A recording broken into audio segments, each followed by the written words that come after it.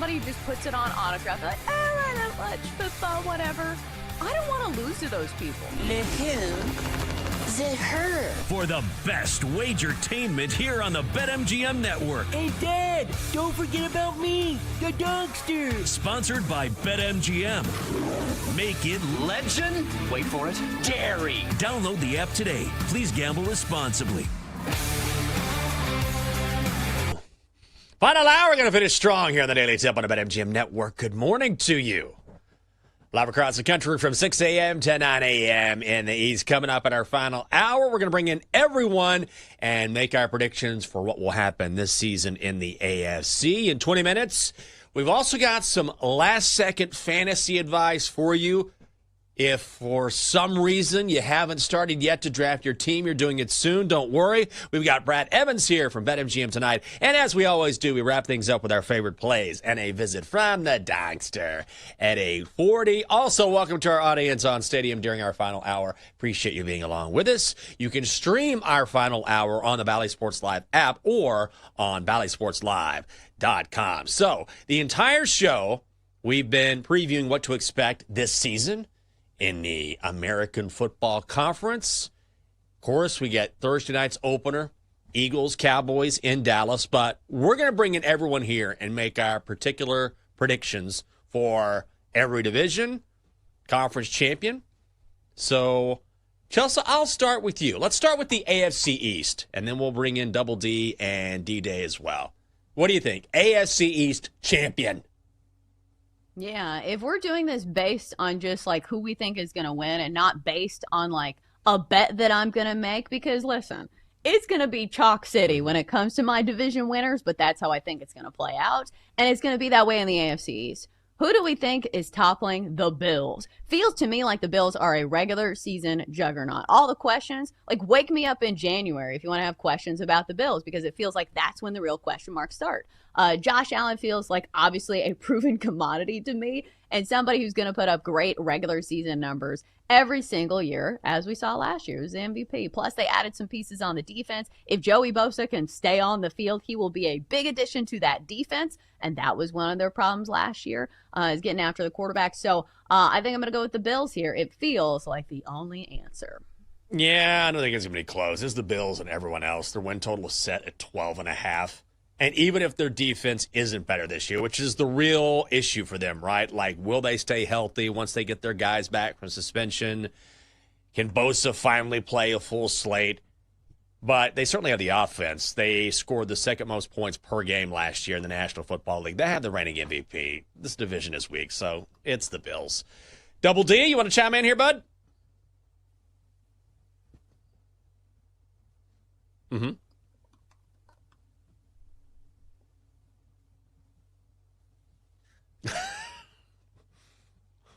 I don't know.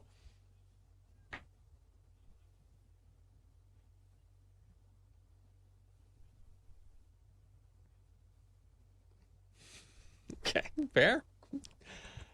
Dan, what do you think? I'm going to go the Bills, too. Not a lot of shaking things up here with the AFC East, unfortunately. Yeah, I feel like we're all. I mean, who else are you going to choose? The Jets, Patriots. They seem to be a year away, at least. So, let's go to the AFC West now, Chelsea. Where are you headed? I know this is not fun, sexy, or exciting. And in fact, some people are probably going to roll their eyes. But can we really say it's going to be another team beside the Kansas City Chiefs? This is the king of the mountain until somebody proves otherwise. And we've had years where people have tried to say this. Oh, the Broncos are going to be good this year with Russell Wilson. How did that turn out? And I understand people love to bet on Justin Herbert. And listen, the Chargers have a lot of good pieces. Maybe not on the offensive line anymore since Rashawn Slater is now out. But still, I think it's going to be the Chiefs, Andy Reid, Patrick Mahomes. They are the kings of that division until proven otherwise. Yeah, I agree. Don't make me defend the Chiefs. Like this whole, oh, it's over for the Chiefs. Patrick Mahomes, I think we're all realizing, I told you I heard this in the comments, we're all realizing this guy just sort of drives the car. He's just a game manager. And I thought, my head's going to explode. Like the fact that people take one game against the Eagles and act like the Chiefs suddenly forgot how to play football. Yeah, it was a bad game. It's still the Chiefs. They are still the class of the division. And I think the other teams are now making it more competitive. Finally, it's taken forever, but it's Kansas City. Absolutely. Double D. I think the 6 games without Rashid Rice makes a difference in this division. I think Kansas City will be lucky to go 500 in those 6 games. Whoa. I think the Chargers take this division this year. Not by a lot, because I think the Chiefs, after Rashid Rice comes back, go on a run. But I think they win this division by a game. The problem is the Chargers don't even get a home game against the Chiefs. That's tough. Like, if I'm a Chargers fan, I'm mad about that because their first game of the season in Brazil is their quote-unquote home game. So, tough scheduling luck for the Chargers there. D-Day. To be fair, the Chargers don't get home games against anybody, but that's, I digress. I'm going to keep it boring. I'm going to go with the Kansas City Chiefs. They have the blessing of Mother Swift, so I think the Chiefs get it done. Mother Swift. That goes a long way. Okay, here we go. AFC North. Is this another obvious answer? It certainly feels that way. That's right. It feels like the regular season juggernauts of the Baltimore Ravens here. Because, again, same deal as the Bills, where, you don't have any question marks about the team until it comes to the playoffs. You say, okay, can they really get out of the AFC and topple the Chiefs? So the Ravens feel like they're a team built for the regular season. Lamar Jackson puts up wild numbers. Like, his stats flew off the page last year, and he still didn't win MVP. Plus, they've got Derrick Henry. They've made some good additions to that secondary. Going to go with the Ravens here. Yeah, I mean, I feel like the AFC, while it's starting to get more competitive, it's still this top-heavy conference, right? It's Ravens, it's Bills, it's Chiefs. So we're getting more competitive than we've seen in a while because, the Bengals are always kind of hovering right there. The Chargers are better, the Broncos are better. But until we see otherwise, I think you have to stick with the team that continues to dominate. And Lamar Jackson is not going to surprise me if he finally gets over the hump this year.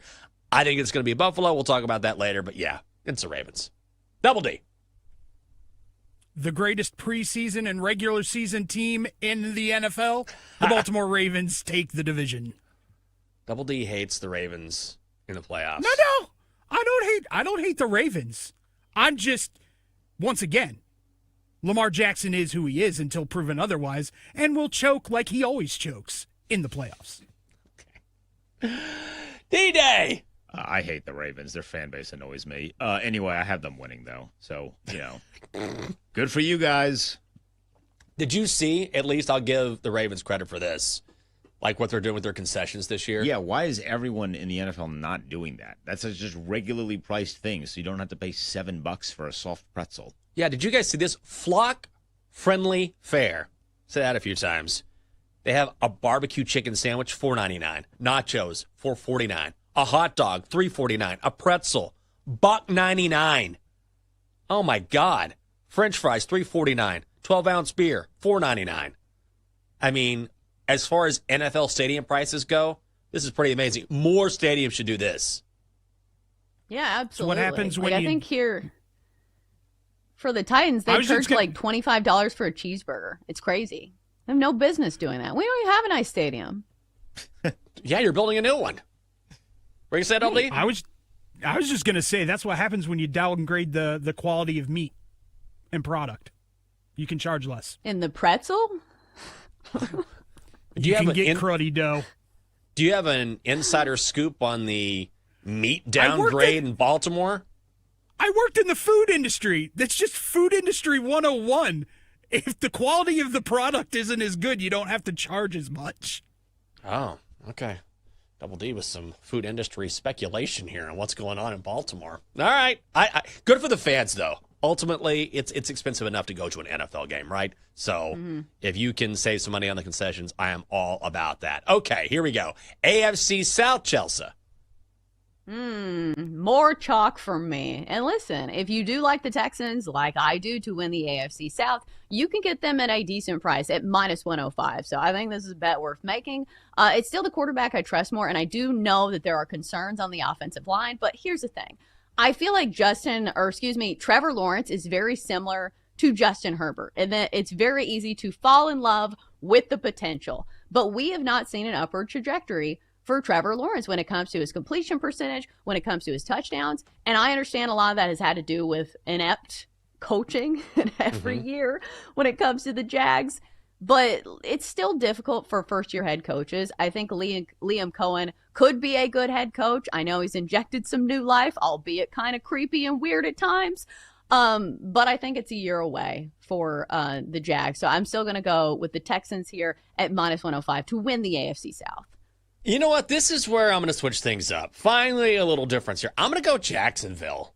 I'm not in love with the Jags, but I feel like, oh, Duval. You know, as much grief as we've given Liam Cohen over that quote, even Baker Mayfield talked about how as soon as he heard that, you know, he texted him like, what are you doing? Because they work together in Tampa. But Baker Mayfield had a career year under Liam Cohen, and I was reading an article about how Liam Cohen is really switching everything up with Trevor Lawrence, like from his footwork to his mechanics to his decision making, and particularly his footwork. Like from now on, instead of putting your left foot ahead of your right foot in the shotgun, we're going to switch it up. Right foot instead of left foot. And Trevor Lawrence has been working on things like that during the offseason. I think that coaching is going to make a difference. So I'm going to go Jacksonville to win the South. Duval.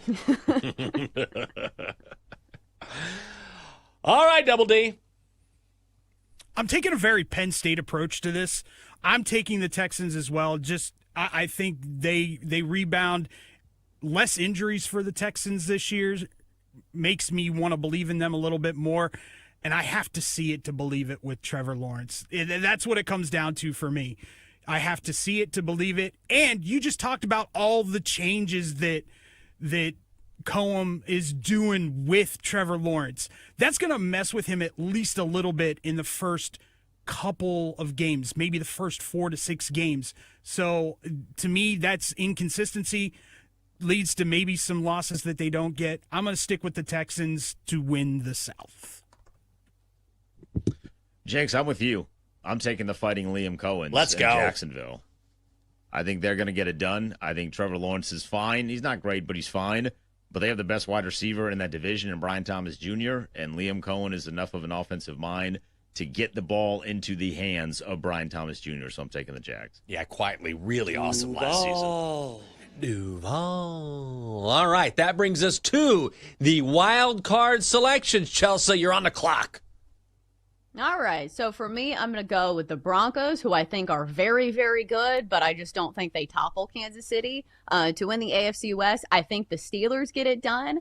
I don't think Aaron Rodgers has to do that much. I think this is a great team around him, and this is what we've seen from the Steelers. They are great at hitting that 9-win plateau. Maybe they'll lose in the first round, but I do think they make it to the playoffs. And then the Bengals.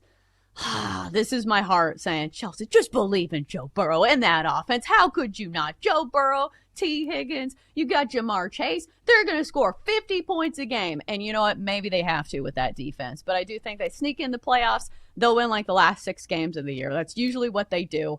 So those are my teams. Broncos, Steelers, Bengals. I'm going Bengals. Joe Burrow, good enough to get them to the playoffs. Broncos love their defense, top 10 defense. They got even better in the offseason. And the Texans get in just by virtue of the fact that they play in a weak division. Double D. I am going Bengals, Steelers, and Chiefs. Oh, okay. I was wondering where the Chiefs would fit in there. I got the Bengals, the Texans, and the Chargers. I happen to think a little bit more highly of the Bengals defense than most because I think Shamar Stewart, now that he's there, is going to be pretty good on the outside. So I'm going Bengals, Texans, Chargers. Okay, this is it. We got about a minute to go. Everyone picks their winner of the AFC, starting with you, Chelsea. Ooh, I don't feel great about this one. This is a gut feeling play. I'm going to go with the Ravens. Oh, okay. Well, I mean, it's not a bad pick. I'm going to go Bills. I think it's because I want the Bills to finally break through more than anything else, but they certainly have the same odds as the Ravens right now, both plus 340 to win the AFC. I am going with Buffalo, double D. T Swift's doing the halftime show at the Super Bowl. It's the Chiefs. Come on. They're not going to let that not happen in the scripts. I'm with Chelsea. I'm taking Lamar Jackson and the Ravens to finally get over the hump and play on Super Bowl Sunday. Well, you mentioned there is a report from Allison Mastrangelo from Atlanta who says NFL Commissioner Roger Goodell on the Today Show says it's a maybe Taylor Swift could perform at halftime of the Super Bowl. Here we go. Coming up next, it's not too late to draft your fantasy team, so we'll bring in Brad Evans from BetMGM tonight next on the Daily Tip. Chelsea and Jenks will be right back on the Daily Tip on the BetMGM network. Make it legendary. Download the app today. Please gamble responsibly.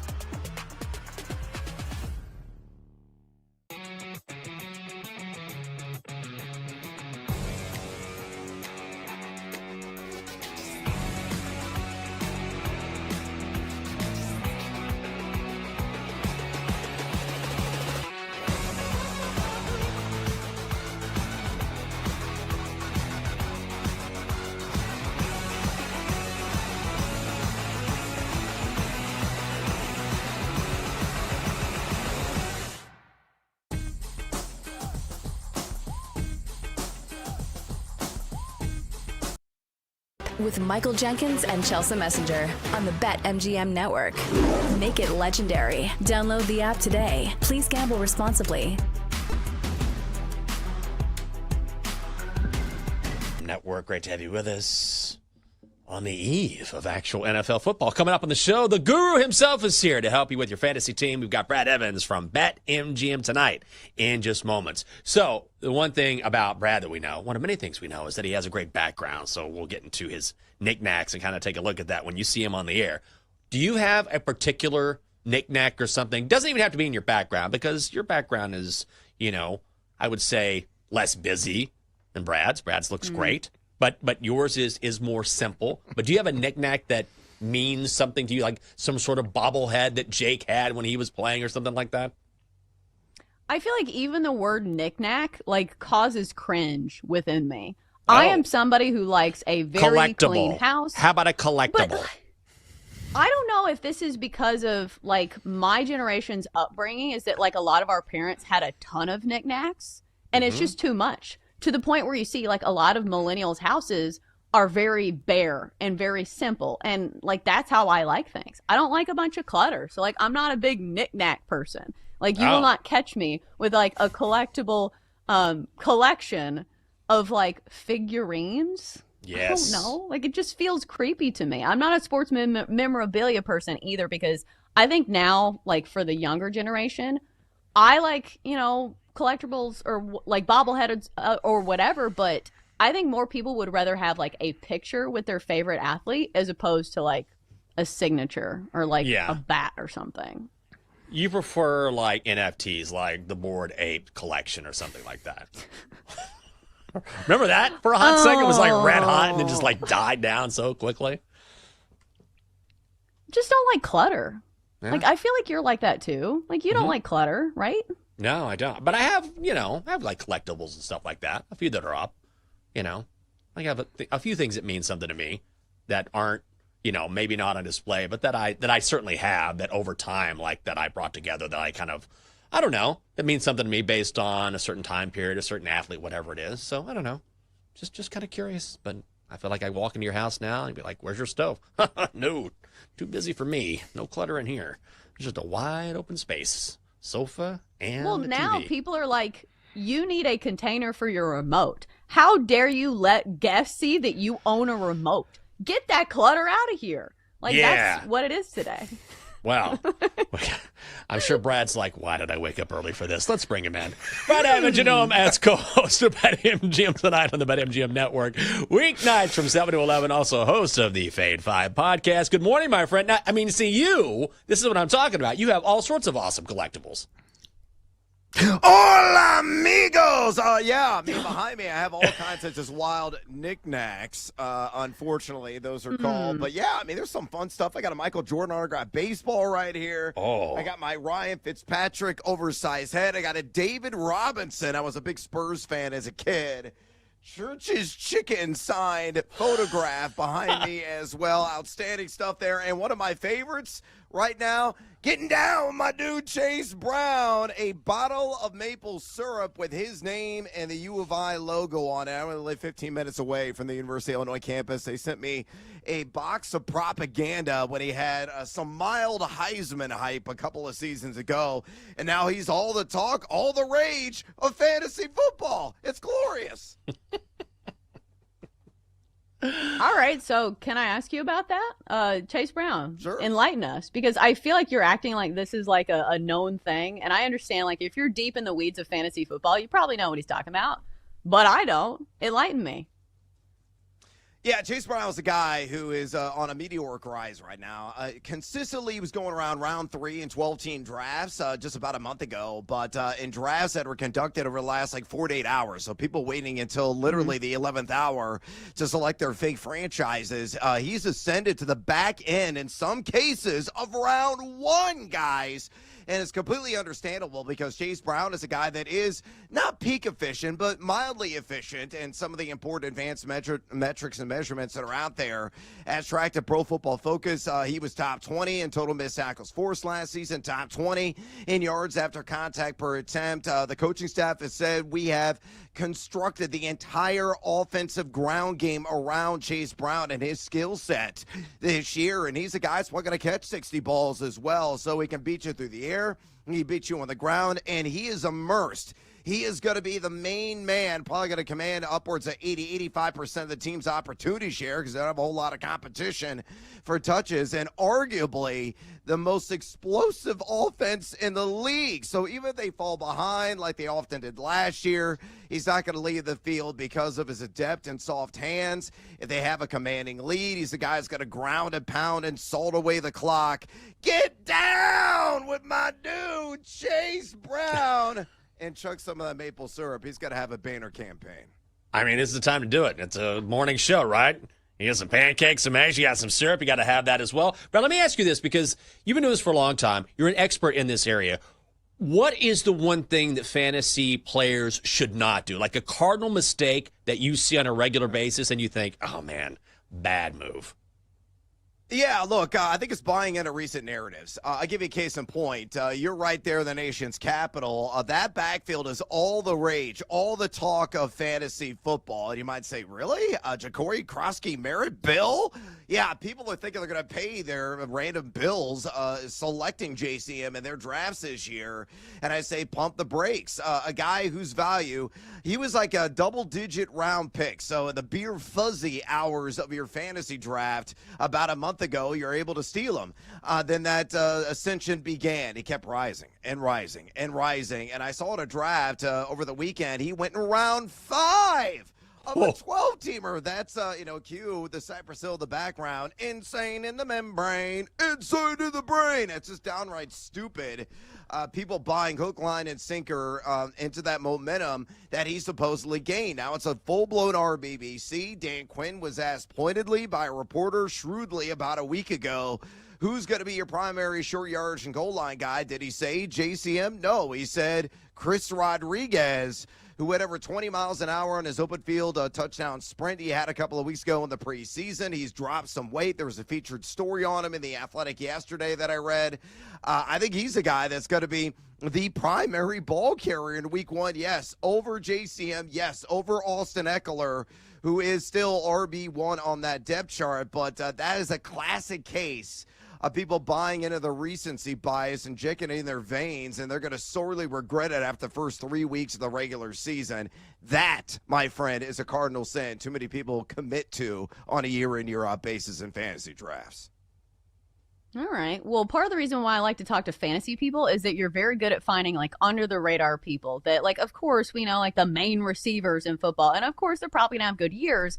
But like from a betting standpoint, like those numbers are going to be higher when you look at season long props.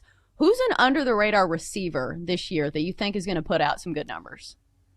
Yeah, a guy that's not getting enough love right now on the national scene. We've talked to him consistently and repeatedly on BetMGM tonight is the golden child, Matthew Golden of the Green Bay Packers. You look at what Jordan Love said about him a couple of weeks ago during the exhibition and camp season. He called him, quote, a stud, end quote. His words, not mine.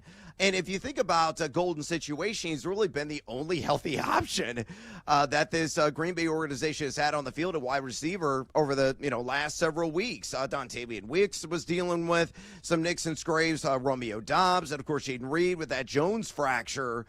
Golden has a prime opportunity to start off the season very much on the right foot. I grabbed him in the week 1 market. I did a little step ladder, I call it. I took the over on his receiving yards prop, which is right now in the mid-40s at BetMGM.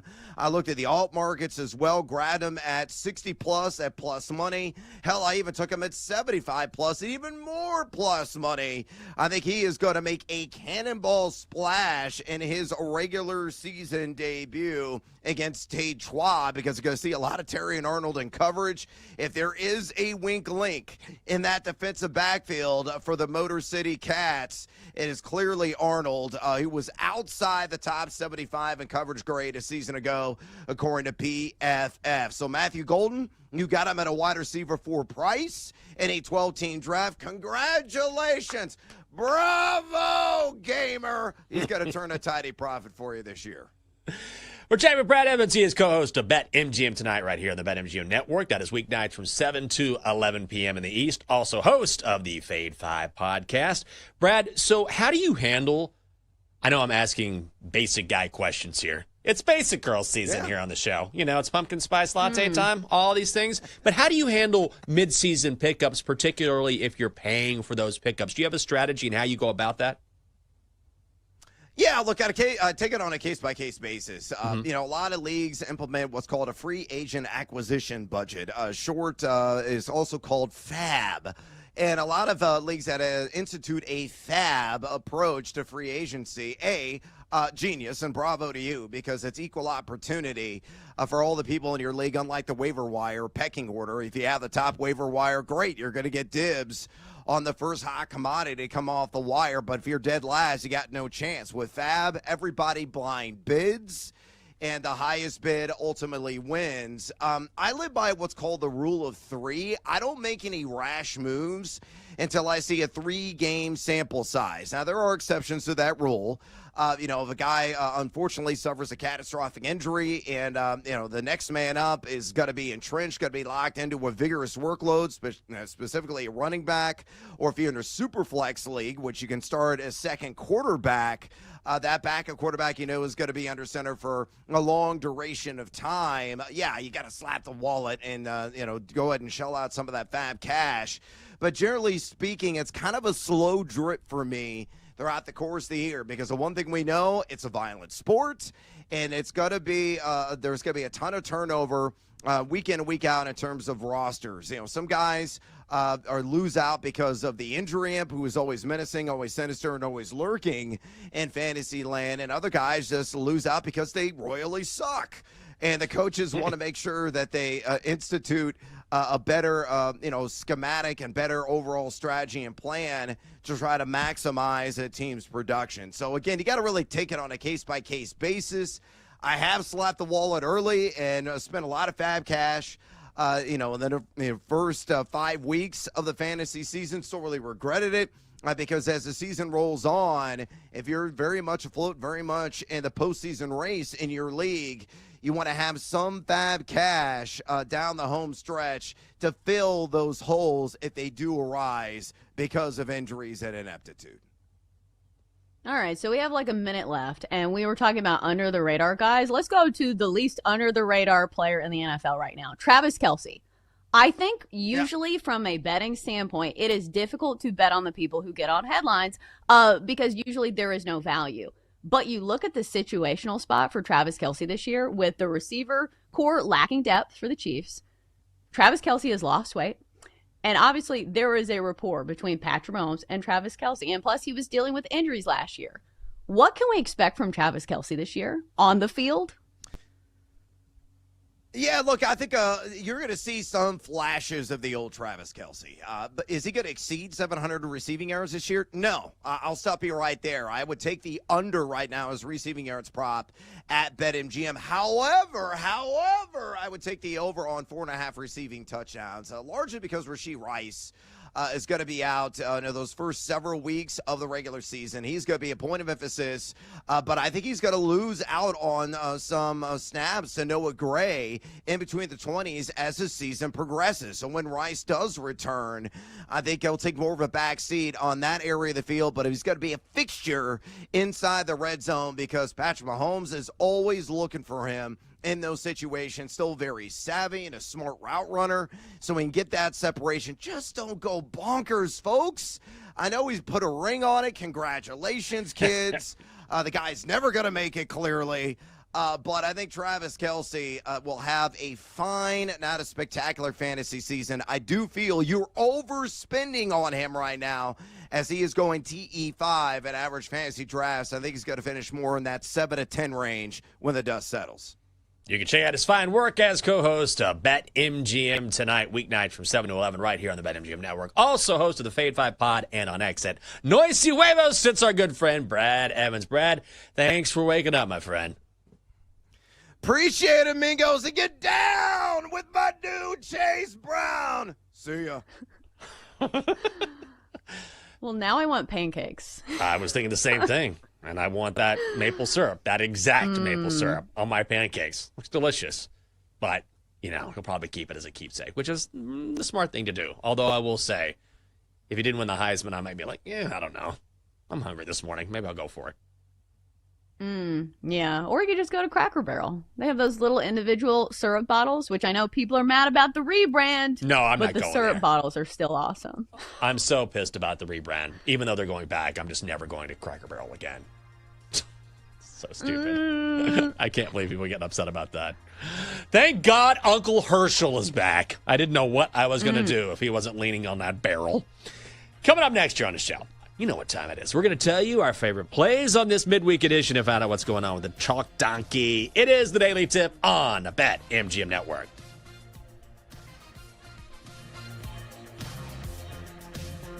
Coming up, Jenks and Chelsea give out their best bets here on the BetMGM Network. Make it legendary. Download the app today. Please gamble responsibly.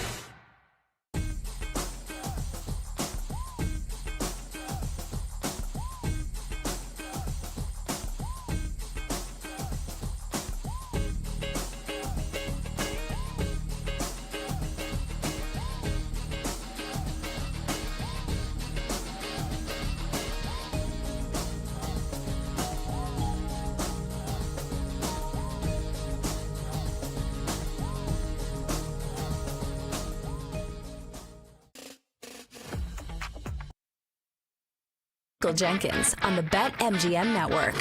Make it legendary. Download the app today. Please gamble responsibly. Wednesday, my friends. Daily Tip on the BetMGM Network. Hope you're having a great day. Great morning. Thanks for waking up with us. I'm Michael Jenkins. She's Chelsea Messenger. Best bets coming up. Dogsters here. NFL football tomorrow night. When I go home today, Chelsea, I got to play a little game, and that game is called Can I Squeeze in a Nap? I don't know.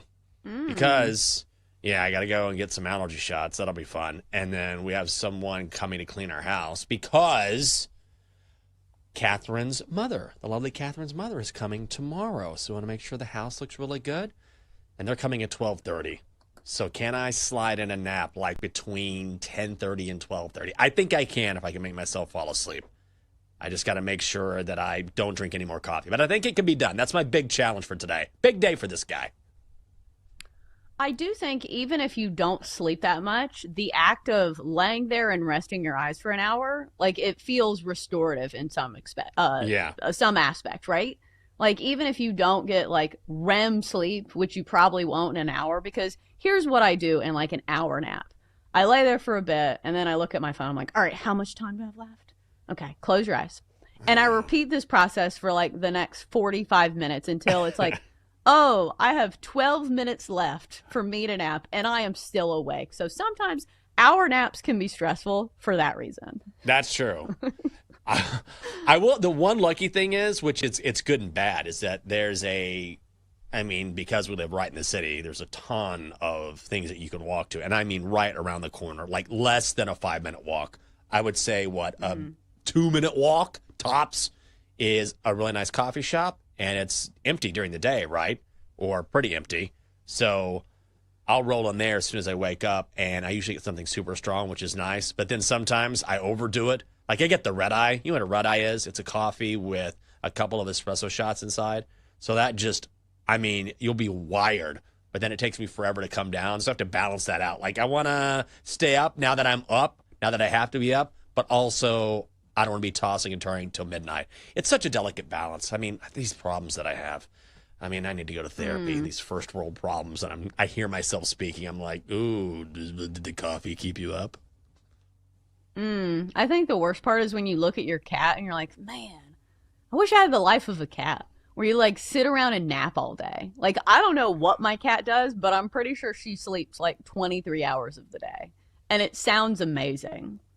Yeah, what's Dabby do up to now? What's the latest? Sleeping.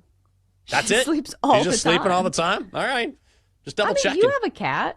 Mm-hmm. You know what cats do. Like, they're active a little bit, but like most of the day, they're napping. And that sounds aspirational to me. That does sound amazing. Bijou's he's just very finicky. All cats are a little odd because they're cats. But then, like, yesterday, I was sitting on the couch while Larry, my new best friend, the electrician, is upstairs, hiding the wires and hanging our TV. And all of a sudden, I was like, something is watching me. And 99 times out of 100, whenever someone comes over, Bijou's super scared. He's in the closet hiding upstairs. And I'm just like, he's not coming out until everybody's gone. And all of a sudden, I glance to my left. I'm downstairs on the couch. And through the cushions, like there's a space between the windowsill and our sofa. And I see these two beady eyes. I'm like, he is just back there hanging out and staring at me. And I looked over, and sure enough, he was there. Man, I got some blockbuster stories today. I think I'm going to write a book. The electrician, the cat, the nap. Sounds like a bestseller that I'm just talking out through the air for everybody. Well, it could be a kid's book because Jake's like, Maybe I have a that's 5-year-old and I'm reading some of these children's books. I'm like, who wrote these? They're like the most random things. And it's like, if you give a mouse a cookie, the cookie's probably going to want milk. And it's the most basic thing. And this is like a nationwide bestseller. Like that if you give a mouse a cookie book, I think I had that when I was little. Like I need to get into writing children's books because it feels very simple to me.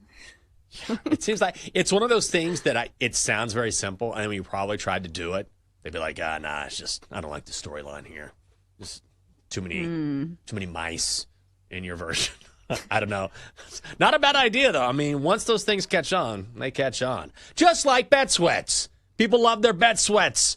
Joe O, Sammy P getting ready to power rank their NFL season bets. They will also discuss which dogs are alive and barking in week 1. Nate Collins from the Greenlight Podcast will join at 9:20, and AJ Brzezinski will be along at 11 o'clock to talk some baseball. All right, I don't believe it. For the first time in a long time, Chelsea, you have a bigger card than I do. So let's tell you who we like tonight. Time to place your bets. Chelsea, what do you have for us?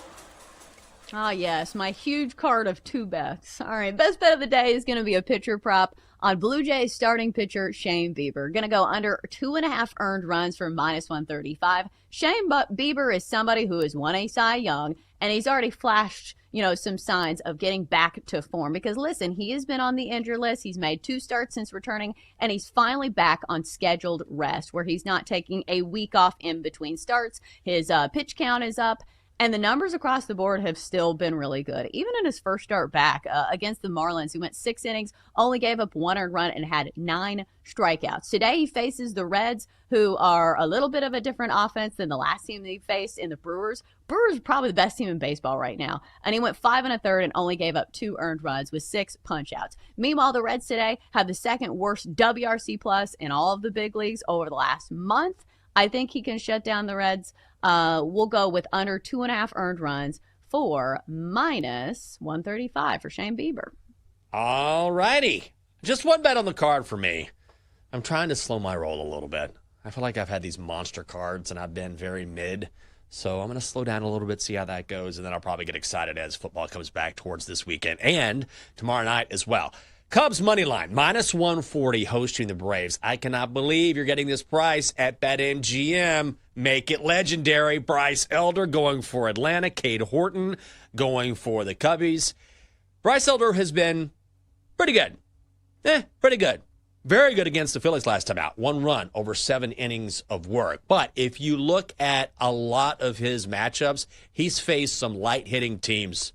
Giants, Rangers, Rockies, White Sox. Now he goes up against the Cubs at Wrigley. The Cubs 6th in slugging, 7th in OPS against right-handed pitchers. And I did mention Cade Horton. He has been almost unhittable at home this season with an ERA under 2. If you look at other books right now online, at some places this is hovering around -160. You can still get it at -140 at BetMGM, and I think this is great value on a Chicago team that has crushed it at Wrigley. So let's go Cubs on the money line today against the Braves. Yeah, I'm going to be on that as well. As a value play, and also situationally speaking, like this just screams Cubs to me. Because the Cubs at home, like you mentioned, 43-25 as favorites. When the market gives them credit, they're 63-36. Meanwhile, you look at the Braves away from Atlanta this year, 29-44, and as underdogs this year, they are 13-31. Plus, they've only won 1 game over their last 6, so I'll go with the Cubs as well. All right. Do we have any football tonight? Just like some random football game? Do we not? Okay. I just got the thumbs down from Denton. No football available. All right. Because normally there'll be some like random game on a Tuesday that you don't think about, some game that probably isn't on your radar, but no, not tonight. Okay, baseball it is.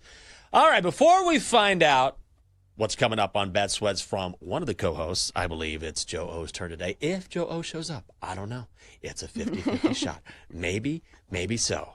All right, here we go. Let's find out what the doctor has to say, and then we'll see if Joe O is along. Doctor, get on in here.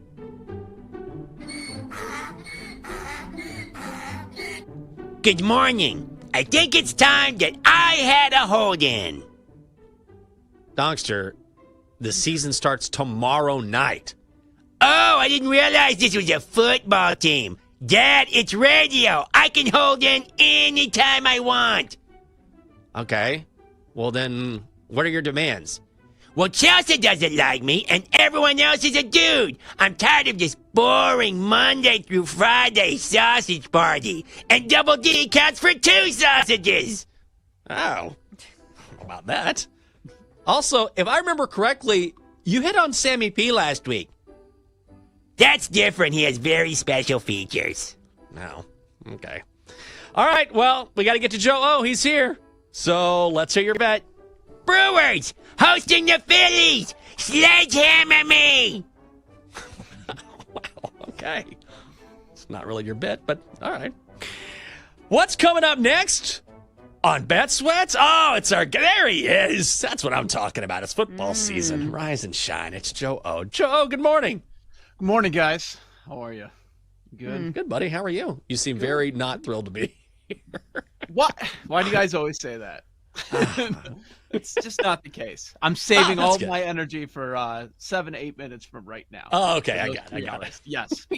Yes. Well, it's hard to follow Brad Evans. You know, like I feel like me and Joe O are similar in the fact that we're not necessarily high energy people. But like, listen, that's not my role on this network. Like, I'm never going to be Brad Evans, and that's fine. Yeah.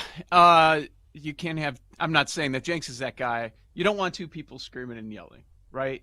Because you're trying to stop each other the entire time. It's not going to work. Like, I don't know what Sam's going to do in a moment, you know, and he'll just start going off on something. I'm not going to try and match that because that wouldn't be good for any listeners, I don't think.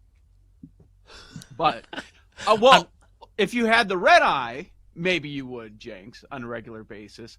2 shots of espresso. Okay, so back when I would have to go into the studio and I worked with our boss, Mitch Rosen, in studio, every morning, same time, intern goes to Starbucks. Okay. Mitch, 6 shots of espresso straight. Oh, my God. Yes. Like, oh, that's how you keep going. Because he's at work early. Good for him. Yeah. He's a grinder. He just shamed me. Is it good for him? Is it good for his heart? He's like, hey, I'll see you in single A ball, kid, because I just did 6. Enjoy your 2 afternoon espresso shots. Legendary. Joe, good to see you. Have a great show. Looking forward to listening to you and Sammy P. That's going to do it for us here on the Daily Tip on the BetMGM Network. Chelsea Messenger, I'm Michael Jenkins. Thanks for spending your midday with us here on a Wednesday. We will see you bright and early after some espresso shots at 6 a.m. Bye. You've been listening to the Daily Tip on the BetMGM Network. Make it legendary. Download the app today. Please gamble responsibly. If you missed any of the show, listen back anytime on the new and improved Odyssey app.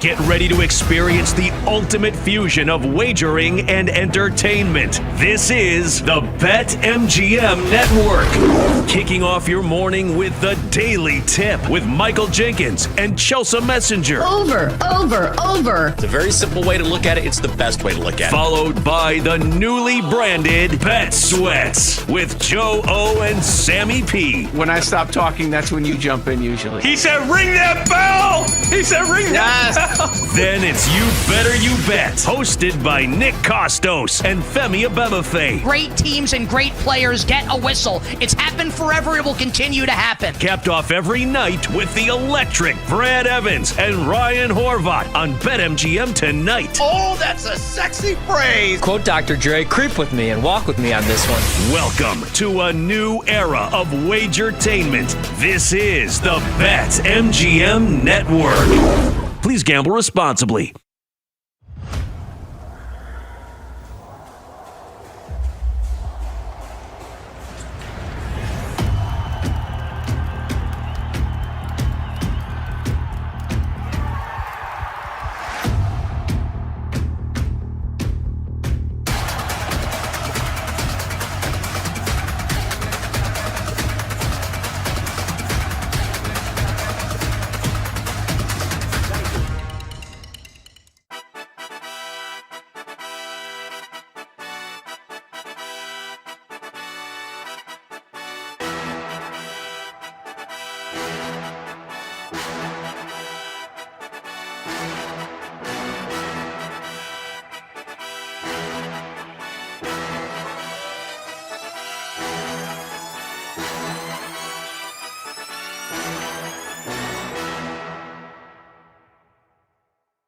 Get ready to experience the ultimate fusion of wagering and entertainment. This is the BetMGM Network. Kicking off your morning with the Daily Tip with Michael Jenkins and Chelsea Messenger. Over. It's a very simple way to look at it. It's the best way to look at it. Followed by the newly branded Bet Sweats with Joe O and Sammy P. When I stop talking, that's when you jump in usually. He said, ring that bell! He said, ring that bell!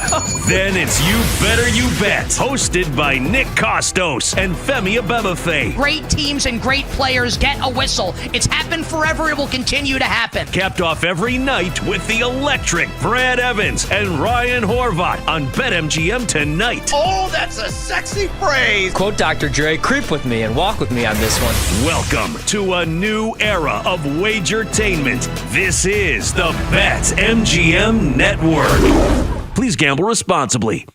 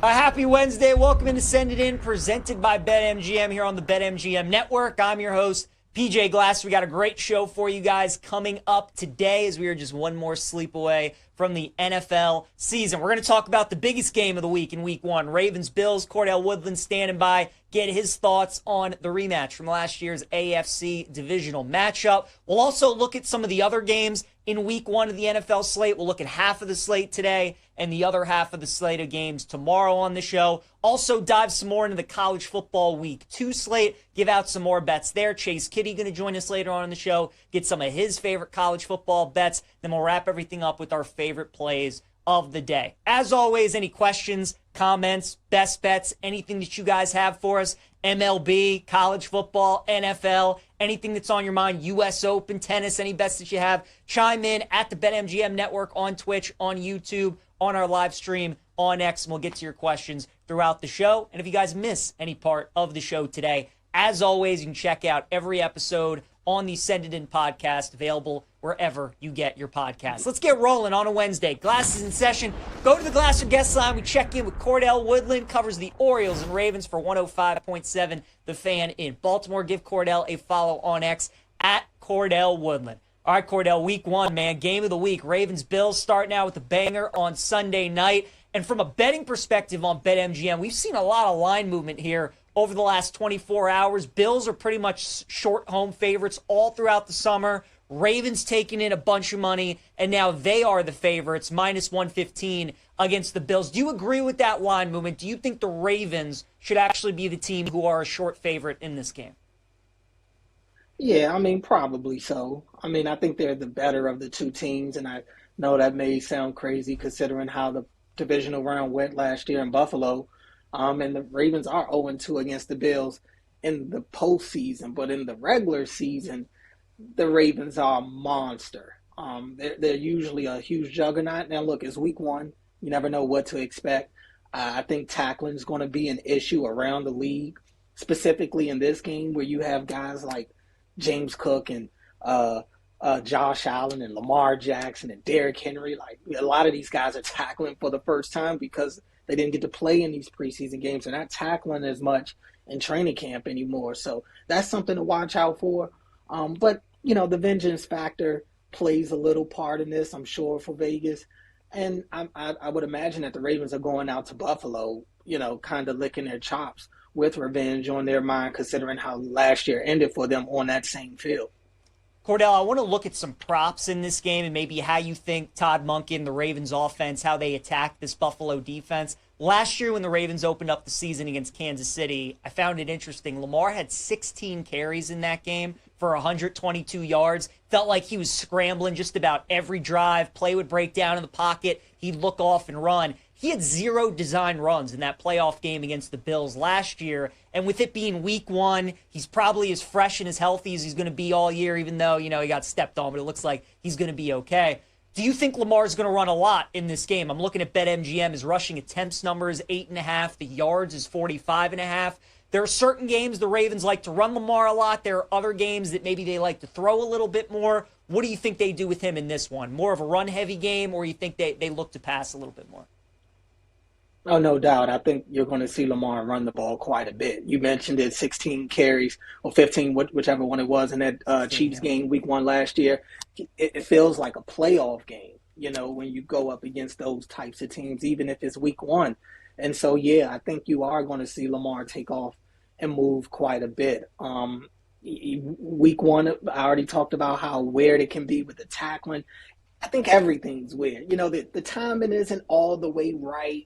Guys may not be as sharp as they're going to be maybe in like week 6 or 7. So, it's going to be times where Lamar just isn't as patient as he normally is, and he is going to look to take off. But I think that this is going to be one of those games where he feels like he's going to do whatever he needs to do to get a win in this one. So with the scrambles combined with, I would expect there to be more than 0 design quarterback runs for him.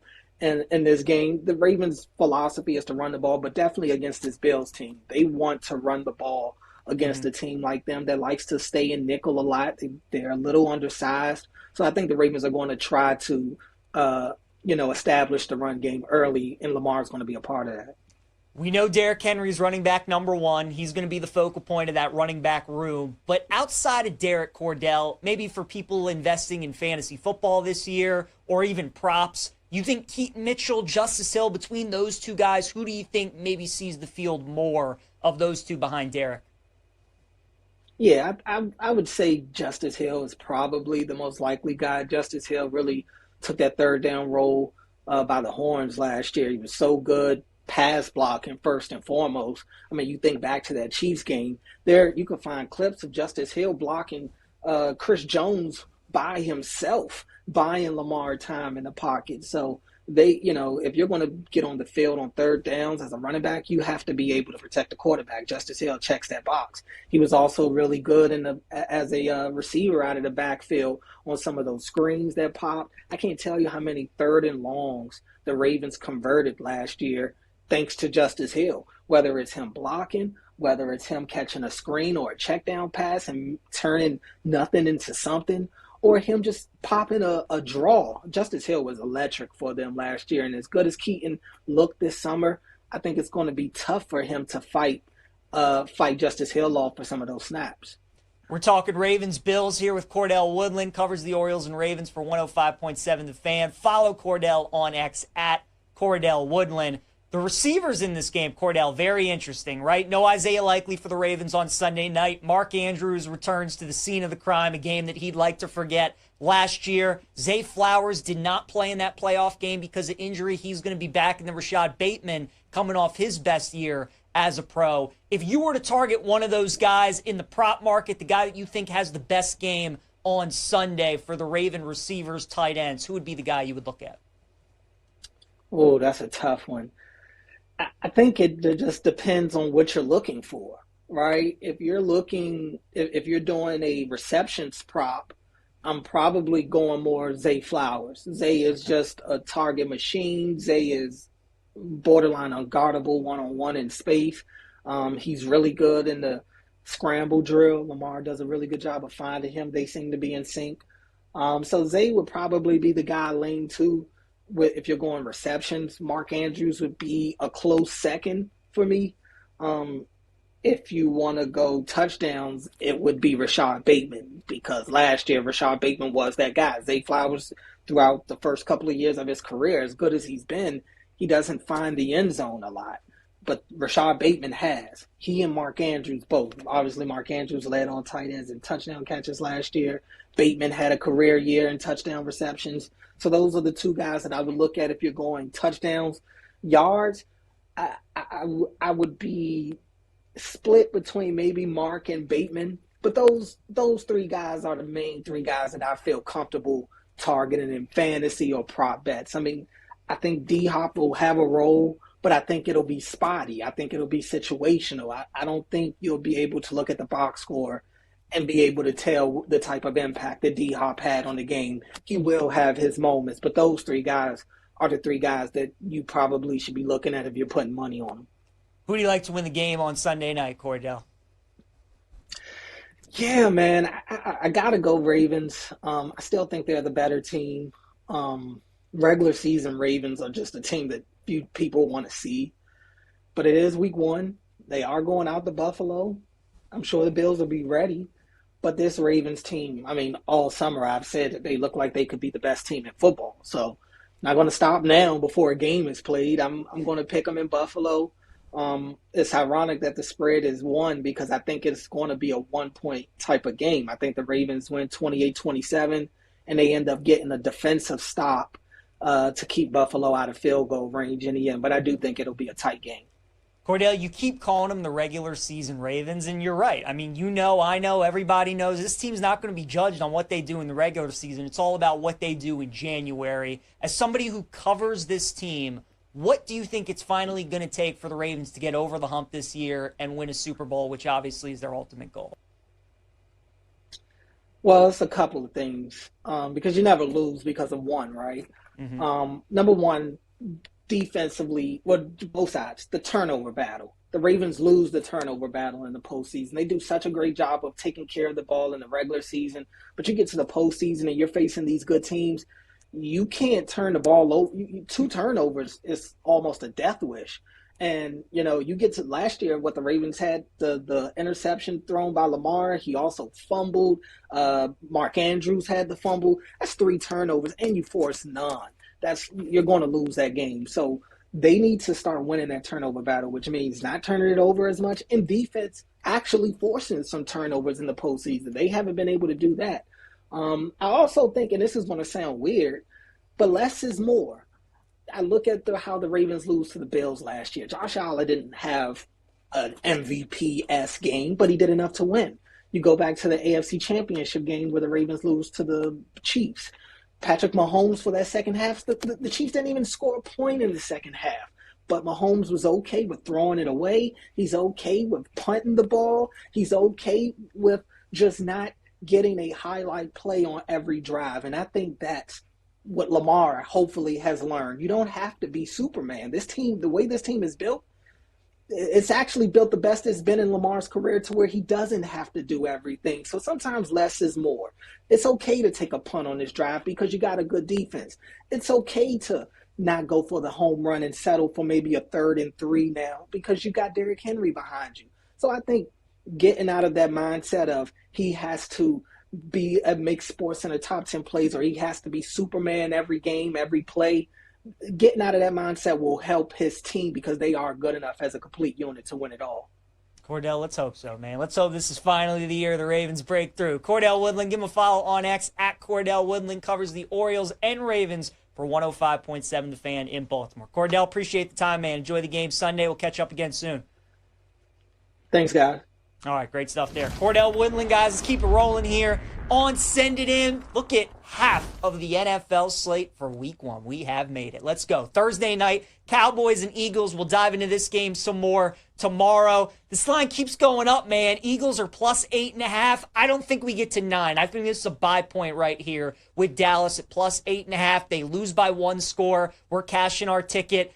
Didn't feel like many people wanted to bet Dallas before the Micah Parsons trade, and certainly nobody wants to bet Dallas after the Micah Parsons trade. Dak tends to play well, though, in the divisional games, and he tends to play pretty well in Philadelphia. Dallas is going into Philly with house money. Absolutely nothing to lose.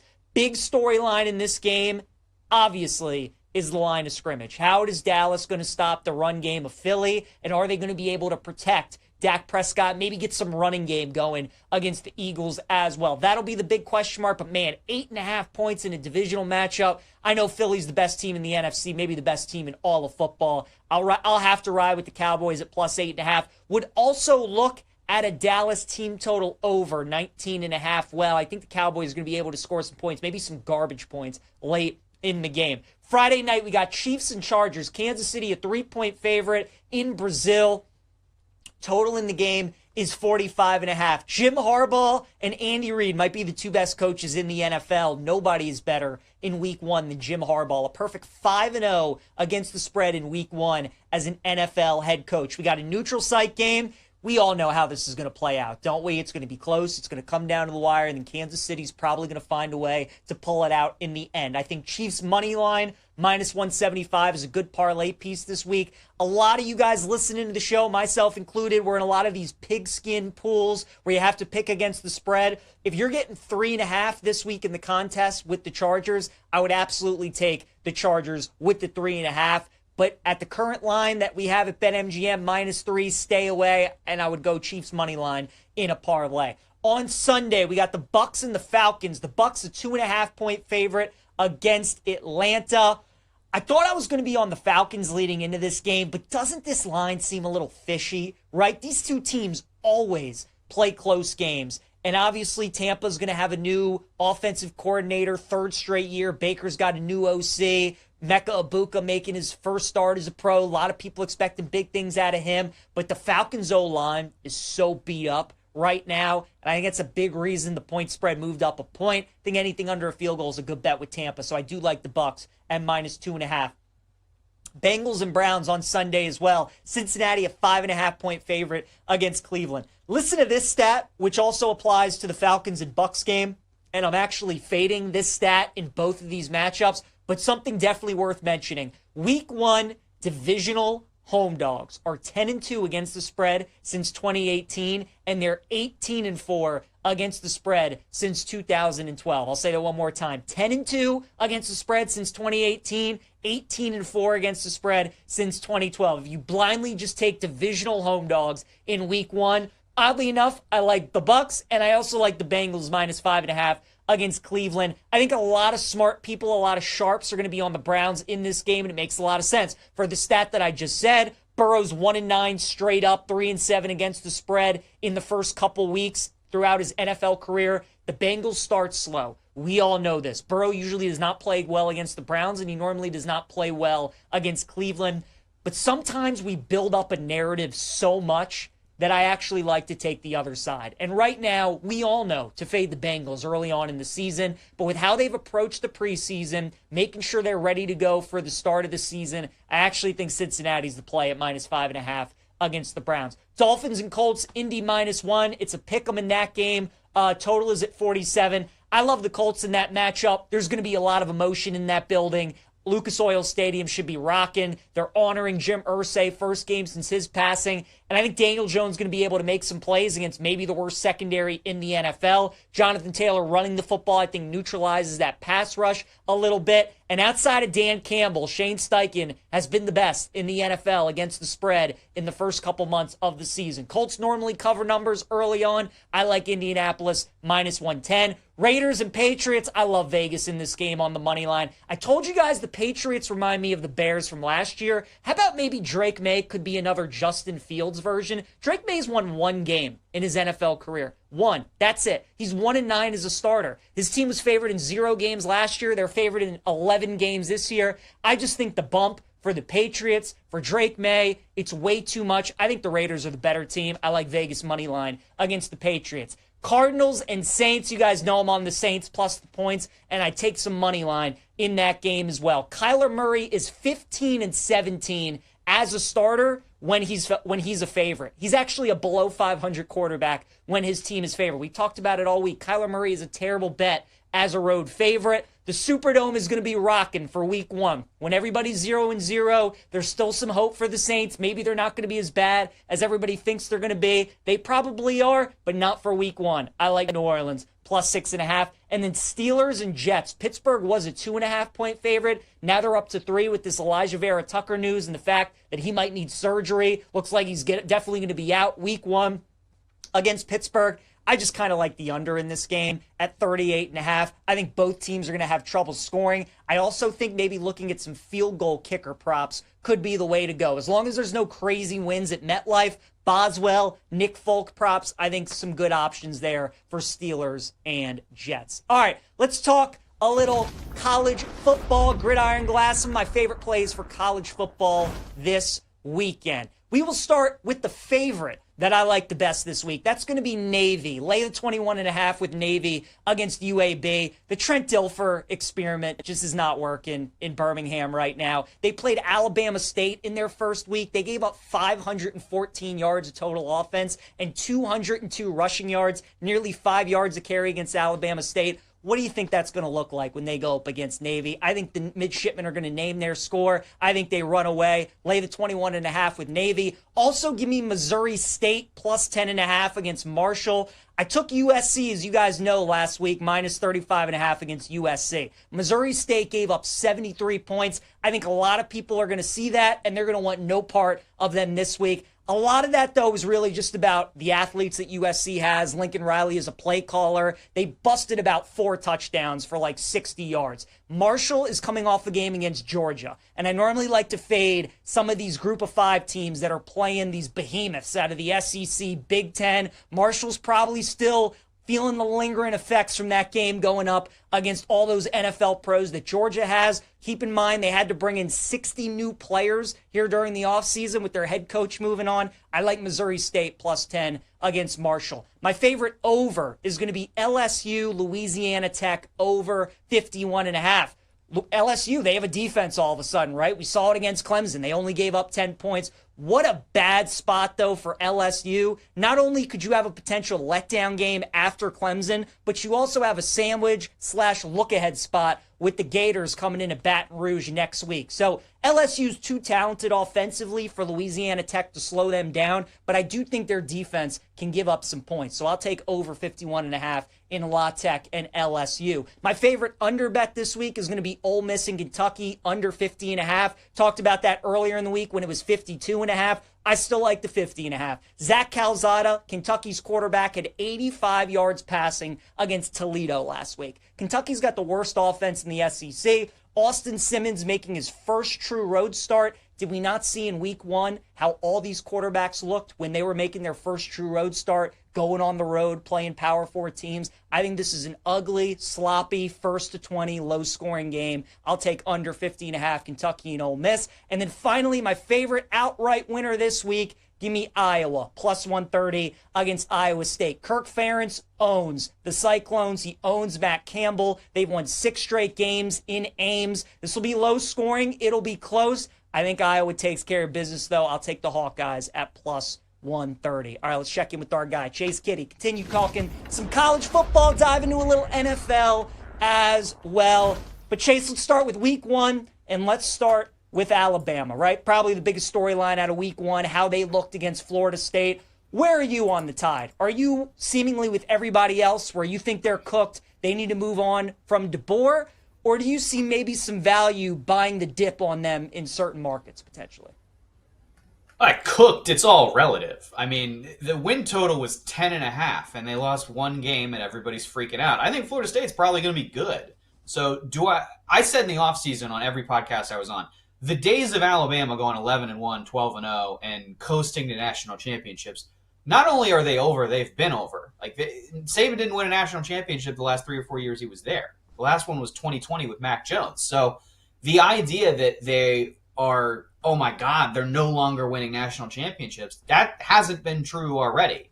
I don't think they're going to be 5-7. I think this is like a mid-pack, good, not great SEC team that played a true road game in week 1 with a new quarterback and a bunch of new pieces, and a team that was pissed off that they went like 2-10 last year in Florida State.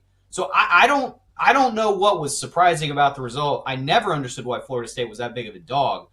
I think, like the media often tends to do, maybe we're overreacting a little bit now to some of the Alabama stuff. I get why Alabama fans are upset, but you don't live in that mansion anymore, man. This is where most of us live most of the time. Yes, you are. You would be correct, Chase. A lot of my friends are finding that out the hard way. Welcome to the life of other sports fans. What about Texas and Arch Manning? Obviously, his Heisman odds took a big dip. They are no longer the favorites to win the national championship after losing to Ohio State. Where are you on Texas? Because, man, that defense still looks really good. But offensively, do you think they're good enough to potentially win it all? Sure. Yeah, I mean, Arch Manning's not going to look like that every game. It was a rough start. I don't think anybody says it wasn't a rough start. I think he can be better. I think Texas is still going to be there near the top of the SEC. So I think there are ways to buy the dip in the futures market. I would be careful with the Arch Manning Heisman stuff. And it's the same guidance I gave in the offseason, right? His last name is Manning, so the expectations for him are through the roof. Mm-hmm. The upside of that is that if he plays up to those expectations, nobody can beat him, right? There is no way to beat a Manning that looks like a Manning in this market. But the downside is you're going to have to pay top dollar for somebody that is almost definitely going to fall short of those expectations. Even buying him at his buy point this week at 16-1, I think is last where I saw the number. Even there, you're not getting the best of a commodity right now that's seen as damaged goods after that Ohio State game. Chase, I'll leave it open-ended to you, my friend. Any other big takeaways week one? Any teams disappointed you were impressed with? Maybe looking ahead for the rest of the season, any major takeaways for you? Yeah, I mean, it's obvious because they played the big games, but I was impressed by what LSU and Ohio State, and to a lesser extent Miami, were able to do against really good teams. I talked a lot in the offseason about Ohio State losing the 15 draft picks. That defense still looks really good. It still looks championship caliber. I still want to see what they do in big games against Penn State or like a road game against Illinois this year. But I think that was a pretty big test pass. And I was pretty sold on my no, Ohio State will not make the playoffs dart throw. I think that might be burnt money at this point. And then LSU, I think really showed me something playing a Clemson team that I think is really good. So I think they are. I think they're for real this year, and I would take them seriously. Talking college football here with our guy Chase Kitty. Give him a follow on X at Chase A Kitty. BetMGM writer joins us each and every Wednesday. All right, Chase, that was week one. Week two gets going here on Friday. Any bets that you've already placed? Any games that you like for week two? I like a lot of the games you talked about. I'm just on different bets. We're not even necessarily opposite sides, just different bets. I like the Cyhawk game. I'm on the under, not the Iowa side. I love the Kentucky-Ole Miss game. I'm on Kentucky plus the points. Ole Miss is actually 1-4 straight up, 0-5 against the number in SEC openers under Lane Kiffin. Last 4 games against Kentucky, 3 points or less. They lost last year as a big double-digit favorite. They lost outright to Kentucky. So I like Kentucky plus the 10 there. I know Calzada didn't look good last week. I don't care. I will take the points and the spot. I think there are a couple other ones you mentioned that I like something else Navy? as well, but I don't have it written down. Yeah, I love Navy. You and I are on the same page on Navy. I was sitting here like screaming when you were talking about it. Like, all right, don't need to talk about that one anymore. Friday night, my Dukes are playing in Louisville. This is the best team JMU will have played in 15 years. I know they're very trendy this year. I would lay the number with Louisville. I don't think JMU – this is not 2023. They don't have the talent to play a top-level power team like this. So I'm going to get crushed in Harrisonburg for saying it. But it's what I think is the truth. Virginia is an outright dog at NC State. I think is pretty interesting. Yeah. Ohio plus 3.5 against West Virginia. People are going to look at that West Virginia score and think, wow, they really put it on Robert Morris in week one. Rich Rod's back. It was a one-score game at halftime, and they ran it up in the second half. That offensive line has problems. The last note I would give, every year I love going against the teams that play on that Monday night week one game because the turnaround is so short. So I don't mean to pile on North Carolina, but Charlotte plus 13.5 is one I'm going to take a hard look at just because they have basically 3.5 days to prep for a game. I like that. Makes a lot of sense. Great stuff there from Chase. Reed Phillips had a question in the chat about that Kentucky Ole Miss game, and I agree with you. I also like Kentucky plus the points. I think that's a great bet. Chase, in about 20 seconds, NFL favorite bet or two that you have for week 1. Giants plus the 6. Really, I'm on a lot of dogs this week. It's question all the assumptions that make favorites into favorites, right? So Giants plus the 6 I think is interesting. I like the Texans and the Falcons too, just because I think the Bucks and the Rams aren't super healthy right now. So I don't know that you're betting on the better team, but week 1 you might be getting the better team plus the points in both cases. All right, great stuff as always. Chase Kitty, give him a follow on X at Chase A Kitty. BetMGM writer. Chase, we'll see you again next Wednesday, man. Appreciate it.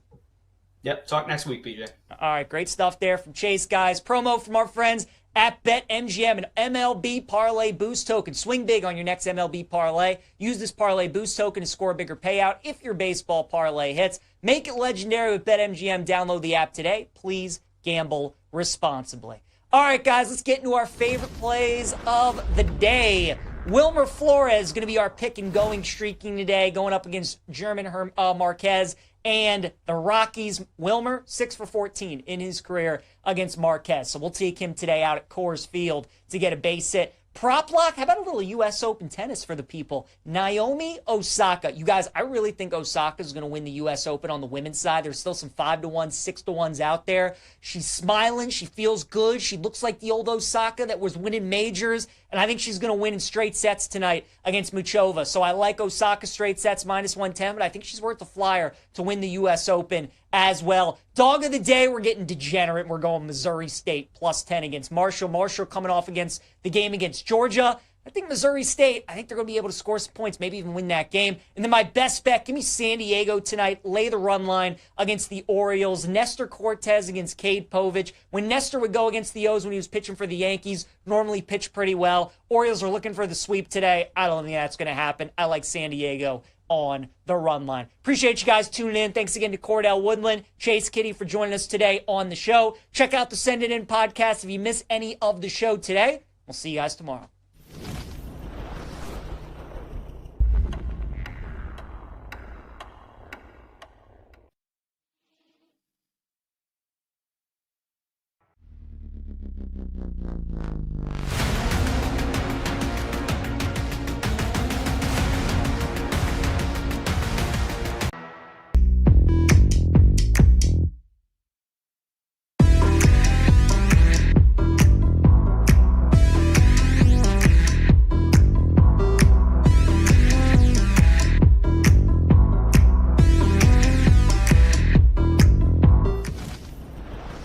Happy Wednesday. Welcome into Send It In, presented by BetMGM here on the BetMGM Network. I'm your host, PJ Glass. We got a great show for you guys coming up today as we are just one more sleep away from the NFL season. We're going to talk about the biggest game of the week in week 1. Ravens-Bills. Cordell Woodland standing by. Get his thoughts on the rematch from last year's AFC divisional matchup. We'll also look at some of the other games in week 1 of the NFL slate. We'll look at half of the slate today and the other half of the slate of games tomorrow on the show. Also dive some more into the college football week 2 slate. Give out some more bets there. Chase Kitty going to join us later on in the show. Get some of his favorite college football bets. Then we'll wrap everything up with our favorite plays of the day. As always, any questions, comments, best bets, anything that you guys have for us, MLB, college football, NFL, anything that's on your mind, U.S. Open, tennis, any bets that you have, chime in at the BetMGM Network on Twitch, on YouTube, on our live stream, on X, and we'll get to your questions throughout the show. And if you guys miss any part of the show today, as always, you can check out every episode on the Send It In podcast, available wherever you get your podcasts. Let's get rolling on a Wednesday. Glasses in session. Go to the Glasser guest line. We check in with Cordell Woodland, covers the Orioles and Ravens for 105.7 The Fan in Baltimore. Give Cordell a follow on X at Cordell Woodland. All right, Cordell, week 1, man. Game of the week. Ravens-Bills starting out with a banger on Sunday night. And from a betting perspective on BetMGM, we've seen a lot of line movement here over the last 24 hours. Bills are pretty much short home favorites all throughout the summer. Ravens taking in a bunch of money, and now they are the favorites, minus 115 against the Bills. Do you agree with that line movement? Do you think the Ravens should actually be the team who are a short favorite in this game? Yeah, I mean, probably so. I mean, I think they're the better of the two teams, and I know that may sound crazy considering how the divisional round went last year in Buffalo. And the Ravens are 0-2 against the Bills in the postseason, but in the regular season, the Ravens are a monster. They're usually a huge juggernaut. Now, look, it's week one. You never know what to expect. I think tackling is going to be an issue around the league, specifically in this game where you have guys like James Cook and Josh Allen and Lamar Jackson and Derrick Henry. Like, a lot of these guys are tackling for the first time because they didn't get to play in these preseason games. They're not tackling as much in training camp anymore. So that's something to watch out for. But, the vengeance factor plays a little part in this, I'm sure, for Vegas. And I would imagine that the Ravens are going out to Buffalo, kind of licking their chops with revenge on their mind, considering how last year ended for them on that same field.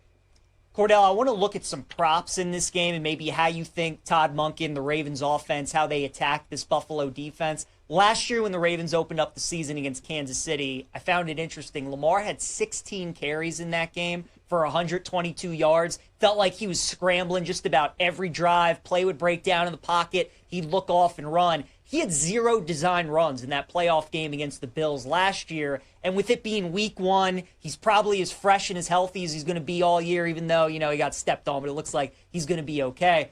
Do you think Lamar's going to run a lot in this game? I'm looking at BetMGM. His rushing attempts number is 8.5. The yards is 45.5.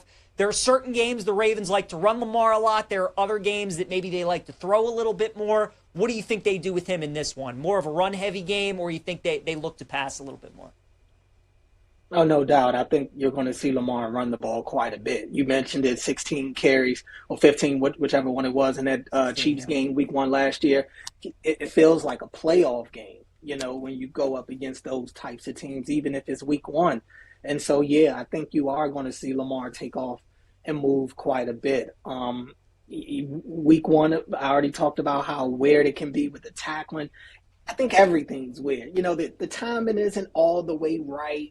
Guys may not be as sharp as they're going to be maybe in like week 6 or 7. So, it's going to be times where Lamar just isn't as patient as he normally is, and he is going to look to take off. But I think that this is going to be one of those games where he feels like he's going to do whatever he needs to do to get a win in this one. So with the scrambles combined with, I would expect there to be more than 0 design quarterback runs for him. And in this game, the Ravens' philosophy is to run the ball, but definitely against this Bills team. They want to run the ball against a team like them that likes to stay in nickel a lot. They're a little undersized. So I think the Ravens are going to try to, establish the run game early, and Lamar's going to be a part of that. We know Derrick Henry's running back number 1. He's going to be the focal point of that running back room. But outside of Derrick, Cordell, maybe for people investing in fantasy football this year or even props, you think Keaton Mitchell, Justice Hill, between those two guys, who do you think maybe sees the field more of those two behind Derrick? Yeah, I would say Justice Hill is probably the most likely guy. Justice Hill really took that third down role by the horns last year. He was so good pass blocking first and foremost. I mean, you think back to that Chiefs game. There, you can find clips of Justice Hill blocking Chris Jones by himself, buying Lamar time in the pocket. So they, if you're going to get on the field on third downs as a running back, you have to be able to protect the quarterback. Justice Hill checks that box. He was also really good as a receiver out of the backfield on some of those screens that popped. I can't tell you how many third and longs the Ravens converted last year thanks to Justice Hill, whether it's him blocking, whether it's him catching a screen or a check down pass and turning nothing into something, or him just popping a draw. Justice Hill was electric for them last year, and as good as Keaton looked this summer, I think it's going to be tough for him to fight Justice Hill off for some of those snaps. We're talking Ravens-Bills here with Cordell Woodland, covers the Orioles and Ravens for 105.7 The Fan. Follow Cordell on X at Cordell Woodland.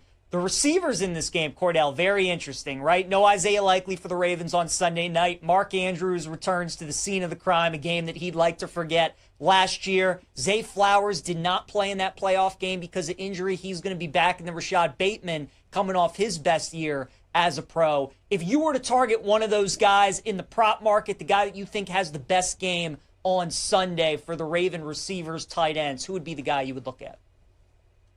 Oh, that's a tough one.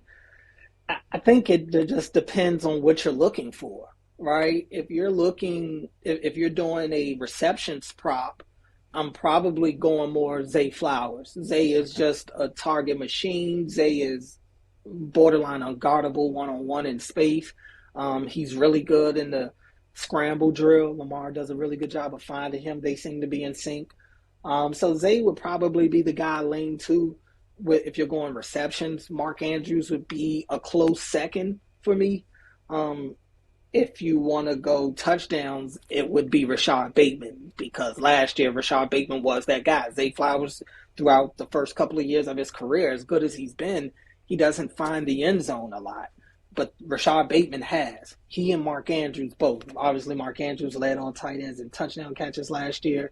Bateman had a career year in touchdown receptions. So those are the two guys that I would look at if you're going touchdowns.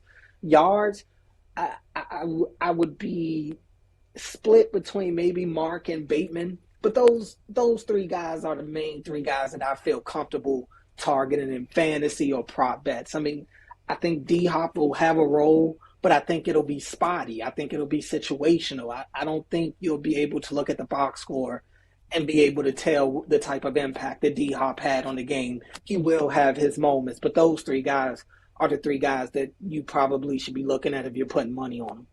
Who do you like to win the game on Sunday night, Cordell? Yeah, man, I got to go Ravens. I still think they're the better team. Regular season Ravens are just a team that few people want to see. But it is week one. They are going out to Buffalo. I'm sure the Bills will be ready. But this Ravens team, I mean, all summer I've said that they look like they could be the best team in football. So not going to stop now before a game is played. I'm going to pick them in Buffalo. It's ironic that the spread is 1 because I think it's going to be a 1-point type of game. I think the Ravens win 28-27, and they end up getting a defensive stop to keep Buffalo out of field goal range in the end. But I do think it'll be a tight game. Cordell, you keep calling them the regular season Ravens, and you're right. I mean, you know, I know, everybody knows this team's not going to be judged on what they do in the regular season. It's all about what they do in January. As somebody who covers this team, what do you think it's finally going to take for the Ravens to get over the hump this year and win a Super Bowl, which obviously is their ultimate goal? Well, it's a couple of things because you never lose because of one, right? Mm-hmm. Number one, defensively, well, both sides, the turnover battle. The Ravens lose the turnover battle in the postseason. They do such a great job of taking care of the ball in the regular season, but you get to the postseason and you're facing these good teams, you can't turn the ball over. 2 turnovers is almost a death wish. And, you know, you get to last year, what the Ravens had, the interception thrown by Lamar. He also fumbled. Mark Andrews had the fumble. That's 3 turnovers, and you force none. You're going to lose that game. So they need to start winning that turnover battle, which means not turning it over as much, and defense actually forcing some turnovers in the postseason. They haven't been able to do that. I also think, and this is going to sound weird, but less is more. I look at how the Ravens lose to the Bills last year. Josh Allen didn't have an MVP-esque game, but he did enough to win. You go back to the AFC Championship game where the Ravens lose to the Chiefs. Patrick Mahomes for that second half, the Chiefs didn't even score a point in the second half. But Mahomes was okay with throwing it away. He's okay with punting the ball. He's okay with just not getting a highlight play on every drive. And I think that's what Lamar hopefully has learned. You don't have to be Superman. This team, the way this team is built, it's actually built the best it's been in Lamar's career to where he doesn't have to do everything. So sometimes less is more. It's okay to take a punt on this drive because you got a good defense. It's okay to not go for the home run and settle for maybe a 3rd and 3 now because you got Derrick Henry behind you. So I think getting out of that mindset of he has to make sports in the top 10 plays or he has to be Superman every game, every play, getting out of that mindset will help his team because they are good enough as a complete unit to win it all. Cordell, let's hope so, man. Let's hope this is finally the year the Ravens break through. Cordell Woodland, give him a follow on X at Cordell Woodland, covers the Orioles and Ravens for 105.7 The Fan in Baltimore. Cordell, appreciate the time, man. Enjoy the game Sunday. We'll catch up again soon. Thanks, guys. All right, great stuff there. Cordell Woodland, guys, let's keep it rolling here on Send It In. Look at half of the NFL slate for week 1. We have made it. Let's go. Thursday night, Cowboys and Eagles. We'll dive into this game some more tomorrow. This line keeps going up, man. Eagles are plus 8.5. I don't think we get to 9. I think this is a buy point right here with Dallas at plus 8.5. They lose by 1 score. We're cashing our ticket. Didn't feel like many people wanted to bet Dallas before the Micah Parsons trade, and certainly nobody wants to bet Dallas after the Micah Parsons trade. Dak tends to play well, though, in the divisional games, and he tends to play pretty well in Philadelphia. Dallas is going into Philly with house money. Absolutely nothing to lose. Big storyline in this game, obviously, is the line of scrimmage. How is Dallas going to stop the run game of Philly, and are they going to be able to protect Dak Prescott, maybe get some running game going against the Eagles as well? That'll be the big question mark, but man, 8.5 points in a divisional matchup. I know Philly's the best team in the NFC, maybe the best team in all of football. I'll have to ride with the Cowboys at plus 8.5. Would also look at a Dallas team total over 19.5. Well, I think the Cowboys are going to be able to score some points, maybe some garbage points late in the game. Friday night, we got Chiefs and Chargers. Kansas City, a 3-point favorite in Brazil.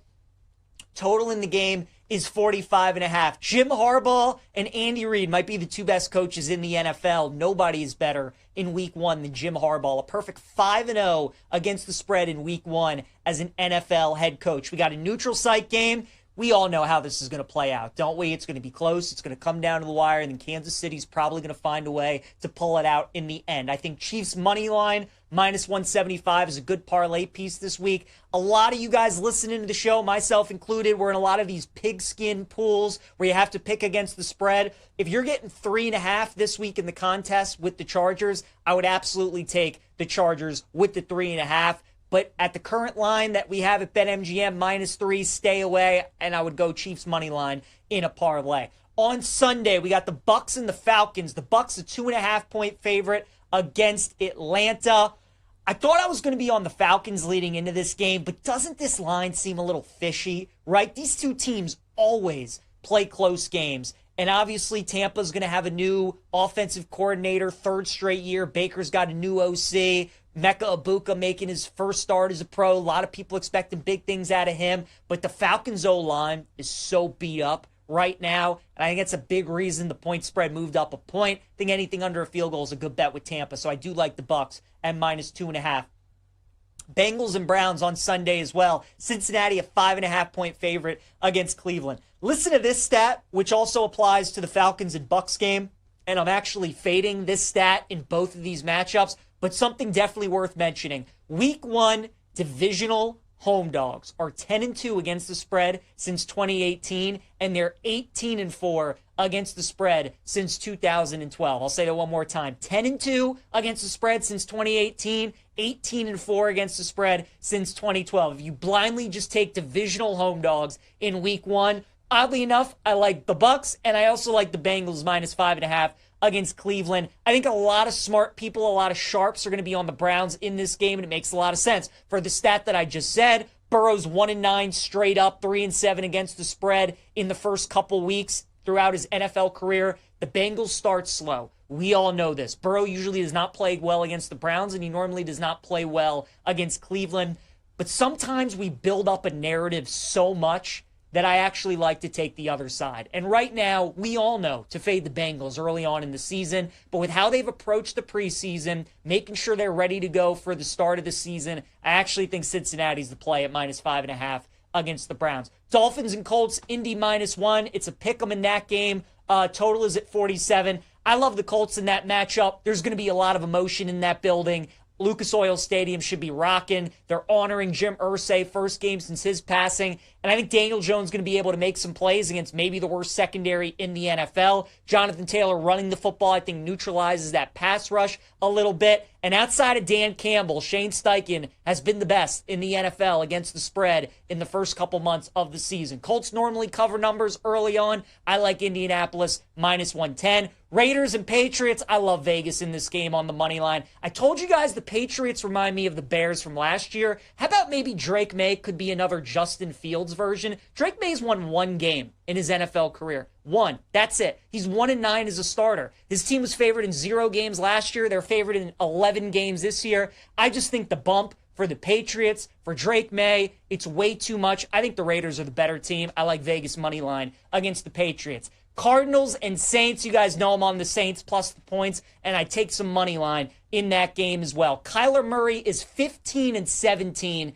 as a starter when he's a favorite. He's actually a below 500 quarterback when his team is favored. We talked about it all week. Kyler Murray is a terrible bet as a road favorite. The Superdome is going to be rocking for week 1. When everybody's 0-0, there's still some hope for the Saints. Maybe they're not going to be as bad as everybody thinks they're going to be. They probably are, but not for week 1. I like New Orleans plus 6.5. And then Steelers and Jets. Pittsburgh was a 2.5-point favorite. Now they're up to 3 with this Elijah Vera Tucker news and the fact that he might need surgery. Looks like he's definitely going to be out week 1 against Pittsburgh. I just kind of like the under in this game at 38.5. I think both teams are going to have trouble scoring. I also think maybe looking at some field goal kicker props could be the way to go. As long as there's no crazy wins at MetLife, Boswell, Nick Folk props, I think some good options there for Steelers and Jets. All right, let's talk a little college football. Gridiron Glass, some of my favorite plays for college football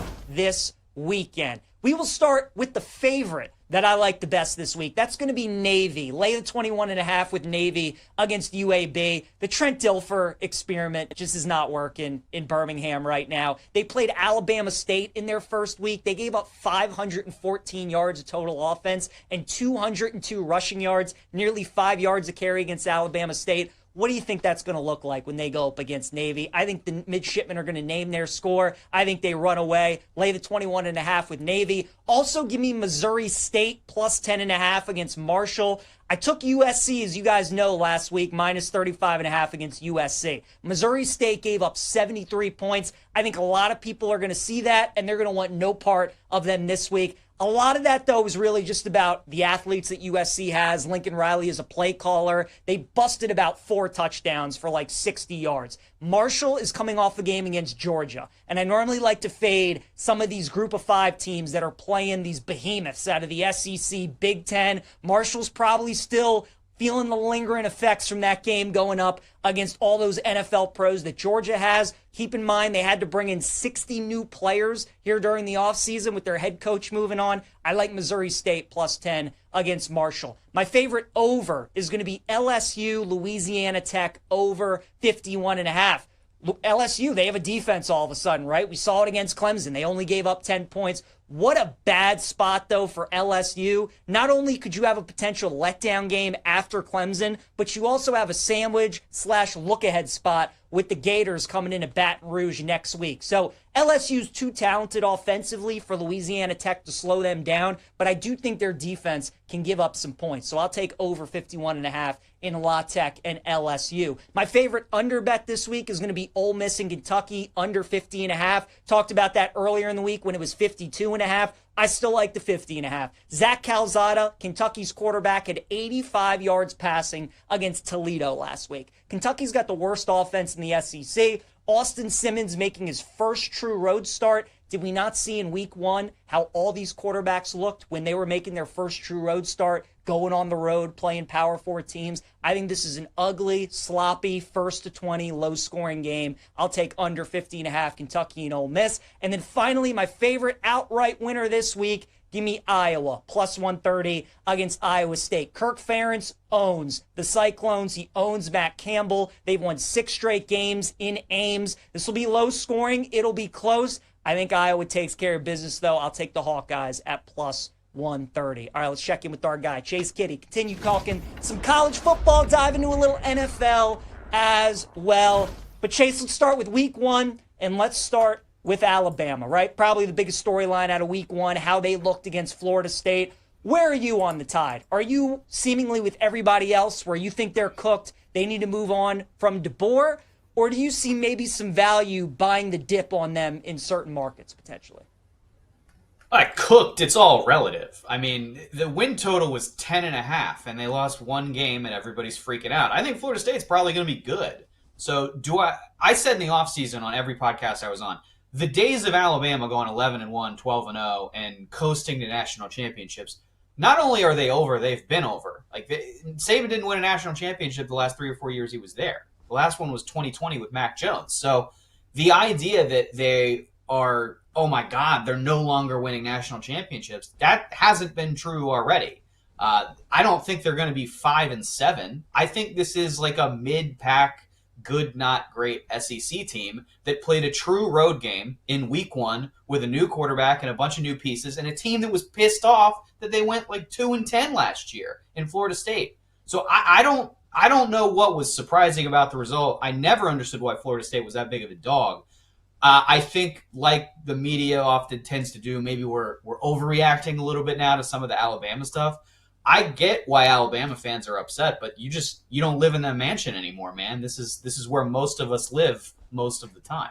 Yes, you would be correct, Chase. A lot of my friends are finding that out the hard way. Welcome to the life of other sports fans. What about Texas and Arch Manning? Obviously, his Heisman odds took a big dip. They are no longer the favorites to win the national championship after losing to Ohio State. Where are you on Texas? Because, man, that defense still looks really good, but offensively, do you think they're good enough to potentially win it all?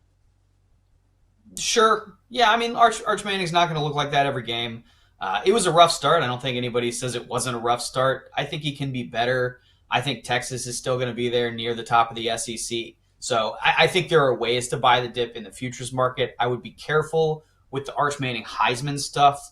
And it's the same guidance I gave in the offseason, right? His last name is Manning, so the expectations for him are through the roof. Mm-hmm. The upside of that is that if he plays up to those expectations, nobody can beat him, right? There is no way to beat a Manning that looks like a Manning in this market. But the downside is you're going to have to pay top dollar for somebody that is almost definitely going to fall short of those expectations. Even buying him at his buy point this week at 16-1, I think is last where I saw the number. Even there, you're not getting the best of a commodity right now that's seen as damaged goods after that Ohio State game. Chase, I'll leave it open-ended to you, my friend. Any other big takeaways week 1? Any teams disappointed you were impressed with? Maybe looking ahead for the rest of the season, any major takeaways for you? Yeah, I mean, it's obvious because they played the big games, but I was impressed by what LSU and Ohio State, and to a lesser extent Miami, were able to do against really good teams. I talked a lot in the offseason about Ohio State losing the 15 draft picks. That defense still looks really good. It still looks championship caliber. I still want to see what they do in big games against Penn State or like a road game against Illinois this year. But I think that was a pretty big test pass. And I was pretty sold on my no, Ohio State will not make the playoffs dart throw. I think that might be burnt money at this point. And then LSU, I think really showed me something playing a Clemson team that I think is really good. So I think they are. I think they're for real this year, and I would take them seriously. Talking college football here with our guy Chase Kitty. Give him a follow on X at Chase A Kitty. BetMGM writer joins us each and every Wednesday. All right, Chase, that was week 1. Week 2 gets going here on Friday. Any bets that you've already placed? Any games that you like for week 2? I like a lot of the games you talked about. I'm just on different bets. We're not even necessarily opposite sides, just different bets. I like the Cyhawk game. I'm on the under, not the Iowa side. I love the Kentucky-Ole Miss game. I'm on Kentucky plus the points. Ole Miss is actually 1-4 straight up, 0-5 against the number in SEC openers under Lane Kiffin. Last 4 games against Kentucky, 3 points or less. They lost last year as a big double-digit favorite. They lost outright to Kentucky. So I like Kentucky plus the 10 there. I know Calzada didn't look good last week. I don't care. I will take the points and the spot.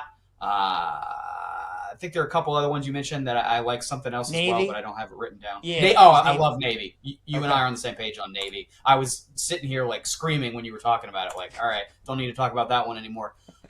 Friday night, my Dukes are playing in Louisville. This is the best team JMU will have played in 15 years. I know they're very trendy this year. I would lay the number with Louisville.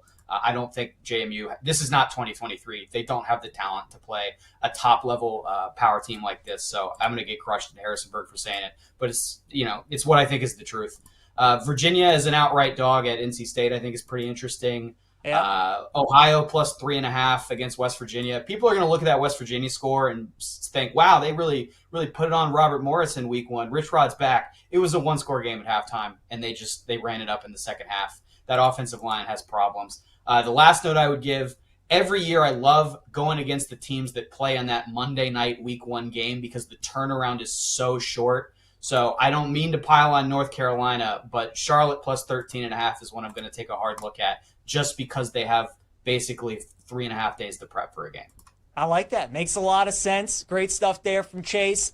Reed Phillips had a question in the chat about that Kentucky-Ole Miss game, and I agree with you. I also like Kentucky plus the points. I think that's a great bet. Chase, in about 20 seconds, NFL favorite bet or two that you have for week 1? Giants plus the 6. Really, I'm on a lot of dogs this week. It's question all the assumptions that make favorites into favorites, right? So Giants plus the 6 I think is interesting. I like the Texans and the Falcons too, just because I think the Bucs and the Rams aren't super healthy right now. So I don't know that you're betting on the better team, but week 1 you might be getting the better team plus the points in both cases. All right, great stuff as always. Chase Kitty, give him a follow on X at Chase A Kitty. BetMGM writer. Chase, we'll see you again next Wednesday, man. Appreciate it. Yep, talk next week, PJ. All right, great stuff there from Chase, guys. Promo from our friends at BetMGM, an MLB Parlay Boost token. Swing big on your next MLB Parlay. Use this Parlay Boost token to score a bigger payout if your baseball parlay hits. Make it legendary with BetMGM. Download the app today. Please gamble responsibly.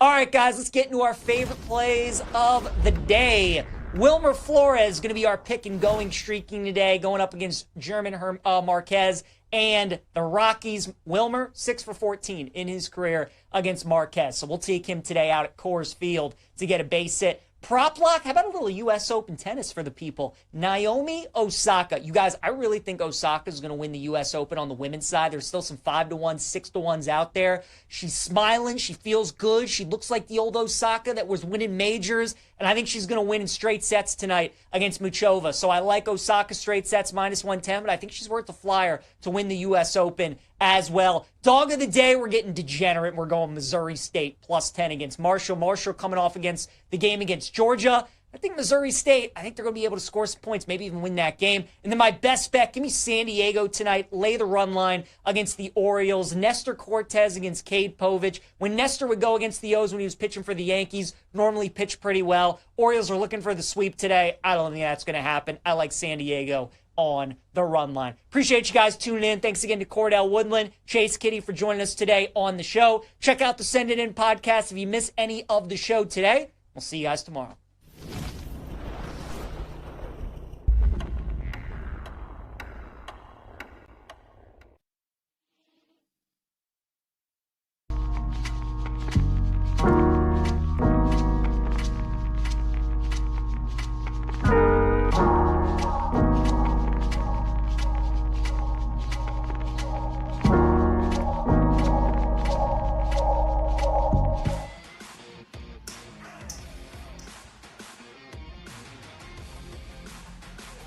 Ohtani in the driver's seat. 3-1, a rocket to right field. This ball is gone.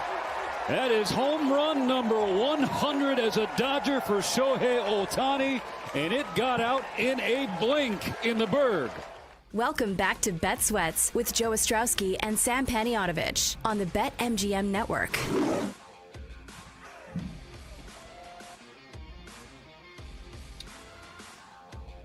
Ohtani, 120-mile-an-hour home run over the right field fence yesterday. Welcome back, Joe Ostrowski, Sam Paniotovich with you. We expect to talk to A.J. Pierzynski of Foul Territory coming up in just a couple of moments. It's a Wednesday, so not a full card. It's a short-ish card, but it's getaway day across Major League Baseball, so a lot of people paying close attention to a couple of those games, and we will later this afternoon because the Rangers and Diamondbacks are going to be playing once again. We're paying close attention to the Rangers now, 4 games above 500. They are right there in that wild card chase in the American League. And right behind them, Kansas City also a part of that conversation, Sam. I love this pitching matchup. Jake Sky, Jack Leiter, Jake's other guy, Zach Gallen. Those are two Jake guys, aren't they? Yeah. Usually. Since when is Gallen my guy? Gallen's your guy. Just go with it. Maybe not this year, but he certainly has been in the past. Sure. Yep. All right, let's bring in AJ Przinsky of Foul Territory. Check out Foul Territory weekdays, 1 o'clock Eastern, whether you're on YouTube, check it via podcast later on if you want to listen on demand. AJ, how you doing, man? Well, how are y'all? We are just hoping and praying that the Texas Rangers get in. We bet them at a big number. Well, we bet them at like 30-1 to win the pennant, so we're selfish. Oh. You think they make it? You think they get in or no? You know what? If they would have won last night, especially the Mariners clearly don't want to get in either because they're playing like dog poop. So, it's like, man, if the Mariners go east of like Seattle, they can't win a game. It's crazy, right? So if the Rangers would have won last night and really only been a game behind, I would have said there's a really good chance. But them losing last night to Arizona, that one hurts. Do I like their chances? Yes. But when you lose Seager, Simeon, Evaldi, and all the other people they have banged up, it's just a tough road. But gosh, you think Seattle's going to get hot at some time? You just keep wondering when. Yeah, Seattle's that hot team. Right after the deadline, a lot of people were jumping in. Okay, if I'm going to pick a team now, that's who I like out of the American League with the moves that they ended up making. And you hinted at it right there. When they're not home, they lose. Now, 9 of 10 losses on the road. In the second half, they are 6-14 on the road. Do you buy into that? Is that just them playing poor baseball right now, or is it like when they're just not home, they're uncomfortable? Happen forever, it will continue to happen. Capped off every night with the electric Brad Evans and Ryan Horvat on BetMGM tonight. Oh, that's a sexy phrase. Quote Dr. Dre, creep with me and walk with me on this one. Welcome to a new era of Wagertainment. This is the BetMGM Network. Please gamble responsibly. They're out of sorts and they can't pull it off. Especially when they go east. Look at their record when they go east. It's terrible. That's the one to me that I look at. And they're playing in Tampa. They've lost the first 2 games of this series. They have another one today. And then I think they go somewhere else east. So it's just not good for them. I don't know why, because pitching usually travels.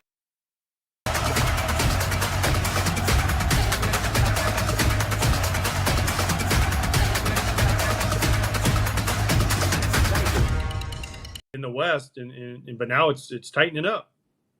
Great drama.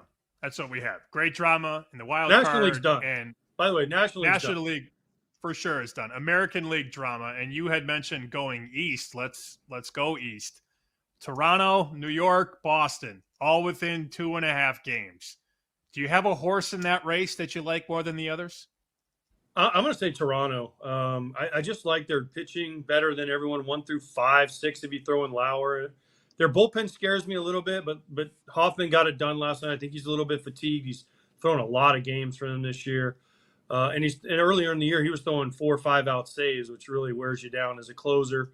Their offense, I think, is better than people give them credit for. Their starting pitching is the best in that division, I feel like. And heck, especially after watching Crochet get banged around last night, that was kind of scary because that's the worst start he's had in a long time. So that worries me a little bit if you're a Red Sox fan. The back end of the Red Sox bullpen has been really good. The Yankees are there, but the Yankees beat up on bad teams, right? They beat up on Framber Valdez last night, but he hasn't been great for about the last 4 or 5 starts. So I still think the Blue Jays are the team. Now, could one of those East teams get hot, win 5 or 6 in a row, and get to a point where they overtake them? Absolutely, but I still think the Blue Jays are the team in that East. Speaking of Houston and Valdez last night, I assume you saw what happened between Valdez and the catcher Salazar. All right, as the catcher, give me your perspective on exactly what happened. Well, I was going to say wait till Foul Territory today about 1 o'clock to hear my full reaction. Here's the bottom line. Valdez was pissed that he gave up a homer, and he said it wasn't intentional, but gosh darn, it sure looked like it was intentional because he didn't react like he was real sorry when he drilled the catcher in the ribs. I mean, you got to take a guy for his word, though. You know, I I know this. If I was the catcher, I would have had a little stronger reaction than what Salazar had. What would you have done? There would have been. They're definitely maybe not on the field, but they're definitely at the end of the inning. We would have been up the tunnel having a grown man conversation about things because that's you can hurt somebody doing that, man. So listen, I saw his apology. I saw the whole thing. We'll dig deep into it here on Foul Territory coming up because I'm sure that'll be our lead story. But it's just a bad look. Let me just say that it was a bad look for Framber Valdez and I don't want to say the Astros because it was just a bad look for Framber. This guy is one of the best pitchers in the league, and that happens. And everyone's reaction right away wasn't like, "Oh man, he crossed him up." It was Framber did this intentionally, and I don't want to say he did that, but it was just a bad look. Check out Foul Territory today, 1:00 Eastern. AJ, you were the full-time guy, and maybe there's a scenario with Valdez where you don't have Salazar catching moving forward. Did you ever experience something like that where, like, look, it's just not working out between us, communication, whatever it is, and the backup would step in and catch certain guys? Yeah. Well, when I played for the Red Sox, John Lester had his guy in David Ross, right? I caught John Lester opening day. We lost 1-0, and John Lester was like, "Yeah, I don't want him to catch me anymore." And I was like, "Wait, what did I do that was so bad? We literally lost 1-0, or so, it was like something like that." I think John gave up a solo home run to Nelson Cruz in Baltimore, and that was it.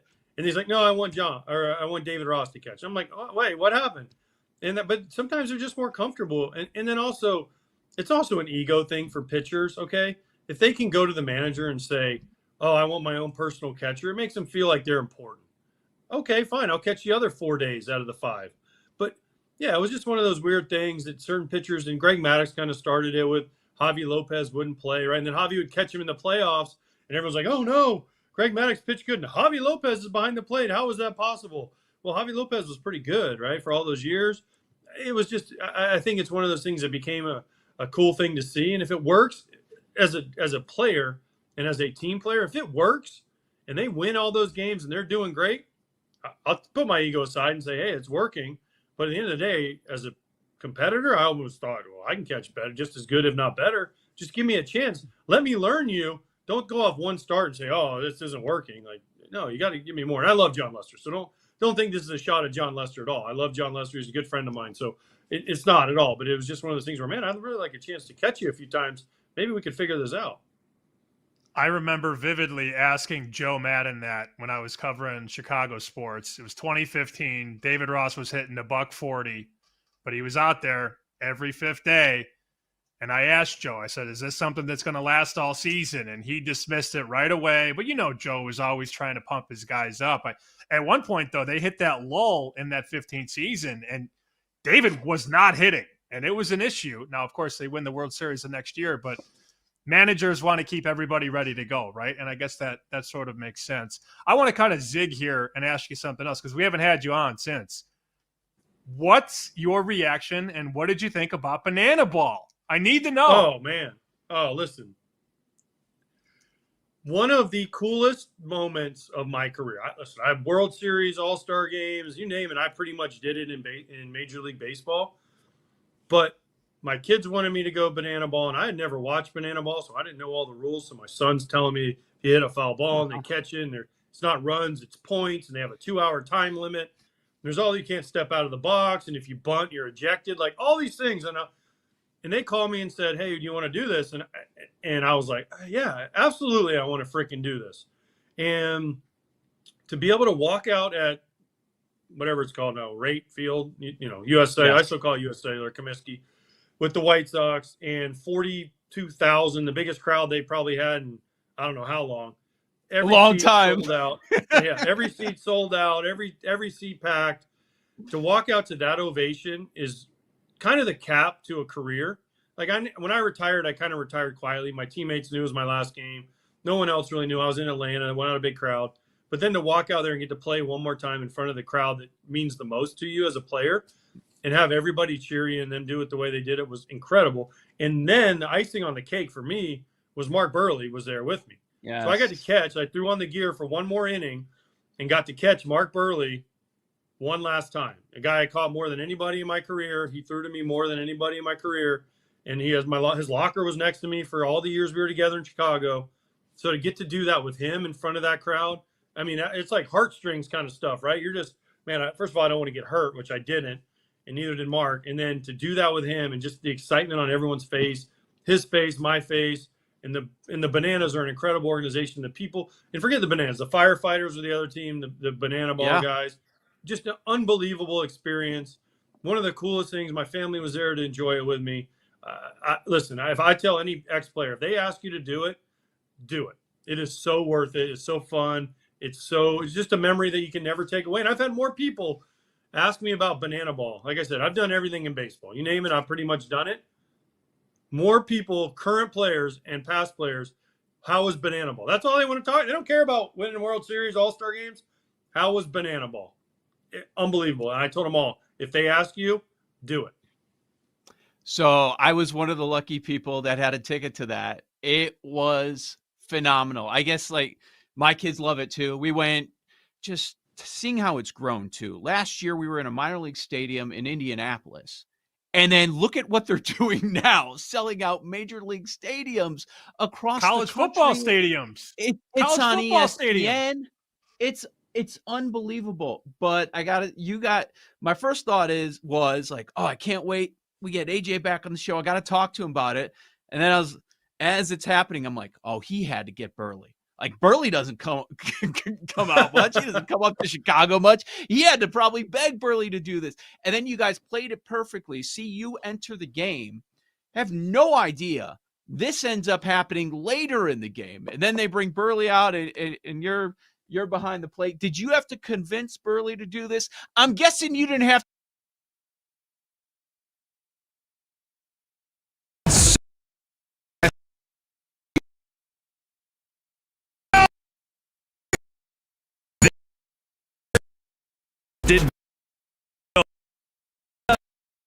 Teams and great players. With Brad Evans and Ryan Horvat on BetMGM tonight. Oh, that's a sexy phrase. Quote Dr. Dre, creep with me and walk with me on this one. Welcome to a new era of Wagertainment. This is the BetMGM Network. Please gamble. So yeah, I'd love for you to do it with me. He's like, all right, let me think about it. So then I was texting him, like, you do it? He's like, and then about 2 weeks before, he's like, yeah, I'm in. I was like, sweet. And then I was texting Jesse saying, hey, am I just going to bat or am I going to get to catch? He's like, we're not sure because I just had to get a cup, right? I needed a cup because if I'm catching, I need to wear a cup. And I don't have one anymore. I've retired. So Jesse, about a week before, goes, yeah, here's what we're going to do. We're going to have you hit in the bottom of the sixth, and you're going to catch the inning of the top of the seventh, and Burley's going to come out with 2 outs. And I was like, oh, sweet. This is going to be so fun. So, of course, I got a cup. They gave me catching gear that was like 3 sizes too small, by the way. Bananas, we need to get an adult-sized catching gear. So it was yes. Listen, I want people to understand the baseball is real. The baseball is not rigged at all. There is no, they don't say you're going to do this because you can't, right? You just they play a real baseball game. Now, the people coming out and doing all that is different, but the baseball itself is real. Burley pitching, he pitched. It was unbelievable. Ozzie dancing was not planned. He just did it on his own. The best part was Konerko. Konerko hit the day after me. He gave me crap for not running hard to first when I grounded out. And I go, okay, pal, let me know when you do it tomorrow how it goes, right? Well, they said he hit for like 2 hours to get ready. I took like 5 swings and ran out there. Didn't get to throw, nothing. Just ran out there and caught. Konerko literally, they said, did his normal Konerko routine from when he played like 10 plus years ago. Hit for like 2 hours, did all these drills, and then he got jammed and get into a double play. And I was like, it ain't that easy, is it, pal? Right? So, no, again, Konerko loved it. Ozzie loved it. Burley loved it. I loved it. It was just an experience that will never be forgotten for me. It was an awesome scene, man. AJ Pierzynski, thanks for hopping on. Foul Territory today, 1 o'clock Eastern. Check it out, YouTube, bunch of other places. Hey, what's the Bears? What about the Bears this weekend? Under. Sam likes the Vikings. Really? Yeah. At home? Monday Night Football? Yeah, J.J. McCarthy, baby. Oh, come on. I didn't play. First game. Come on. You watch. Come on. Caleb's got to be better. Thanks, AJ. This is the BetMGM Network. Thanks, y'all. You're listening to Bet Sweats with Joe O and Sammy P on the BetMGM Network.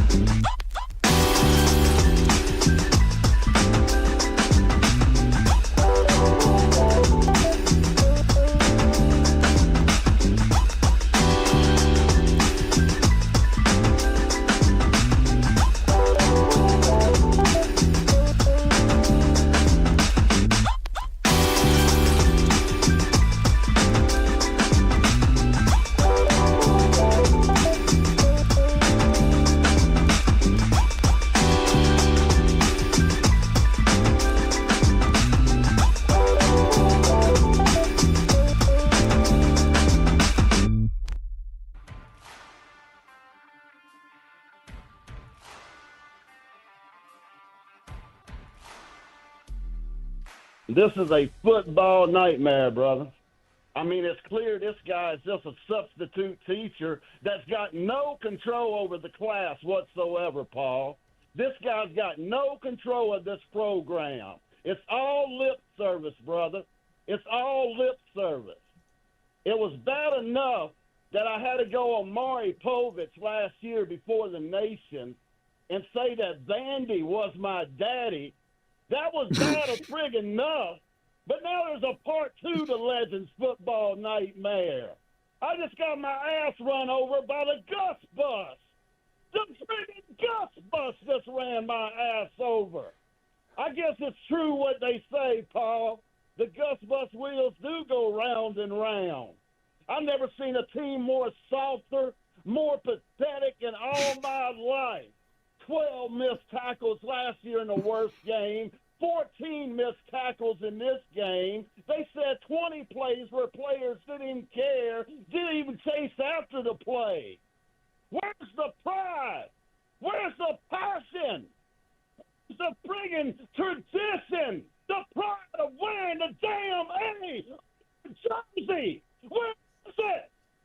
That was friggin' pathetic, dude.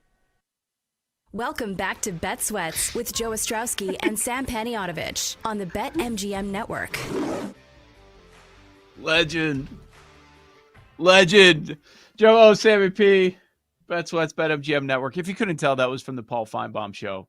After Alabama loses, gets embarrassed. I mean, Sam, this is something that you've been on just since the dawn of social media.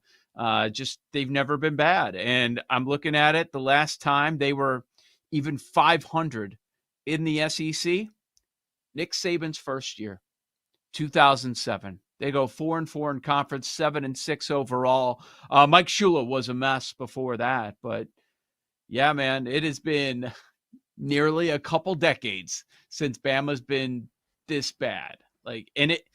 It's one game, but nothing that we saw this weekend tells me it's a one-off. Write it off. They're going to bounce back under DeBoer and be the Bama we know. The crash out is going to be incredible.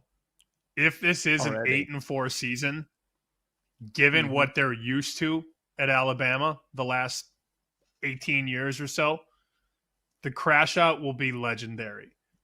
No pun intended. I didn't even mean that. In many ways, because the caller's name is Legend, and this show is legendary. Yes. They have not been bad since Facebook launched and took off, since Twitter launched and took off. You know, I remember when I got my first Facebook account. Well, my only Facebook account. What am I talking about? You had to have a college email address. You had to. Oh, that's right. So you couldn't join Facebook unless you had an @edu address. So I joined Facebook in 2006. First thing I did when I got accepted to Marquette, sign up for Facebook. That's the first thing I did. So I had my student email address and I got a Facebook. That was the only way you could get Facebook back in the day. And that's 2006. You said Saban gets hired going into the 2007 season. I want to say Facebook opened up the floodgates in 2008 or 2009 to everybody. And then all of our parents started joining and playing Candy Crush and being weird. So they kind of ruined Facebook. Beside the point. Then Twitter really exploded in 2010. So they win the national championship, 2009? It was dominance for the next 15 years. Their fans don't know how to handle this. And they are going to start losing their minds. It's been 1 week. 1 week. And we already have these people losing it. Imagine if they lose a couple more games and they lose 3 SEC games this year. I'm not saying it's going to happen, but you will see on YouTube, on Instagram, on Twitter, on Facebook, Alabama fans will not know what to do with themselves. Will they beat Wisconsin in 2 weeks? They should. In Tuscaloosa. They should. Should. Obviously, they take out Louisiana Monroe. Okay, after the Wisconsin game, they go on bye. They go to Georgia. Is that a loss? Yes. Vandy revenge. Should be at Vandy. Home. Should be Vandy was a flash in the pan last year. Vandy stinks. Yeah. At Mizzou. Could lose that game easily. Host Tennessee. Man. See, that never used to be a question, and now it is. That's my point. Yeah. You could have just penciled that in for a win for 10 years, 15 years. You can't anymore. Yeah, there's a 4-week stretch of Tennessee, at South Carolina, LSU, Oklahoma. Mm-hmm. Yeah. I'm kind of I'm expecting 4 losses. You said if they get 4 losses, they had 3 losses last year. And now I'm looking at it. I'm like, okay, I kind of expect it. Win total updated 8.5. Juice to the under. 8-4 feels right. It does. So Yep. that makes sense why they're juicing the under. So is he fired? On Bear Bets, on Bear Bets, we had, like, we do these shows now multiple times a week, and the Alabama comments are already hysterical. And it's only been 1 week. Imagine if this carries out all year. You have 2 fan bases right now that are very, very upset. Alabama's one, and number 2 is Ohio State, because they're not getting enough respect for beating Texas. Who's disrespecting that win? Now, a bookmaker would tell you, and I talked to multiple of them this week, who all told me the same thing. If Texas and Ohio State played tomorrow on a neutral, Texas would still be favored. And then you have the Ohio State fans. They just beat them. They beat them twice in the last 9 months. Does not matter. And I'm not saying I would bet Texas. Never said that either. But it's very funny how the Ohio State fans are still up in arms. They don't understand how power ratings work. It's 2 conversations. If you ask me right now to give you a poll, like rank the top 5 teams in the poll, I would put Ohio State number 1 because they just beat number 1 and Penn State played nobody. But from a power rating standpoint, Texas is still slightly above Ohio State. Texas had to go into Columbus, outgained them, got stuffed inside the 5 twice. Ohio State didn't really do a lot on offense. If they played again tomorrow on a neutral field, Texas would still be a very, very small favorite. That's the way it works. Again, didn't say bet Texas in the game because booking it and betting it are different. But if you made Texas a dog against Ohio State on a neutral, you would write Texas to the favorite. You would. That's Sam. I'm Joe. This is Bet Sweats. Now let's bring in a 2-minute drill. It's time to go no huddle with the Bet Sweats 2-minute drill on the BetMGM network. Make it legendary.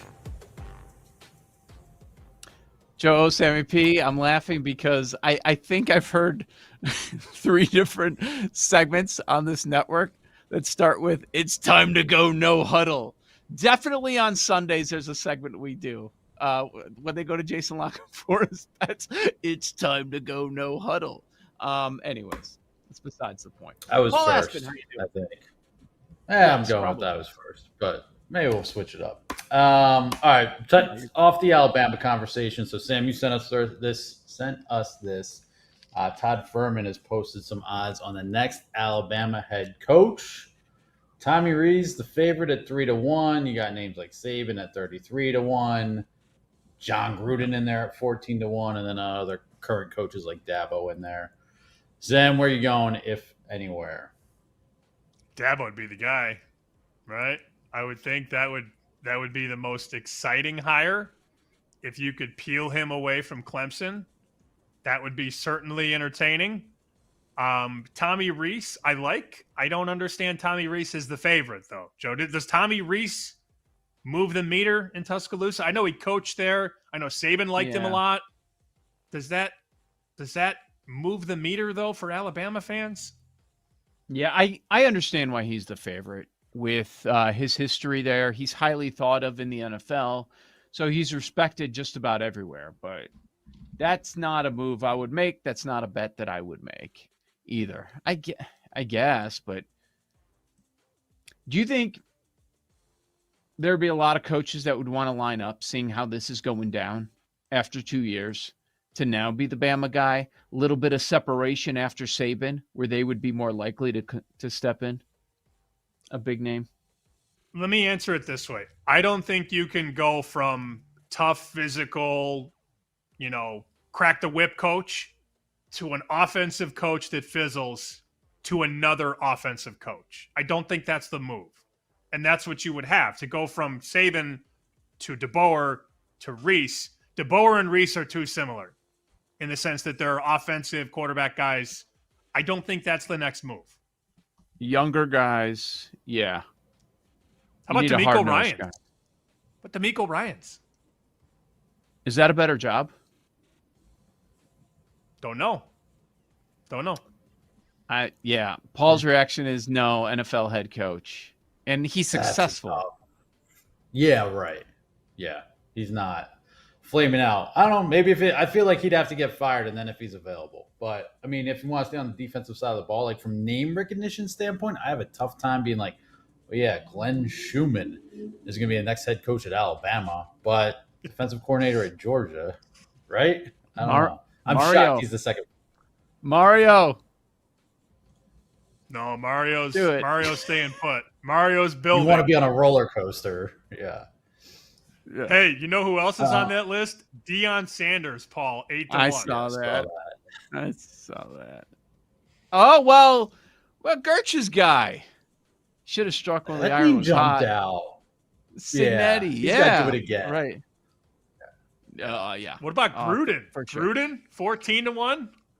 No, we always talk about that. I don't see it. Smart's not going anywhere. Freeman's not going anywhere. Lanning, why would you leave? No. Saban's on the list. It's tough. I could see Kiffin. I could. Yeah. You couldn't? Could. He's that guy. They're so desperate. They're so desperate right now. Think of Yeah. how much money the next coach is going to get because of how desperate they are. I love it. This is great for college football. It is. Yeah. So Dabo is 50. Let's talk about Dabo. Let's talk about Clemson. They're up 10-3 at halftime. LSU comes back. We talked about the LSU side a little bit yesterday. Outscored Clemson 14-0 in the second half. A little war. I don't know, passive-aggressive shots between Dabo, giving both teams a failing grade. Brian Kelly saying, I guess he didn't watch the second half. But what Clemson updated numbers after the loss, ACC minus 125 playoff, or no, ACC plus 125, playoff minus 125. Klubnik's Heisman number is 16-1. Natty is 15-1. Sam, where are we at on Clemson after the L? I still think they make the playoff. Losing to LSU is not a bad loss. I was alarmed, Joe, at the way they couldn't run the ball. That was alarming. I think they're better at receiver. They clearly have a quarterback that they like. I don't want to have the debate whether or not he's an NFL quarterback or not because that's stupid. They have the weapons to get to the playoff still. I would buy low minus a quarter. I'm not lining up to bet them for the championship around 15, 16-1. Klubnik's 14-1. Look, this might be their toughest game all year. I liked LSU in the game, getting more than a field goal. Wasn't sure that they would win the game. But if you look at this moving forward, Troy, Georgia Tech, Cuse down, North Carolina way down, BC. We're gonna wake up and they're gonna be all of a sudden 5-1. And nobody's going to be talking about this. They have a soft-ass schedule. We'll see how good Florida State is. They close at South Carolina. That's going to be difficult. This could be a 2-loss team. It's possible. So, yeah, I'm not worried about Clemson. I'm not going to overreact. And I still like them in the conference. Joe, you brought up the idea of having a Utah conversation. We might have to continue in lightning bets or tomorrow. But talk a little bit about Heisman. Big 12, they're plus 450. You might be able to get better numbers elsewhere. Playoff 3-1. Natty 100-1. Utah, a quick additional thought from yesterday's convo. Yeah. Sam was bringing up the quarterback play that they're getting or they're going to get out of on that team this year is something we have not seen. Big 12 wide open. Most spots have decided to make Utah the favorite, but when I say that, I'm talking plus 450. Same price at BetMGM, even though they've got Utah as the second favorite there, Sam. Yeah, we can continue this, but in a conference that is viewed as pretty wide open, if you're going to take your shot, Utah, a team that has not been talked about much throughout the offseason. Joe Ostrowski, Sam Panayonovich, Lightning Bets next on the BetMGM Network.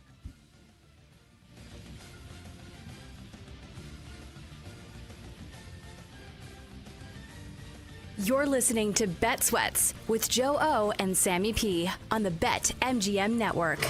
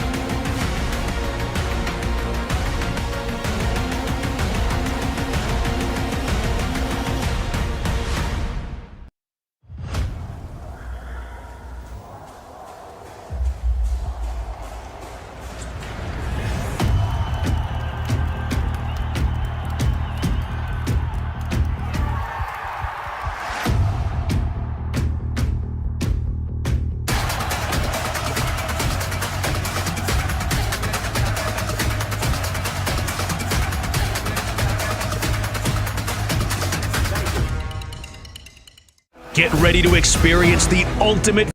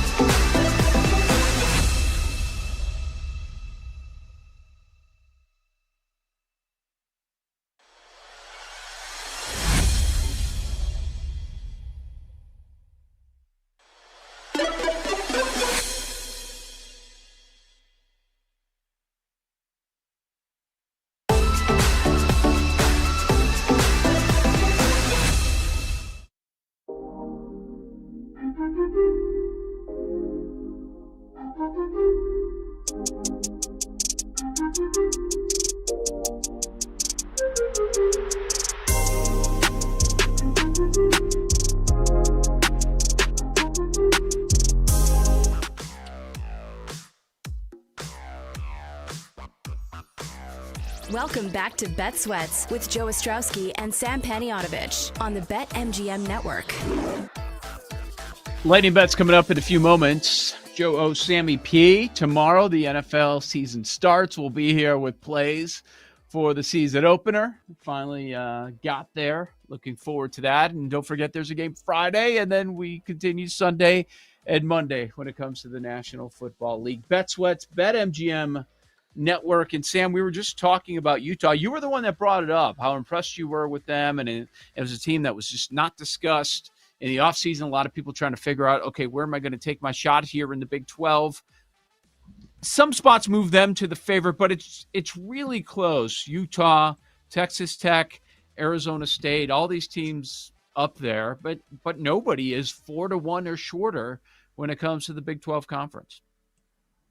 I like Utah a ton, and I was just wanting to see what they had at quarterback because I had heard some things that they really like Dampier, and of course every coach is going to say we really like this or that.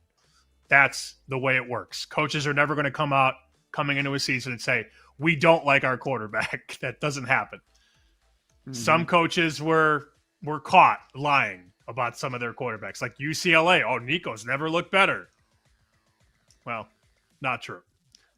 Utah, though, has a very, very manageable schedule. And I think while some people might be looking at them to win the Big 12, which I totally understand at 450, 5-1, they have a lot of coin flip games. They've got about 5 of them down the stretch in conference play. What do you need in college football to win coin flip games? Exceptional quarterback play. As somebody who has Carson Beck at a really nice number, I am thinking about adding one more guy right now. That's Devin Dampier to win the Heisman at 35-1. He's fun to root for. He plays that dual threat style that makes voters excited. He can run. He can throw. He can throw on the run. I'm not trying to get too excited and too overreactionary to one game, but he was all over that UCLA defense. And the defenses in the Big 12 are nothing special. Is that a bad idea? Dampier, add that to my Beck portfolio. And now I got Beck at a good number and Dampier at 35-1. I'm thinking about it. Man. That's interesting. I'm just looking at the range. The guys priced around him, and there's a lot of no's. Like Jeremiah Love, CJ Carr, Sayin, Moore, Arnold. You like Lagway. He's sitting there at 20. But yeah, no, that's a name I have not heard a whole lot of people mention. Do you know what he was before Saturday? Oh, I'm going to guess he was 50 or 60-1. And I would understand making that bet that I missed the best of it. But I have their schedule up right here. It's very, very manageable. Your toughest games, BYU, you're on the road. Arizona State comes to Utah. Kansas State comes to Utah. You go to Kansas end of the year. There are not many dominant defenses on that schedule. The best defense in the Big 12 is probably Utah. So with that defense and that quarterback, could they win 10 games? Yes. If they win 10 games, who's going to get the love? Quarterback.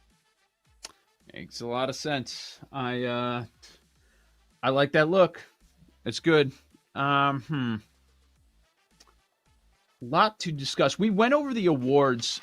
We didn't hit Coach of the Year. I want to do that. I think that's worthy of a conversation tomorrow, not something that we just want to squeeze in a couple of minutes. Defensive rookie, I don't know that you landed on anybody there. I know you're in on offensive rookie.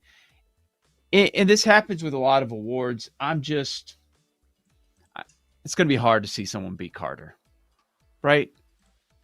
Isn't that where we're at? Yeah. Plus 250. He's your favorite. New York bump. As long as he's healthy, he's a justified favorite. I don't think it's like a Genty situation. Genty could run away with it as well, but it does feel like there's a bit of a separation there when it comes to that. What about friend of the show we've had on in the past, always entertaining, Ian Hartitz, talked about your Niners. What did he have there? Well, I was about to bring up Mikael Williams, but I don't need any more Niner stock. He's a great rookie that a lot of people like around San Francisco. So Ian put together the whole schedule, and I'll read some of the examples off. So he has the whole schedule listed in order, and then his own spin on it. So he goes Seattle, Sam Darnold. New Orleans, Spencer Rattler. Arizona, Kyler Murray is short. And we go down the board. Matthew Stafford's back hurts twice. Penix got a little Jameis in him. Russ, Jameis are a rookie. Kyler Murray is short again. Bryce Young is short. Joe Flacco or a rookie. Rookie Cam Ward. Daniel Jones. Caleb Williams likes to take sacks. Sam Darnold again. It is a very, very, very easy schedule. You play a lot of quarterbacks that either can't see over the line or like to take sacks / hold on to the football. And then Darnold twice. Man, such an easy schedule and a very nice track in terms of opposing quarterbacks that you're going to face this year. Uh-huh. All right, so see, this is the danger before the season starts. You end up talking about stuff so much, and then you talk yourself into certain teams. And then when you do that, what about MVP? What about Coach of the Year? What about Most Valuable Player? DPOY? What about this guy? This guy on this team? If they're going to be successful, there's a good chance that all of this happens. And you get into a spot where maybe you get into a little bit of trouble. But it is worth pointing out that if you go back and look at all the awards that are handed out in any given NFL season, a lot of times you're going to see one team sweep, almost sweep. Like we saw a couple years ago, a bunch of Browns got awards. Stefanski was the coach. Garrett was DPOY. We've seen years where it was the same thing with the Ravens. Lamar's the MVP. Harbaugh's the coach of the year. This does happen. So if you do have a strong opinion where you think somebody could be top-notch, put everything together, like lining those things up, that makes some sense. I'm looking at, as you're talking, I'm looking at, okay, what about NFC number 1 seed? Where are we there with the Niners? They're the second favorite. They're plus 600. Packers right behind them. Almost the same price, plus 650. Who has an easier schedule, San Francisco or Green Bay? Niners by a mile. Niners by a mile. Philly's the favorite there. Confirmation bias is a very scary thing, Joe. Mm-hmm. I have loved San Francisco all summer, and then you see a graphic like that, and you go, "Oh, how much more San Francisco can I get? I'm good. I don't need any more." Given the over on the win total, McCaffrey OPOY, NFC, I have enough. Best record? 12-1? I'm good. Nope. I'm done. I have lightning bets if you'd like. Go ahead. Okay. Illinois is losing on Saturday. But I will be careful, and I will take the 3 points with Duke. Give me the 3. The 3 is important there, just in case we get something weird and Illinois wins by 1 or something like that. So I'll take Duke plus 3. And I might as well do it now. I've been talking about it for 2 weeks. Give me the Las Vegas Raiders money line, plus 130 against the Patriots. Okay. One of the live dogs that we were addressing earlier on in the show, understand where you're coming from there. When you said Illinois is losing, I thought we were jumping right into 10 toes down. Right into it. A day early. That segment makes its debut on Bet Sweats tomorrow. 10 toes down. Looking forward to that. Make sure you're here. All right, I'm going to throw out, let's see what I've not discussed a ton. Give me the Giants over 5.5 wins. This offseason, we talked about a lot of teams. Giants, not one of them. But of the low numbers to go over, I really like the Giants. And let's go OPOY. Brian Thomas, 35-1, and Drake London at 50. I like both of those. They're long shots, but I see the upside with both of those cases. And this came up during our division talk. Buffalo, KC, Philly, San Fran. We'll go 4 legs. It pays you almost 11-1 for those 4 teams to win their division. There you go. All right, let's go to Jake in a moment. We'll start with Paul. Paul, what you got? This not a bet, but interesting that JMU has come off the 14 against Louisville in Louisville, so that is now down to 13.5. But one play, and I hate that they blew out Boise for the purposes of this conversation, but I'm a South Florida guy. They're catching 17.5 going into the Swamp. It's interesting you guys brought up the schedule for Florida. This could be a little bit of a look ahead spot, but more so, I think in the first half.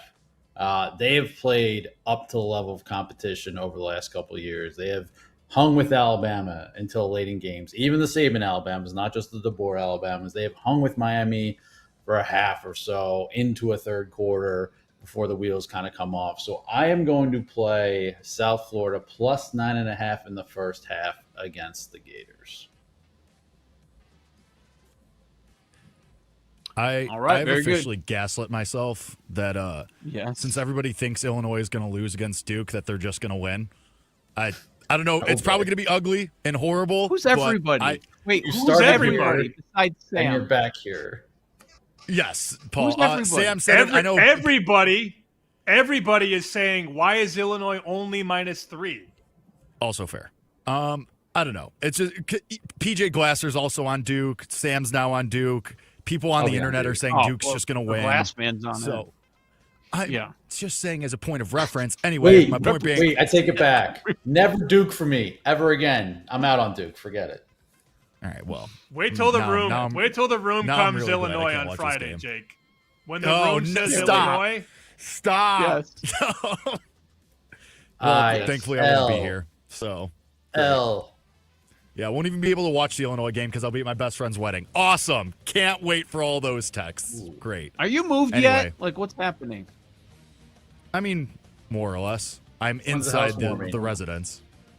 Okay. Good job. So, thank you. We'll get an update tomorrow. Thank you, Jake. Appreciate it. Hey, thanks. This has been Bet Sweats. Game day tomorrow. The NFL season starts. Be here, 9 a.m. Eastern. Bet Sweats on the BetMGM Network. Thanks for listening to Bet Sweats. If you missed anything on today's show, make sure to listen back on the Odyssey app or wherever you get your podcasts on the BetMGM Network. Make it legendary.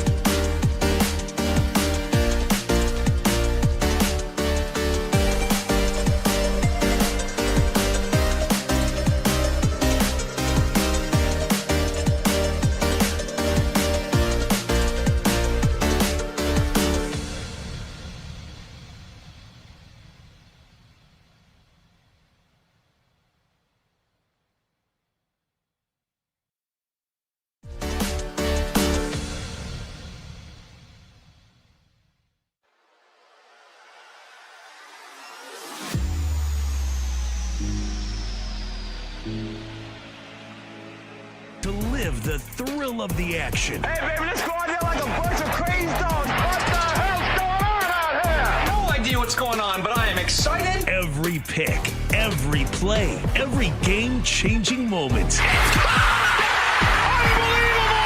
This is You Better You Bet on the BetMGM Network. Make it legendary. It's a great day to be alive, and it's a great day to be a better. Welcome to another edition of You Better You Bet, presented by BetMGM right here on the BetMGM Network. I'm Femi Abebefe, back in the flesh from Cabo San Lucas. It's great to be here on this Wednesday, and I'll be hanging out with you guys over the next 4 hours, where you can find us across a multitude of platforms. Make sure to watch us live 24/7 on the BetMGM Network and directly on the free Odyssey app. You can also check us out on Twitch at BetMGM Network and on YouTube at the BetMGM Network. You can watch us on YouTube TV, Roku, Fubo TV, Samsung TV Plus, and more. And if you want to listen to us, you can go ahead and do so at Sirius Channel 160 and Sirius XM 205. And throughout these 4 hours, make sure you hit us up on social media. You can find me on Twitter at Femi Abebefe. You can find me on Instagram, Femi_Abebefe. Was not as active on Instagram over the weekend. Sorry, I was on vacation. So I was not active. I got to get caught up after the show here. But you can find me Femi_Abebefe in them IG streets. You can check out the show on Twitter at You Better You Bet, and the entire network at BetMGM Network over on Twitter. You like our show, Bet Sweats, BetMGM Tonight, Daily Tip, all the shows that we have across the network, weekdays and weekends. Once again, at BetMGM Network is where you can find it. We have the whole crew hanging with us here on this Wednesday. You got Tyler Morales, Jay Kassan, Bill Zimmerman, Max Sheedy filling in for Mike Brown, Sean Ha, Addie Bates, Nick Costos. He joins us at the top of the hour with his thoughts on all the news from around the National Football League as we're on the eve of the 2025 regular season. My goodness, we have almost made it. The oasis in the desert. Football, professional football, back in our lives, starting tomorrow night with, my raggedy-ass team, the Dallas Cowboys, against the Philadelphia Eagles. But we're going to talk all things National Football League all throughout the show, and we are fired up to go ahead and do it. And as always, if you miss anything across these 4 hours, we're getting into our final awards predictions. My Super Bowl predictions coming up throughout this hour. Who do I think is going to win the AFC, the NFC, win the Super Bowl? That's coming up. All the stuff that we're going to get to. NFL, it moved. It's back, baby. Make sure you go ahead and check us out in podcast form. Just search You Better You Bet wherever you get your podcasts. And while you're there, because we're going to be so kind and put it to you guys and give it to you in on-demand fashion for you to consume, the least you can do is to subscribe, rate, and review wherever you get your podcast. We have 3 guests who will be joining us throughout these 4 hours, starting at 5 o'clock Eastern. Odyssey NFL Insider, analyst for NFL Network, Westwood One Radio, Brian Baldinger. Baldy is back, baby, and we're going to get the film perspective on what we should expect to see this week with week 1 of the NFL season. At 5:20 Eastern Time, betting analyst for NBC Sports Bet, co-host of the Deep Dive podcast, the whale capper, Drew Dinsick, will give us his best bets for week 1 of the NFL season. And then during the Power Hour at 6:20 Eastern, co-host of First Things First on FS1, Monday through Friday, 3 to 6 Eastern Time, Danny Parkins returns to You Better You Bet to give us his take on all the biggest matchups of, guess what, week 1 of the NFL season. We are locked and loaded and ready to roll on this Wednesday. And let's waste no further time, because we don't need to recap what the hell happened to me over the weekend in college football. We don't have to do that. Maybe I'll talk about it a little bit later in the next segment. But let's get to my AFC playoff predictions and playing out the bracket and who will represent the American Football Conference this year in Super Bowl 60 in Santa Clara, California. So we'll start with the AFC East. Not going to spend too much time on this one because my prediction is everyone else's prediction. Guess who's going to win the division for the umpteenth time in a row? The Buffalo Bills, led by Josh Allen. I think Buffalo wins the division. No need for any further explanation there. It's pretty clear cut. As long as Josh Allen's healthy, they are clearly the best team in the division. In second place, I went back and forth with this all summer. I'm now at the place where I started earlier this offseason. I think the New England Patriots are the second place team in this division. I do think the New York Jets can finish third just because I like the vibes of the Jets a hell of a lot more than what's going on in Miami. And I have the Dolphins as the cellar dwellers. Mike McDaniel, I'm not sure he even makes it to the game in Madrid. And if he does, they're going to leave him in Spain. I think he ends up being fired midseason. I have Buffalo first, New England second, the Jets third, and the Dolphins coming in last place. In the AFC North, should be no surprise based on how I've been talking about this team all throughout the offseason, based on how everyone has been talking about this team. It's the Baltimore Ravens. The Ravens will repeat as AFC North champions. I think pound for pound, the Baltimore Ravens are the best team in football. Like that talent on the roster, quarterback, offensive line, defensive line, skill positions, what they have on the back end in the secondary, the Ravens are awesome. I like the Ravens to win the AFC North. In second, give me the Pittsburgh Steelers. Every year, for those of you who do the betting content or listen to betting content, you have been hearing, this is the year the Steelers regress. This is the year that they don't go above 500. Mike Tomlin, they can't figure it out. Steelers are going to be your second place team in the AFC North. In third, pretty simple, Cincinnati with that high-powered offense led by Joe Burrow, Jamar Chase, T. Higgins. That is my third place team in the AFC North. The defense is too bad for me to think that they're going to take a step forward in 2025. And then finally, Cleveland's in last place. Cleveland might be picking first overall, but the Browns will be in last in the AFC North. To the AFC South. And they've seen a lot of people looking to zag with the AFC South. Saying, oh, maybe Jacksonville. Could Tennessee with Cam Ward do something? There's even people making the case for Indianapolis. I'm just as flabbergasted as you are. No. Like, just stop being bored. Just because you're bored doesn't mean you need to pivot. This is Houston's division. And it's Houston's division by a pretty good margin. The quarterback is good. The offensive line is shaky. They're going to need an improvement there. But that's the one glaring.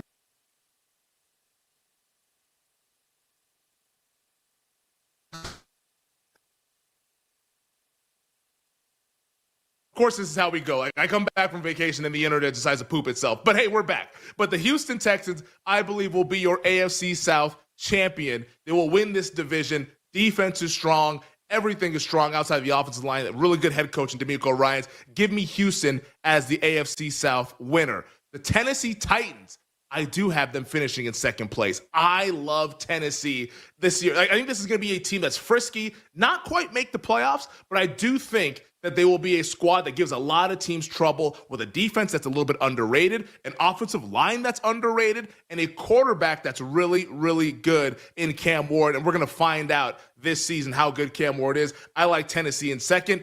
Jacksonville I have third because to me, they're like a diet version of the Cincinnati Bengals. Yeah, you might like the quarterback. Yeah, you might like the wide receivers. Tell me about the offensive line and the defense.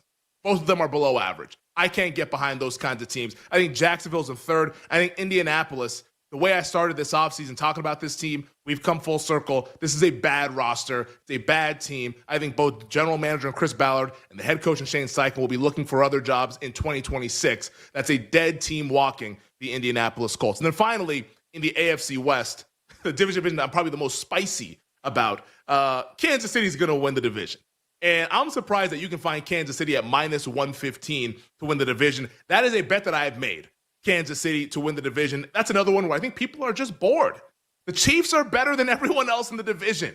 I mean, you can make an argument the Chiefs should just go ahead and go back to the Super Bowl. Who knows? Maybe I'll make that argument here shortly. But Kansas City is my AFC West winner. Now, here's where we get spicy. In second place, we talked about this, those exact finishes a couple of weeks ago. Give me the silver and black, Pete Carroll, Geno Smith, the Las Vegas Raiders as your second place team in the AFC West. How about this? Chiefs first, Raiders second, pays 14-1 over at BetMGM. I'm gobbling that up. That is a bet that I have in pocket. I absolutely love it. I like the Raiders second. Give me the Chargers in third. And everybody's offseason darling, everybody's team that look out for Denver. Oh, Sean Payton says he's got a great team. Yeah, Sean Payton also said that Taysom Hill reminds him of Steve Young. Literally. Like, come on, guys. Are we really buying this Peyton mist? I'm not. I'm selling the whole thing. Get out of here, this smoke and mirrors team. The Broncos are so damn overrated, it's not even funny. Denver in last place in the AFC West. And my wild card teams, before we get to my AFC playoff predictions as we will play out the bracket in the AFC. As the 5 seed, I do have the Pittsburgh Steelers as my 5 seed. The defense, I think, will be better. I think the offense will be better with Aaron Rodgers at quarterback, DK Metcalf out there at wide receiver. I like Pittsburgh to be your 5 seed. Just a little bit better than what we saw last year. 10-7, potentially 11-6. I think 10-7, though, will get the 5 seed this year in the AFC. My 6 seed is the Las Vegas Raiders. I have the Raiders in the playoffs, plus 300. Raiders to make the playoffs is a bet that I have made. I love the silver and black. Been talking about this since March. We're not backing down. I love the Raiders this year. As my 7 seed, you can't kill him. He's tough as a $2 steak, and nobody's got it better than him. Give me the Los Angeles Chargers and Jim Harbaugh as the 7 seed in the AFC. So let's get to the AFC playoff predictions. So once again, to recap, my 1 seed is Buffalo. My 2 seed is Baltimore. 3 seed Kansas City, 4 seed Houston, then Steelers, Raiders, Chargers as the 3 wild card teams. In the wild card matchups, give me Texans over Steelers. I think that's where the ride ends for Pittsburgh. That pass rush is too crazy for Aaron Rodgers to handle. I think that's Rodgers' last game ending in Houston, getting sacked about 6 or 7 times behind that Steelers offensive line. Chiefs, Raiders, that's where the Cinderella story ends for the silver and black. Chiefs win that one, probably going away against Las Vegas. Ravens, Chargers in a Harbaugh Bowl, because when have we ever seen that in a big game? Give me the Ravens over the Chargers. To the AFC divisional round, where we have our 4 division winners. And I think that just because these teams are teams that we are bored with doesn't mean it's not going to happen again. These are the 4 teams that were on divisional Sunday, or divisional weekend, I should say, last year. And I think they're going to be there again. This is just what it is, guys. These are the 4 best teams in the AFC for my money. And in a game where the Houston Texans have to travel to the Buffalo Bills, I thought long and hard about, do I zag here and go full Houston Texans? Unfortunately, I can't get there. I think this is where the offensive line woes for the Texans really bite them in the butt. Similar to what we saw last year in the divisional round, where, okay, the pass rush got them their win in the wild card, and then they had to travel with that bad offensive line. I think that bad offensive line does them in a raucous environment in Buffalo, and the Buffalo Bills get past the Houston Texans to make it to the AFC Championship game. In the other AFC divisional game, I mean, what a game this is. Kansas City Chiefs at the Baltimore Ravens. Best quarterback, best head coach on Kansas City, best overall team with the Baltimore Ravens. But in 2025, until I see it, you are not going to get me picking Lamar Jackson and John Harbaugh against Andy Reid and Patrick Mahomes. I like Kansas City to once again break the hearts of the Baltimore Ravens, break the hearts of all of social media, because that game, if we get Chiefs Ravens in the divisional round, best believe that's the Sunday late game, and everyone's going to be watching, and everyone's going to be rooting for Baltimore, wanting to see Lamar break through, get over the hump, finally beat Patrick Mahomes in a playoff game. It's not happening. I think the Chiefs crush the dreams of the Baltimore Ravens again. They go into Baltimore similarly to what they did 2 years ago in the AFC title game. Kansas City advances to another AFC championship game. They've only been doing it since 2018. Why would it stop now in 2025? And in the AFC title game, I mean, this is the stuff that dreams are made of, right? Kansas City at Buffalo. Last year, we saw Buffalo at Kansas City. Kansas City was able to outright beat the Buffalo Bills and outlast the Buffalo Bills. But every now and then, you see that team that has been getting kicked down, that team that has been getting absolutely crushed every January, have that breakthrough. And I think this matchup sets up similarly to what we saw in the mid-2000s. How many years did we see the Indianapolis Colts get sent home by Bill Belichick and Tom Brady and the New England Patriots? How many years did we have to see it? Whether it was the 2003 AFC title game, the 2004 divisional round, it felt like every single year Peyton Manning gets to the playoffs, Peyton Manning runs against the Patriots, Peyton Manning goes home. Until 2006, when with home field advantage in the AFC title game, New England coming off a big win over the best team pound for pound, the San Diego Chargers that year, they go into Indianapolis, they take a 21-3 lead, and the Colts rally back in one of the great games of the last 25 years, I think this plays out similarly. This is the year. Circle the wagons. Josh Allen, Sean McDermott, the Buffalo Bills at home finally dethrone the Kansas City Chiefs. I like Buffalo with home field advantage getting to the Super Bowl for the first time since 1993. This is your year, Buffalo. This is your year, Bills Mafia. Don't let me down, because I got my money on it, damn it. I think Buffalo is your 2025-26 AFC champion. Who will they face in Super Bowl 60 in Santa Clara? Find out at the bottom of the hour. But coming up next, we got our top stories here on a Wednesday on You Better You Bet, presented by BetMGM.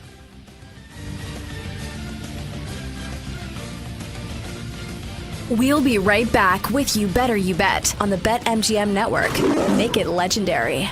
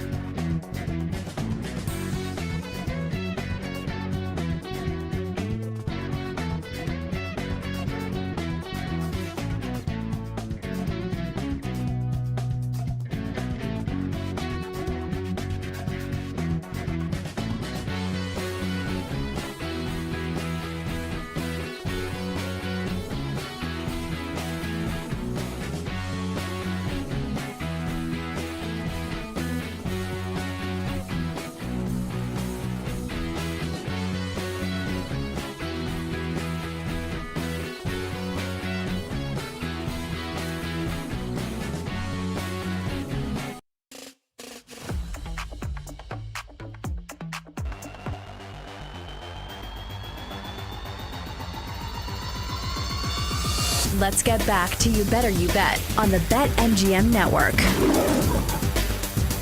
Welcome back. This is You Better You Bet, presented by BetMGM. Femi and Bebefe back in the flesh from Cabo, hanging with you guys here on the BetMGM Network. You know, I was thinking this as I was flying back yesterday evening. I was like, man, I'm glad they even let me into the country after the way college football was whooping my ass this weekend.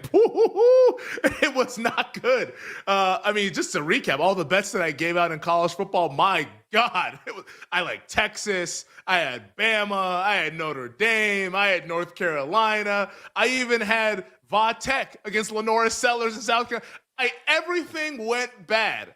And I'm glad I was hanging out, looking at the waves on a beach, in the pool, on a boat, I'm glad that I had that to distract me because college football week 1 just tore me up. So I'm thankful that I didn't get stopped at customs trying to get back into the country and be like, yeah, you're the guy that just won like 0 for 5 in college football. Yeah, you stay in Mexico, buddy. You're not allowed back here in the United States of America. But that's how it went over the weekend. What can you do except to get back on the horse and try to bet Michigan and Bryce Underwood against Oklahoma for week 2. That's all you can try to do. That's all you can try to do with this college football card. But we will get into a little bit of college football coming up tomorrow. A lot of NFL on the show today. And we'll discuss a little college football here as well with one of the stories that we have lined up. But make sure you stick around because 40 minutes from now, we'll hear from Nick Costos with all the news from around the NFL as we're on the eve of the upcoming regular season. Starts tomorrow night in the city of brotherly love. Cowboys at the Eagles. 20 minutes from now, you'll find out my NFC playoff predictions and my Super Bowl 60 prediction. Last segment, I said the Buffalo Bills will represent the AFC. Find out in 20 minutes who they will be playing in Super Bowl 60. But joining us right now, like he does each and every weekday, it's our executive producer, Bill Zimmerman. Bill, what's going on? I hope your weekend, betting-wise, was much better than mine. But how you been, man? It's been a minute since I've been on with you guys. Yeah, I mean, we've been out here, Femi. We have been grinding away, producing Wagertainment all hours of the night while you're on a beach in Mexico with your feet up complaining about Micah Parsons. Yes, I mean, like I called into the show. I'm just sitting there having lunch with my cousin and my wife, and I'm just like, holy crap, they traded Parsons to the Packers. I'm like, are you absolutely serious? Yeah, and then I had to call into the show just to get it off my chest because I was like, I'm about to lose my mind. I need some sort of like therapeutic release, and it did help out for the rest of the vacation. So the vacation was not ruined, but for about 30 to 40 minutes there, the vibes were really, really bad in Cabo. It was not loving the news of Micah Parsons. Now, Green Bay Packers pass rusher Micah Parsons. I mean, come on. This is ridiculous. But enough of that. We'll get into a little bit of that here in this segment. But let's get to our top stories that we have on this Wednesday. Bill, what's the number one thing we need to know this afternoon?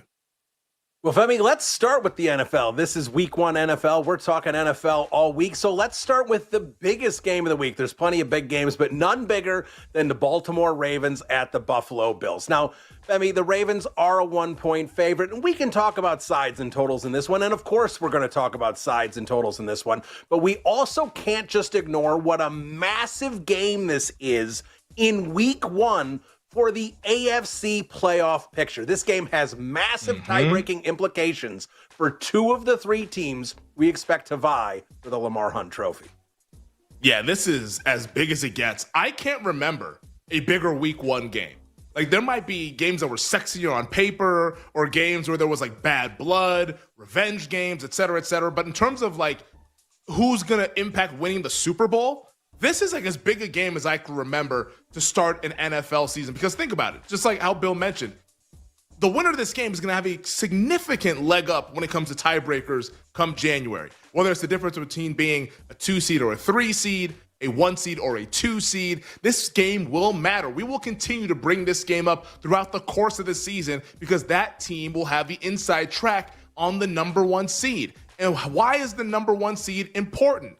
I think it's really, really important because there's a good chance that the Kansas City Chiefs, likely to be a 2 seed or a 3 seed, if you get the 1 seed, you get to avoid Kansas City in the divisional weekend. We just did the AFC playoff picture in the last segment. My predictions, I had Buffalo beating the Houston Texans. on divisional weekend because they got the number 1 seed, in my opinion. Like, I don't think you want to have to play Kansas City and then have to play whoever is hanging out in that AFC title game. So if you can avoid the Chiefs for as long as possible, that is the goal. Because who knows? Maybe Kansas City gets upset. I think that's unlikely, but you never know. It's a one-off. It's the playoffs. Things happen. Brady and Belichick, they've lost in the wild card round and the divisional round. At some point, that's going to happen to Reed and Mahomes. You think. So, like, you already have that implication. What about the MVP?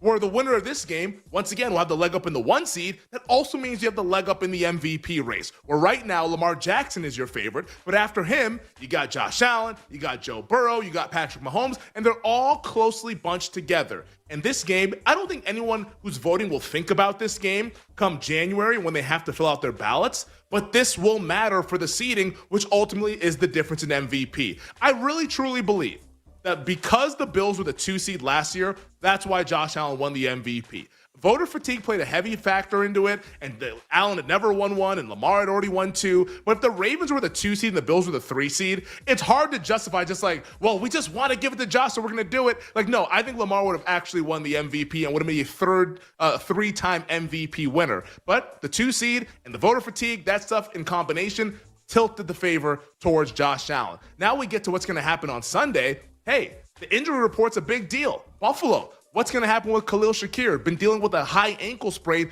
all throughout training camp. He was limited at practice today. Isaiah Likely for the Baltimore Ravens. He is unlikely to play on Sunday. With that broken foot that he suffered earlier in training camp, he might not come back week 2, maybe even week 3. These are all massive deals. Everything attached to this game is massive. It will feel massive Sunday night. I will give my bets to this game a little bit later on in the week, but this is the must-see, must-watch game of the early portion of the season, and the fact that we get it off the top is absolutely lovely. Bill, hit me with the next one. All right, Femi, your Dallas Cowboys are making moves. Now, over the weekend, they extended Deron Bland in the tune of $92 million over 4 years, and today they extend Hunter Lipke. It's a 2-year deal worth up to $7.5 million for the Cowboys fullback. And like they say, Femi, if you aren't going to pay your edge rushers, make sure you lock down your fullback. I mean, like this is just what it is, huh? This is what the Dallas Cowboys are doing. I just cannot believe. And in a sick, twisted way, I feel like Jerry Jones is like, all right, it's time to go out there and hand out some contracts. Deron Bland got his money earlier in training camp. Jake Ferguson got his money. They're talking to Tyler Smith's representation right now, hoping to get a deal done before the season starts. But once again, in 2025, none of it matters because, hold on, wait a second. This is the guy who mattered for the Dallas Cowboys. And as somebody who has had this in his shelf since we got these new damn sets, my Micah Parsons bobblehead is absolutely outdated. Can the Cowboys send me a Hunter Lipke one? Can I get something like what is this? I can't have this up here anymore. I'm no longer allowed to have this because Micah Parsons is now on the Green Bay Packers, the best player on the Cowboys since Emmitt Smith in the early 90s. That is what has happened. It's absolutely disgusting. And the fact that they're going to go out and give all these guys these contracts, all this stuff, just to be like, hey, look at all the people that we can pay because we don't have to pay Micah Parsons $47 million a year or whatever the hell the Packers are paying him. Like, dude, you do that for Micah Parsons. We've been talking about this for 2 years. It's ridiculous that this is what it came to. And as for the season, as for this week, I mean, I know it's LOL Cowboys and everyone's like, the Cowboys are going to lay down, the Cowboys are going to get beat down. I think over the course of the season, that might be true. Week 1, though, I mean, let's see how far this goes. Like, I cannot believe I'm at this point where I'm like, dude, if we get like a 9.5, which would not shock me tomorrow night, I might end up betting my raggedy ass team, America's team, to at least cover the spread. I'll have a bet on the over for sure, because I do think that if the Cowboys are competitive, the game has to go over, because that Cowboys defense, suspect would be putting it kind. I think the markets might be getting a little bit too crazy here because it is Dak Prescott and you are giving him that many points. I have my trepidations about Dak, but like he's not this bad to be getting 8 points in a divisional game, in a divisional matchup that he's actually dominated throughout his career. So a little lean to the Cowboys. I like the over quite a bit, but ultimately we must say goodbye to the man that stirred the drink on the defensive end of the floor. Bill, hit me with the next one. All right, Femi, let's stick with the NFL. We'll move over to the New York Jets because the Jets are going to jet. These kind of stories always seem to follow this team around.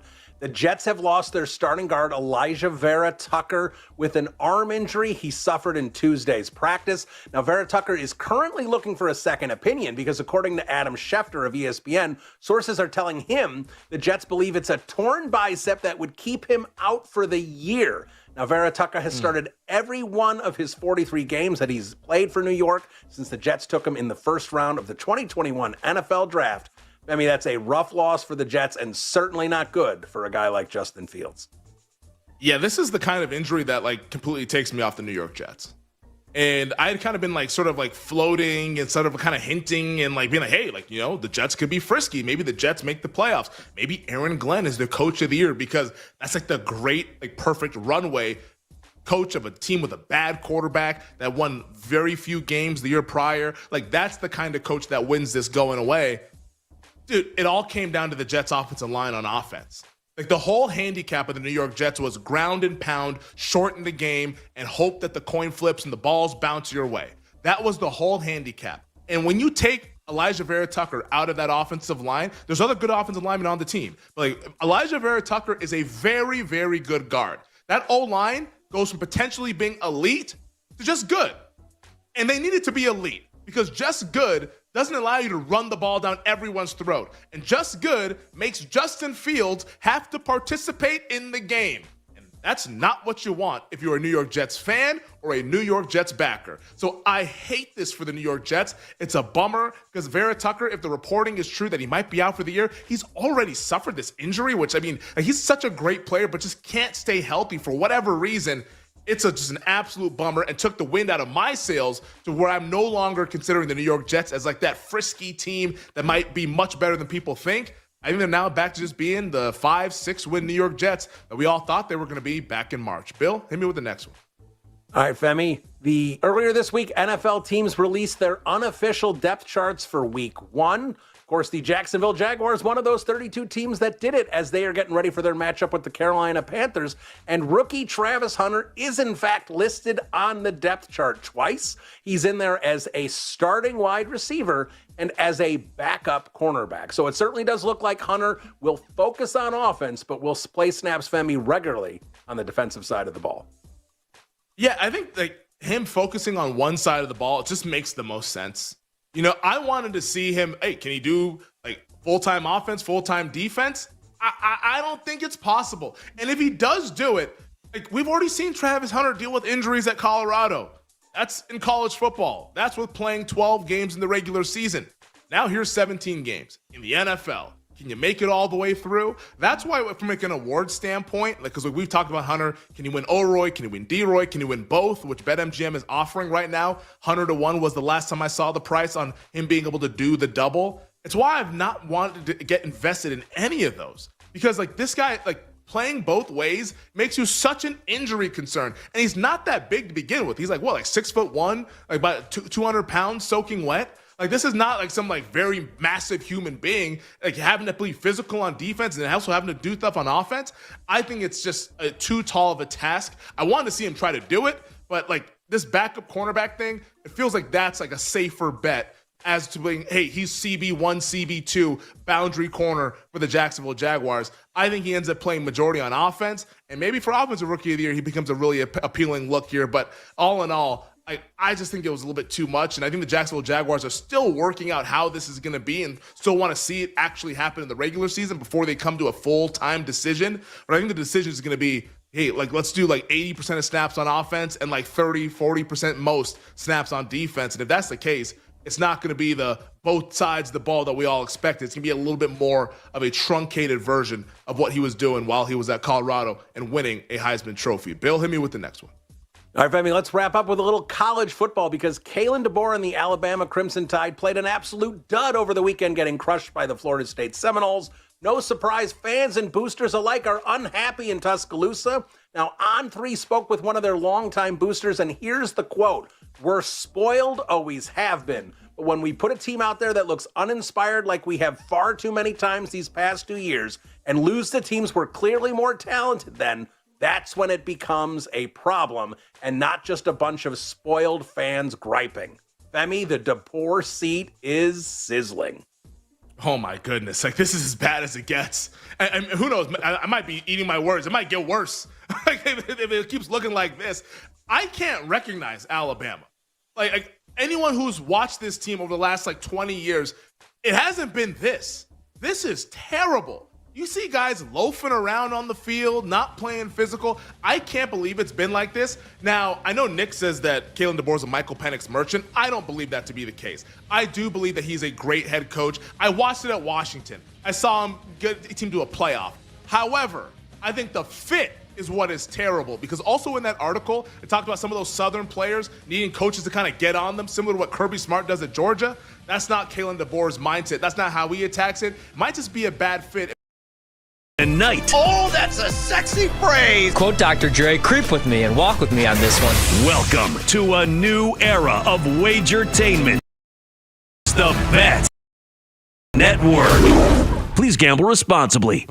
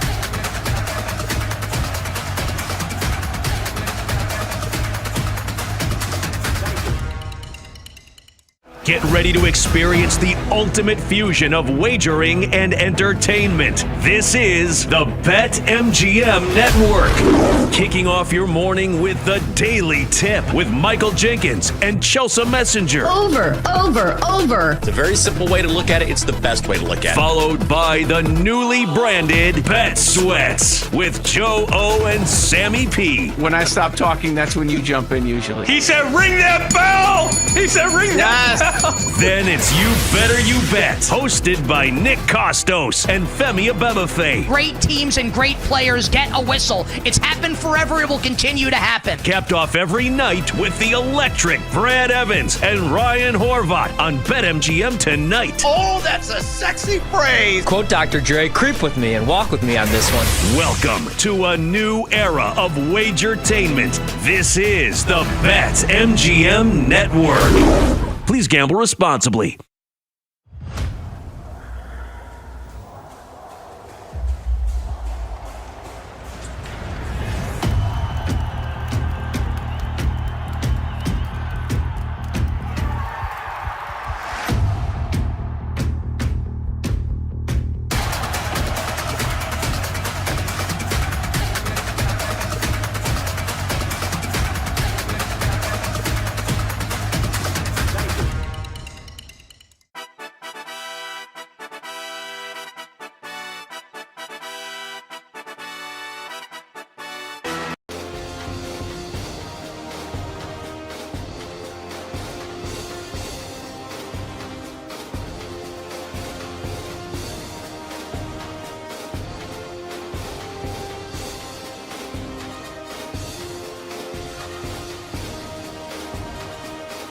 Work.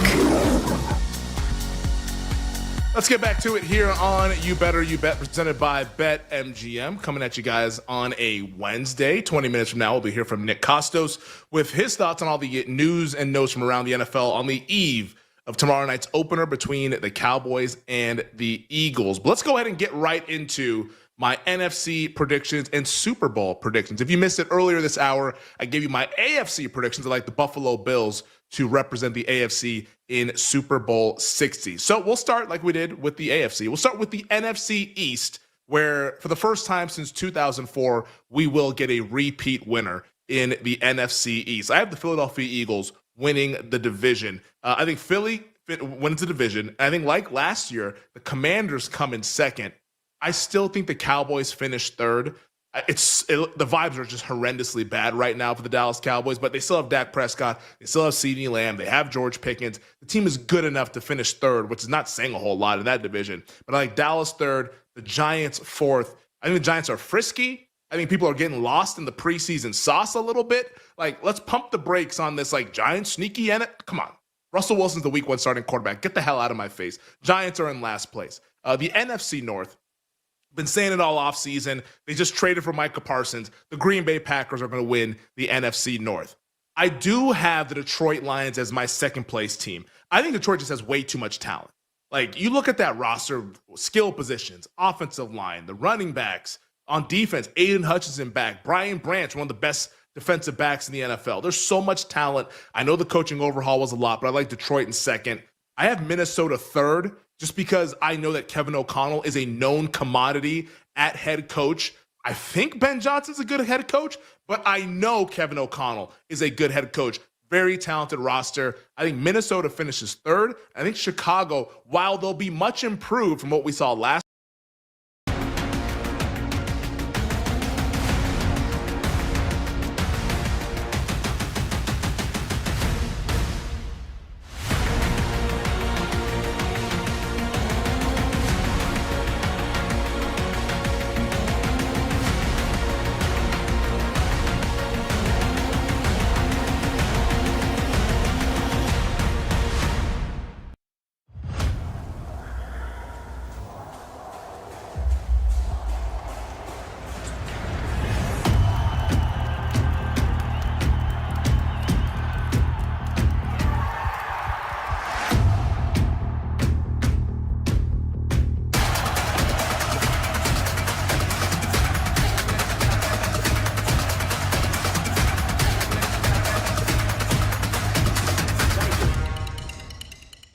Get ready to experience the ultimate fusion of wagering and entertainment. This is the BetMGM Network. Kicking off your morning with the Daily Tip with Michael Jenkins and Chelsea Messenger. Over. It's a very simple way to look at it. It's the best way to look at it. Followed by the newly branded Bet Sweats with Joe O and Sammy P. When I stop talking, that's when you jump in usually. He said, ring that bell! He said, ring that bell! Then it's You Better You Bet, hosted by Nick Costos and Femi Abel. I'm not high on, I'm not low on. It's the Arizona Cardinals. I have the Arizona Cardinals as my second place team in the NFC West, but hint, hint, I only have one team making it to the playoffs out of that division, that being the San Francisco 49ers. I have the Rams in third because I think this Matthew Stafford story is going to continue to be a story all throughout the season. He's good to go this Sunday. What about next Sunday or the Sunday after that or 5 Sundays from now? I think this Matthew Stafford thing is going to be a problem with the back injury. I have the Rams third. I have the Seahawks fourth. I know some people are kind of buying into Seattle. I'm not one of them. At the end of the day, this is still Sam Darnold with a much worse supporting cast that he had last year. Like, I was the big Sam Darnold believer this time a year ago. I was saying Minnesota, surprise team. They're going to make the playoffs. O'Connell, coach of the year. Darnold has all this talent around him. Well, the offensive line is worse in Seattle. The receivers are worse in Seattle. The head coach is a defensive head coach, not an offensive head coach. Like, how is this supposed to work? The defense might be good, but I think this is like a 6-11, 7-10 last place Seattle Seahawks team. Let's get to the wild card teams before we get to our NFC playoff predictions. At the 5 seed, I like the Detroit Lions. Once again, way too much talent. At the 6 seed, Jaden Daniels, best quarterback in the conference. There's no way in hell I can have him on the outside looking in. I like the Commanders as the 6 seed. As the 7 seed, it's the Tampa Bay Buccaneers. I was trying to find another team to put here, but I can't get past Tampa. Once they get everyone back healthy, Wirfs will be back in the back half of the year. I mean, Wirfs might be back in 3 weeks, but Wirfs will be back. Godwin will be back. Those receivers are so talented. Todd Bowles can coach up the defense enough to where I think the Bucs are your 7 seed in the NFC playoffs. So my NFC seeding, I have Green Bay as the 1 seed. I have Philadelphia as the 2 seed. I have the Niners as the 3 and the Falcons as the 4. And then my 5 seed Detroit, 6 seed Washington, 7 seed Tampa, which brings us to the wild card weekend. Bucs at the Eagles, these 2-7 matchup. And this year, we get a wild upset. I like Tampa over Philly in the wild card round. Like, this is a matchup that has been very, very tricky for the Eagles going on the last 3 years. There's just something about what Todd Bowles is able to do defensively that throws off Jalen Hurts and that Eagles offense. The Bucs have the firepower. They're the kind of live underdog that has the offensive weaponry that we're like, you don't want to have to deal with this team in a one-off situation. I think Tampa goes into Philly and upsets the defending Super Bowl champion Eagles. Give me Tampa into the divisional round with a shocking upset at the Link. When have we ever seen that? Just go back to the 2002 NFC Championship game, shall we? So Tampa over Philly. I like the 49ers to beat the Commanders. Like, Jaden Daniels will drag that team to the playoffs, but once they get there, I don't think they're going to go on the magical run like they did last year. That roster is old. I think the Niners, once they're healthy, they're experienced, they beat the Washington Commanders. Tough travel spot, too, for Washington, having to go all the way out to the West Coast. Give me the Niners into the divisional round. And then finally, experience will win the day in this matchup. The Detroit Lions go into Atlanta and beat the Atlanta Falcons. I like Detroit over Michael Penix Jr., who will be making his first playoff start. That's never a good situation. So I have the Bucs, Niners, Lions all advancing to the divisional round where they'll have the Green Bay Packers as the 4th team. The Bucs Cinderella run ends in Green Bay. And the good old-fashioned NFC Central matchup for those of you NFL junkies out there going back to the 2000s and beyond.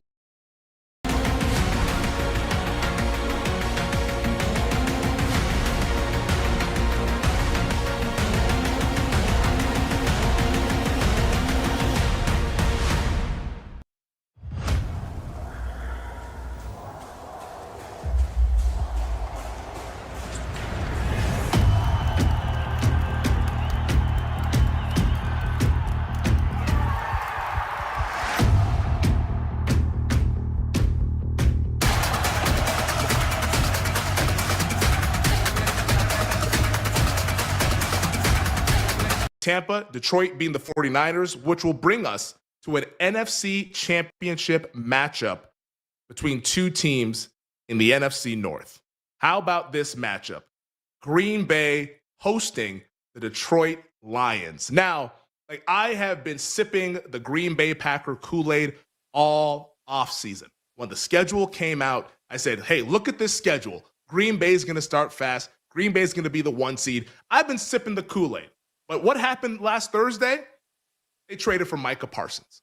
And ever since they traded for Micah, I'm no longer sipping the Kool-Aid. I'm drunk off the Kool-Aid with the Green Bay Packers in a good old-fashioned NFC North rivalry to decide who goes to the Super Bowl. Give me the Green Bay Packers over the Detroit Lions at Lambeau Field. That cold weather, Jared Goff outside with those small hands. I think Green Bay beats Detroit, where Dan Campbell said, he told his guys a couple years ago, we might not ever get back to this spot ever again. Well, this year, they get back to it. But unfortunately, it has the same outcome. The Lions knocking on the door, but nobody answering. The Lions lose to the Packers, which sets up a Super Bowl 60 matchup between the Green Bay Packers and the Buffalo Bills. How sexy is that? It's my two teams that I have as the 1 seed. The two teams that jumped out to me when the NFL schedule was released back in May. And how about it? You got Josh Allen and you got Jordan Love. And Buffalo, having knocked off Kansas City, climbing the mountain, beating the AFC champion Kansas City Chiefs. Everyone would love the Buffalo Bills because they finally did it. They got the monkey off of their back, like Peyton Manning did, beating the Patriots, like Steve Young did, beating the Dallas Cowboys. Unfortunately, with Buffalo's history in the Super Bowl, this story will not end like it did for the 94 Niners and the 06 Indianapolis Colts. This story ends with the Lombardi Trophy going back home to Green Bay. Packers over Bills in Super Bowl 60 in Santa Clara, California. The exact outcome at BetMGM, for those of you who want to bet it, because this time last year, I had some Chiefs over Rams at a massive price. I bet it every single year. Packers over Bills, 50-1 at BetMGM. Because once again, I am drunk off the Packer Kool-Aid after just sipping the Kool-Aid earlier this offseason. Give me Green Bay over Buffalo. I think Jordan Love wins Super Bowl MVP, and it'll be the Packers who win it. And for the Buffalo Bills, after beating the Chiefs in the AFC title game, unfortunately, is a 5th Super Bowl loss in franchise history. But hey, that's how the cookie crumbles. I think Green Bay made a monumental trade Thursday, trading for the best non-quarterback in the NFL. And it's going to have them similar to what we saw last year with the Eagles getting Saquon Barkley from a rival.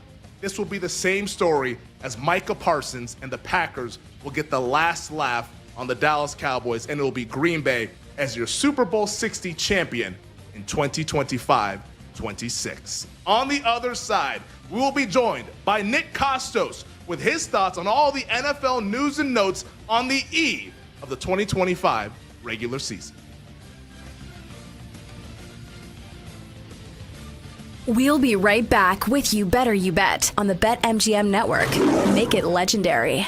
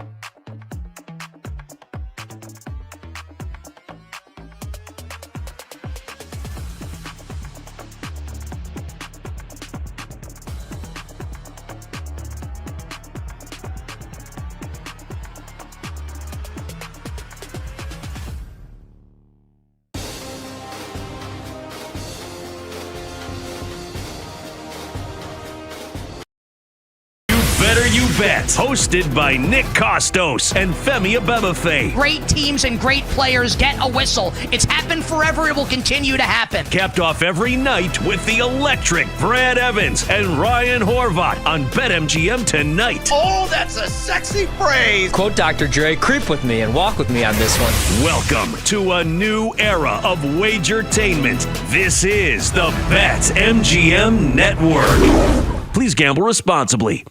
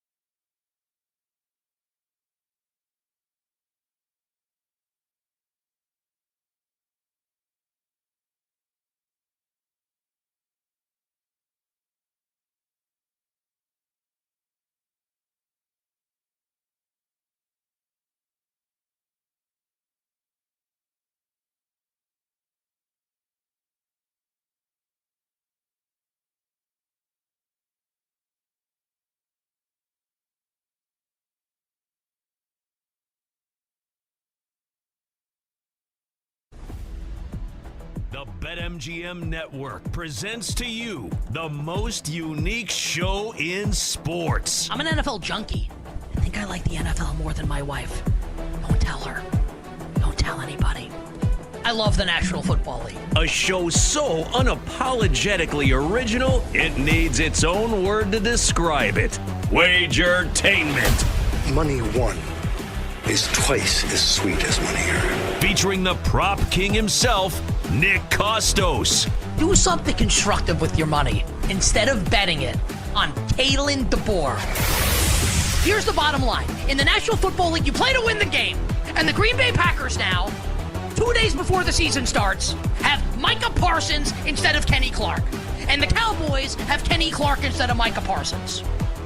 Period. This is You Better You Bet on the BetMGM Network.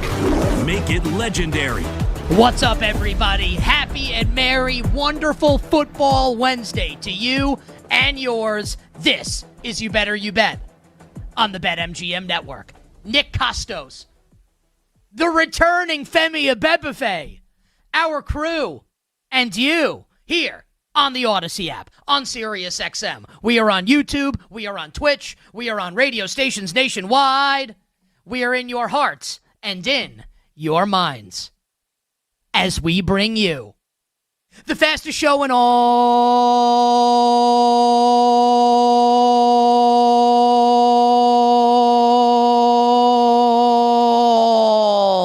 of Wagertainment. Talking all things sports betting. The show presented today and always by BetMGM. Make it legendary by downloading the BetMGM app and visiting BetMGM.com. Coming up today on the show, Femi Abebefe is back. And Femi and I will finalize our awards bets for the 2025 NFL season. We're going to tell you who we are betting to win.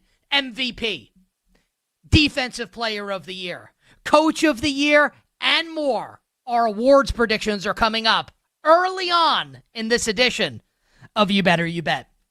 And once that's done, once we are finished with the awards bets, with our awards predictions for the season, we officially can put to bed our off-season content. We've been waiting for months, and it's finally here. Week 1 in the National Football League. It's time to turn the page, and we turn the page from the off-season to the season.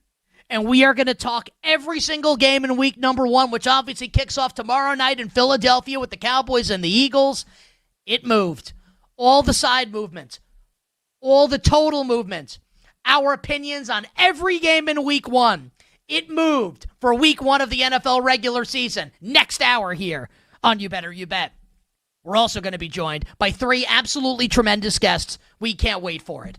Odyssey Sports NFL insider Brian Baldinger will join us to break down week 1 in the NFL. And one of the questions that I'm going to ask Baldy, can this new-look Houston Texans offensive line hold up against Jared Verse and the LA Rams defensive line? We'll be joined by the whale capper Drew Dinsick, NBC Sports betting analyst. I'm going to ask Whale, what's your best bet for week 1 in the NFL? I can't wait to find out what Whale loves coming up this week. And our friend, former You Better You Bet co-host, now on First Things First on FS1, my buddy Danny Parkins will join the show. Danny's going to do a weekly with us on Wednesdays this season. And one of the topics that we'll discuss with Danny, will his Chicago Bears make the playoffs this season out of the NFC? Danny Parkins joins us in the Power Hour, the final hour of the program. And also in the Power Hour, the final hour, you, dear listener, you, dear viewer, will get all our bets for tonight in the world of sports. And Jake and Tyler have both promised to do better than their curtain-jerking, slappy jabroni pick last night of the Athletics, which was a loser for me also as our community bet. They have promised to do better, and now Femi's back, so hopefully we can get some actual good baseball bets now that Femi Abebefe is back in the fold. But we officially begin the Wonderful Football Wednesday edition. The Week 1 Wonderful Football Wednesday edition. 5 words that start with W of You Better You Bet with a Wednesday NFL staple. I'm talking injury reports. Oh, yeah. We've been thinking about these games. The 16 games. We got 1 coming up tomorrow night, 1 coming up Friday night, a host on Sunday, 1 on Monday night. And we've been thinking about these games for literal months. And now we are starting to get finalized information on who is going to play and who is not going to play potentially in these games in week number 1. And there have been some nuggets of information that have come out today already on Wednesday that I think we can spin from a betting perspective to potentially make valuable bets week number 1 in the National Football League. So let's start to sift through it. The injuries that matter as it concerns betting week number 1. Because look, you could have thought something all off season, but if a particular player is going to be out, maybe it changes the way you have to handicap that particular game. Because new information is presenting itself across the National Football League, and it will be entering the betting market. And we need to start, and this one sucks. It sucks. And I have been against this team all offseason. I like the under on this team's win total. And I know a lot of smart people, and Femi's one of them. Femi's talked about liking this team's head coach to maybe win Coach of the Year. We've had smart guests come on the show to say this team could go over its win total. Maybe not that big of a difference between this team and the Patriots, or this team and certainly the Miami Dolphins. That team is the New York Jets. And, I'm from New York, and I'm a Giants fan, but I've got plenty of friends that are Jets fans, and I know a lot of Jets fans, obviously, growing up in New York City. And Jets fans will often say that they are a cursed franchise. And, that's so Jets.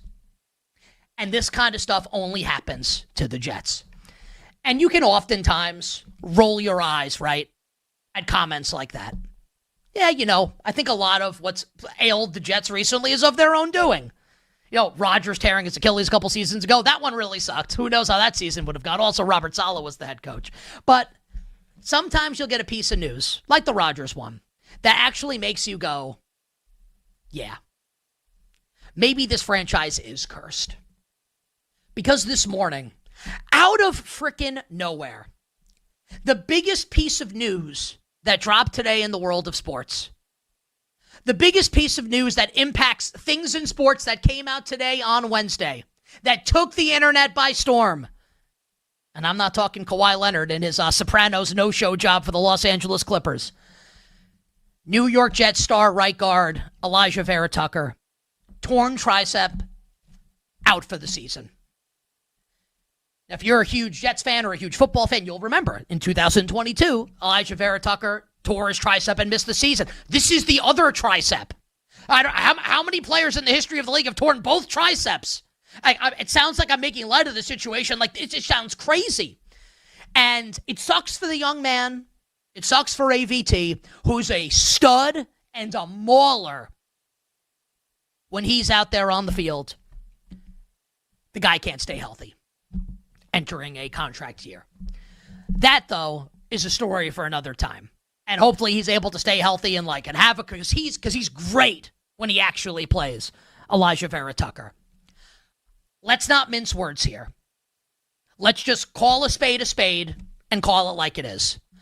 I don't want to hear anyone do the positive spin on this. Well, the Jets can just do this. Or, well, the tackles are good. Or, well, Justin Fields is mobile and can evade the pass rush. No.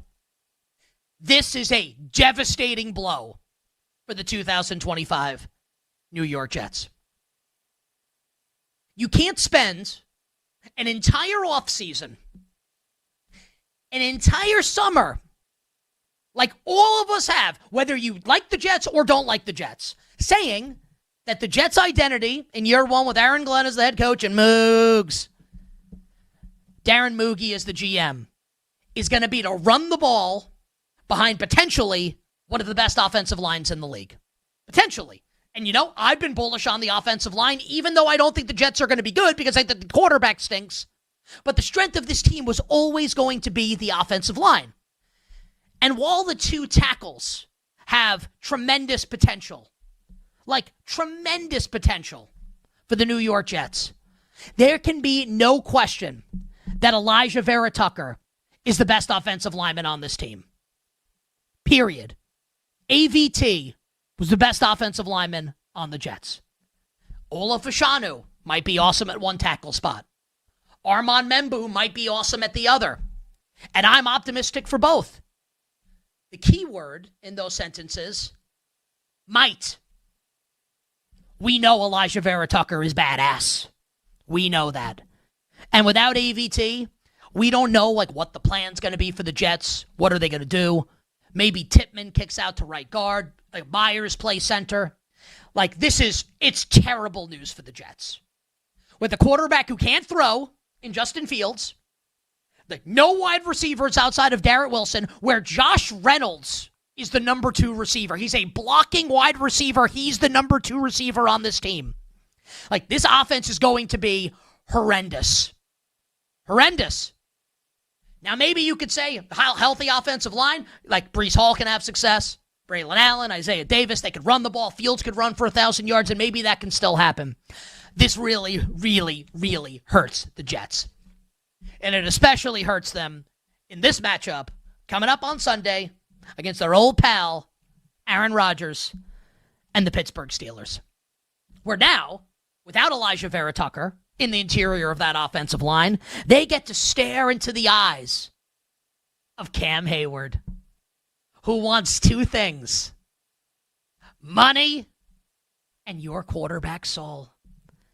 They've got to stare into the eyes of the Pittsburgh Steelers defensive front. Keanu Benton, Highsmith, TJ Watt.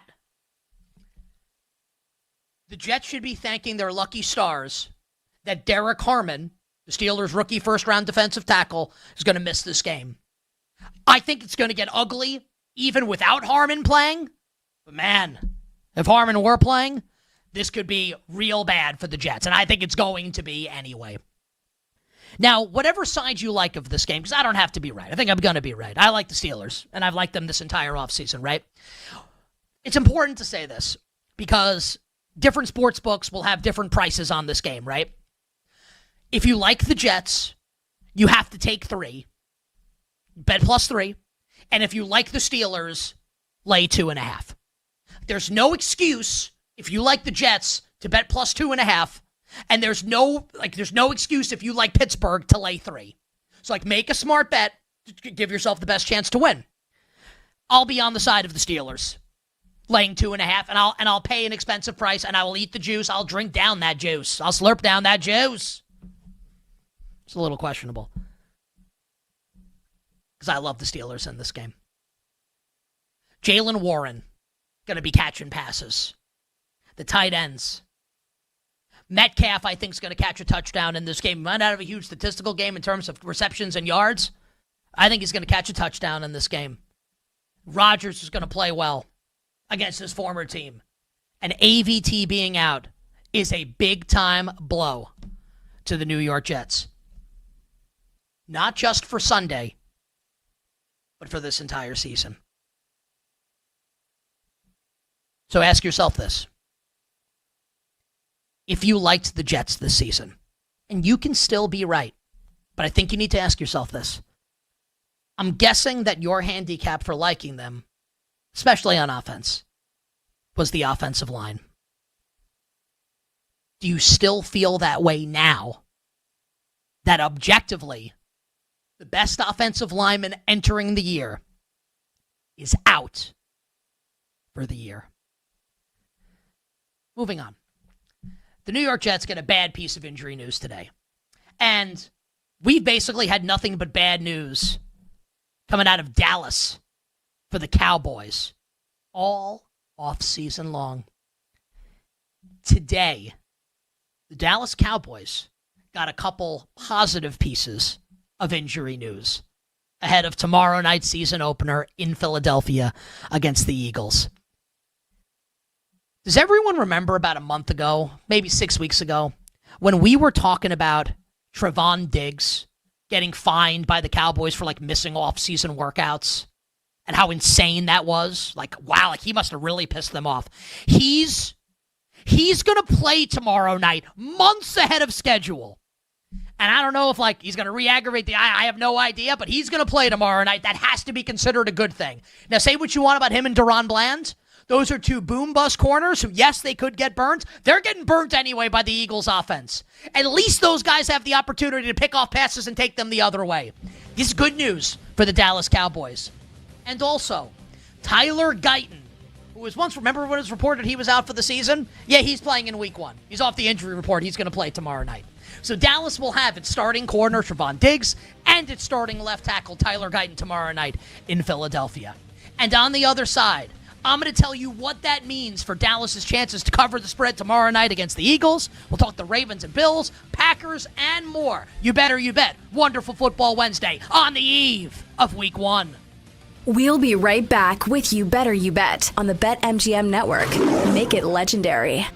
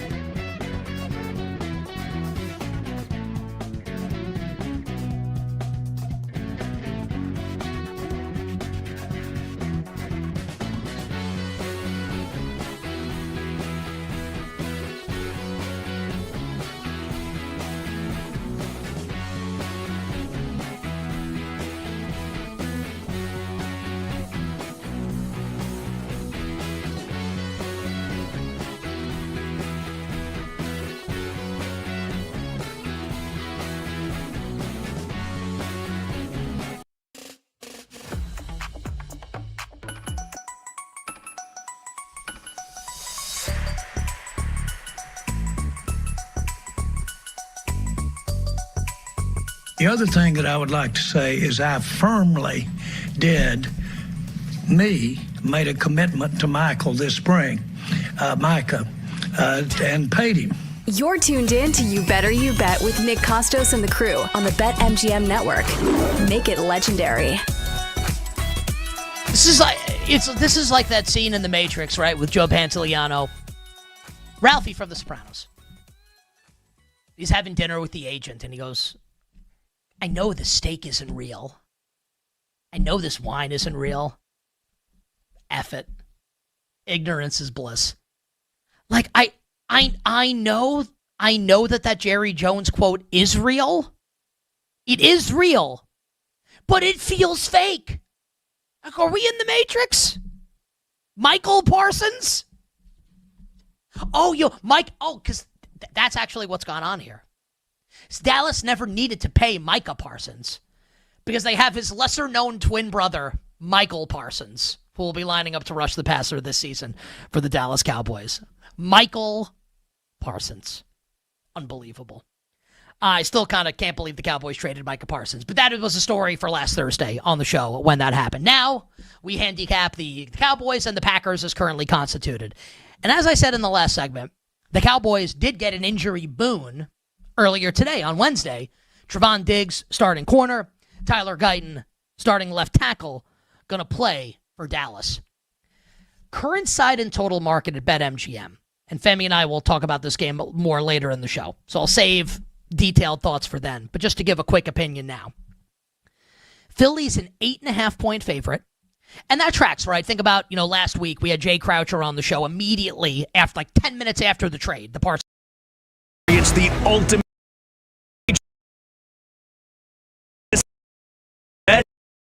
network with Michael Jenkins and Chelsea.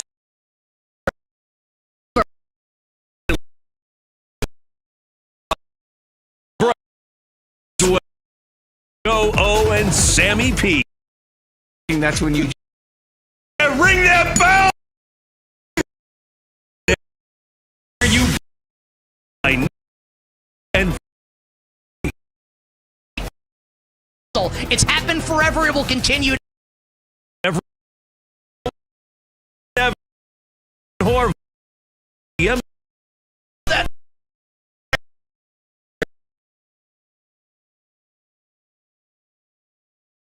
Inside the number here. It's a huge point spread at 8.5. I'm not suggesting the Cowboys are going to win. That's not the point of this. But Dallas can't cover 8.5. Also, should the first digit be a 5 in this game for the total? 47.5 with these two teams in this economy? Little food for thought for the season opener. More on this game coming up later in the show. Let's talk Sunday Night Football for a second. The Ravens and the Bills in Buffalo, where I think that all of us collectively, so certainly me, Femi, and you, because we all love this stuff, right? We all bet, we all play fantasy, we're all super into how these games are going to go. Absolutely. And it's the case with every game. But this is one that I've got circled right now. We need to be checking out this injury report for both teams. The Ravens got a nice piece of injury news today when corner Jair Alexander signed away from the Green Bay Packers this offseason. And I've been saying this all offseason. I think it's 1 year, $6 million for Jair, somewhere in that range. This is going to be one in 2 months. People are going to be like, Jair Alexander makes how much? Pablo Torre might have to find out and do an investigation on this contract for Jair Alexander. When he's making the Pro Bowl on this small contract, we're gonna find out that actually, Steve Bisciotti's paying him to, I don't know, invest in a pool company or something. I have no idea. It's just come on. Jair Alexander limited at practice today, but his first practice in weeks for the Ravens since the beginning of almost a month. He looks like he's on track to play. This matters going up against Josh Allen and the Buffalo Bills offense. For the Bills, the news doesn't have to be bad. We've still got time. Still have an injury report tomorrow and Friday, and obviously we'll see what happens going into Sunday. But I think there's a couple causes for concern that we'll keep you updated throughout the week on the show. But I think it's something that needs to be thought about. Number one, Khalil Shakir is expected to play in this game. He's limited in practice today on a Wednesday. It feels like he's going to play. Shakir, who, pound for pound, might be Buffalo's best pass catcher. That might be the case. Signed an extension this offseason. He has a high ankle sprain. A high ankle sprain is a debilitating injury for skill position players. A quarterback can play on a high ankle sprain. You don't have to move it. Wide receivers have to, and running backs and tight ends. This destroys parts of seasons. Shakir might play in the game, and it's possible he's going to be fine. I'm watching this. I'm watching the situation with Khalil Shakir. He matters for this Bills offense. Christian Benford, Buffalo's best corner, limited in practice today. Sean McDermott was asked, is Christian Benford going to play on Sunday? His response, we'll see. Okay, then. Feel like he'll probably go? Is he going to be 100%? This matters. Maxwell Hairston's on IR, the first-round rookie at cornerback. Tre'Davious White didn't practice today. We don't know if he's going to play on Sunday. This Bills secondary's got issues. And rolling into town, Lamar Jackson, Todd Monken, and the Baltimore Ravens. I like the Ravens anyway in this game, but man, if this is what it's going to be for Buffalo, and we'll see, again, there's still time for this to get figured out. I think Buffalo's going to be up against it, going up against Baltimore on Sunday Night Football in Week 1. You bet on this Wednesday. Couple other notes, injury-wise, around the NFL. Packers-Lions is a gigantic game, obviously, on Sunday afternoon at Lambeau. And since the Micah Parsons deal, Packers have gotten bet, as you might expect. Green Bay currently a 2.5-point home favorite against Detroit. Total in the game is 47.5. Just worth noting, Micah Parsons, probably is going to have an epidural. We think he's going to play. It feels like it's not 100%, though, that he's going to play. I think he'll probably play, but just to keep it in mind. Nate Hobbs isn't practicing at one of the cornerback positions. Not great. Jaden Reed's probably not going to play. It does feel to me, and I'm curious if it feels that way to you, the person watching and the person listening. And no matter what the answer to this question is, it doesn't mean that the game's going to go a certain way. But I want you to think about this for a second. Does it feel to you like we collectively, as a football public, are sleeping a little bit on the Detroit Lions? Green Bay trades for Micah Parsons, and it's a huge trade. And no one has poo-pooed the trade, especially not me. And Green Bay's super exciting. And I think the ceiling was raised big time with the acquisition of Micah Parsons. This is not an anti-Green Bay thing, what I'm saying. But Detroit's really good, too. And now all the attention's off. And the Lions find themselves back in the role now of hunter as opposed to hunted. I think it makes for a fascinating handicap on Sunday afternoon at Lambeau. We'll talk more about that game as this show moves along and obviously this week. Last injury note for now. And I was going to do something on the Giants, but it looks like Andrew Thomas is going to play. Thomas at practice today for Big Blue. We'll keep you updated on that. He matters a ton. The Giants starting left tackle going up against the Washington Commanders this week on the road. But it feels like we have one other basically confirmed piece of injury information for this week, for Week 1. That really matters a lot. New England Patriots young star corner Christian Gonzalez did not practice today on Wednesday with a hamstring injury. And he hasn't practiced in over a month. And listening to Mike Vrabel address the media, and Mike Vrabel's pretty gruff and pretty honest and pretty blunt. Take, for example, when Mike Vrabel was asked about his former head coach when he was a player, Bill Belichick, and basically being led to answer a question about former Patriots head coach Bill Belichick, saying, it takes a while to build a college program, doesn't it? Basically saying, hey, Mike, defend your old coach. To which Vrabel responded, well, I don't know, I worked under Urban Meyer at Ohio State, and he won his first 12 games. I respect the coach with honesty like that. When you listen to Mike Vrabel talk, does not sound optimistic that Christian Gonzalez is going to play. And let's do the math. It's Wednesday. He didn't practice today. He hasn't practiced in a month. Week 1's on Sunday. My guess is Christian Gonzalez would have been used to help shadow Brock Bowers, who's obviously the Raiders' best pass catcher, the best tight ends in the league. Now it's just, here's Carlton Davis, and I like Carlton Davis a lot, but no Christian Gonzalez is a pretty big blow to this Patriots defense. And my expectation is, and I can be wrong, we'll see, is that Gonzalez is going to miss the game. It really helps Geno Smith and Bowers and Gentry and Chip Kelly, Jacoby Myers, Amari Cooper, Dante Thornton, maybe a little sprinkling of Jack Besh, a little Michael Mayer. I'll do like a little Mambo number 5 routine. A little bit of Jack Besh in my life. It helps this Raiders offense. And on the flip side, I just want to remind everybody again, in case you needed it. The Raiders defense could be the worst in the NFL this season. And I know Max Crosby's a great player. He's awesome. One great player does not a defense make. I think Drake May is going to shred this Raiders defense on Sunday. Slice and dice them. The total's 43.5. And currently at BetMGM, on its way up. 44, a key number when we talk about totals in the NFL. I like this over. And if you do too, the listener or viewer, my advice would be to bet it sooner rather than later. We'll get to awards coming up next segment on the show. Great to welcome Femi Abebefe back. Femi was in Cabo for the last week for his parents' 40th wedding anniversary, right? It was nice enough to join us on the phone last Thursday to talk about the Micah Parsons deal. My friend, how was Mexico? Great to have you back on the show ahead of football season. Happy football season.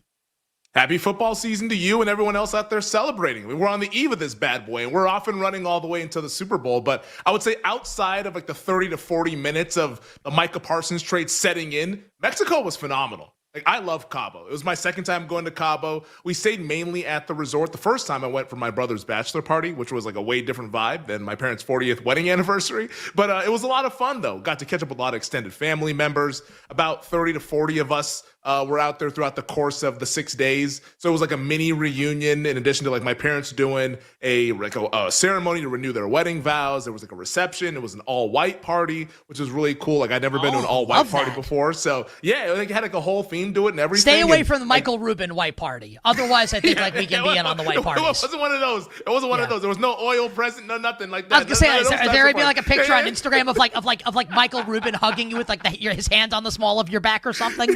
Yeah, that's where Michael Parsons acted. It was Michael Parsons, C.J. Stroud, Tom Brady, Odell Beckham. They were all hanging out in Cabo. None of that was happening. But it was a more traditional all-white party, which was fitting, I guess, around the Labor Day weekend. But it was tremendous. It was really, really cool. Got to hang out with my nephews, which is always awesome seeing them as they continue to grow. So I loved it. Stayed out late. As always, as one does on vacation, the sleep was minimal, but we're rested up. We're ready to roll. And, hey, we tried to make the best of it. But I absolutely loved it. I love Mexico. It's always a fun time. So what's funny about that is you go and, like, that's how you can tell. This is not a criticism at all. This is how you can tell, as someone now that has kids. I have one kid.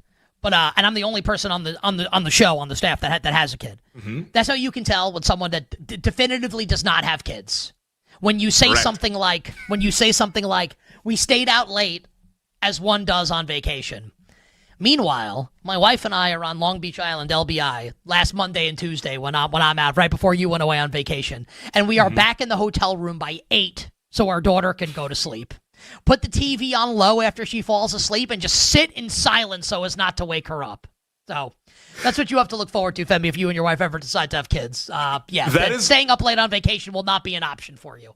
That was what my brother was doing. He and his wife were putting their 2 kids down. My cousin, who has 2 kids as well, like, she was also like, oh, like, Like my mom's gonna watch them, then I'll come out. But if she can't watch them, I gotta go back to sleep. Yeah. Like I gotta go to the room. So it was a little bit of touch and go for them. The afternoon nap was a big theme for the little ones, like around 1 o'clock every single day. But it was cool just seeing them all like playing in the pool, and like they're kids, they love the pool and splashing around and everything. So it was awesome getting to hang out with the younger generation, of course, the older generation as well. So a beautiful weekend. I was glad I was able to take the time off, but let's do that football thing. Let's get into it. We will do that football thing. On the other side, we will finalize our awards, bets, and predictions for this coming season in the NFL. Brian Baldinger is still to come. Drew Dinsick still to come. Danny Parkins is still to come. And it moved for week 1 in the National Football League. Still to come. We're ready for football. Are you? On the BetMGM Network. We'll be right back with You Better You Bet on the BetMGM Network. Make it legendary.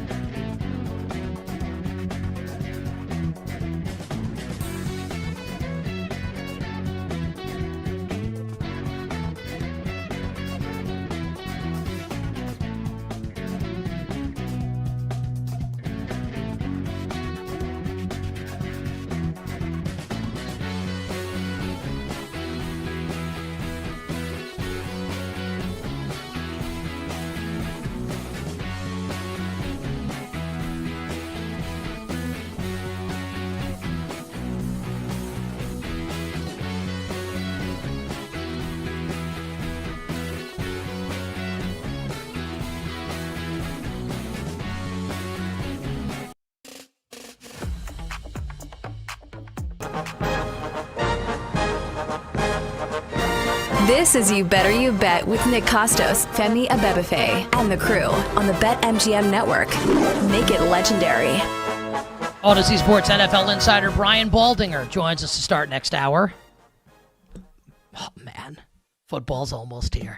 Femi Abebefe, Nick Costos, the crew, and you here on the BetMGM Network. Femi, let's finalize our awards, bets, and predictions. And by doing so, we will close the door on off-season content and then move on to week one next hour on the show. So we've done a lot of awards content this summer, obviously, with Femi kind of providing here's the compass you need to bet these awards. If you missed any of it, you can go back and find it in podcast form. It's all there, all the award stuff for you. This is now the guys that we think will win and are betting to win the awards. Femi, let's start with most valuable player. Who is going to win MVP this season and why? The MVP is going to come with one of two guys, either Josh Allen or Jordan Love. I have more faith in the Bills having the gaudy record. I'm going to go with Josh Allen. He's at plus 600. This is a bet that I did make earlier this offseason. Had it parlayed with Indiana Pacers to win the East, Oklahoma City to win the title. I just felt that once the schedule came out, it lined up very well for Josh Allen. Jordan Love was a longer shot. That price has been cut a little bit since they traded for Micah Parsons. I think everyone is now on the Jordan Love bandwagon, but those have been two guys. I think those two teams, Buffalo and Green Bay, are going to be your one seed. So why not just bet both? Josh Allen, the shorter guy, Jordan Love, a little bit of now in the dark horse range as opposed to a long shot. But I think it's one of those two. But I think Josh Allen is your MVP winner, and he goes back to back. What's funny about that, other than the Drake line, I think two guys. I mean, I think Penix is interesting, and you weren't on the show yesterday, Femi, but I picked the Falcons to win the NFC South because watching Alabama lose actually to Florida State really strengthened my resolve on the Falcons this year. Yeah, how do Falcons fans feel now? They're probably fired up, huh? Well, I mean, I don't know if everyone kind of takes that. It's a kind of a off the beaten path angle that I took, and we'll see if I'm right or not. So you said Allen and Love. When I was thinking about this, and you can make the case for some long shots, right? But this is who's actually going to win. I think it's two guys also, and I have two different guys. Lamar Jackson and Jalen Hurts. Okay. And before anyone's Hurts can't, how could he win? He's not going to have the stats. He was going to win a couple years ago before that shoulder injury. Yep. I do think that Lamar will have better numbers. I think the Ravens are better than the Bills, and I think the Eagles are better than the Packers. And while I'm picking the Chiefs to win the Super Bowl this year, I think it's likely that the Ravens have a better regular season record, which makes Lamar more of a candidate to win. So I think it's between Lamar and Hurts. And I will take, and I know it's a boring pick because he's the favorite. I'll take Lamar Jackson, Femi, as my pick to win MVP this season at plus 500. Now, again, there are other fun guys you could talk about, like Penix for me. I kind of think Jacksonville might have a nice year, but I'm going to stick with Lamar here right now for MVP. And I think to your point as well, because based on how I handicapped this market earlier this offseason, Buffalo was a 1.5 point favorite. That's flipped. Baltimore is now favored. They're now the team that's a little bit more than 50% to win Sunday's game. And we've said all along, it's not necessarily the head-to-head. It's the seeding that is the matter in MVP. And I think the reason why Josh Allen ended up getting over the edge over Lamar last year, Bills were the 2 seed, Ravens were the 3 seed. It's a little bit easier to justify as opposed to if it was vice versa. All right, so that's MVP. Offensive Player of the Year. The Atlanta Falcons, I'm with you. I think they win this division. I'm going with Bijan Robinson, as he corrected us earlier this offseason. I wanted you to say Drake London. That's what I wanted you to say. But Bijan's obviously a good choice. Yeah, I'm just not going to overthink it because the fantasy football markets are very, very sharp. You're in those streets, and I think they've been sharp for many, many years. Everyone is talking about this guy as a top 2 fantasy pick. Chase is probably 1, Bijan is probably 2, maybe some drafts that goes vice versa. But Robinson is expected to have a monster year. If the Falcons win this division, I think it's behind him being that dual threat, flirting with being an 1,000 guy. Maybe the receiving yards might not be there, but he's likely to get to 2,000 all-purpose yards with maybe 1,300 rushing and 700 receiving. I think Robinson's in due for a big year. I think he's going to reward a lot of fantasy owners, and I think he's going to win it. It's 14-1. It's a bet that I've made. So I said yesterday, Femi, when I was doing my season predictions, I think the NFC North and the NFC West could go in a million different directions. I'm not convinced that the Niners have Super Bowl upside this year because I don't trust that defense. And I'm not as big of, I don't think Brock Purdy's bad, but I don't think he's like a great quarterback. I know some people do. So this one makes me a little nervous, but if we're going to, you mentioned fantasy football, right? And one of my big fantasy football opinions that I've been sharing on the show, and I think our friend Sam Paniotovich likes this bet also from Bet Sweats, and Sam joins us weekly on the show. I'll take Christian McCaffrey at 16, where if he stays healthy, I mean, if I told you, and obviously, no, you can't know this going into a year, but McCaffrey's going to be healthy the whole season, is he the favorite? Or like one of the 2 or 3 choices, along with like Saquon and Jamar Chase, and he's 16 he's to in 1. The trio. I'll take Christian McCaffrey and bet Christian McCaffrey 16 to 1 to win Offensive Player of the Year. I like it. What do you got for Defensive Player of the Year? I've talked about a couple of guys throughout the course of this offseason, one a long shot, one that's kind of in the dark horse range. That the winner, I think, will be the guy that's in the dark horse range, and that's Will Anderson Jr. of the Houston Texans. This one's starting to be a little bit more popular of consuming other football content and getting ready for the season. I think a lot of people are kind of catching on to how good this guy was last year, and Houston's defense is expected to be good once again this year. Team success shouldn't be a problem in the AFC South. I think Anderson has like that 15-plus sack potential, and he's got the reputation as an all-pro as well. I think Will Anderson Jr. is next in line amongst those pass rushers as a guy that's going to win this award. So give me Anderson. From a betting standpoint, 12 to 1 sounds great to me, but I also think he just wins the award because Micah Parsons, yes, he deserves to be a favorite, but I don't know, man, this back thing, a little bit shaky. But I think Will Anderson Jr. wins it for the Houston Texans. You bet on this Wednesday. I love the pick. I love the thought, and I love the price on Will Anderson. Yeah. Who's the best player? I like Stingley's awesome too, but Anderson's like more of a marquee player, pass rusher. He's a monster. Yeah, but dude. Like look at him. Like he looks like the action Predator. Figure. Like he's like an action figure. Like he looks like he's an alien. Like it's unreal. He doesn't look like a human being. He's like an alien. And the Texans have the upside to be the best defense in the league. But if I'm picking Houston to miss the playoffs and not win the AFC South. So I can't get there with Will Anderson for that reason, even though I think if you're right about Houston, he can absolutely win, and I can be wrong. I just wanted to say that. I'm in on the Pittsburgh Steelers this year. I'll take TJ Watt. At plus 900, plus 850 on the screen at BetMGM to win Defensive Player of the Year. Might have won it last year, too, if not for Surtain getting kind of that late season buzz there. I mean, we talked about the poll with the executives 3 weeks to go with the season. They're like, hey, TJ Watt's number 1. I'm like, let's bet it. Didn't work out. Here's PS2. Offensive Rookie of the Year. What do you got here? I'm going to go a little bit down the board with Offensive Rookie of the Year. I think that Teteroa McMillan has a big-time opportunity to put up some monster numbers for the Carolina Panthers. That defense is terrible. Now, the only issue is Carolina so bad to where they become completely irrelevant, but we know team success doesn't matter as much for this award. I think he's going to have like 130, maybe even 140 targets, 1,000-yard season on deck, double-digit touchdowns potentially. I like T-Mac for this award. He's 14 to 1. I'm going to get a little bit wild with this one. I think Teteroa McMillan wins O'Roy. All right, I'm going to go with a rookie receiver as well. I talked a lot about Matthew Golden, and I like the price for Matthew Golden. And I do have a Matthew Golden Offensive Rookie of the Year ticket at 30. He's 25 now. Emeka Egbuka is interesting at 15. He's going to, obviously, Chris Godwin's injured to start the year. Jalen McMillan's out until midseason. Egbuka's a little interesting. And like Tet's price being 14, it does feel a little off, right? And Travion Henderson's a good player. Hampton's a good player. Genty can obviously win. Cam Ward could win, and I like Cam Ward, but it feels like the Titans are up against it this year. Look, I need to stand like firm on my opinions here. I think Travis Hunter's a megastar. Like a super duper star. I'm taking him in fantasy leagues, like ahead of ADP.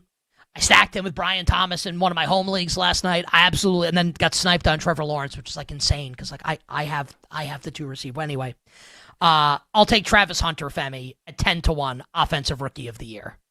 Any durability concerns though? Because like this playing both ways. I know he's going to be listed as the backup cornerback, but let's say he plays like 40% of defense and like 80% of offense. Any concern? Because he did get banged up a little bit at Colorado, missed a handful of games a couple of years ago before last year when he had the mega Heisman season. My sense is he'll play in certain packages on defense and be a full-time offensive player.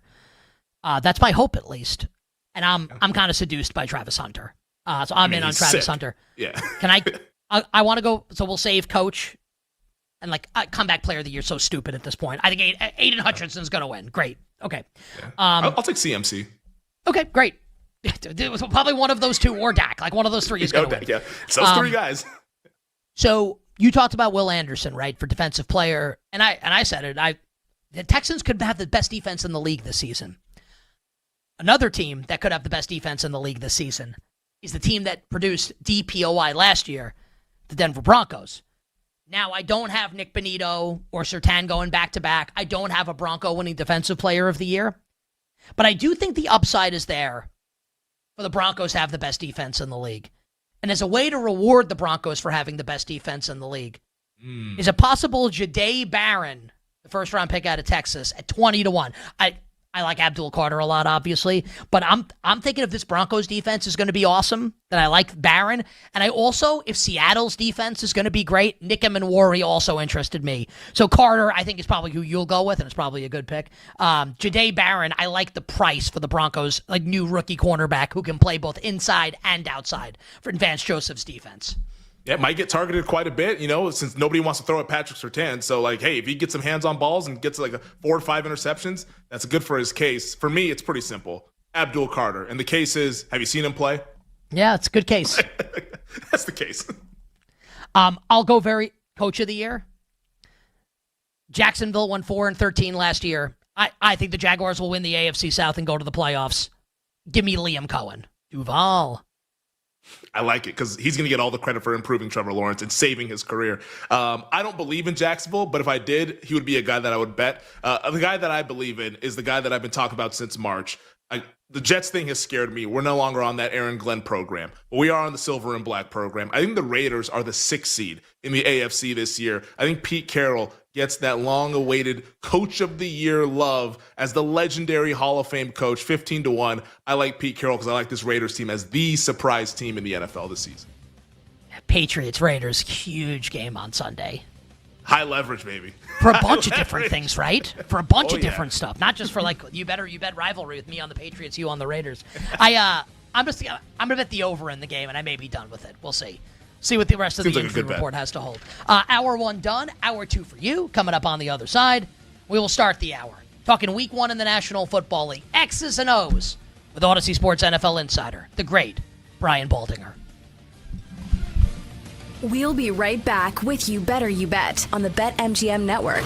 Make it legendary.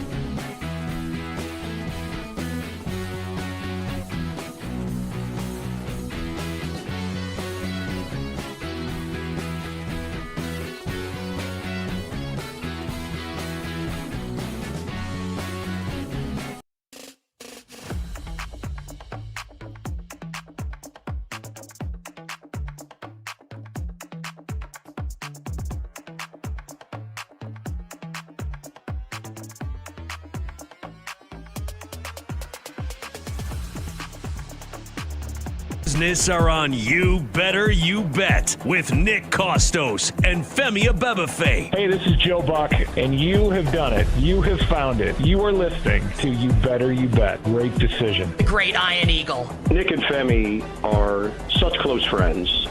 I would even consider getting divorced, even though I'm very happily married, just to get remarried, to have them as groomsmen. That's how much they mean to me. Hi, this is Kevin Harlan of CBS, Westwood One, and TNT, and I'm listening as you do every day to You Better You Bet with the most handsome single man in the radio business. A man who, if I was not married for 38 years, I might consider myself the kind of guy that can electrify a listening audience and a crowd of bystanders watching him do what he does so well each and every day. Continue to listen right here on You Better You Bet. This is You Better You Bet on the BetMGM Network. Make it legendary. The wonderful Football Wednesday edition of You Better You Bet rolls on. Nick Costos, Femi Abebefe, our crew, and you here on the BetMGM Network. Last hour on the show, we finished our off-season NFL content by telling you our picks and our bets on who will win NFL awards this season. That means we are full systems go on week 1 content in the National Football League. The whale capper Drew Dinsick stops by in 20 minutes, his best bets for week 1. Femi and I will roll through every game, the side and total movement, 40 minutes from now in It Moved. Danny Parkins, our friend from FS1, will join us next hour on the show, and all our bets for tonight will close the Wednesday edition of You Better You Bet. But joining us right now, and it means it's football season, Odyssey Sports NFL insider Brian Baldinger, who is the host of the Best Football Show podcast. Insider calls are brought to you by Nationwide. For your insurance and financial needs, Nationwide is on your side. Baldy, welcome back to the show. Happy football season. It is. It's a great time of the year, Nick. Femi, good to be with you. If I'm talking to you on a Wednesday afternoon, I know that we're in the start of this football season, so it's good to join you guys. Oh, it's absolutely the best. And Baldy, we need to start with the season opener tomorrow night, Dallas and Philadelphia. And as we kind of conceptualize this game with Micah Parsons obviously now no longer in Dallas, in Green Bay, I think the question that Femi and I and other bettors, fantasy players, football fans, what we're asking ourselves is, can the Cowboys get stops defensively against this Philadelphia Eagles offense? So Baldy, we ask you, can the Dallas Cowboys defense get stops against this Eagles offense? And if so, how's it going to happen? I mean, they could get stops. It's going to be a lot harder without Micah Parsons. I mean, look at them last year without Micah last year. I mean, they were 1-3 and they were dreadful. It's pretty much the same team. They've made a couple of acquisitions, but it's basically the same defense without Micah. You can say that Kenny Clark is a key addition. I mean, the Eagles went up against Kenny Clark last year twice. They didn't have any problem with Kenny Clark inside. You go back and watch the games. I mean, they ran the ball great against Green Bay. First game of the year and in the wild card round of the playoffs. So, I mean, one guy is not going to make that big of a difference inside. But, you make stops in this league because teams make mistakes, Nick, and they get behind the chains and they get in the second and third and long and into a throwing game. And, maybe Jalen doesn't see the field particularly well tomorrow night if you get him in that situation, or, the timing with A.J. Brown and Devontae Smith isn't where it needs to be right now, week 1, and you can make some poor decisions and poor throws. And so sometimes it's up to the other team and how they execute as to whether they could get stops or not. And you'll be on the call of this game nationally for Compass Media coming up tomorrow night, the Eagles and the Dallas Cowboys. And Baldy, one more question on this game, and this is a flat-out betting question. And I'll speak for Femi because I know he agrees with me here. We look at the total. It's 47.5. We both like this over. I think this game's going into the 50s with this Cowboys offense being what it is, the Eagles secondary maybe being a little shaky just compared to the rest of the roster, and obviously on the flip side, Philly's offense against Dallas's defense. Do you see it that way, Baldy, that this is going to be a higher scoring game than expected tomorrow night? No, because generally the scoring is not big opening week. I mean, teams just haven't played. The execution isn't where it needs to be. I'll tell you this, Nick, I think September is the new August. And so none of these important players that are going to play on the field tomorrow night, from Dak to Jalen to AJ, to CD. I mean, none of these guys have played. And so you can scrimmage, like these teams have, and you can do all these things, but nothing really assimilates the game conditions. So I feel like the offenses are a little bit behind week 1 and week 2 in this league. And so I don't feel like – I feel like 47 is probably the right amount. I wouldn't go too crazy on the over of that. Well, too late. I mean, I both like the over in this game, and we'll see what happens, obviously, tomorrow night in Philadelphia. The flip side, Baldy, of the Micah Parsons deal, the Green Bay Packers, who host the Detroit Lions on Sunday in what should be an awesome game. And it won't surprise you, Baldy, to hear that the Packers have been bet, obviously, since the Micah Parsons trade. Green Bay's now a 2.5-point home favorite in this game against Detroit. Feels to me like people are kind of sleeping on the Lions a little bit. Parsons may not be fully healthy. Nate Hobbs not practicing. Jaden Reed's probably not going to play. I like Detroit a little bit in the game, and they've got obviously great tackles to help maybe even neutralize Micah Parsons if you can. Do you kind of see it that way, Baldy, that Penei Sewell and Decker and this Lions offensive line equipped to handle Micah Parsons and this Packers defense? How do you think that matchup will play out? Parsons against the Lions offensive line, and how that impacts the result of the game? Well, the Lions offensively, I mean, they've got 2 players now, Nick, in Jahmyr Gibbs and Jameson Williams that could score from anywhere on the field. And they did last year, for a big chunk of time. Then you add Amon-Ra St. Brown, who just moves the chains, and, Sam Laporta and this rookie Isaac Tesla looks phenomenal to me. I mean, they've got some questions in the middle of the offensive line. Graham Glasgow goes left guard to center. They got a rookie right guard in there right now. But, I mean, if Jared Goff gets some time, I don't care what Green Bay's got. I mean, they're going to get the ball to these playmakers, and they can score in a hurry. I like Detroit's offense in this game, and therefore I kind of like the Lions to go up into Green Bay and win. Yeah, what a win that would be if Detroit's able to beat Green Bay with the new coordinators, the new coaching staff that they have out there with Dan Campbell at the helm. We're all looking at Sunday Night Football, though, Baldy. Massive, massive game. Rematch of last year's AFC divisional round showdown between the Ravens and the Bills. Earlier this summer, Buffalo was the favorite. Now Baltimore is the favorite as the Bills have been dealing with some injuries and the secondaries looked rather shaky throughout the preseason. I guess, how do you see these two teams fitting together in the rematch of last year's incredible playoff game? Who do you think wins this really high leverage game when you take a look at tiebreakers going down the line?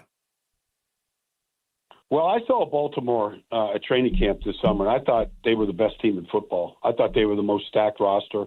Both Lamar and Derrick Henry look phenomenal. I think they've the offensive line last year to start the season wasn't nearly as good as it was at the end of the season, and I think they've gotten better. So I feel like Baltimore is the team to beat in the AFC, and I think, you watched that game last year.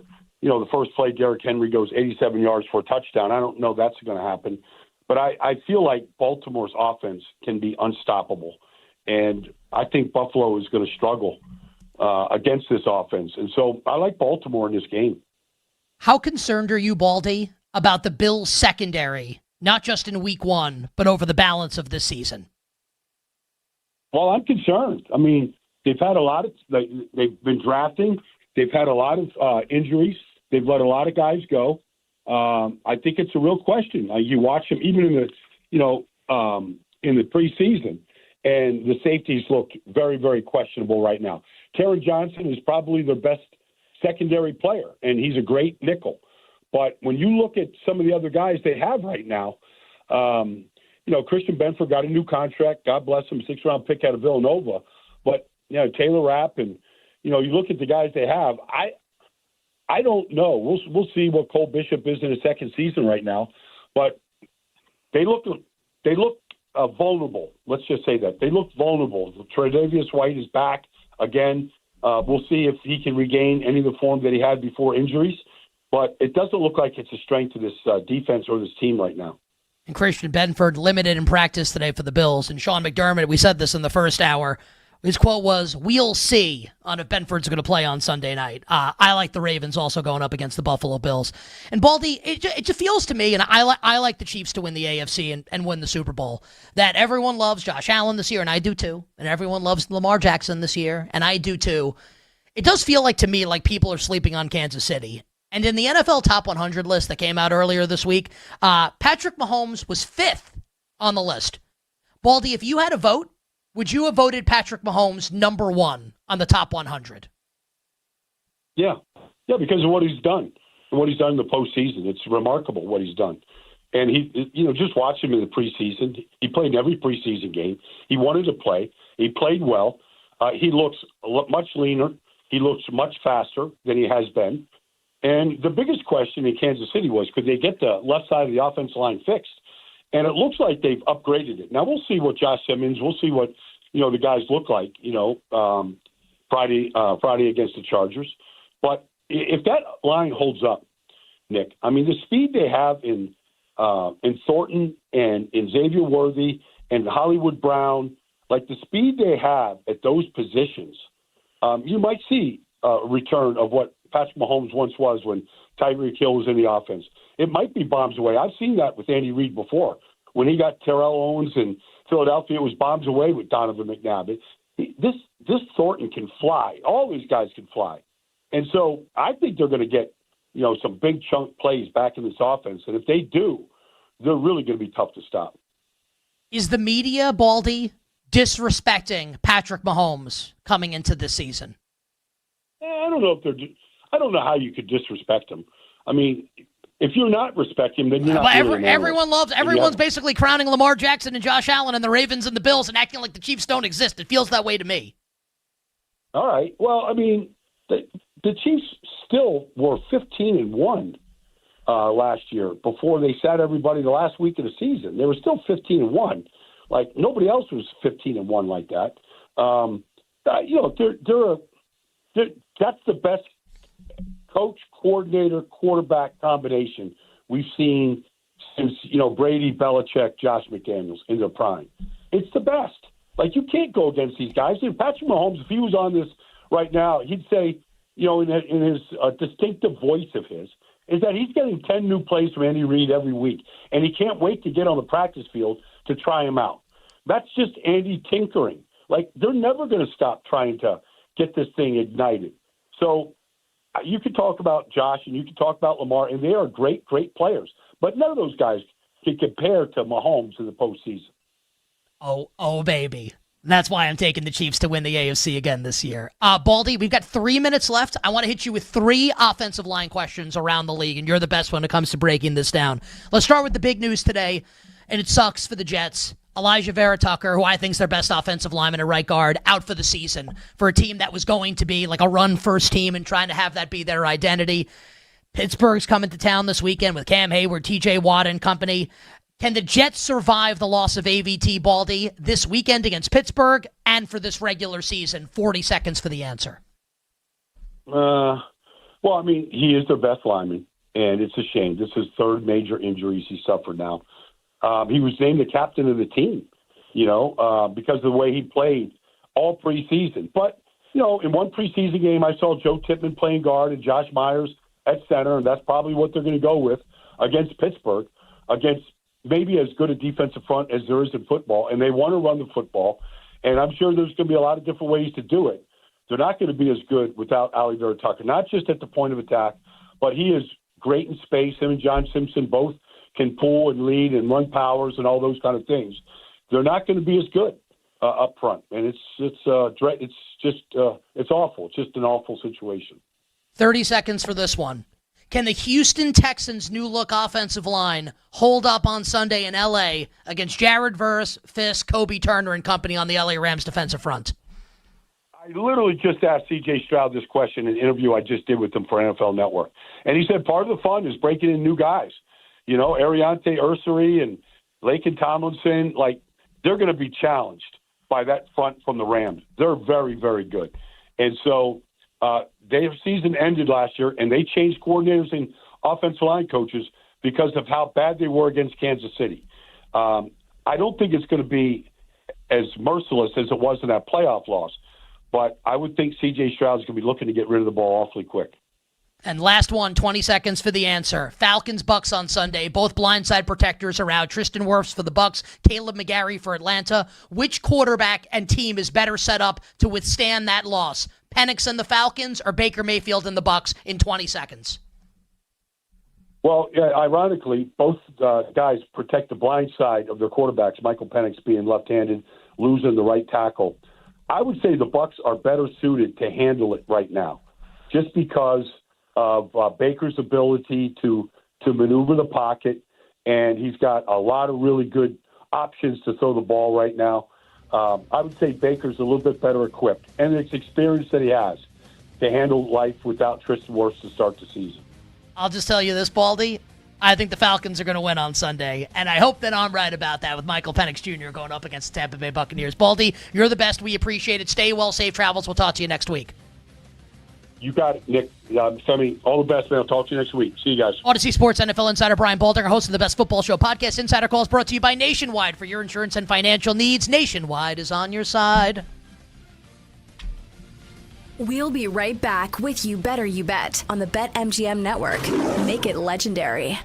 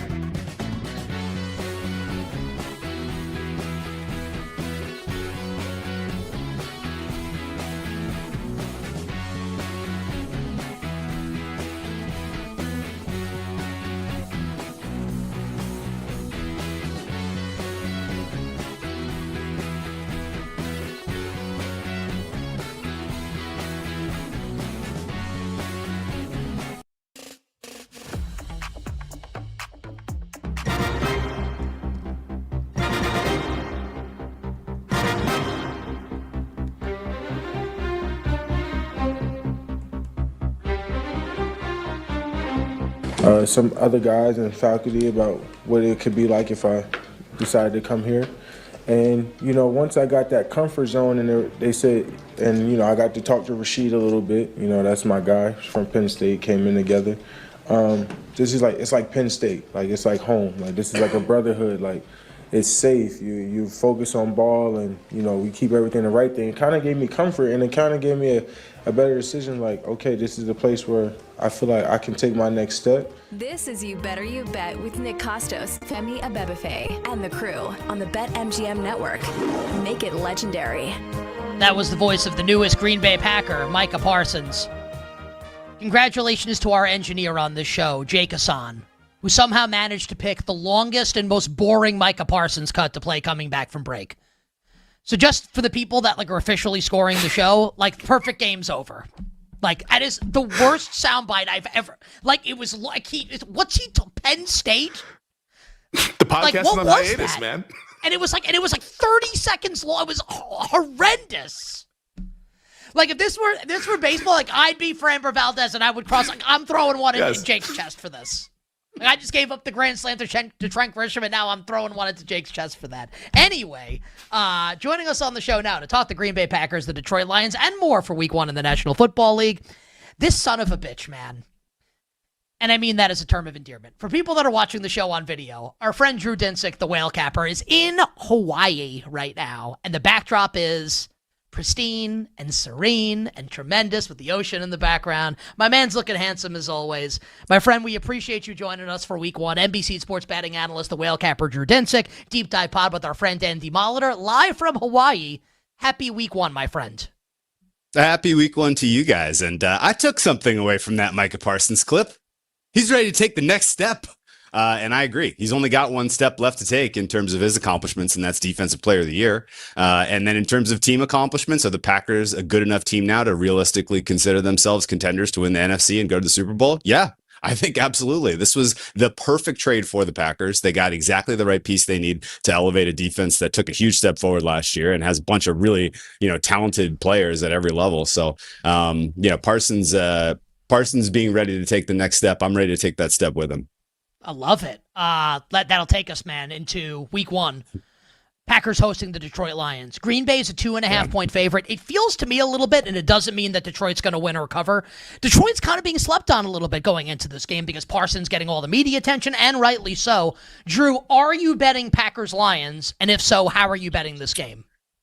Yeah, I'm a little bit off market here in terms of the difference between these two teams. I think the fair here is a little on the other side of 3, so I did lay the 2.5 with the Packers. In general, if you're going to tell me that the Lions are still the same talented group of players, and in fact even stronger now that they have Hutchinson back defensively and made some investments on the defensive side of the ball, I'd tell you, yeah, sure, that roster is maybe good enough at the end of the year that you're looking at them and convincing yourselves that that's like a +4, +5 type of team.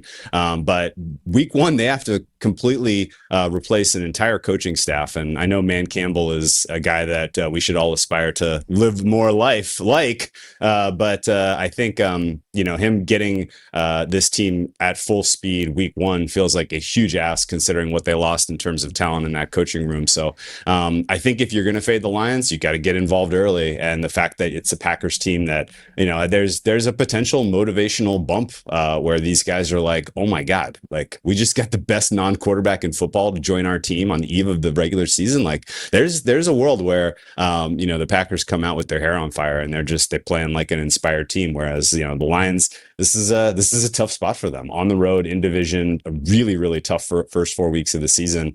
I can see a world where, middle of the year, we're catching up on a Monday or a Tuesday or whenever. And, we're talking like, is now the buy low on the Lions because of how talented they are. But I tell you when the sell high on the Lions is for me, and that's Week 1. We shouldn't be looking to live life more like Dan Campbell. We should look to live life more like you, Drew, out there in Maui. He's in Detroit chilling, right now. Goodness. Drew's in Hawaii. Exactly. Yeah. Hey, would I rather be going to Green Bay this weekend or hanging out in Maui? It's a tough pick. How about tomorrow night, the opening night, Cowboys at the Eagles? Philly, an 8.5-point favorite over at BetMGM. Some spots have 8, total 47.5. Has the side gone a little bit too far, or is there still room to bet Philadelphia tomorrow night? I guess I was a little bit surprised that the market came back at 8.5 and didn't let that get to 9. I felt like if they had everybody had kind of cooled their jets, that was going to hit 9, maybe even 9.5. To me, the Cowboys are a pretty flawed roster right now. The holes were clear and obvious when they were at full strength with Parsons, and now without him, I'm really not sure exactly how they're going to be able to roster a competitive defense. The secondary to me looked absolutely vulnerable at every stage during joint practices and during the preseason. And it looks at least like they're going to be have all personnel, all hands available. But the matchups advantages that exist for AJ Brown and Devontae Smith against the likes of Diggs and whoever else they're trotting out there, to me seem pretty obvious that the Eagles are going to be able to generate a lead in this one and can play from ahead. And in that world where their running attack is so impossible to stop on a good day, and the Cowboys' run defense is coming in, licking their wounds from a miserable campaign in 2024, I think that this looks pretty clear that the Eagles are going to be able to be aggressive early on, set the tone in this one, take a decent lead, and then it's going to be up to the Cowboys to try to throw their way back into this one in the second half. Like over the balance of the season, I kind of get the vibe that the Cowboys offense is going to look an awful lot like what we saw with Houston last year, where it's a lot of they intend to run the ball early in games, but it's just unsuccessful because their offensive line can't win their 1v1s. And then they look to Dak to make 3rd and 1,000,000 completions to get them back into contests. So decent chance at halftime. Andy and I are making a case that the Cowboys are a bet on as they're down 21 points in a losing contest. 10 seconds for this one. Do you like the over in the game at 47.5? Yeah, I do. I think in general, the macro trend that the market is missing as we go into week 1 in general is that there is probably at least a 2, if not a 3-point bust in terms of average scoring expectation. You look at the data on field goals from the preseason, and it's pretty obvious to me that the new rules about treating the balls seems to be treating the kickers well. We had more 50-plus yard field goals made in the preseason than in any year ever. You look also across the league, and there's sort of a general weakness in secondaries on so many teams. Like there's just really poor coverage, and only so much scheme can make up for just a lack of talent in the secondaries. And I think we're gonna look up after week 1, maybe after week 2, and say, wow, I guess the average total should have been closer to 47 instead of 45. And Cam Little of the Jaguars hit a 70-yarder in the preseason, which was I think this should all go noted, what you just said. You bet on this Wednesday. The whale capper Drew Dinsick with us live from Hawaii. He is a mensch. He is absolutely the best on Twitter at whale_capper. So off air, Drew, you said you liked a bunch of totals for this week. You just gave us one with Dallas and Philadelphia. I'm guessing these will be overs. You don't have to give us all of them because we want people to consume your content as well. And Drew supports us. You should support him. What are a couple other totals that you like, Drew, heading into week 1?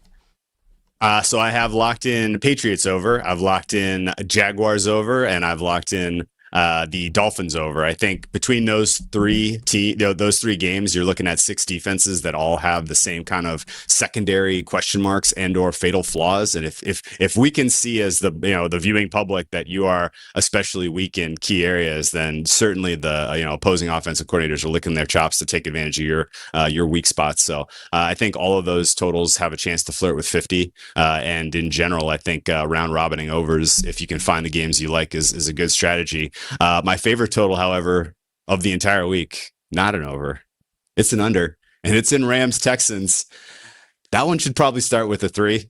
I think I'm being a little facetious, but my fare is closer to 39 than it is to 44 where it is right now. I really do not understand how anyone expects that either of these offenses are going to get going, considering who they're up against. The violent pass rush that the Texans are trotting out against an offensive line that doesn't have continuity and a quarterback who's getting injections in his back to be on the field seems like a match made in heaven for keeping the Rams from having explosive plays. And then you flip the script on the Texans, and the Texans coming in with the new offensive coordinator. All of the buzz that I'm getting from what's going on there in Houston is that the install has not gone cleanly, and that this is going to be a difficult kind of learning curve for a lot of these Texans players. And the fact that you have a pretty weak skill position group after Nico Collins, to me screams they're going to be in a lot of long down and distances, and CJ Stroud is going to be asked to do the impossible over and over and over again early in the season. So I think the Rams defense has a chance to just in general surprise to the good, considering how talented and young they are and how good that pass rush is. But 2 questionable offensive lines, 2 absolutely violent pass rushes, and 2 quarterbacks who I don't think are really ready to be at full speed week 1 for various reasons, to me spells sort of the perfect recipe that game stays under the total of 44. Who wins on Sunday night? The Bills or the Ravens, and why? Biggest bet of the week for me, Baltimore Ravens. This Bills defense looks like a problem. I don't know if we'll be saying that in December and January, but if we are, then I don't think the Bills are realistic contenders for an AFC title, considering how good the other quarterbacks are in their division. But a lot has been made of the Bengals, for instance, right? Oh, amazing offense, no good players on defense. It's like Bengals and Bills defense is really that far apart. Like the Bills is really, really lacking in kind of quality players at the secondary level outside of Benford, in my opinion.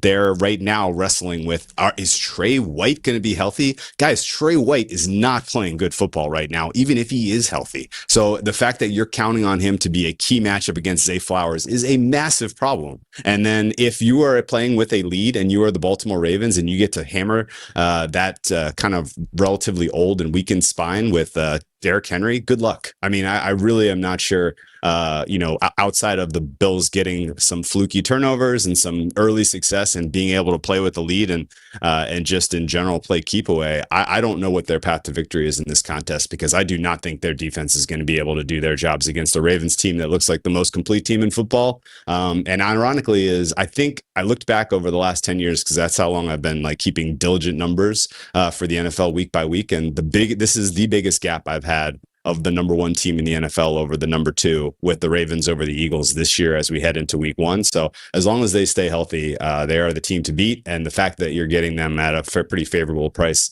on the money line week 1 against a team that is still very much a work in progress on at the secondary level is kind of a match made in heaven. And I will kind of qualify all this with, you're telling me that the 2 teams with the most continuity at the quarterback position, the MVPs effectively the last 2 years, like there's that big of a gap? And I mean, honestly, like guess who matters a lot for the Buffalo Bills who's hurt? Shakir, their wide receiver 1. He's not 100% to go. That's right. Shakir matters a lot. Guess what the Ravens have just an absolute embarrassment of riches with it as they start the season? Skill position players. Like there are so many ways that they can hurt this Bills team. I'm kind of excited to see what Monken elects to do, but he's got all the buttons to push. Meanwhile, the Bills are playing with one hand tied behind their back, as far as I can tell you. Are you on like Adderall or something? This is like the most hyped up you've ever been. Dude, it's sensational. Like this should be your baseline. This is like you're doing an impression of me. This is outstanding. I absolutely love it. I want to hit you with at least 2 more here, man. If I gave you $100 or whatever, you're in Hawaii, probably a little more, and you had to bet Jets +3 or Steelers -2.5, what would you take and why? Elijah Vera Tucker out for the season. 30 seconds for the answer. Yeah, it's absolutely Steelers. The main action that I'd get offshore is still stuck on 3, so I haven't made a bet on that game yet. But if they move to 2.5, I'm in. I think the Steelers defense is absolutely legit. This is a top 5 unit. It's weirdly flying under the radar, and I guess it's mostly just because people are kind of caught up in the how good or how bad is Aaron Rodgers going to be. I mean, like they're being measured against the expectation of people are expecting them to win a playoff game, which is hilarious and stupid because they're going to be 10-point dogs as the 7th seed in Buffalo or whatever. But the general vibe I get from this defense is that it's going to be very tough to score on them if you have a good offense, and the Jets do not. The Jets have one wide receiver that you can count on in Garrett Wilson, who can be bracketed pretty easily with the quality of coverage you get from the Pittsburgh Steelers. They have huge questions now at the offensive line. They already did, but now without Tucker, this is a unit that has a really tough time backfilling. And Justin Fields is a very, very limited quarterback in terms of where he can really attack you on the field. And if the Steelers can generate a 10-point lead in this contest, which is not a huge ask, in my opinion, then I think they put them away with relative ease. So this has sort of 20-3 type of vibes as far as I could tell you. This is one of the ones that I will not be including in my round robin overs this weekend, but I'll happily lay the 2.5. Final question, 30 seconds for the answer. Commies laying 6 against my Giants, 45.5. What do you got? Hard 30 seconds. This has the whiffs of sort of the trendy dog of the week that just never really has a chance, in my opinion. I know that there's a lot to like when you look at that defensive line for the New York Giants, but outside of that, this is a pretty talent-poor unit overall. The Commies really made their hay offensively last year with the quick game. And as you kind of look at the Giants defense, and you're like, man, they had all these guys last year. Why weren't they more effective? Why weren't they better at generating pressure? And the answer is pretty straightforward. And it's that teams got the ball out of their hands quickly when they were playing the Giants because that coverage couldn't handle. And I think that's what the Commies are going to do in this one. You are the absolute greatest. We've interviewed you hundreds of times. This was the best one. You're the man. On Twitter at @whale_capper. Whatever you're on, let's keep it rolling. Live from Hawaii, the great Drew Dinsick. Catch him with Andy Molitor on the Deep Dive Pod, our friends at NBC Sports. On the other side, Femi and I talk week 1 in the NFL. It moved. We'll be right back with You Better You Bet on the BetMGM Network. Make it legendary.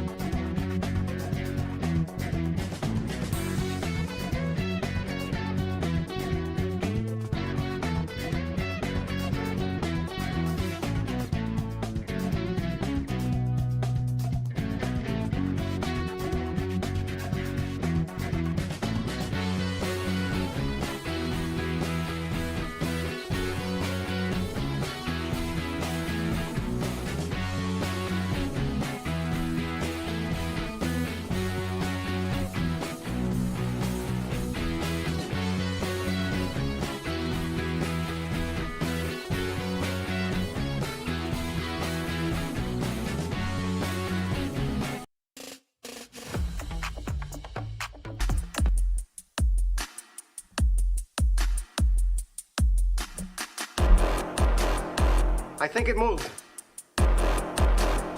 I think it moved. I think it moved.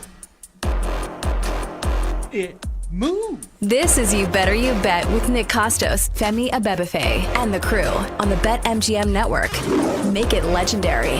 I have to give Jake, that was a very well done, music. It moved rejoin combo there. So Jake redeemed himself just now for the Micah Parsons soundbite. Struck out the side? That was good stuff, man. That was good stuff from Jake. Is Jake the most valuable crew member on our team right now? He might be. Tyler's redeemed himself. Tyler had a couple down weeks. He's redeemed himself. Max in the 3 o'clock hour was out here. He was doing things, man. I gotta tell you. Okay, so Mike Brown is the least valuable player right now because he's on vacation during week 1, and Max has been spectacular, filling in for Mike Brown. Max has done. Max maybe Wally Pipping Mike Brown.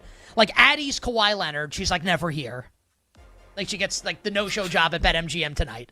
So it's great to have Addie back in the saddle here. Bill's fine. I think Jake might be our most valuable crew member. He's been excellent. And we want everybody to swing big, including our crew. Swing big on your next MLB parlay by using today's Parlay Boost token to score a bigger payout if your baseball parlay hits. Make it legendary with BetMGM. Download the BetMGM app and visit BetMGM.com. And please gamble responsibly. All right, Femi, we got 2 segments before we welcome Fox Sports 1's Danny Parkins into the show. Let's hit all 16 games, complete with a thought, and perhaps an opinion or maybe a bet. Tomorrow night, Eagles 8.5 against the Cowboys in Philly. Totals 47.5. Thoughts on this game, Philly and Dallas.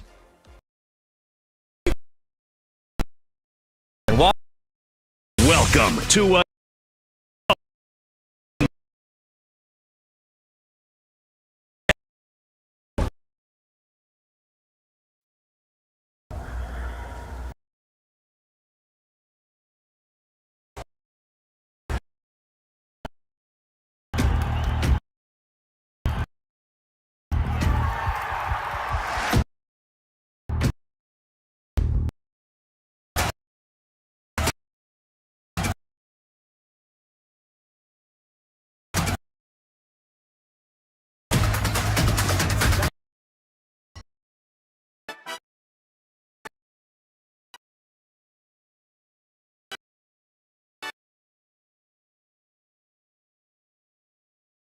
Suspect secondary. The Cowboys, suspect defensive line, suspect linebackers, suspect secondary. I think points will be had all throughout this game. I think for the Cowboys to be competitive, it has to go over. So I think this game goes over the total. But that's been the movement. It's been to the Eagles and the over. But I don't think the over has gone enough. I think there's a lot of meat still left on that bone. I think you can make a case the total should start with a 5. And if Drew's right and the Eagles take a lead and Dallas has got to throw to get back in this game, I feel like this is Dallas still has Dak Prescott at quarterback with CeeDee Lamb and now George Pickens. They're going to be able. I'm not saying they're gonna win the game, but I do think they can score. I like the over as well at a minimum tomorrow night, and we'll see what else we add. Prop King, Femi's Island tomorrow night. Football's back. We love it. All right, let's go to Friday, Femi. What about the Chiefs and the Chargers in Sao Paulo, Brazil? What are we at side and total here? Yeah, not a whole lot of movement with the side. Now, a couple of weeks ago, there were some 3.5s out there, but those got bet quickly. So we've been hanging out at 3 for the better part of a week now. The total has moved up a little bit to the over. 46, now 46.5. I'm assuming people are kind of playing the Brazil angle. We saw last year, that really high-scoring game between the Eagles and the Packers. Nobody could really get their footing, which bad footing is bad for the defense. You're going to get a lot of points in that kind of game. I kind of think of these two teams fitting together as an under game, but for me, I think I'm just going to pass the total. It's over in Sao Paulo. Who knows what the hell's going to happen? Maybe the field's good. Maybe it's terrible. We'll all find out on Friday night together. But sidewise, I think 3 is just right. 3.5, I start to get interested in the Chargers, though. But at 3, I think Kansas City's the favorite. They should win the game, and that's what the market has it priced at as well. I think Kansas City's going to win. The Chargers 2-6 last year against playoff teams, beat the Broncos twice. Lost the other 6, including 2 to the Chiefs. I already have Chiefs money line in some parlays. I may just bet Chiefs money line, and I'll lay minus 165, minus 170 to do it. I do think the Chiefs will win on Friday night in Brazil. All right, let's move to Sunday in New Orleans, Femi. Cardinals at the Saints. What do we got here? Yeah, this one's been with the total, the movement. It's gone a little bit to the over, 43 at about 43.5. BetMGM still has a 43, so if you like the over, BetMGM is your place to do it. From an injury standpoint, Cardinals have some injuries in the front seven. B.J. Ojulari, Walter Nolan, the rookie, he's hurt. He's on the PUP list, going to miss the first 4 games. For New Orleans, it's Trevor Penning. He could play on Sunday. He's been dealing with a toe injury. And then as of recently, Chase Young suffered a calf injury during today's practice. They say it's not serious, but we all know about calf injuries, how teams want to be careful with those. But right now, for me, I think it's a lean to the Saints, but let's find out more of the injury report before I really dive in and make the bet. Yeah, for me, this is going to be a lay it or don't play it with Arizona, where, again, I think the Cardinals are going to be good. It's kind of like a money where my mouth is. Now, we talked about 4.5 earlier in the offseason. Now it's 6.5. The number probably is a little big here. I may pass the game. As far as side and total goes, I'll have props. But it's a lay it or don't play it for me, Femi, with Arizona. Do you think we get to 7? No. And I think if we did, it would come off 7. Would you bet New Orleans at 7, or would you just pass it? I'd pass. You want no part of New Orleans? Okay. No, I think Arizona. I like the Cardinals in the game. Bucks and Falcons in Hotlanta, Femi. What do we have here in the NFC South? Yeah, a lot of injury news with this game, but let's get to the movement with the side and total first. Like, this was 2.5 this morning, has now come down to 2 in some spots. BetMGM, though, still has the 2.5. Total has also moved up to the over the last couple of days. 46.5 is now 47.5. But the injury news is the big story. We've detailed thoroughly the offensive tackles. Tristan Wirfs for Tampa, Caleb McGarry for Atlanta. Both those guys are out for this game. McGarry's out for the year. Wirfs is out for this week. Might be able to come back in a couple of weeks is what it sounds like, but there's some people who think he might miss all of September, so kind of keep in mind that's going on. Godwin, of course, is out for Tampa. Vita Vea now popped up on the injury report today. DNP with a foot injury. That would be pretty big. You want to talk about the run game for Atlanta? Vita Vea is the guy that's stopping it. If he's not in there, that's a massive blow to that Tampa defense. So keep in mind, and also for Atlanta, from a passing game standpoint, Darnell Mooney dealing with a shoulder injury earlier this morning. Raheem Morris said he is day-to-day. So a lot of injury news as it stands right now. Small lean to the Falcons, but I'm not going to make any decisions until we get a cleaner injury report coming up later on Friday. My guess is that Mooney does not play. But we'll see, obviously, over the course of the next 40. And Raheem Morris did say that they would take this up potentially right until 90 minutes before kickoff with Darnell Mooney. I did a lot on this yesterday when I talked about Alabama. I love Michael Penix. I love the Falcons. Falcons plus 2.5. Falcons money line for me. I'll be on the Falcons this weekend against Tampa. You bet on this Wednesday. It moved week 1 in the National Football League. Femi, let's move to the 1995 Expansion Bowl with the Jaguars and the Panthers in Duval. What do we have here? Jacksonville and Carolina. Yeah, we got movement with the favorite. The total has gone up to the over, and the Jags have been getting bet over the last couple of days. This was 3, now 3.5 everywhere. It was 46.5, now 47.5 pretty much everywhere. BetMGM has a 47. This to me makes a lot of sense when you look at how these two teams fit together. From an injury standpoint, though, important to keep in mind, and Drew brought it up in our last segment, Ike Ekwonu, the offensive tackle for the Carolina Panthers, surprise appendectomy, status uncertain, has been kind of jogging around practice, but hasn't really practiced. So keep that in mind when you look at the injury reports tomorrow and on Friday. But I agree with the movement. At 3.5, I'm probably just passing the game. The total, I don't know if I want anything to part it like that. I think Jacksonville's just going to win, and I think the betting market now has it properly priced. But earlier this summer, you could have got under a field goal. Now we're out at the right number, in my opinion, between these two teams. Is there just wanted to throw this out there. Is there such a thing as a non-surprise appendectomy? They're all surprises, right? No one's just in 3 weeks I can have my appendix taken out. I think they're all surprise appendectomies. Just want to throw that out there. It makes it sound more dramatic, right? The surprise appendectomy, a.k.a. an appendectomy. I love the Jaguars all offseason. I think they're going to win the AFC South. I said, we've been saying for a long time. It doesn't help you now. Jacksonville 2.5 was the bet. I would still lay 3 with the Jaguars, and I do like the over in the game. I'd rather bet 46.5 over than 47. Dude. Also, Jacksonville's team over is 23.5, and you got to eat some juice too, or slurp some juice if you want to make that bet. But I think Jacksonville's scoring at least. Yeah, I got to slurp on that Wednesday. At least 24 points for the Jaguars. Femi, what about the battle for Ohio, the Bengals and the Browns in Cleveland? Not a ton of movement with the total. That's been kind of hanging out at 47.5 over the last about a week or so. In terms of the side, this has kind of gone back and forth. We have a little bit of push-pull with the Bengals and the Browns. Got all the way out to 6, and once it got to 6, Cleveland money showed up. People bet 5.5, and people are now betting 5 as well. Like, we're sitting here at 5 in some sports books. Some have 5.5, but I think we're going to hang out in that no man's land because it feels like there's a lot of interest in Cleveland at 6. At 6, I will be betting the Browns. At this price, I think I'm just going to pass the game. Like, let's see if the Browns can make it there with their secondary. Just kind of a bad matchup if those guys are going to be banged up against Chase and Higgins and Burrow. So 6, though, would be a bet for me on the Brownies. I think I may be a coward here. After saying for about 2 months we'd be mano-a-mano in this game, and I'd lay the Bengals. I'm not going to bet Cleveland. I think I may pass this game. What moved you off Cincinnati? You watch their defense in the preseason, or what? The Bengals defense. Here's Bill Krosky Merritt. Yes. Looking like Marshall Jeremy McNichols. Dude, if you made me bet the game, I'd lay Cincinnati if you made me bet it. But I don't think I want to do that. I think I'm going to have a big card this weekend. I think I'm going to pass this game as far as side and total are concerned. Femi's telling you he likes the Browns. Do you want to just set Colts Dolphins up and we'll do it on the other side?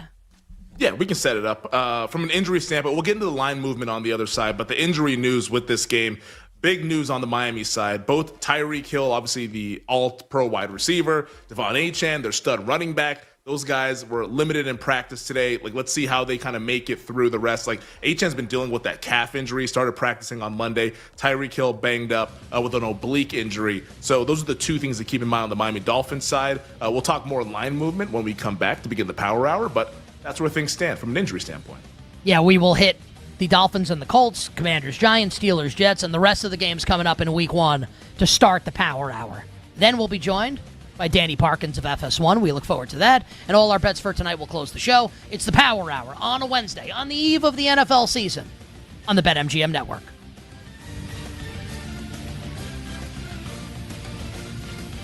We'll be right back with You Better You Bet on the BetMGM Network.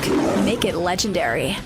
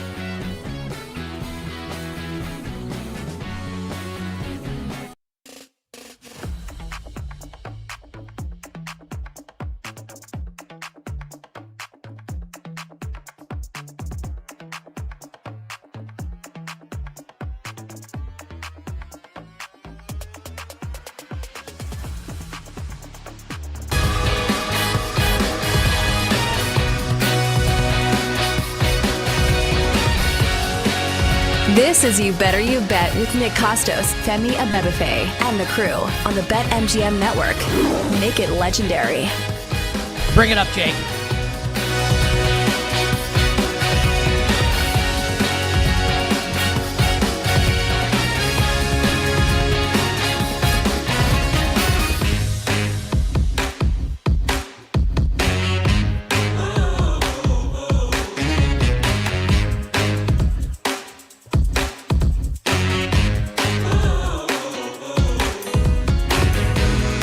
Final hour.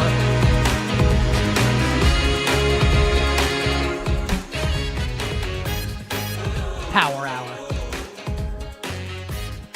You better you bet on the BetMGM network. Nick Costos, Femi Abebefe, our crew, and you. All right, let's get right back into it. Danny Parkins joins in 20 minutes, so we're not going to, you say it's a pet peeve of mine when people do like sports content or whatever, and they talk for like 3 minutes, like, let's get right into it. Well, if you're going to get right into it, you get right into it. So I said just now, it's a bad job by me. Let's get right into it. Also, Danny Parkins joins us in 20 minutes. Also, our bets for tonight in 40 minutes.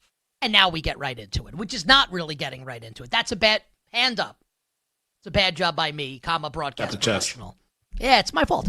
Anyway, we continue on with it. Moved, line movement, side movement, total movement. For week 1 in the NFL. Femi, we ended the hour with the Colts and the Dolphins. You gave us a bunch of injury information. What about the actual movement on the side and total? Let's rip through a bunch of these here. Yeah, but we've seen movement on both the side and the total over the last couple of days here. In terms of the side, this was Colts laying 1. There was some 1.5 a couple of weeks ago. Now we're down to Pick'em at a lot of places. Now, BetMGM still has a 1, but I do see Pick'em as the consensus price. So once again, if you like Miami, BetMGM is your home to go ahead and do it. The total's actually been bet to the under. This was 47, now 46.5, which doesn't seem significant, but 47 is kind of a key-ish total. For me with this game, small lean to the Dolphins, but I'm just more intrigued to watch it than I am to bet it because both these teams, the loser, I mean, there's going to be just a lot of hell to pay for that head coach. Like, you're starting the season off with a loss after what happened last year. So a very fascinating game. I'm not going to have a bet in it. I'm leaning towards, I hate both these teams. Yeah. I'm leaning towards betting the Dolphins. Not there. I don't know if it's going to make the card. Need to think more about it. Way more stronger opinions to give out as we move along. So we'll come back to this game tomorrow. Yeah, give me plus money. I'll bet Miami, but not All right. at these prices. Femi, my New York Football Giants on the road at the Washington Commanders. Good news for the Giants. You'll talk about this, right? We think Andrew Thomas may play in the game now. Where do we stand with the Commies and the Giants in our nation's capital? Yeah, that was the big thing that Brian Dable addressed when he met with the media earlier this afternoon. He said that Andrew Thomas has been doing the things that he needs to do, whatever that is. But it sounded pretty optimistic that Thomas will be on the field this Sunday. And where it stands right now, this has been a very, very interesting betting market because early on, you saw 7 when the schedule came out. Then it got bet, and that got down to 6.5, got to 6. We even saw 5.5. Earlier this past weekend. Now we're settled in at 6. With the total, though, that's been hanging out at 46. But the side's been what's really interesting. A lot of Giants optimism after the preseason, the training camp reports. The vibes just seem to be very, very high for a team that has a head coach and a general manager who are on the hot seat. Doesn't feel like that when you kind of hear people talk about this team. And on the Washington side, they're the regression team. They're actually the Washington Regressions. That should be their new name instead of the Commanders. That's what everyone expects that does what we do in the betting space. I think right now, my thought process with this, if this ever gets under 6 again, I'm betting the Commanders. It feels a lot like to the game we saw last year in week 1, Panthers-Saints. Saints were about 5.5 point favorites early in the week. Gets bet all the way down to 3. Everyone loved Carolina, road dog, divisional game, etc. All the trends. And New Orleans won by 40. I don't think that's going to happen on Sunday, but I do think the Commanders win convincingly and they cover this game. So I'm going to wait. Let's get under 6, and I'll be betting the Commanders on Sunday. I hate to say it. I think I agree. I'll just offer this, and then we'll move on for now. If it's true that Jaden Daniels is as good as I think he is, top 5 quarterback already. Top five.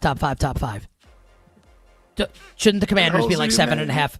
Shouldn't they be 7.5 or 8 in this game? Just saying. We'll do more on it coming up tomorrow. Femi, let's go to the other team in New Jersey.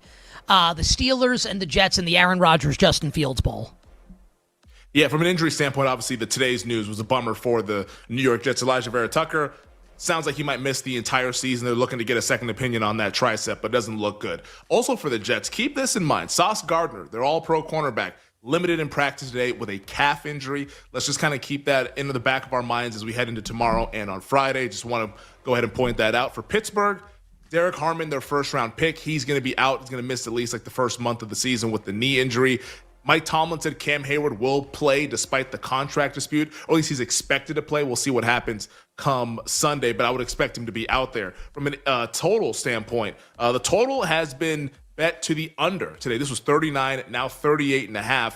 And the side, that's also been bet. Over the weekend, we saw threes. Now we're starting to see some more 2.5. So people liking Gang Green plus the field goal. I'm going to leave the side alone. I just like the under. I think this is very much a low-scoring game. I can see 17-14. I can see 17-3. But I just think this is going to be a low-scoring game regardless who wins it. So I'm going to be betting the under with this one. 38.5 is low, but not low enough. I like the under.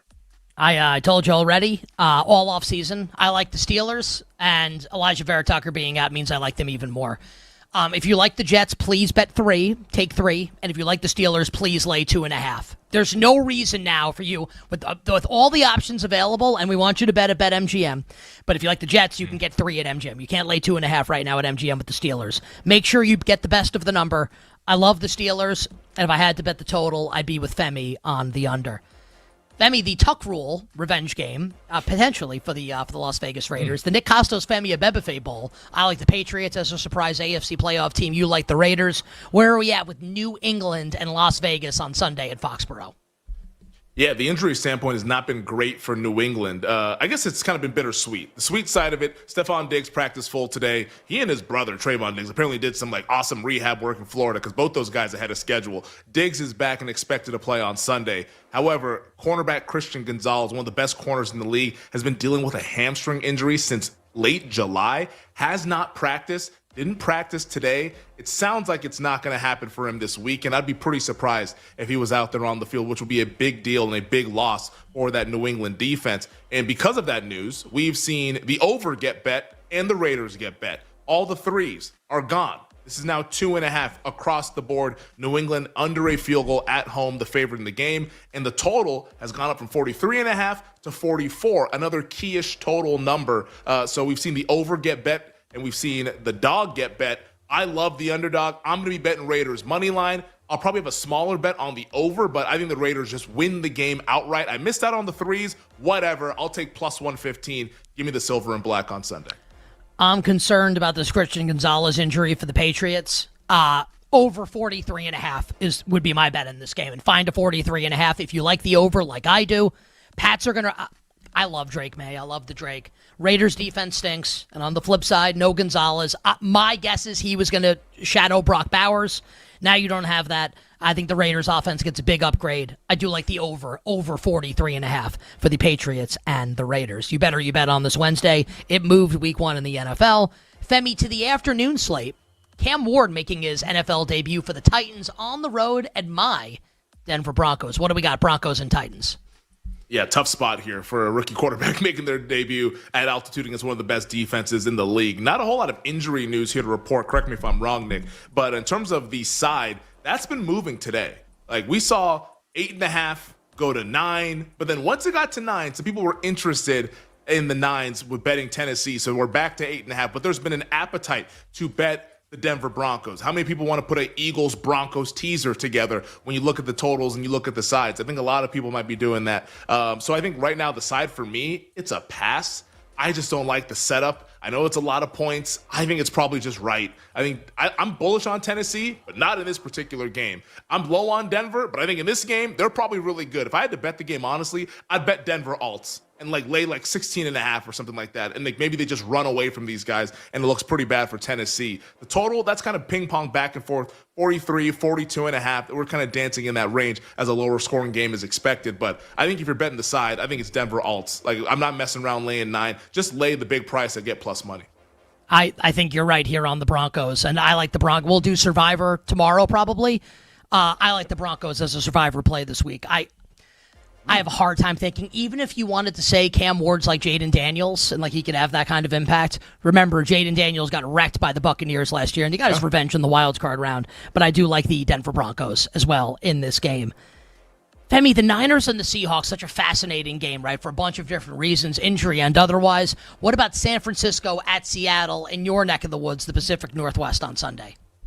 Yeah, the side's kind of been hanging out a little bit here at 2.5. We see some 2s pop up, and then immediately the Niners get bet, and then there's interest in Seattle at 2.5. So I think we're going to hang out here. Niners under a field goal would be my guess as we close on Sunday. The total, though, is what's been being bet under. Like, this was 46.5 earlier this offseason. Saw some 45s in August, 44.5s, then got bet down. We're now at 43. And you look at the 49ers skill positions, that's a big reason as to why. I mean, whether it's suspensions or injuries, they were missing a lot of guys. Brandon Ayuk being the big headliner, but Jacob Cowing, Demarcus Robinson's being suspended. Juwan Jennings, that's the big guy. Kyle Shanahan did say he's expecting him to play, was limited with a calf injury. There's been some contract disputes between he and the organization, but I think he's going to be out there, should be good to go. But I think for me, I'm passing the game. If you ever wanted to tease in week 1, I think Seattle probably makes for a pretty solid teaser leg, but I'm not even that thrilled about that since it's a new quarterback and it's a early season situation. But I think I'm going to pass and maybe put the Seahawks in some contests and bet it that way. But in terms of my actual money, no, I'm not betting the game. I think if I had to bet this game, Femi, I think I'd actually take the points with Seattle. If Seattle's got a chance, and I think Seattle's got a chance to have a top defense in the league this year, top 5, top 3, could they be the best defense in the league? I don't think it's outside the realm of possibility. And San Fran's dealing with all the injury. You detailed a bunch of the injury stuff for San Francisco. I don't know if I'm going to get there, but if I had to bet this game, I think I'd actually take the points, Femi, with Seattle. What about Green Bay and Detroit? Dan Campbell saying, on the 8th day, God created Lambeau Field. What do we got with Green Bay and Detroit Sunday at Lambeau? I love Dan Campbell. What we have is we have a little bit of push-pull going on with this game. Like, the Micah Parsons trade gets announced. Packers got bet a little bit. All those 1.5 and 2s became 2.5s. But once we got to 2.5, here comes the Detroit Lions money. The Lions got bet. So we're sitting here at 2 as our consensus number. BetMGM has a 2.5, so you know what to do if you like the Detroit Lions. Go ahead and do it at the sportsbook where we make it legendary. But in terms of the total, that's still hanging out 47.5, 47 is where we sit right now. Injury news, though, for the Packers. Not great. Micah Parsons dealing with a back injury, which apparently has been legit. The whole time I thought he was just doing it for the hold-in. But apparently his back injury is legit. He needs an epidural. So we'll kind of continue to monitor that. The guy who's only the favorite for Defensive Player of the Year. And then Jaden Reed has got the foot injury. Nate Hobbs has been banged up as well all throughout training camp. Xavier McKinney's been banged up all throughout training camp, but he's good to go. As it stands right now, if I had to bet the game, small lean to Green Bay, but I'm just going to watch this one. I think my Packers bets that I have in terms of Super Bowl exactas, MVP, we're sweating that out already week 1. A high leverage moment for this team to get the 1 seed to win this game. So for me, side and total, I'm going to pass it. I'm leaning on Detroit here. Not ready to place a bet on this game. I think this may be a fact-finding mission for yours truly with the Lions and the Packers. What about the Rams and the Texans, Femi, in Los Angeles on Sunday? Yeah, good news on the injury front for the Los Angeles Rams. Like, Alaric Jackson was dealing with the blood clots. He's expected to start. Obviously, we knew Matthew Stafford was going to play as well. For the Houston Texans, C.J. Gardner-Johnson, according to the general manager, Nick Caserio, he's good to go this week. That was an injury scare from earlier during training camp. But the movement has been towards the Rams and the under. Usually you get favored and over, dog and under, but the Rams have gotten bet. We've been kind of dancing between 2.5 and 3. All the 2.5s have been bet. We're now 3, minus 110 across the board. And the total, that's now gone under the key number of 44. Started at 44.5. Saw some 44s yesterday. Now 43.5 across the board. I agree with that movement. If you can find 44 or better, I think it's a banger under bet. In terms of the side, I love the Houston Texans. I'll take +3. I'll take money line. I'll take Texans alts. I think this has the potential to be a disaster class for Matthew Stafford in his first real action out there between dealing with the back injury all throughout training camp. So give me Houston big, and I like the under in the game. I think you nailed it. I have nothing left to add. So hit us with the Ravens and the Bills on Sunday Night Football to close. And I like Baltimore in the game, as I've said a bunch over the last month or so. Yep, for the Baltimore Ravens, Isaiah Likely out. He's not going to be playing, dealing with the broken foot. For the Buffalo Bills, Khalil Shakir, high ankle sprain. full participant today at practice, but like that's just not a great injury for a skill guy, as Nick has mentioned earlier throughout the show. But the betting movement has been towards Baltimore. The Ravens, I think most football fans, who's the best team in the league? It's the Baltimore Ravens. They're now the favorite at most sports books after being the underdog for much of the summer. Not a massive move going from 1.5 point dog to 1 point favorite, but still notable nonetheless. The total has gone down a little bit to the under, which I find interesting. I think of these two teams as being more high scoring as it pertains for me. Let's see how far this goes. I might bet Buffalo if we get to Ravens 2.5. I don't think there's anything that's stopping it, so I might bet the Buffalo Bills by the time we get to Sunday night. And I would say good luck with that, but I mean, I've been wrong before and I'll be wrong again. Yeah. On the other side, former You Better You Bet co-host Danny Parkins of Fox Sports 1 joins the show, talking the Bears and much more on a Wednesday. We'll be right back with You Better You Bet on the BetMGM Network. Make it legendary.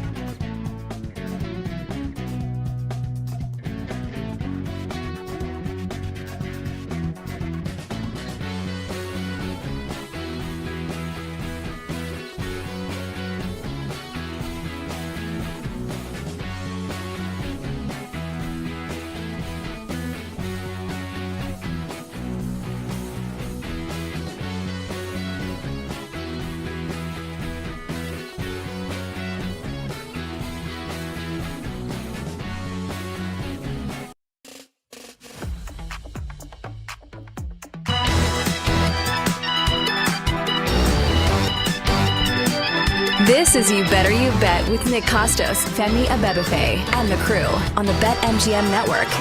Make it legendary. All our bets for tonight coming up to close the show 20 minutes from now.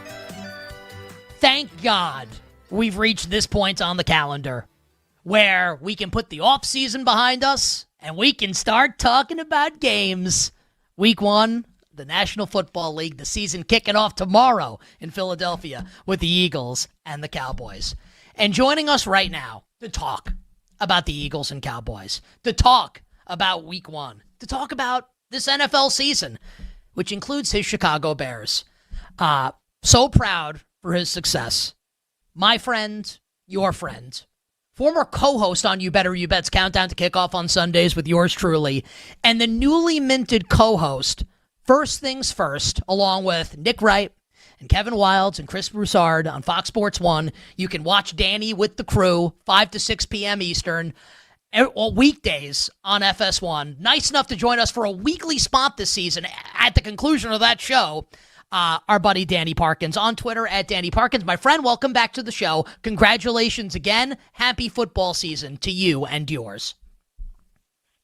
Costa, it's great to hear from you, Femi. Good to be on, man. Thrilled to be back with you guys on You Better You Bet. And you're right.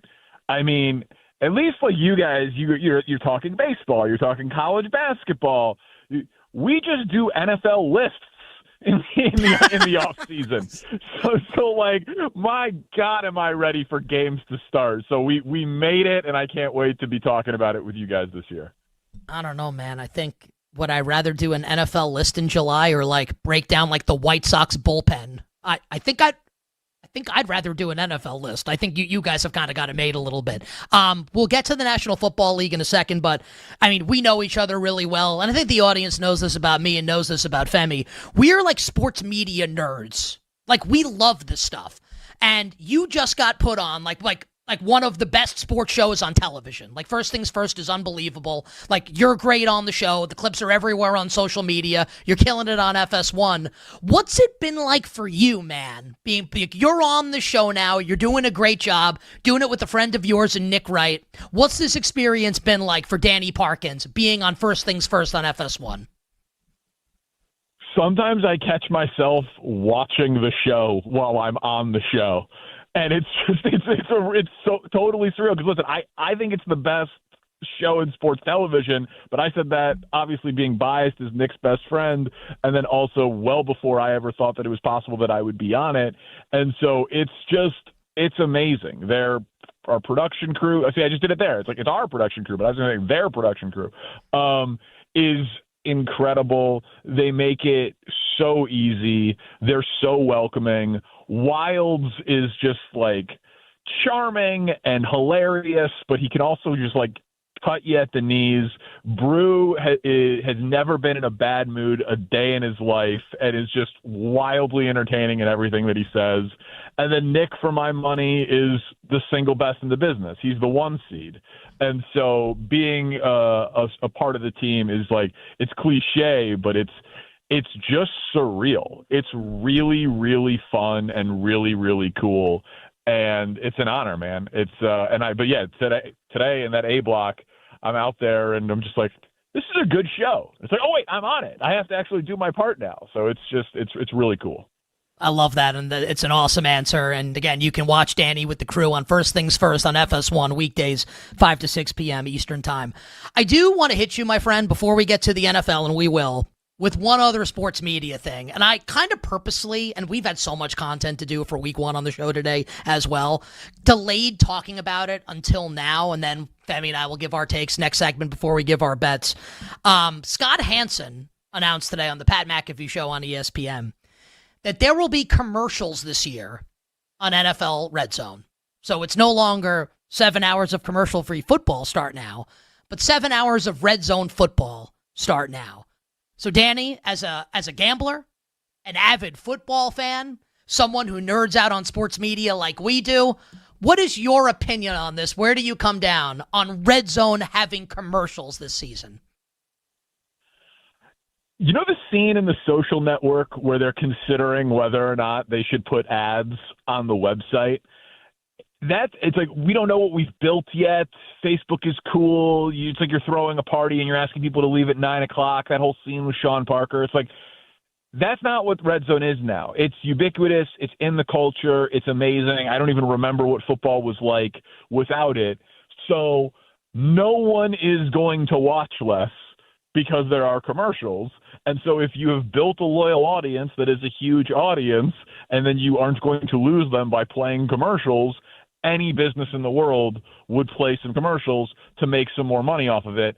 And then I will also say, if you're watching the NFL, and as Nick Costos would say, the year of our Lord 2025, with only one screen, I mean, are you Fred Flintstone and you're still pedaling your car to work? Like, to me, you've got to have the YouTube TV, the 4-screen, split, so you can pick your 4 games that you want to follow really closely, and then Red Zone with sound on the second TV. I go dueling 65 inches side by side. Nick has a 60 with 250s above it. I prefer side by side as opposed to vertical. But like, if you're only watching Red Zone on one screen, sure, you're going to be a little annoyed by the commercials, but spring for the $250 for the extra Vizio and get with the times and never have commercials anyway. I haven't watched a commercial on an NFL Sunday in 10 years at this point. So the news doesn't affect me in any way. I have a strong opinion on something you just said. I had this conversation with someone who does like tech for a living, like installs TVs and stuff like that, who in the new office that I'm in right now, I had a bunch of TVs put up for this exact reason. And we were debating vertical or horizontal for the TVs. And he said, like he's a professional, in his experience, it's way less distracting if they are next to each other as opposed to on top of each other. So we're simpatico on that, man. I got the TVs all next to each other here in my new office. Absolutely love to hear it. You bet on this Wednesday. Danny Parkin's with us. First things first on FS1. Danny will join us every Wednesday in this spot throughout the season. We absolutely love to have him. So Danny, I know, and our audience knows, that you'll be giving out your picks, like your official bets, Friday on First Things First on FS1. So this is not going to be like, hey, here's Danny's entire card on a Wednesday. But I did love to see earlier today, Bill Zimmerman, our executive producer, texted me and said, you had a thought on the Rams-Texans game on Sunday, and I'm curious what that is. Rams about a 3-point favorite, total in about the 44 range, Danny. What do you think about the Rams and the Texans on Sunday in Los Angeles? I'm thinking wrong team favorite alert. And WTF? Exactly, to kick it old school with you. And this isn't like a hugely pro-Texans thing, but it just feels like if I've got a 37-year-old quarterback who isn't mobile with a bad back, yes, he gets the ball out quick, no doubt about it, but serious questions, not about the depth of the offensive line, but about the talent of the offensive line for the Rams. Like, their starting center is about to be Coleman Shelton. He was the center on a Bears team that gave up 68 sacks. Now, obviously, Caleb Williams held the ball for an eternity compared to Matt Stafford. I understand that.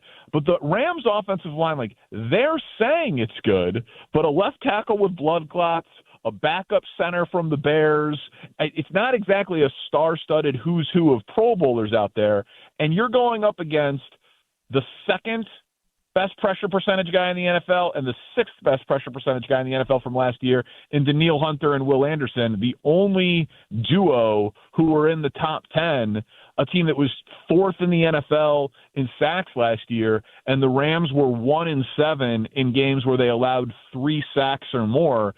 It just feels like strength of Texans against weakness of the Rams. Maybe Stafford is 100% healthy, but it sure doesn't sound like he's 100% healthy. So it just feels like maybe the worst week 1 matchup possible for the Rams. So to me, I'm inclined to be on the side of Houston. Danny, the vibes couldn't be more opposite than tomorrow night's opening night game between the Cowboys and the Eagles. Philadelphia, they're absolutely locked in, trying to go ahead and win the Super Bowl again this year. We're not going to use the word repeat because Nick Sirianni and Jalen Hurts have banned that word repeat. And then on the other side, here's the Dallas Cowboys, have gone through a tumultuous week, having just traded the best non-quarterback in the league in Micah Parsons to the Green Bay Packers. Like, without Micah Parsons out there, What does this look like, in your opinion, for the Dallas Cowboys ahead of tomorrow night's opening night game against the rival Philadelphia Eagles? Well, first of all, I will just say about Nick Sirianni, nobody believes you. Like, he really looked a reporter in the eye and was like, oh, it's banner night? I didn't know that. Stop. Like, stop. When did you think they were dropping the banner? It's been opening night for every champion for the last 30 years, and the champions have opened the season in the NFL for like the last 15. So I have no idea what the hell he's talking about. I think it's very cute that they're saying they don't do repeats and, we're turning the page and all of that, but nobody believes what Nick Sirianni is selling. Having said that, I think, like everybody, no one's going to pick Dallas to win this game. The only scenario where Dallas wins the game, in my opinion, is if the game script is 35-31. Like, if Philly lost not their stars, but Brandon Graham and Josh Sweat and Milton Williams and Gardner Johnson and Maddox and on down the line, and Dean is out for the first 4 weeks, and it's like they've got the youngest defense in the NFL that'll get better as the year goes on under Fangio. They've got serious cornerback questions opposite Quinyon Mitchell early on. And now there's George Pickens and CeeDee Lamb with a fully healthy Dak Prescott, who were just 1 year removed from them leading the league in scoring. Like, is it possible that, Philly only in their 3 losses last year, they did allow 30 points per game in those 3 losses, 275 passing yards in losses? Like, is it possible that Dak airs it out and throws the ball all over the field? Sure. But I think what's much more likely is that Philly just runs it down Dallas's throat and wins by, 14 points. But the only path to a Cowboys win is a high-scoring game. Femi and I have been saying that for a couple months now. If you like Dallas in the game to keep it close, you absolutely need to parlay it with the over in the game. Currently 47.5 at our show sponsor, BetMGM. Danny, we can't have you on the show before week 1 and not talk about your beloved Chicago Bears. Now, I said last week, this is before Micah Parsons got traded to Green Bay, which maybe I have to rethink things a little bit, but I'm already on record saying it. The bets are already in. I think the Bears are going to the playoffs this year. Year 1 with Ben Johnson. Dennis Allen, terrible head coach, but I love him as a defensive coordinator, and I think he's going to fix Caleb Williams here. And I like the Bears upside a lot this year, and I like them on Monday night against the Minnesota Vikings. Danny, where are you at on your Chicago Bears entering the year? I got a lot of optimism, and I love hearing you say it because you're a sharp guy. I think that what has happened to the Caleb Williams discourse has been baffling. I mean, he was not great last year. He was not what we expected him to be, but he wasn't bad. Like, they fired his play caller 9 games into the season, and then they fired his head coach because there was a near mutiny. And they lost games in ridiculous fashion. A Hail Mary when Tyreek Stevenson is talking to the fans instead of guarding his guy who catches the ball on the Hail Mary. Matt Eberflus forgets to call a timeout in the Thanksgiving game against Detroit. They lose to Minnesota. They lose to Minnesota when they score 27 points and Caleb throws for 340 yards and 2 touchdowns in overtime. They lose to Green Bay on a blocked field goal when they submitted to the league office that it was an illegal pass rush by the Packers. Didn't get called on the field, and it doesn't matter what the league office says on the Tuesday after, but still, it was bad last year, and he held the ball too long, and he took 68 sacks, and it was not good. But he threw for 3,500 yards. It was a 3.5 to 1 touchdown to interception ratio. He had backup offensive linemen all over the field. They upgraded at right guard, center, and left guard, head coach and play caller, and then they used their first 2 picks on Colston Loveland and Luther Burden to help out the skill position guys on the offensive side of the ball. Like, last year should be the floor for Caleb Williams. And then for Monday night, again, one of the games against Brian Flores, he threw no picks in 2 games against Brian Flores. He had a 97 passer rating over the 2 games against Brian Flores, 3 touchdowns, no picks. One of the games he scored 27 points.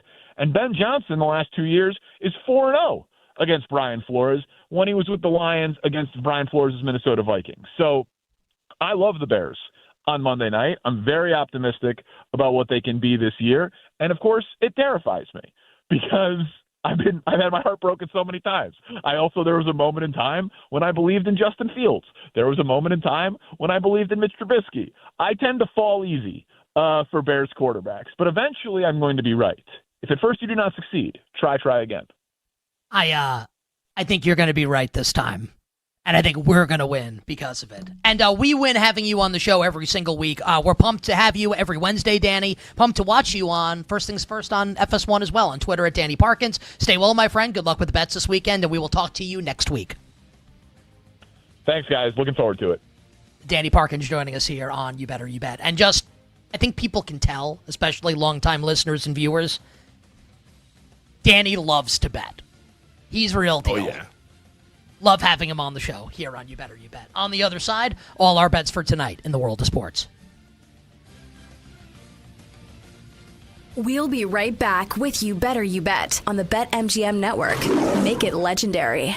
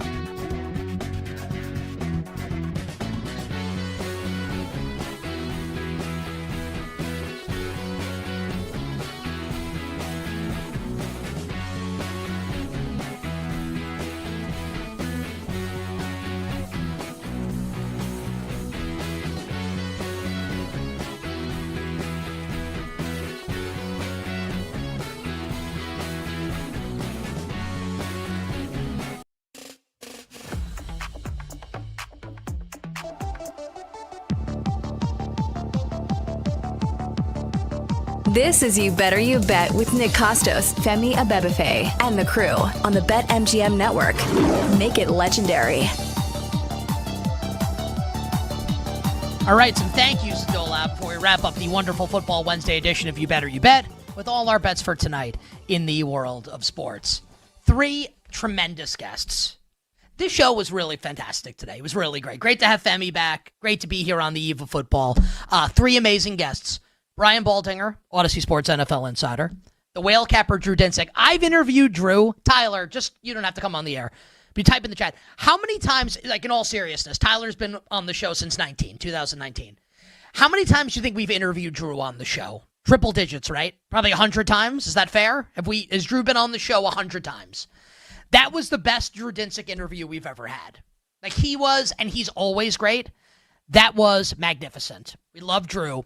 And then our friend Danny Parkins. And I love Danny personally. Used to do You Better You Bet with me on Sundays. Very happy for his success. Great to have him on the show on Wednesday. So thanks to Danny, thanks to Whale, and thanks to Baldy.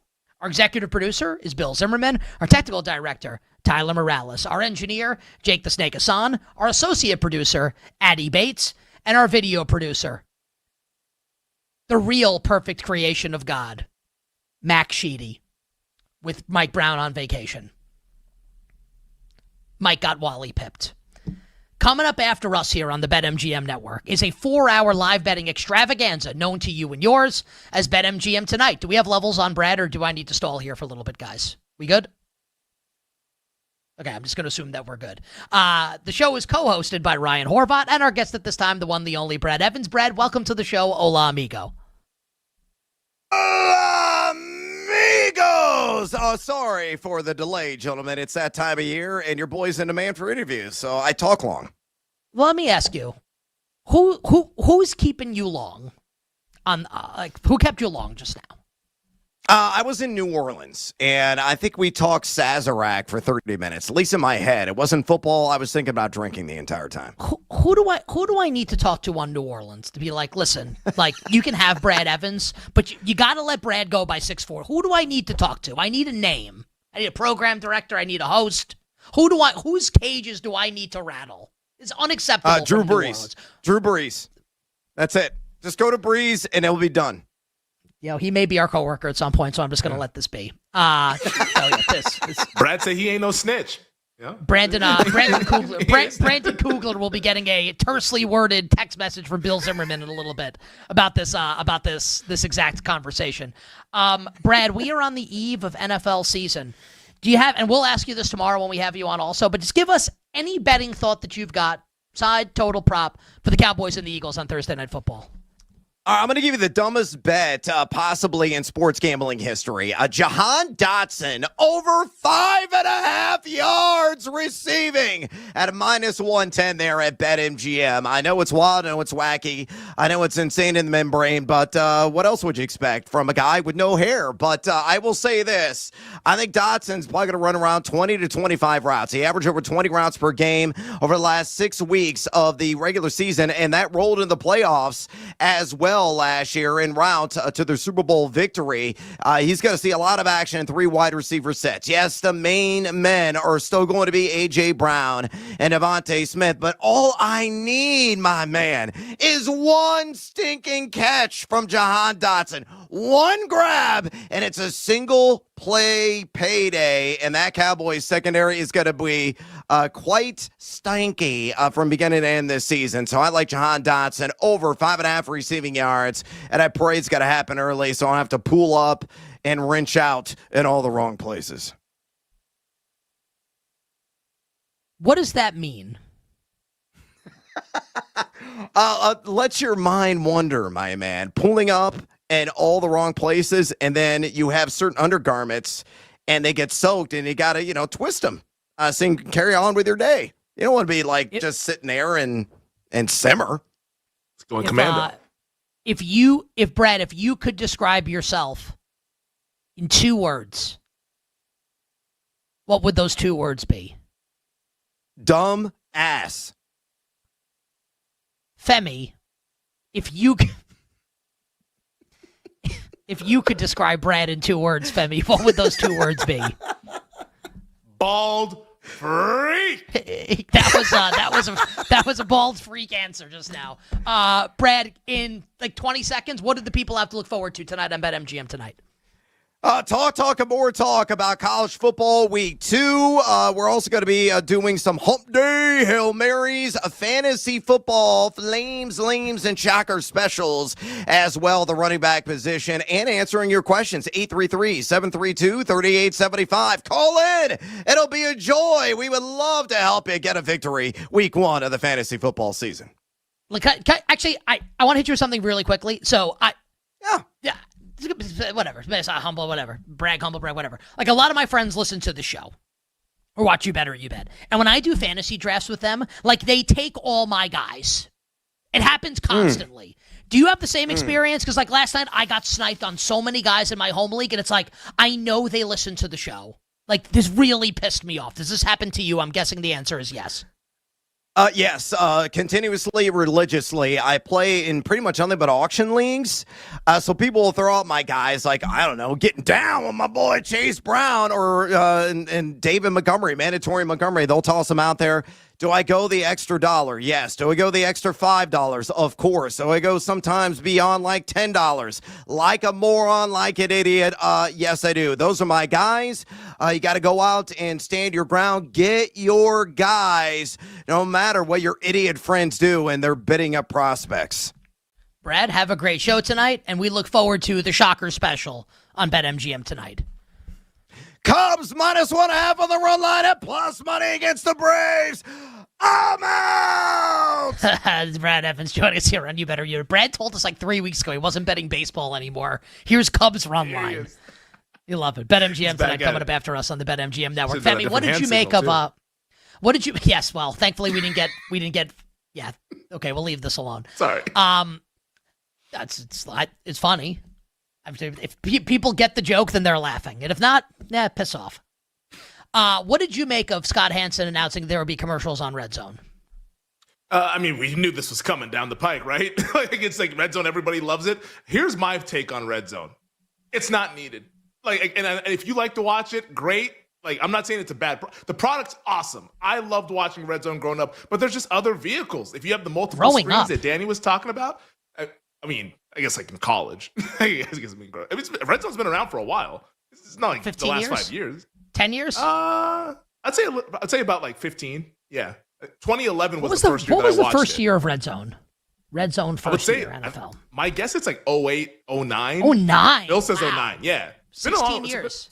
It's been a while for Red Zone. And it's useful. Like, it's awesome if you want to kind of like inhale the best parts of football games. But with like the YouTube Sunday ticket, man, you got like 2 TVs, bang. You got 8 right there in the early window. You got an iPad. You got another game for a local game. You got a laptop. You got another game. Like, you can create your own Red Zone. You can be Scott Hansen. And that's what I've been the last couple of years. So for those who watch it, great. Enjoy the commercials. I'll be doing the YouTube multi-view.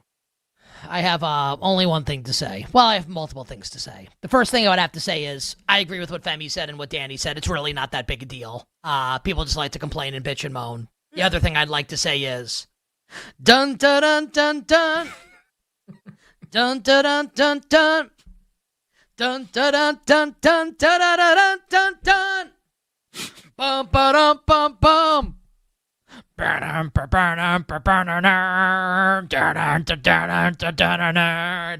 the first shot on Sunday? In Cleveland, Joe Burrow leads the Bengals onto the field to try and snap the regular season swoon early in September. What will the first one be? It might be Steelers-Jets. Aaron Rodgers back at MetLife taking on his former team. Revenge game for Justin Fields. It's like, it's not a revenge game. What are we doing? But it's definitely going to be MetLife. It's Rodgers. Like, that's 100%. Yeah. It could potentially be in our nation's capital. Like some buzz around the in Atlanta, the Penix Mightier, as the Falcons get set to entertain the Tampa Bay Buccaneers. All right, let's get to bets for tonight. Jake, please drop the dope ass beat. Thankfully, I said that a little slowly. See that happen? I don't even know what that is. It's like, I guess, where people were like illegally streaming sporting events. I've never used it. I got a virus in college when I was trying to illegally stream a Cowboys game, and ever since then I've sworn off it. So if I have to pay and be a sucker, I'll go ahead and do that. All right. I feel like there's nothing I can say that's like positive. So swing big on your next MLB parlay. Use today's Parlay Boost token to score a bigger payout if your baseball parlay hits. Make it legendary with BetMGM. Download the BetMGM app and please gamble responsibly. And yes, I would assume that now no one will illegally stream anything anymore. Yeah. Arrested 2 guys in Egypt. I'm done betting. I'm not betting. I'll bet what you guys want tonight. I'm not handicapping baseball. What do you like, Femi, tonight in sports? Here's my baseball bet tonight. Unfortunately, my team are a bunch of cowards. They're choke artists. They're gutless. They have no spine. I will be betting the Tampa Bay Rays tonight. I know the market's moved a little bit in their favor. It was like plus 115, now plus 110. I think Tampa at a plus money price. Adrian Hauser, he's been pretty solid this year, but George Kirby's not to be trusted in 2025. The Mariners on the road are not to be trusted in 2025. This team is dying to collapse. Give me Tampa tonight on the money line. Full game. Don't need the first 5. Full game, Tampa Bay Rays, my one bet in baseball. The names that you just said, like I know Adrian Hauser? Adrian Hauser is the pitcher for the Tampa Bay Rays tonight. He used to pitch for the Brewers, right? That I do not know. This is just like, this is where we're at. Like, dude, like the NFL starts tomorrow, and you're grinding Adrian Hauser and Rays Mariners. Hey, all tickets cash the same, you know? Do they? I mean, I guess so. Trying to pay for Paris, aren't we? Yeah. Well, I mean, I have a kid, so I can't do that. Anything else, or is that it? That's my only baseball bet. What did the crew like earlier? Do we have a community bet or no?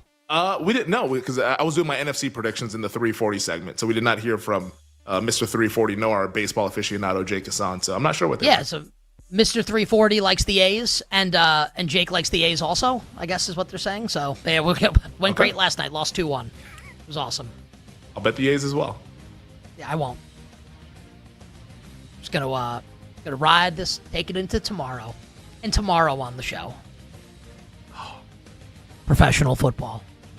Full preview of Eagles Cowboys, all our bets, Femi's Island, and Thy Royal Prop King. And until then, dear listener and dear viewer, I'm Nick Costos wishing you minimal sweats, winning bets, and the absolute very best of luck. Thanks for listening to You Better You Bet. Up next, it's BetMGM Tonight on the BetMGM Network.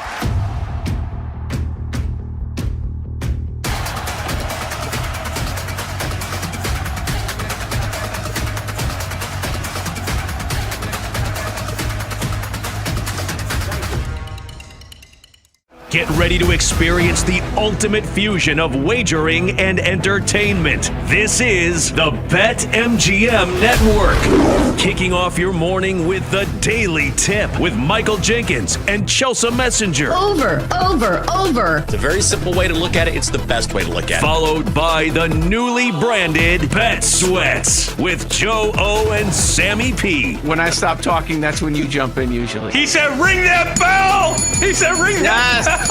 Then it's You Better You Bet, hosted by Nick Costos and Femi Abebefe. Great teams and great players get a whistle. It's happened forever. It will continue to happen. Capped off every night with the electric Brad Evans and Ryan Horvat on BetMGM tonight. Oh, that's a sexy phrase. Quote Dr. Dre, creep with me and walk with me on this one.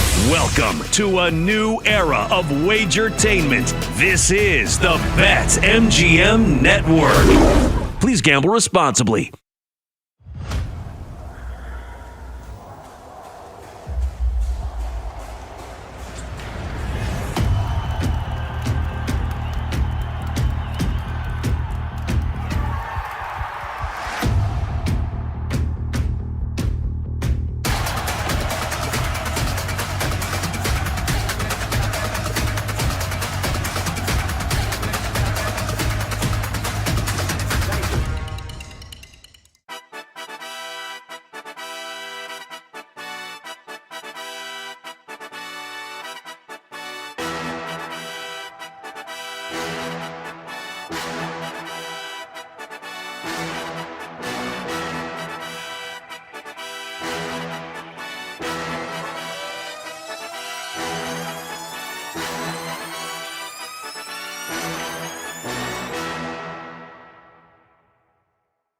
Get ready to experience the ultimate fusion of wagering and entertainment. This is the BetMGM Network. Kicking off your morning with the Daily Tip with Michael Jenkins and Chelsea Messenger. Over.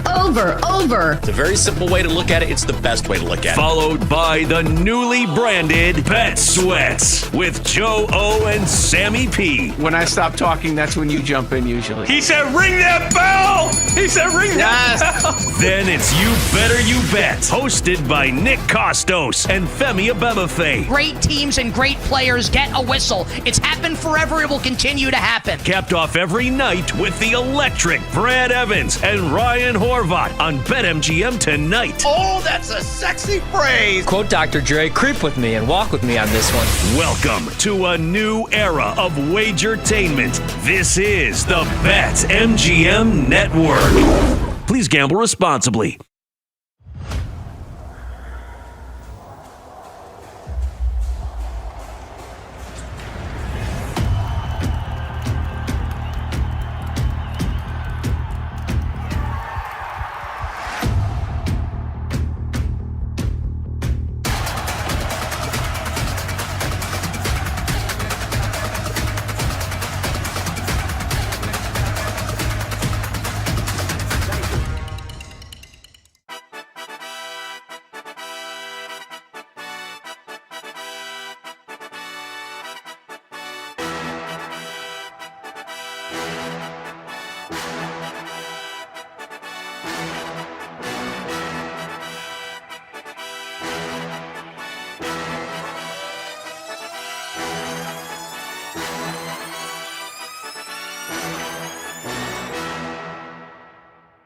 The sweat is all on. With your host, the big noise, Brad Evans. I gotta duplicate that. No way. No shot in the HE-double-L hockey sticks. And the mad better Ryan Horvat. You don't gotta bet every game. That's how you see those guys that live under the bridge? They lay 25.5 with UNLV week 0. It's BetMGM tonight on the BetMGM Network.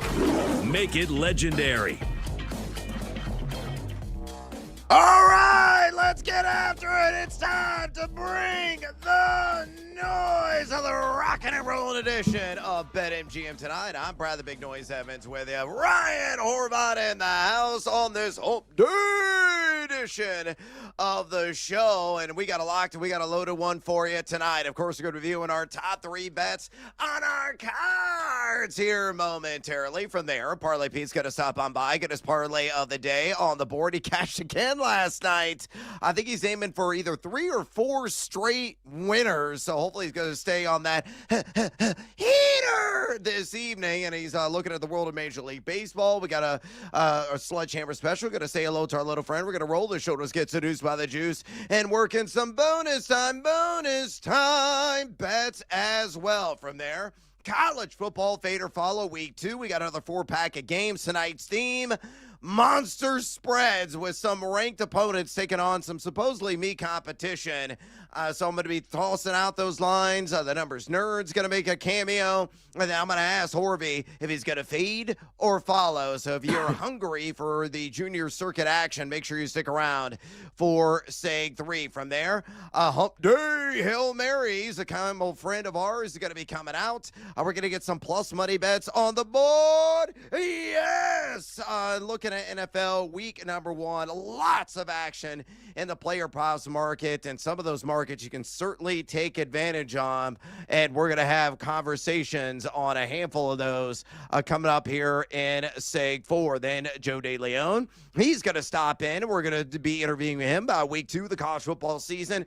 Who are his teams that are going to cover maybe some monster spreads? Who are his squads, his plays, as well as some of the marquee matchups, including Michigan and Oklahoma? We're going to break it all down with Joe DeLeon, followed by Fantasy Flames, Lames, and Shocker specials at quarterback, and also our weekly Fantasy Freakazoid draft. Are you feeling the draft? We certainly are. So everybody's got to get in the pool, and we're going to make our selections at quarterback, running back, wide receiver, tight end, and a little flexy, sexy spot as well. We'll explain the rules and all the ins and outs of that exercise, but we're going to be doing that every single Wednesday here on BetMGM tonight, making our more or less kind of our daily fantasy sports selections for the upcoming week's action. And two, we want to talk to you, the 2.02 average listeners and viewers of this fine broadcast. If you got any fantasy football questions for us, maybe you got a draft tonight,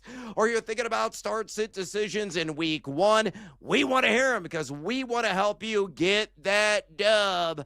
If you want to talk sports and betting as well, the NFL, college football, MLB, or WNBA, simple way to dial Horvat and I. Just pick up the phone and call us, fools, at 833-732-3875.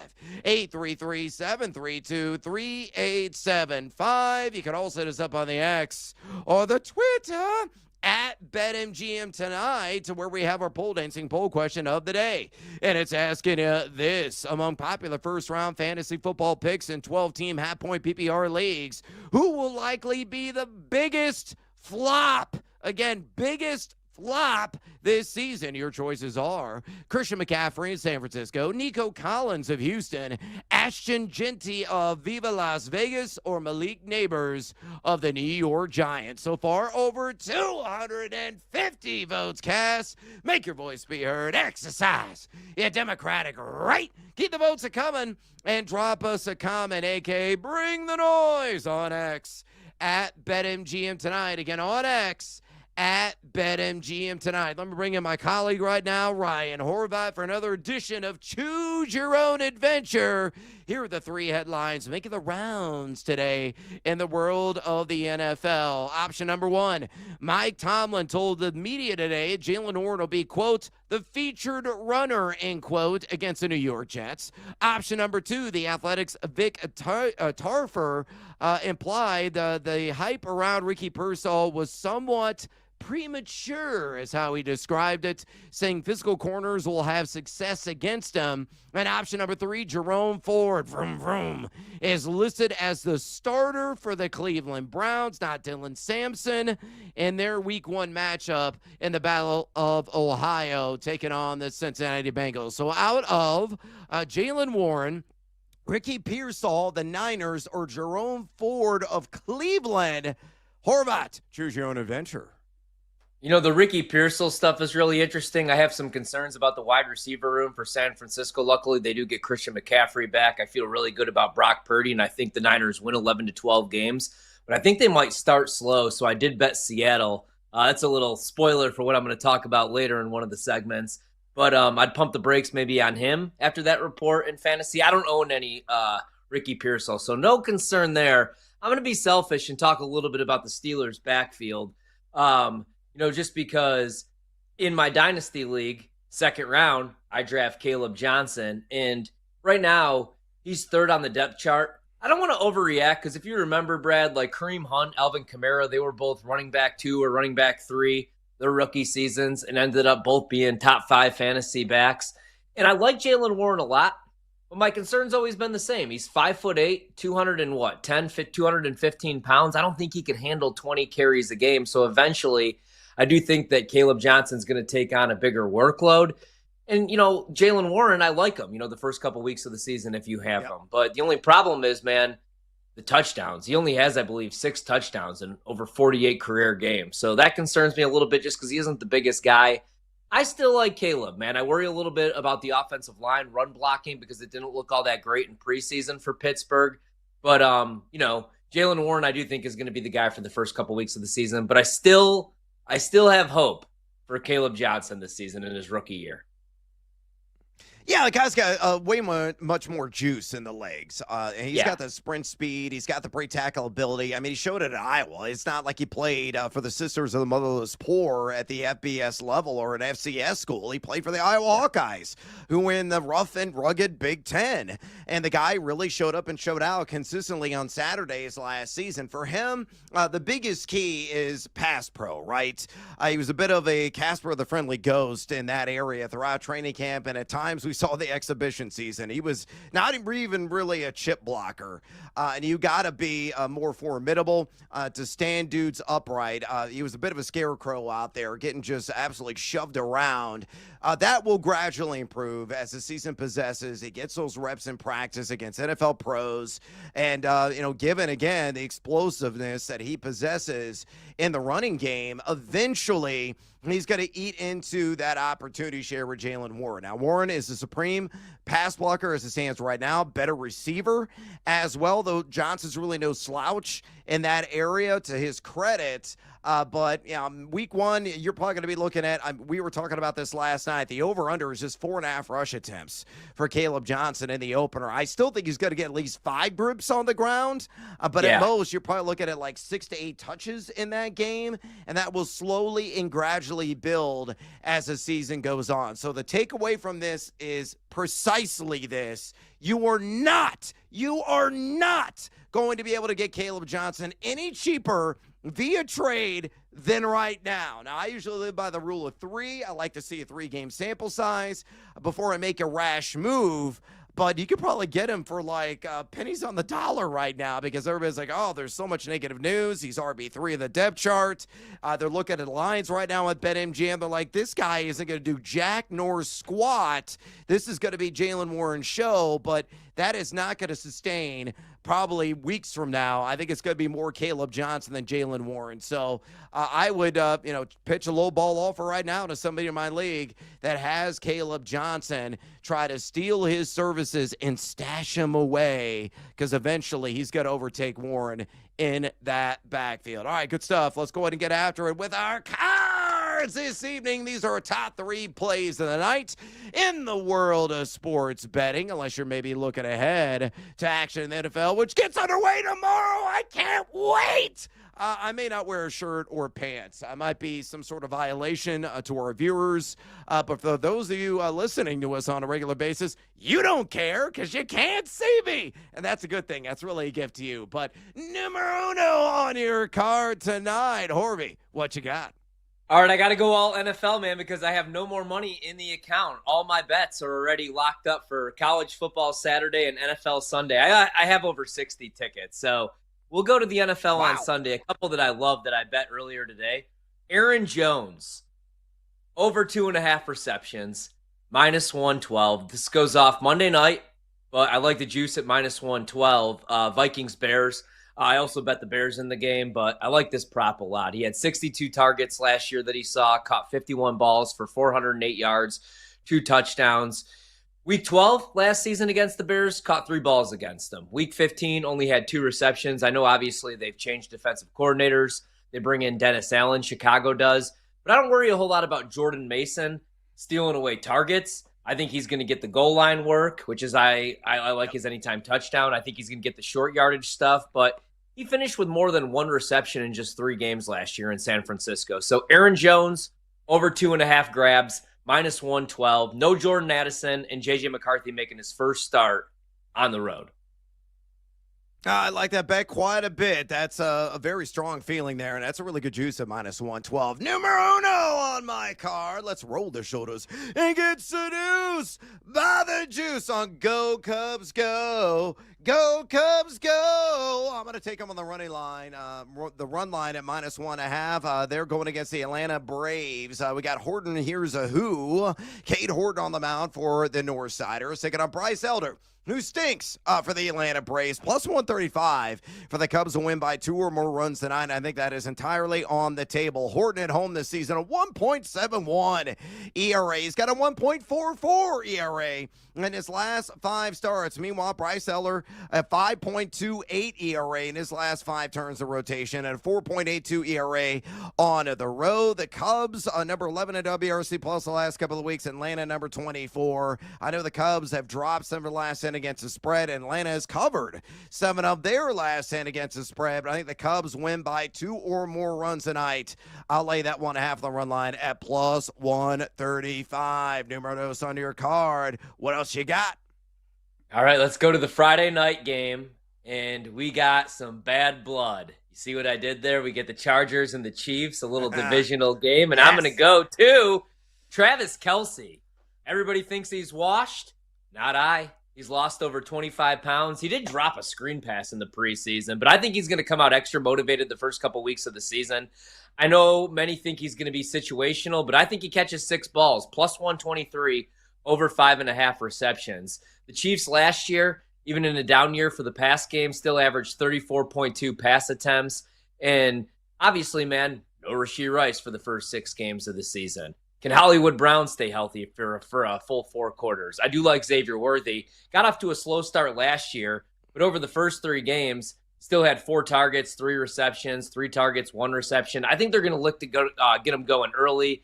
And I like this matchup against the Chargers, who gave up over 5 receptions per game to the tight end position last year. So I'll go over 5.5 receptions on Kelce, +123. All right, numero dos on my card, going back to the diamond, and I'm going to go with action. It's about to get underway. It may have already started, actually. Give me the Phillies on the money line at a -102 juice, taking on the Milwaukee Brewers. Jose Quintana against Aaron Nola. You look at Jose Quintana, 5.05 home ERA this season, 4.28 ERA in his last 5. A highly suspect there. Nola even worse. Still rounding in the form, coming off injury, 7.53 ERA in his last 3. You look at both these teams, top 10 in WRC plus over the last couple of weeks. But Philly has won 6 of their last 10. Milwaukee has dropped 6 of their last 10. I think the Phillies steal one on the road. Give me Philadelphia to take the matchup tonight against the Brew Crew at a -102. Numero trace on your card. Harvey, bring it home. All right, we gave out a couple overs. We got to go with an under on a player prop here. I'll always love Xavier Legette for getting drafted in the first round because I had that +180. But last year, man, he was a disappointment. Too many drops, really struggled to create separation. He only had a 59.1 receiving grade according to PFF.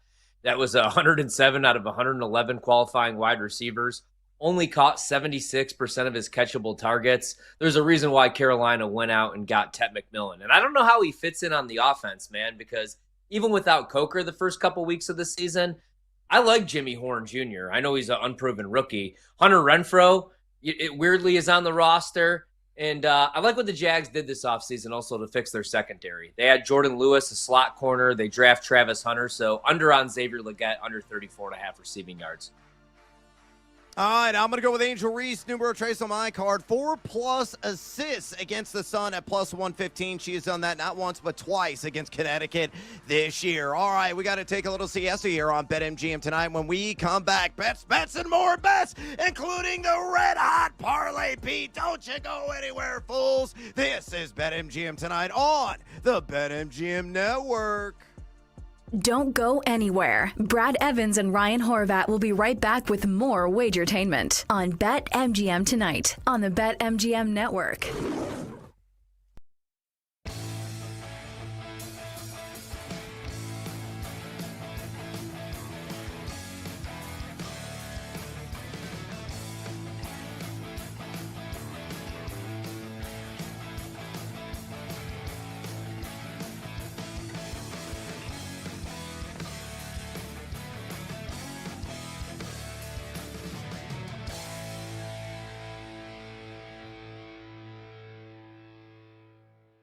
if they use their weapons accordingly, no doubt. With Brian Thomas Jr., with Travis Hunter, I like De'Ami Brown a lot, who they brought in from Washington. And then it's put up or shut up for a guy like ETN in the backfield, but they also have Tank Bigsby. I have a quote right here.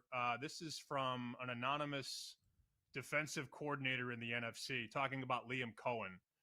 Quote, I would say he's probably the only guy that was one step ahead of us all year. I was really impressed with the way that he sequenced plays. That guy's game plan against us had us reassess a lot of things during the offseason. When you hear a quote like that, you should be excited about the potential and the possibility, right? Absolutely. And I feel like if you're a quarterback and you hear a quote like that and you hear the type of quotes that how people talk about Liam Cohen, like I would think that you're all in, you're putting all your eggs into that basket and into that trust of Liam to kind of put you in the right position, have you in the right spot. And I'm excited for it. And I'm really, like, I don't want to go on a rant, but I'm really excited for Travis Hunter. I think he's going to do very, very well. And I think the Jags, like, they have a chance to really make some noise this year. So, I mean, it's before the season right now, and we're all talking about it, but everyone does have to go out there and play. So I am excited to see how that team looks with Liam Cohen running everything.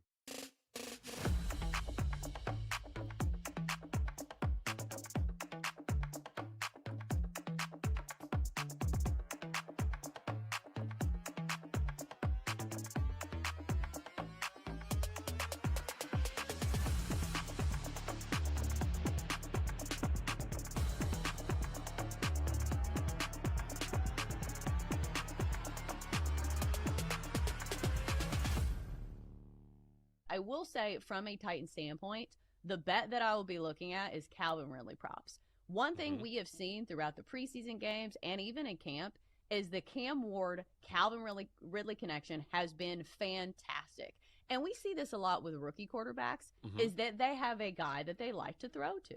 You know, they don't go through the progressions as much and they get nervous. They're like, hey, let's depend on a veteran. And Calvin Ridley's a good veteran to depend on. Guy is super fast. I feel like people forget how good his skill set is simply because he plays in Tennessee. So I think that's a bet worth looking at. Maybe, you know, across the board in every single game is look at some of his receiving props. Even though I know the first game of the season, it will be difficult going against that Broncos secondary. And you best believe Sean Payton will probably have a very difficult game plan in store for Cam Ward.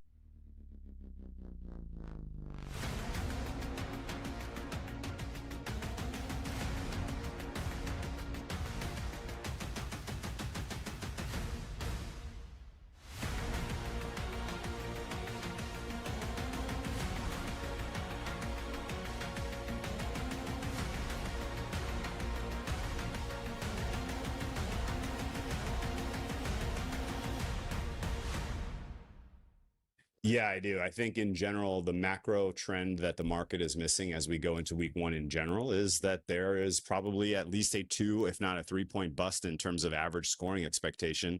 You look at the data on field goals from the preseason, and it's pretty obvious to me that the new rules about treating the balls seems to be treating the kickers well. We had more 50-plus yard field goals made in the preseason than in any year ever.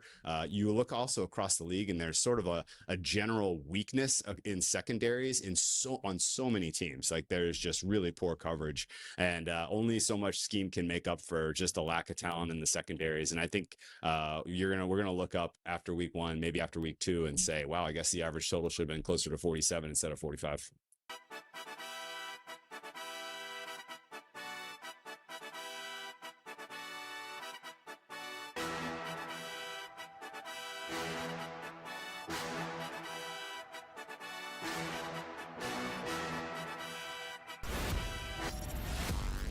Now, Brad Evans and Ryan Horvath bring out their sledgehammers on BetMGM tonight. Presented by BetMGM, the sportsbook born in Vegas. Welcome back to BetMGM tonight on this Hump Day edition of the show. I'm going to be breaking down some more bets here momentarily. Parlay Pete's got to strut on over, get his parlay of the day out out to the masses. We're going to say hello to a little friend, the Sledgehammer Special. We'll roll the shoulders and get seduced by the juice and working some bonus time bets as well. On top of that, we are going to remind you, I'll do it right now, that we have our pole dancing poll question of the day. And it's asking you this. Among popular first-round fantasy football picks in 12-team half-point PPR leagues, who will likely be the biggest flop? Again, the biggest flop. Your options are Christian McCaffrey of the Niners, Nico Collins of the Texans, Ashton Jeanty of the Raiders, or Malik Neighbors of the Giants. So far, over 250 votes cast. Make your voice be heard. Exercise your democratic right. Keep the votes a-coming and drop us a comment, a.k.a. bring the noise on X at BetMGM tonight. Again, on X at BetMGM tonight. Swing big on your next MLB parlay. Use the Parlay Boost token to score a bigger payout if your baseball parlay hits. So opt in right now. You have no stinking excuse for the Parlay Boost token only at BetMGM. And speaking of some parlays, let me yell over at my friend. Hey, dude, you're looking a little skinny, but come on over here. Yeah, shiver me timbers. I'm here to make some booty. Yeah, Parlay Pete is in the house, and he's hoping to win yet another parlay of the day. And of course, he's going to go back to the world of Major League Baseball, and he's got to play a little Sane Gamer again in a game that he cashed in last night on San Francisco and Colorado. Leg numero uno. He's going to go with a G-Man and those Giants -1.5 on the run line. And leg numero dos. Correlate, synergize, and bring it all together. Liking Matt Chapman to collect a couple of total bags.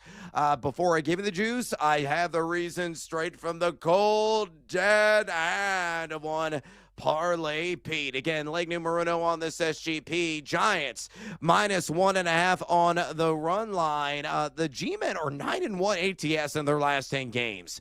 A team that is white hot right now in terms of covering the spread. They are 3-2, decent but not great, against Colorado in their last 5 ATS. And you also look at German Marquez, who's going to be on the bump for the Pebbles. He's terrible, folks. He gets crushed early and often. A 6.36 home ERA and 9 starts.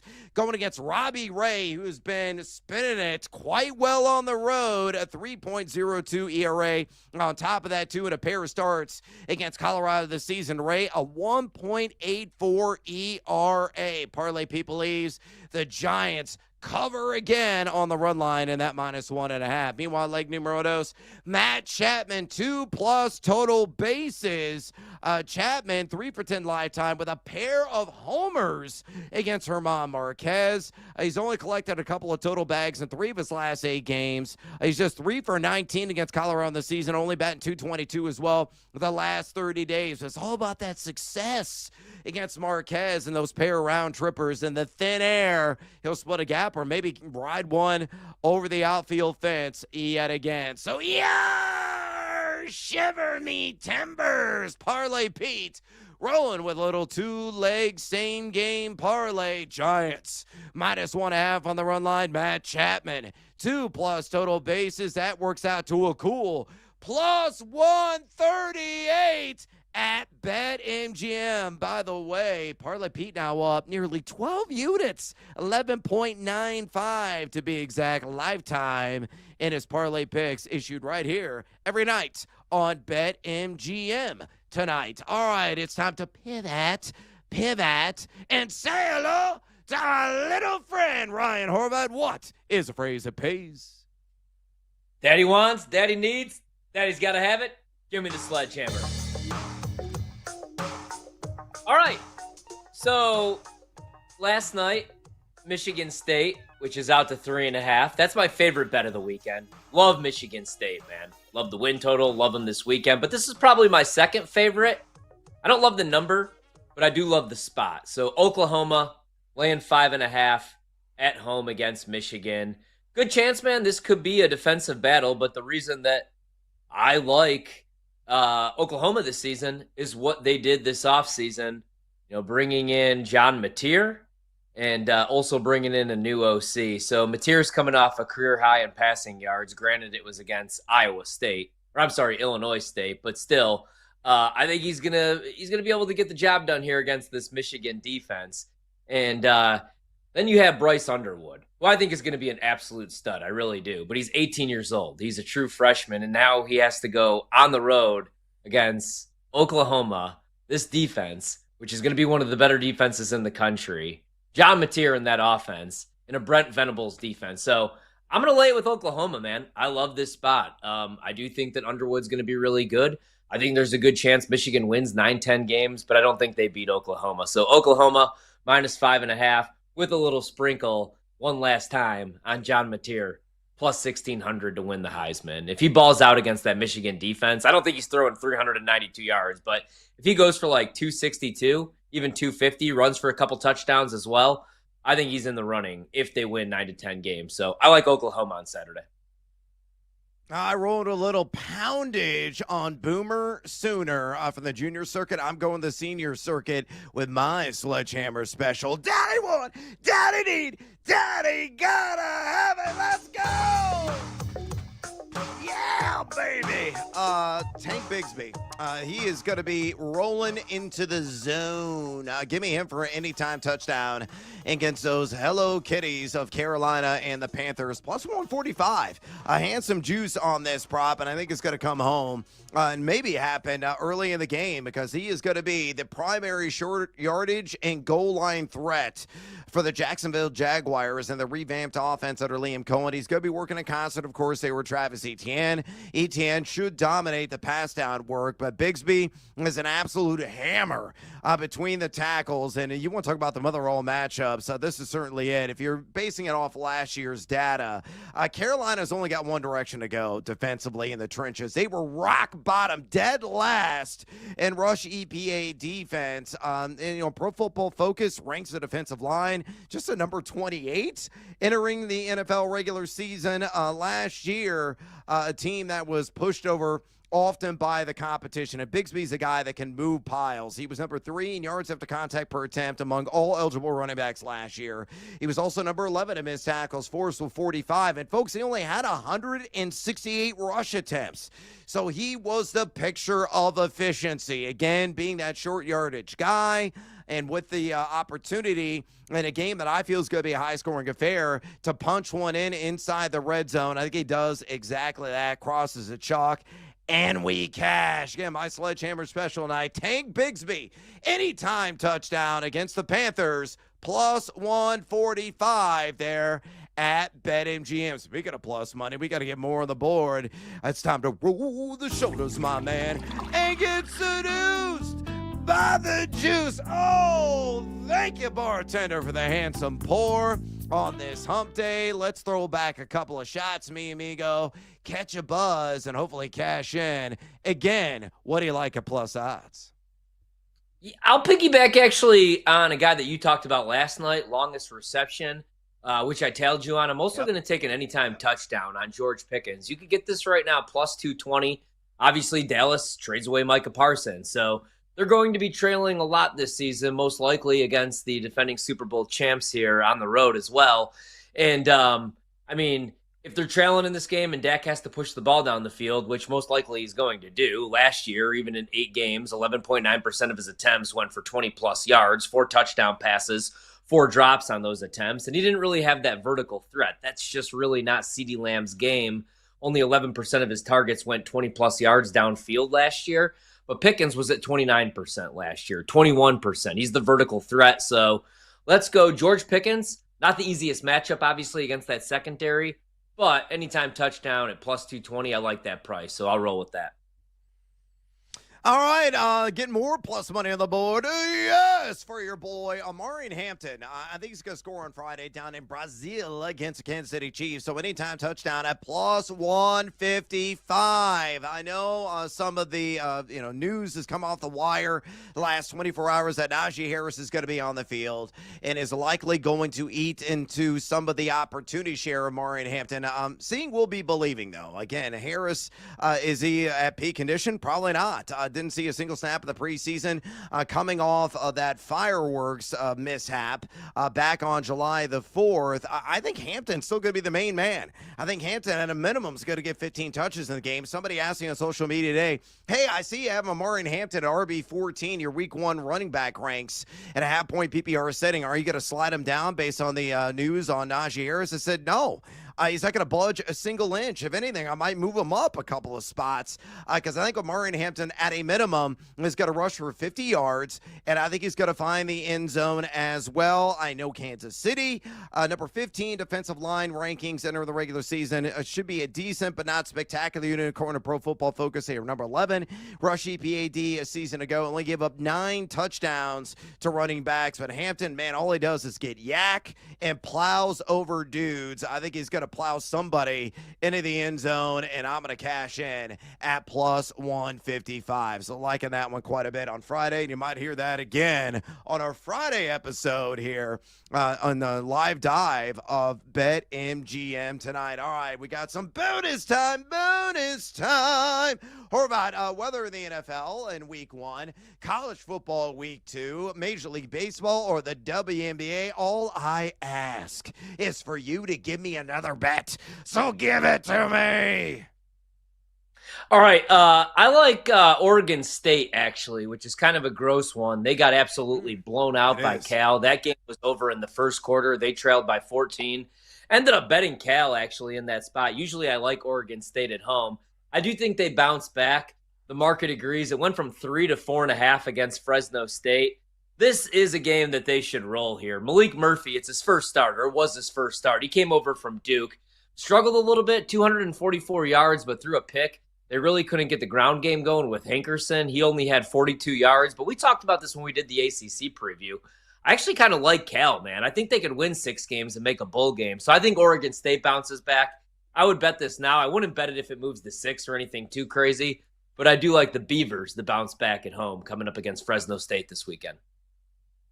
Ooh, crafty beaver, if you will, there with Oregon State. Oh, yeah. Great call there. I'm going to go with a guy, we don't know how to pronounce his first name, apparently. It's not Bijan, like Dijon. Squirt under your sandwich and consume. No, it's Bijan Robinson. However you want to pronounce it, doesn't matter. I think he's going to cash in the alt market, rushing plus receiving yards. I'm going to take it for 120 plus against the Tampa Bay Buccaneers, plus 120 in that alt market. I think that is achievable for him. Now, last year, he went 77 total yards at 100 total yards in the pair of matchups against Tampa, but I saw today Vita Vea is questionable. He missed practice today with a foot injury, so it's not a certainty that he is going to suit up. And obviously, when Vita Vea is out of the lineup, it makes that defensive line ultra soft. And, of course, Bijan get it done through the air as well.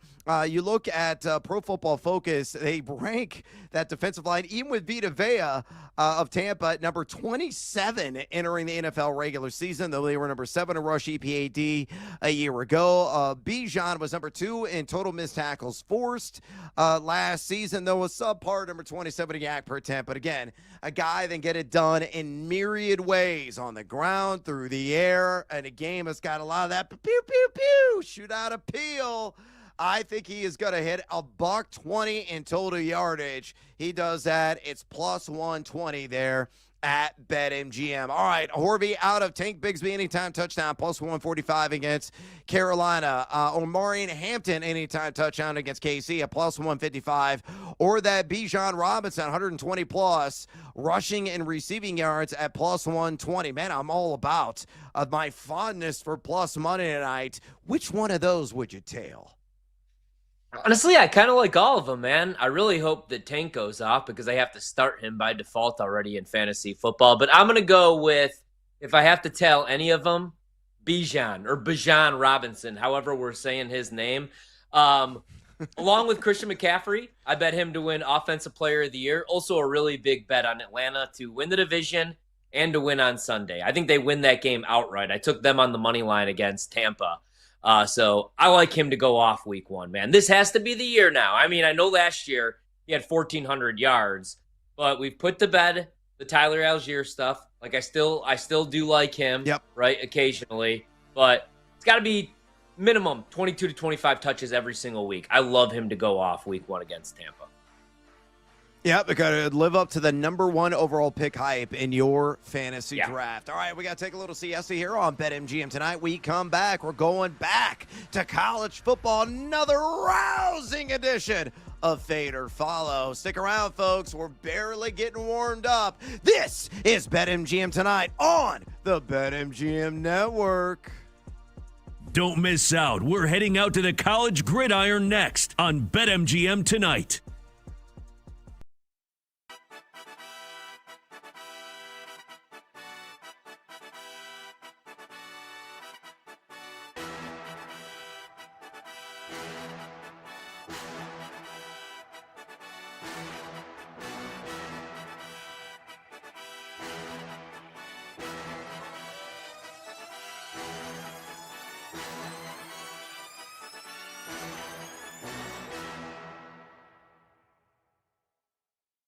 What's your reaction, and what did you think about Banana Ball? I need to know. Oh, man. Oh, listen.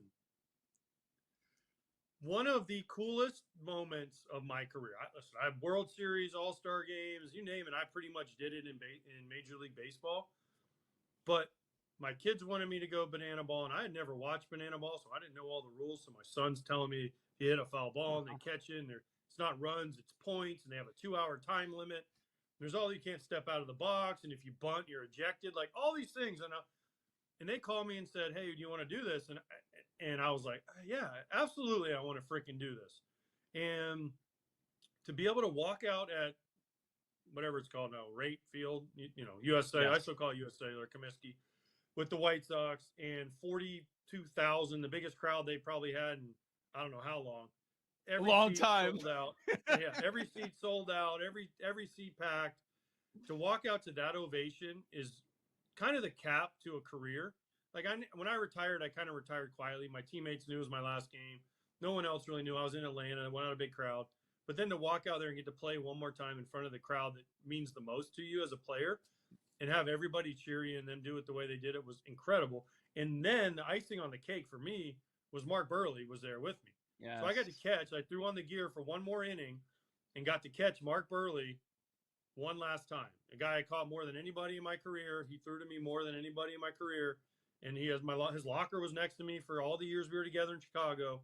So to get to do that with him in front of that crowd, I mean, it's like heartstrings kind of stuff, right? You're just, man, first of all, I don't want to get hurt, which I didn't, and neither did Mark. And then to do that with him and just the excitement on everyone's face, his face, my face, and the Bananas are an incredible organization. The people, and forget the Bananas, the firefighters are the other team, the Banana Ball guys. Just an unbelievable experience. One of the coolest things, my family was there to enjoy it with me. Listen, if I tell any ex-player, if they ask you to do it, do it. It is so worth it. It's so fun. It's just a memory that you can never take away. And I've had more people ask me about Banana Ball. Like I said, I've done everything in baseball. You name it, I've pretty much done it. More people, current players and past players, how was Banana Ball? That's all they want to talk. They don't care about winning World Series, All-Star games. How was Banana Ball? Unbelievable. And I told them all, if they ask you, do it.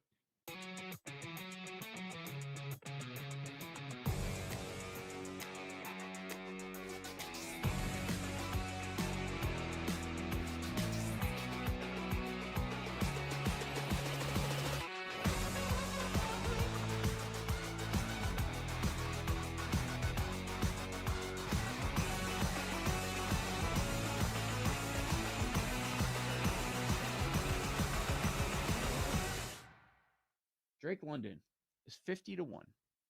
The 3 Penix starts at the end of the season, London averaged 117 yards per game. He had 39 targets in those 3 games.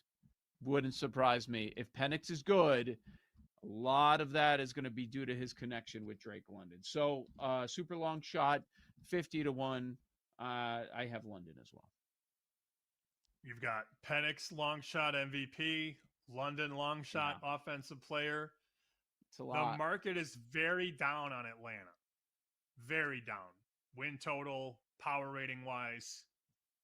But if you're right, you will be rewarded. These are the times where you can take shots, because if the market is wrong on Atlanta and you end up being right, what happens if that's one of the best connections in football? You're going to see a lot of love for Drake London to be the offensive player. And we know the talent's there. Yep. I mean, look where he was drafted when he came out. We know the upside, the talent is there. He has to produce. If Penix is the answer, we'll see. But that's a nice number on Drake London.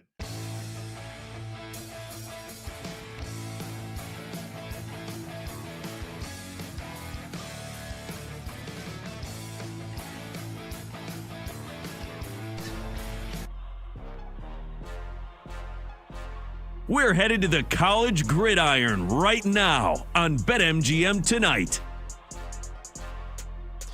Welcome back to BetMGM Tonight. Probably the Big Noise Evans with you. Ryan Horvath in the house on this day edition of the show. Yeah, you indeed hear from the voiceover guy. We're doing another edition of Fade or Follow College Football, breaking down action in groups of four.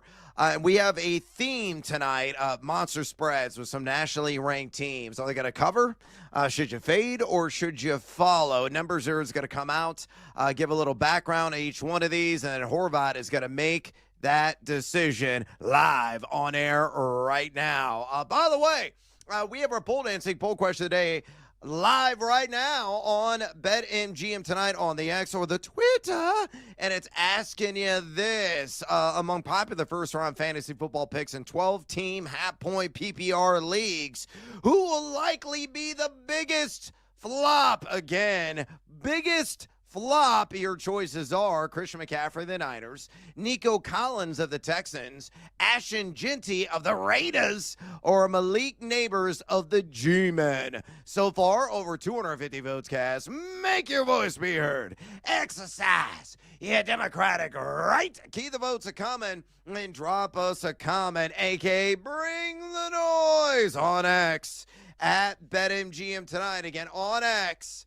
at BetMGM Tonight. Hey, BetMGM account holders will receive an Any Sport Parlay Boost token. Score a bigger payout if your wager with a Parlay Boost token hits. Tokens can be used on parlays and my personal favorite, SGPs. So opt in right now on the Any Sport Parlay Boost token only at BetMGM. With that business put to the side, it's time to get after it with another edition of Fade or Follow. Will you fade or will you follow? Which car are we going to take? On BetMGM Tonight. Oh, yeah. Rocking and rolling through college football week 2 slate. We're going to have some of the bigger marquee matchups tomorrow. And, of course, our attention's going to be divided because we're going to have Eagles and Cowboys also on the agenda. So, we're multitaskers. We like to juggle things.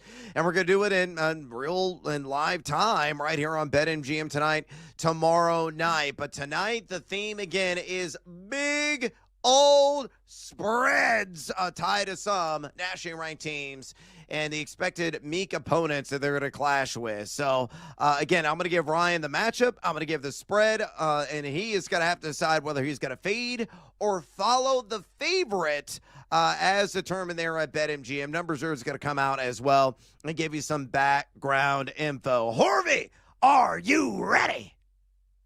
Let's do it, baby. Let's do it. All right, coming off the loss, hook 'em horns. All right. Also known as the Fighting McConaughey's.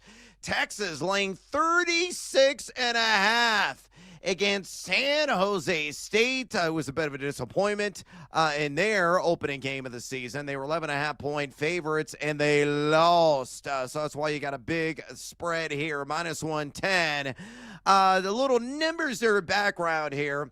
Texas still number 1 in the country despite their loss at Ohio State in the Football Power Index at ESPN. San Jose State, meanwhile, at number 106 is tracked to Pro Football Focus. The offensive rating for Texas at number 18. San Jose State at number 84. Defensive rating, Texas at numero uno. San Jose State, well, at least they're consistent, also at number 84. And offense and defensive rating. So with all of that background information, Horvey, fade or follow Texas -36.5 against San Jose State at a -110 juice? I'll follow this one. I think this is the definition of a get right spot here, laying 36.5 against San Jose State, who, like you said, Brad, last week, what a disappointment, man. They lose to the Central Michigan Chippewas by a score of 16-14. And, Texas, the one thing that I liked that I thought from Texas, well, one, the defensive side of the ball. You go on the road, and I know Julian Sayin was also making his first start, taking over for Will Howard. But that wide receiver room is obviously loaded. And they kind of shut down Jeremiah Smith, and they only gave up 14 points. They had plenty of opportunities to tie that game, maybe even win that game. The issue was Arch Manning was not accurate at all. The first throw of the game, you could tell he was either rattled or he was off. He didn't set his feet. It was one of the worst throws I've seen of the college football season. Granted, we're only 2 weeks in. But he struggled, man. 170 yards, 17 of 30 passing, only completed 56% of his balls. But what I liked was they actually got a ground game going. Last year, in their 3 losses, they only averaged 1.6 yards per carry. Wisner had 80 rushing yards on 16 carries, also had a grab for 5 yards. So I think Texas is going to be fine. I still have them power rated number 1. I don't think they should be the number 1 team in the country. That should be Ohio State. But I think this is a perfect get-right spot. San Jose State can throw the football. They threw for 308 yards. The problem is they can't run the ball. And if they're one-dimensional against this Texas pass rush, they're going to unload. So I think Texas gets right. I don't know if I would buy low. Clemson, after their first loss to LSU, I still really like them this season. Alabama, 50-50 on them. They looked unathletic and slow, which I've never said about a Bama team. Texas, I don't know, man. The SEC is loaded, and Arch did not look very good. He did. This isn't a hot take. He might need a couple more starts here. So I do like them to bounce back here against San Jose State, though, and get some good publicity because it wasn't great last week. So I think they win by at least 40. All right, Horvat says, and he is going to saddle up the Texas Longhorns despite them laying 36.5 against the Spartans of San Jose State. All right, next game, Penn State, even bigger spread, -41.5, taking on Florida International at a -110 juice. Numbers Nerd says a Football Power Index right now at ESPN has Penn State at number 5 in the country and FIU at number 109 at the offensive rating. For each of these teams, a Pro Football Focus, Penn State at number 13, Florida International at just number 83. Defensive rating as tracked at Pro Football Focus. I understand it's just a 1-game sample size, but very telling. Penn State at number 15, but hey, bravo, showing some respect. Florida International at number 30. Again, with that background information there, Penn State -41.5 against Florida International at a -110 juice. Horvey, fade or follow? I'll follow this, man. I think Franklin was actually pissed. Week 1, they didn't cover. And I love Penn State. I bet them to win it all. I bet them to win the Big Ten. I'm a Drew Aller fan. I love the backfield. I think the advantage in this game, though, what I would do rather than lay the 41.5 or lay the 40, wherever this closes, Brad, I would take the team total under, and it's probably 7.5, maybe 6.5 with Florida International. I don't know that they cross the 50-yard line unless, Penn State invites section 120 down to play a series on the defensive side of the ball. That's the biggest issue for FIU. Their offensive line struggled all of last season in Conference USA play. And against Bethune-Cookman, they gave up double-digit pressures. Now you're going against Penn State's defensive line, a bunch of pros. Good luck. I would take the team Godspeed. total under, but I love Penn State in this spot, man. I think Franklin's going to look to hang one on them. All right, not at all intimidated by the big fat line of 41.5 for the Penn State Nittany Lions taking on those Panthers of Florida International. All right, let's say the Big Ten.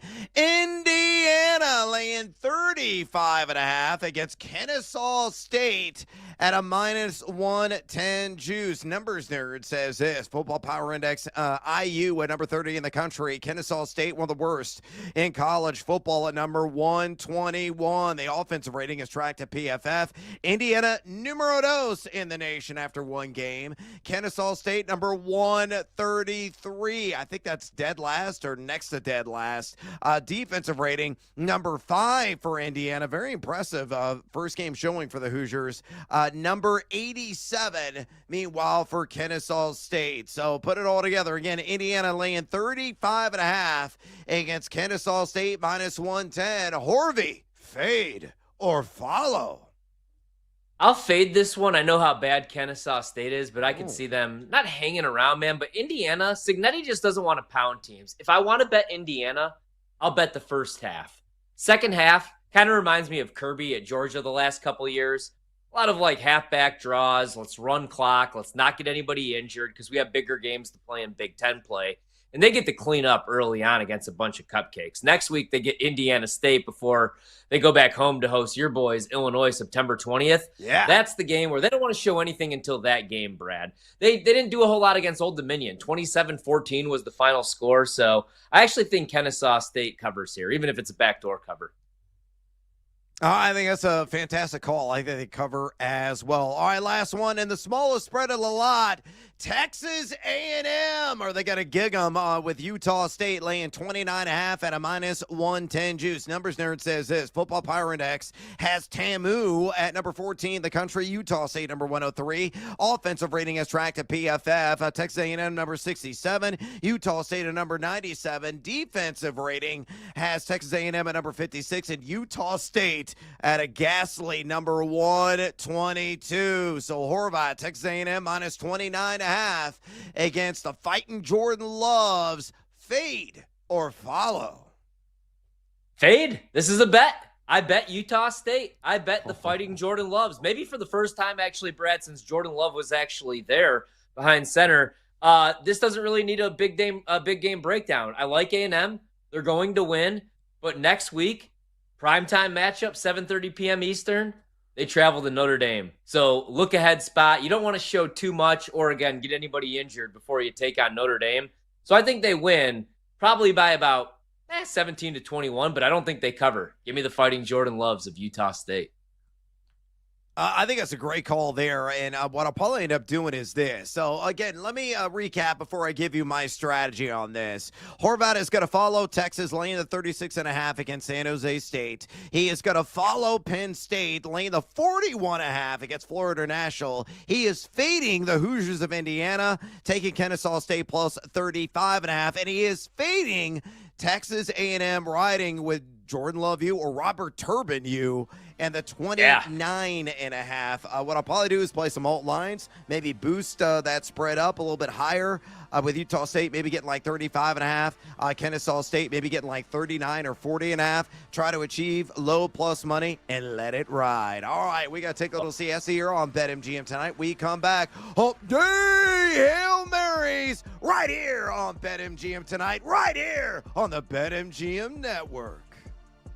Don't go anywhere. BetMGM Tonight will be right back. If you missed any part of the show, check out our podcast on the Odyssey, iHeartRadio, or TuneIn apps.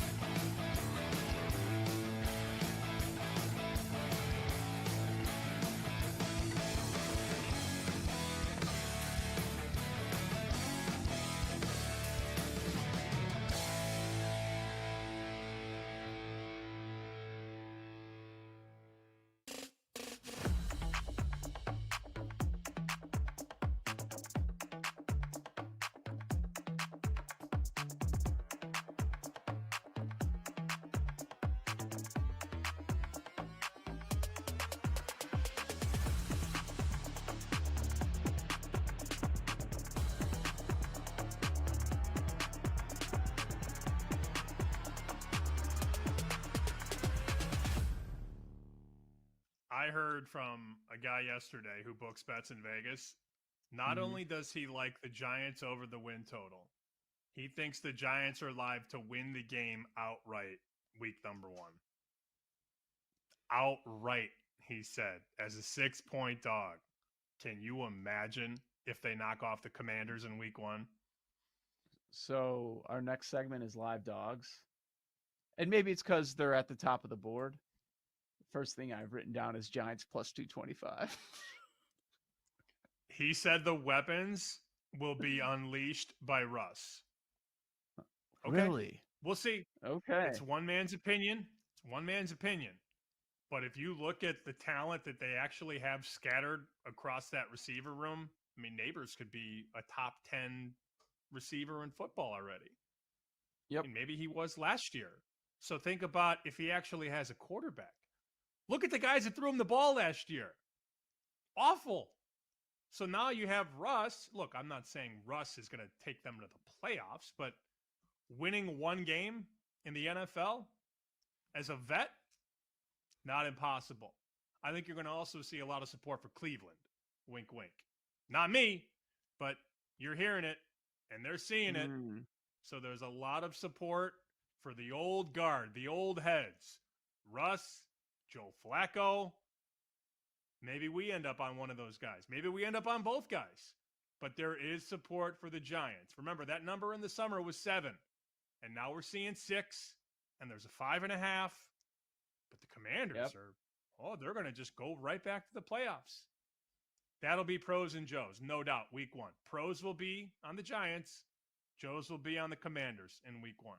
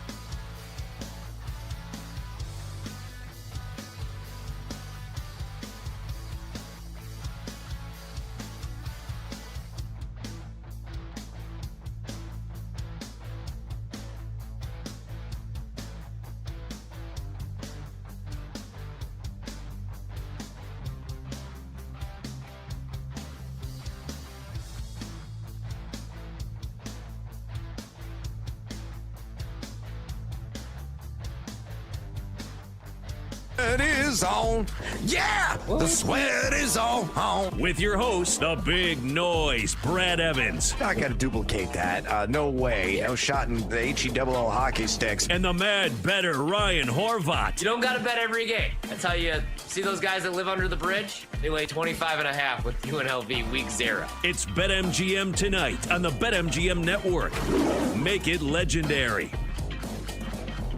Welcome back to BetMGM tonight. Brad the Big Noise Evans with you. Ryan Horvat along for the ride on this Hump Day edition of the show. Speaking of Hump Day, we're going to do some Hump Day Hail Marys here momentarily. Our little camel friend is going to come out and play and make his voice heard. And as well, we're going to rock and roll through a number of plus money wagers available right now at BetMGM, tied to the opening regular season action, which gets underway tomorrow in Philadelphia. What is it going to be? Fly, Eagles, fly. Laying 8.5 against the arch rival Dallas Cowboys with George Pickens, CeeDee Lamb, Dak Prescott, and a horrible and abhorrent defense, more than likely. We're going to see who winds up on top. And we're going to also see whether or not Philadelphia is going to cover. We're going to be covering that game and doing some live dives tomorrow right here on BetMGM tonight. So sweat along with us. We're going to be firing off all kinds of bets. Friendly reminder, folks, you have any fantasy football questions for us? Maybe you got some dilemmas, some conundrums tied to week one already, and your start-sit decisions. Maybe already looking at some of the trades that you're trying to make with some of your league mates. Maybe trying to pick up some guys if you're in a shallow format who shouldn't be sipping pina coladas in the free agent pool. Hey, we would love to hear your questions and comments when it comes to fantasy football. Simple way to contact Ryan and I here on the show. Just pick up the phone and dial us fools at 833-732-3875.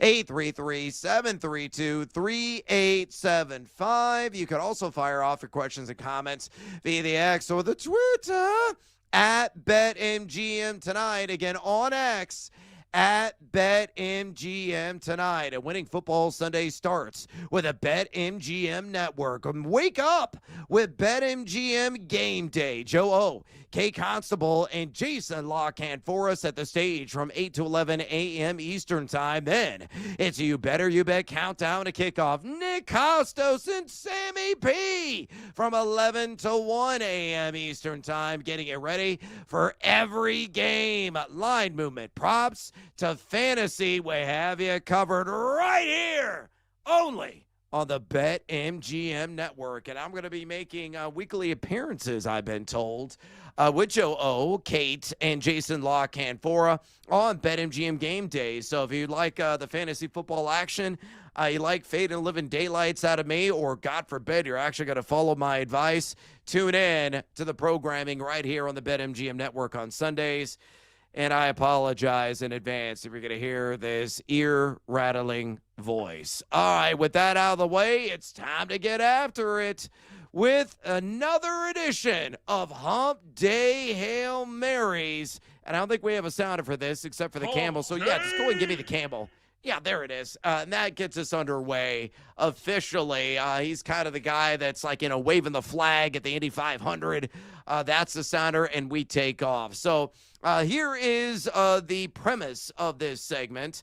Ryan, you're going to throw out a plus money offering tied to week one of the NFL season. You're going to give your reasonings behind said offering. And then when you are done, you're going to call for the camel. He's going to come out, say, Hump Day, and then I'm going to take it from there. We're going to squeeze in as many plus money bets as we possibly can in this segment before we got to say adios, amigo, because we got Joe DeLeon talking college football coming up next here on BetMGM tonight. So, Horvey, you're batting leadoff. Knock one out of the park. What do you like? Quick reminder as well, before you guys check out all that great content on Sunday, check out my show as well, 9 to 10, if you want to win some college football money. But anyway, we'll go to Atlanta on the money line, plus 115 against the Tampa Bay Buccaneers. I'm pretty high in Atlanta this season. Went over on the win total, took them to win the division. I think Tampa takes a step back now without Liam Cohen. Ton of injuries before we even hit week one. I think the defense is also going to take a step back, some injuries on the offensive line. And Atlanta always plays Tampa tough. I'm not the biggest trends guy, but they're 5-1 against the spread the last 3 seasons in their last 6 matchups. Feel really good about Atlanta on the offensive side of the ball with Michael Penix taking over behind center. Only a 3-game sample size, but the numbers were good. Bijan, whatever he's going by now, I think he's got a real shot to win Offensive Player of the Year. We're both big fans of Drake London. Bet him to score 10 touchdowns. The issue for Atlanta the last couple seasons, other than last year, Kirk Cousins looking 55 years old, the pass rush. Last year, they were 30th in pass rush grade, but I like their draft. Even if they had to reach for James Pierce Jr., he was a stud in the preseason. Jalen Walker, eventually, I think he's going to be a solid player. I like the rest of the draft picks that they made later on, fixing up the secondary. And I think they're going to get pressure on Baker, especially if Tristan Wirfs is indeed out. And I know he was updated from the PUP list, but him and Godwin obviously going to miss some time. So I like Atlanta plus 115 on the money line for play number 1. Call for the camel. Hit me with the camel, Brando. Yeah, there he is. You got to put that guy to work. He's got to earn his grub, to say the least. All right, I'm going to go with a guy who I think is going to be spinning all kinds of spirals in the end zone this year. I'm projecting him, folks. I know I did this stone sober for 47 passing touchdowns this year. I think 50 is very much on the table as well for Joe Burrow, the modern-day Joe Cool. Give me the over. 2.5 passing touchdowns in C-Town in the battle for Ohio against the Cleveland Browns. Plus 155 on this offering right now at BetMGM. Richard Dory, my buddy at BetAlytics, has Burrow projected for a little bit shy of this, 2.2 passing touchdowns, but I think he's going to throw 3 in this game. Cleveland, number 15, according to Pro Football Focus, in their secondary ranks entering the regular season. They were number 21, not so great there, and drop back EPAD a season ago. Burrow was pinpoint accurate last season, number 3 in adjusted completion percentage. He was decent, not great, though. Number 13 in deep ball completion percentage, mirrored that with a number 13 ranking in red zone completion percentage. But a guy who has got to chuck the rock early and often because the defense has got to be woeful. Had 652 pass attempts last year. And he also, in 2 games, one game he went over 2.5 passing touchdowns. The other, he went under with 2 against Cleveland. I think he gets 3 into the zone. So over 2.5 passing touchdowns for Burrow along the shore of Lake Erie, plus 155. Brando, give me the camel. Hump day. Like that one quite a bit. All right, let's go with another money line that I bet. I also like the points if we get to 3, but right now it's sitting at 2.5. I think Seattle wins week 1 against San Francisco. The money line right now at BetMGM is plus 115. I love the Niners this year. They play the easiest schedule in the National Football League. I think they win at least 12 games this season, but week 1, we always get some upsets, right? And no Brandon Ayuk. Juwan Jennings is hobbled. Ricky Pearsall, we'll see what we get from him. I am excited about CMC coming back fully healthy, but I also have some concerns San Francisco on the defensive side of the ball. I know Robert Saleh's back as DC, but last year, outside the top 25 in run defense, now they're going against that Seahawks run game, and I'm really excited to see what that run game looks like. If Kenneth Walker could stay healthy, man, with Clint Kubiak calling plays. San Francisco, I know it was just the preseason, but they really struggled to tackle. They were second, or they missed the second most tackles in the preseason, and Kenneth Walker has the second highest rate of missed tackles for since he entered the league in 2022. Going to need him to stay healthy. Going to need a big year for him for fantasy purposes. Sam Darnold should actually have some clean pockets here. So I think the Seahawks are live. I like the money line price at plus 115. And if we get to 3, I'm going to bet them on the spread as well. Right now, though, like I said, it's sitting at 2.5. Brando, hit me with the camel. Hump day.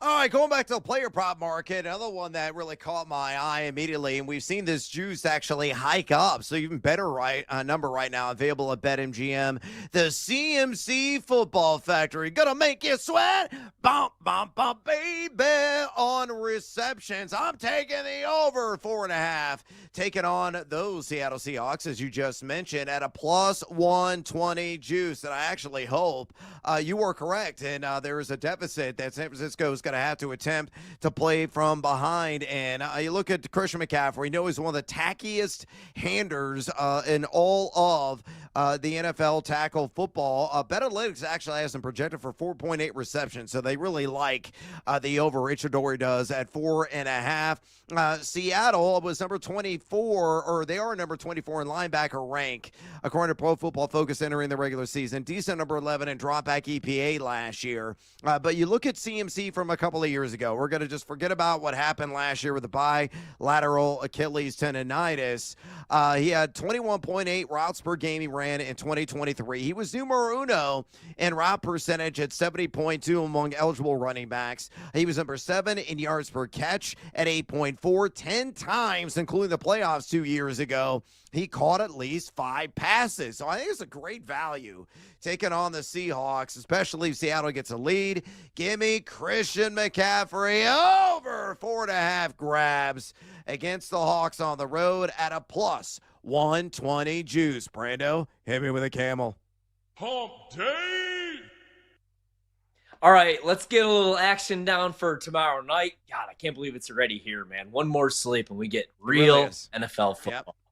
And I did bet the Cowboys like a lunatic once we got to 8.5. Micah Parsons is great, but 1.5 points, like more than a touchdown. I think Dallas could backdoor this thing. But let's go with the player prop. I think AJ Brown's priced about right. Devontae Smith priced about right. But I like this one. Dallas Goedert, 50 plus yards, plus 164. Last year was a little bit beat up, so he only played in 10 games, but averaged 4.2 receptions per game and 49.6 yards per game. So he was right about there going against this Dallas team, this Dallas defense. And last year, even with the injuries, he had one of his best years, second in yards per route, 2.20, and it was his best season since 2021, despite only running 79 routes with A.J. Brown and Devontae Smith both on the field. 5.2 targets per game. So I like Dallas Goedert, 50 receiving yards, plus 164. I think that's a great price. Brando, hit me with the camel. Hump day! All right, I would be remiss if I didn't talk about my favorite franchise. So trying to attempt to bury the bays here, but I got to sing this song anyway. Bear down, Chicago Bears! Yeah! Can't wait for them under the primetime lights on Monday Night Football, taking on division rival and the Minnesota Vikings. I think Rome Odunze is going to start the season with a bang. I'm going to go for 60-plus receiving yards in this matchup at plus 148. So some sexy juice there. I think he's got to show up and show out. Now, BetAlytics only has him projected for 48.3 yards, but I think he's going to get over that projection. You look at Minnesota, number 27 secondary. They are ranked entering the regular season according to Pro Football Focus. So they were number 2 last season in drop back EPA defense. Probably going to see a lot of Isaiah Rodgers in coverage, who came over from Philadelphia. Only allowed a 52% flat catch rate last season, 87.4 passer rating, but maybe, just maybe, some Jeff Okudah, who we know has been quite the giver, a former top pick, has not lived up to that billing. A guy last season with the Houston Texans on 52 snaps allowed a 145.1 passer rating. So I am praying that Odunze gets a little bit of Jeff Okudah in this game and absolutely goes off. Again, he was largely believed to be the MVP of Bears training camp. Really didn't show up a ton. He had a touchdown reception against the Kansas City Chiefs, but that was against like a bunch of second stringers late in the first half of his last preseason game. Had a drop in the one prior to that. So it was a bit up and down in the month of August, but a lot of people are saying it's going to be a breakout season for the sophomore, potentially sensation at the University of Washington. So Rome Odunze, 60-plus receiving yards at a hefty and sexy plus 148 is what I'm writing on Monday Night Football. Your thoughts on some of the receivers in that game, whether Odunze, whether DJ Moore, maybe it's going to be a Colston Loveland kind of contest in the opener. So what's your take on Bears Vikings and the Bears vertical performers in that matchup?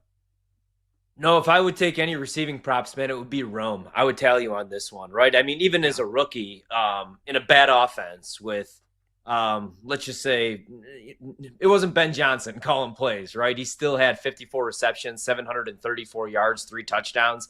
Now you have Ben Johnson taking over as play caller. I already like the Bears in the game. So if I were going to go yardage, I would go Rome. If I were going to go anytime touchdown, I would go Loveland. I can't wait to see how they use him, man, in the red zone. Really good route runner, really great at creating separation, but he's also built like a basketball player, so he could go up and get it. So anytime touchdown, Loveland for me. Receiving yards, Rome. Oh, man, I hope you were right because I got a lot of stacks. So Caleb Williams and Colson Loveland in fantasy football this season. All right, we got to take a little siesta here on BetMGM tonight.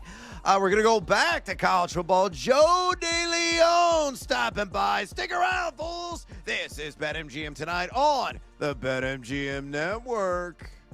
Pump Day! Don't go anywhere. Brad Evans and Ryan Horvat will be right back with more Wagertainment on BetMGM tonight on the BetMGM Network.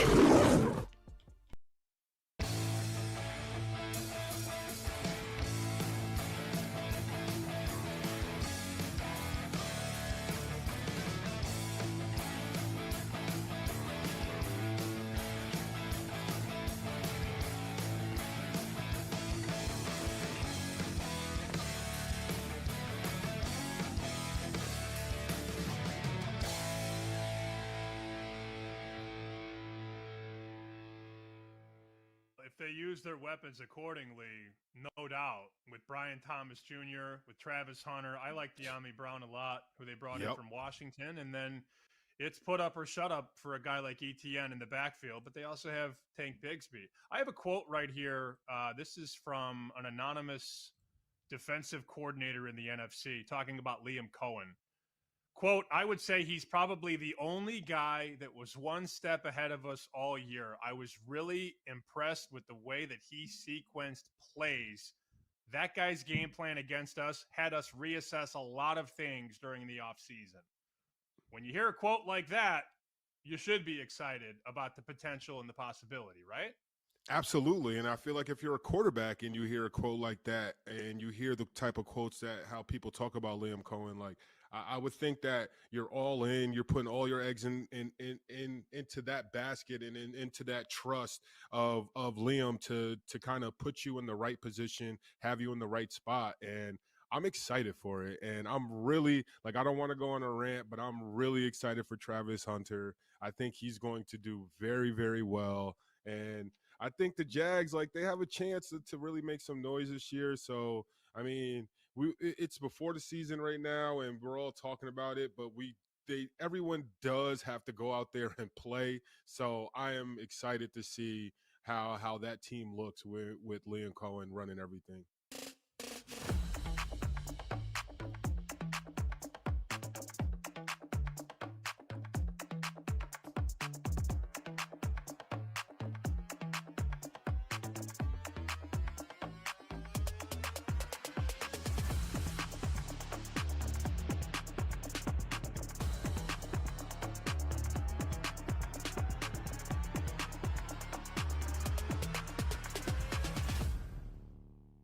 I will say, from a Titan standpoint, the bet that I will be looking at is Calvin Ridley props. One thing we have seen throughout the preseason games and even in camp is the Cam Ward Calvin Ridley connection has been fantastic. And we see this a lot with rookie quarterbacks, is that they have a guy that they like to throw to. You know, they don't go through the progressions as much and they get nervous. They're like, hey, let's depend on a veteran. And Calvin Ridley's a good veteran to depend on. Guy is super fast. I feel like people forget how good his skill set is simply because he plays in Tennessee. So I think that's a bet worth looking at. Maybe, you know, across the board in every single game is look at some of his receiving props. Even though I know the first game of the season, it will be difficult going against that Broncos secondary. And you best believe Sean Payton will probably have a very difficult game plan in store for Cam Ward.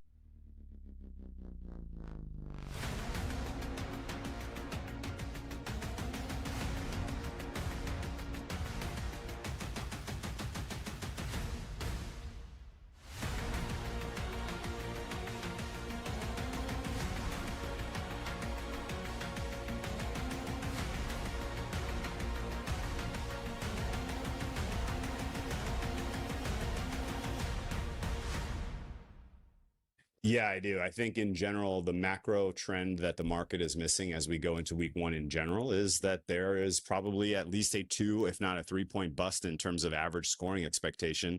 You look at the data on field goals from the preseason, and it's pretty obvious to me that the new rules about treating the balls seems to be treating the kickers well. We had more 50-plus yard field goals made in the preseason than in any year ever.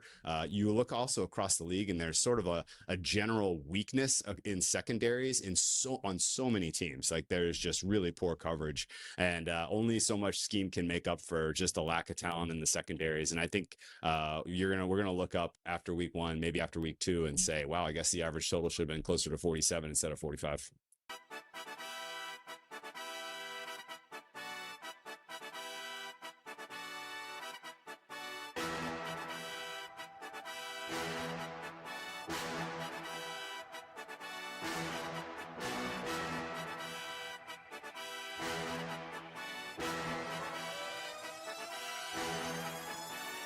On the BetMGM Network. Welcome back to BetMGM tonight. Brad the Big Noise Evans with you. Ryan Horvat in the house on this hump day edition of the show. We're getting back after it in the world of college football. Going to talk to Joe DeLeon here momentarily.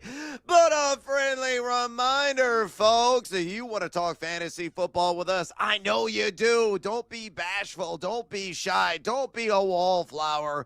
If you've got start-sit dilemmas already coursing through your brain, if you're already trying to weigh some trade offers, maybe pick up a couple of guys in free agency, we are here to help. We got tons of opinions, so pick up the phone with your questions and dial us, fools, at 833-732-3875. 833-732-3875. You can also fire off your questions and comments via the X or the Twitter at BetMGM tonight. Again, on X at BetMGM tonight. Right now, we're going to go out to the power of animated picture in town and talk to our dude, Joe DeLeon, host of Ruffino and Joe Show, and also a guy you gotta follow on X, has all the scorching hot and awesome takes in the world of college football on that platform at Joe DeLeon. Again, on X at Joe DeLeon. Joe, welcome back, my man, to BetMGM tonight. Do a favor for me. Horvat, much of my chagrin, picked Duke on yesterday's show +3 against my beloved ILL. Of course, it's the University of Illinois Fighting Illini. Going to have to go to Durham to take on those Blue Devils. And we're not talking about basketball. It's a very meaningful game in the world of college football, which is just bizarre. Yeah, the Devil is absolutely chilly right now. So what side are you on in this sneaky good matchup early on Saturday? And by the way, an autographed Jeff George headshot is in your immediate future if you select a certain someone. I've been battling back and forth on what side I wanted to go with this game. And by the way, you mentioned how this is college football. It's very funny. One of my better bets last year was taking Duke to cover against Illinois when they completely smoked them during the college basketball season. And I think Illinois is going to get some revenge on the football field. The big reason why we saw some issues with Duke trying to slow down Elon's rushing attack. They gave up a lot of rushing yards to that team, where Elon's a decent FCS program. We know that the identity of Illinois under Brett Bielema, and especially this year, is pounding the rock. Yep. They showed that in their first game against Western Illinois. And I think one of the things, too, that is really going to help them in this game, they've got a tremendous defense. Xavier Scott is going to be one of the better upcoming prospects at defensive back in the 2026 NFL draft. I really love Gabe Yakas. This battle between these two quarterbacks, I'm going to go with the more experienced veteran guy in Luke Altmaier. The one thing that has made this a little hard for me, though, because, again, I've gone back and forth, I do think that Darian Mensah is tremendously gifted. And I think there's a legitimate shot, knowing that that kid is a cannon and he can stretch the field, that if this game ends up close, he could hit one big throw and it opens it up for them and they end up winning the ball game. But I'm going to take Illinois, and I'm going to take them to cover that spread. Joe, the premier matchup, you got your Jeff George bobblehead out of the way. The premier matchup, ABC, 7:30 p.m. Eastern kickoff. Oklahoma laying 5.5. Bryce Underwood looked pretty good for a freshman. Now he has to go against Venables' defense on the road. Total 45.5. What do you like in this game?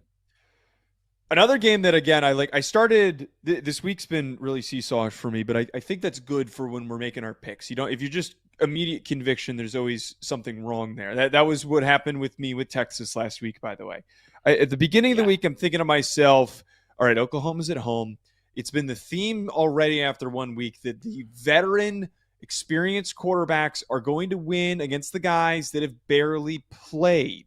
But this is week 2. Week 2 is the most important week of getting better in the college football season. We're going to see the biggest transformations of mistakes becoming strengths or just small issues being at least mitigated and improved upon going into this week. So I think that for me, though, why I really like Michigan rather to cover that 5.5 point spread. It's a large enough of a spread that they could lose by a field goal. But I think that Michigan could outright win this game.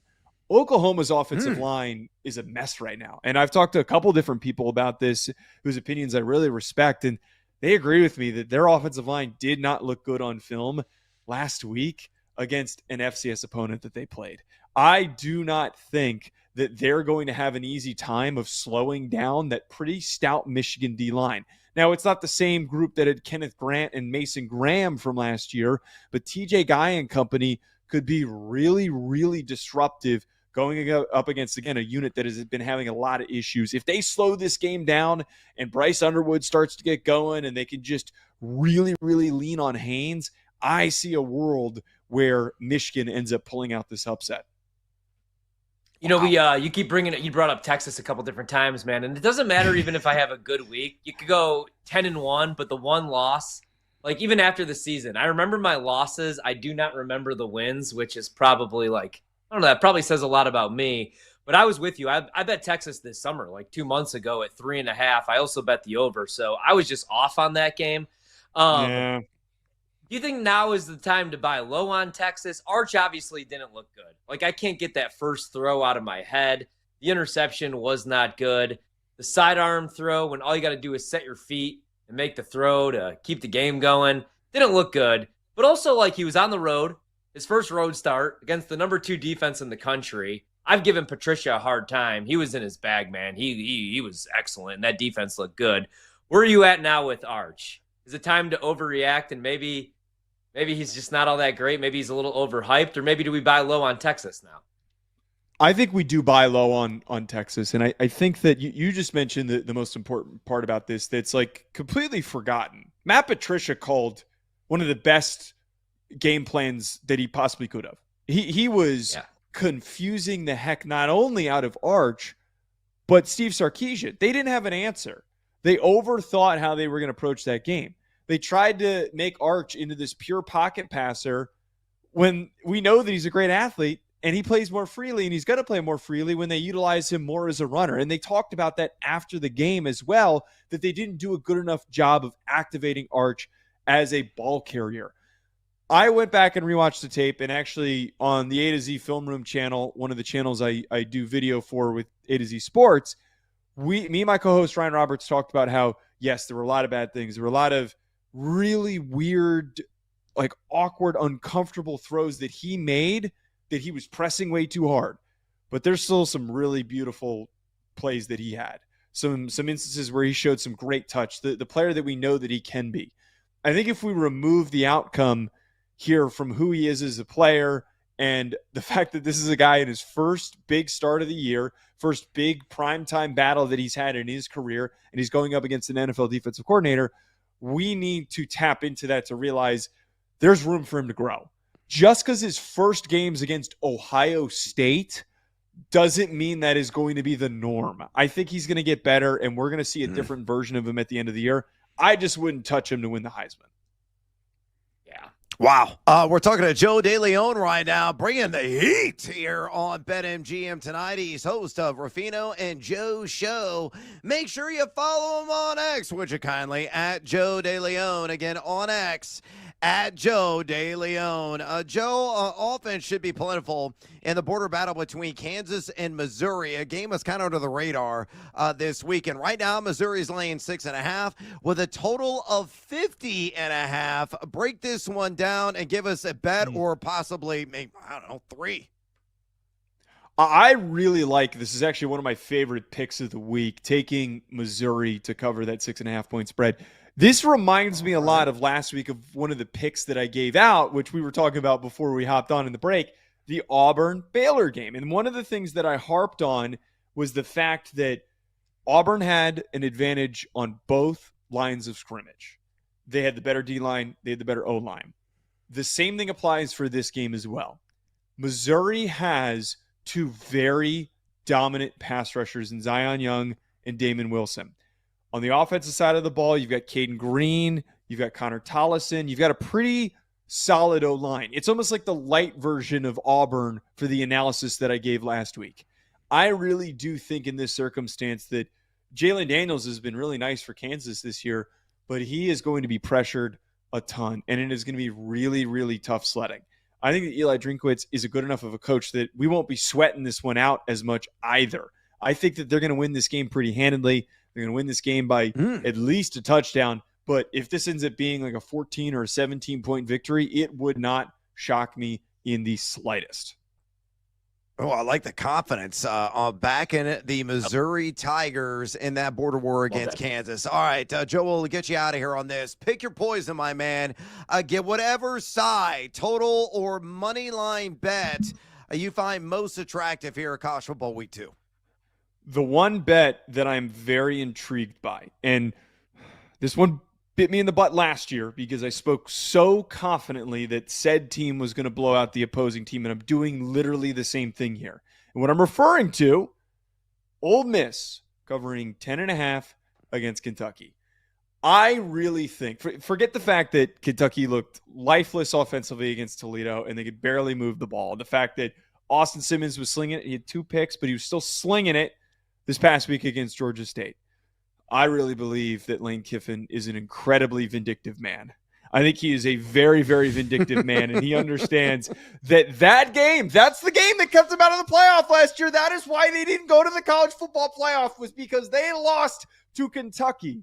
So I think that he is going to pull out every single stop to win this game by more than 2 touchdowns. The example that I pulled on Rufino and Joe's show yesterday when we were talking about this game, last year, they beat Georgia. He put everything into that game plan to beat Georgia. And the year prior, they got dominated. It was a top 10 matchup, and they lost by 30-plus points. I really think that he takes things like this personally, and I really think that he's going to come out swinging to win this game big.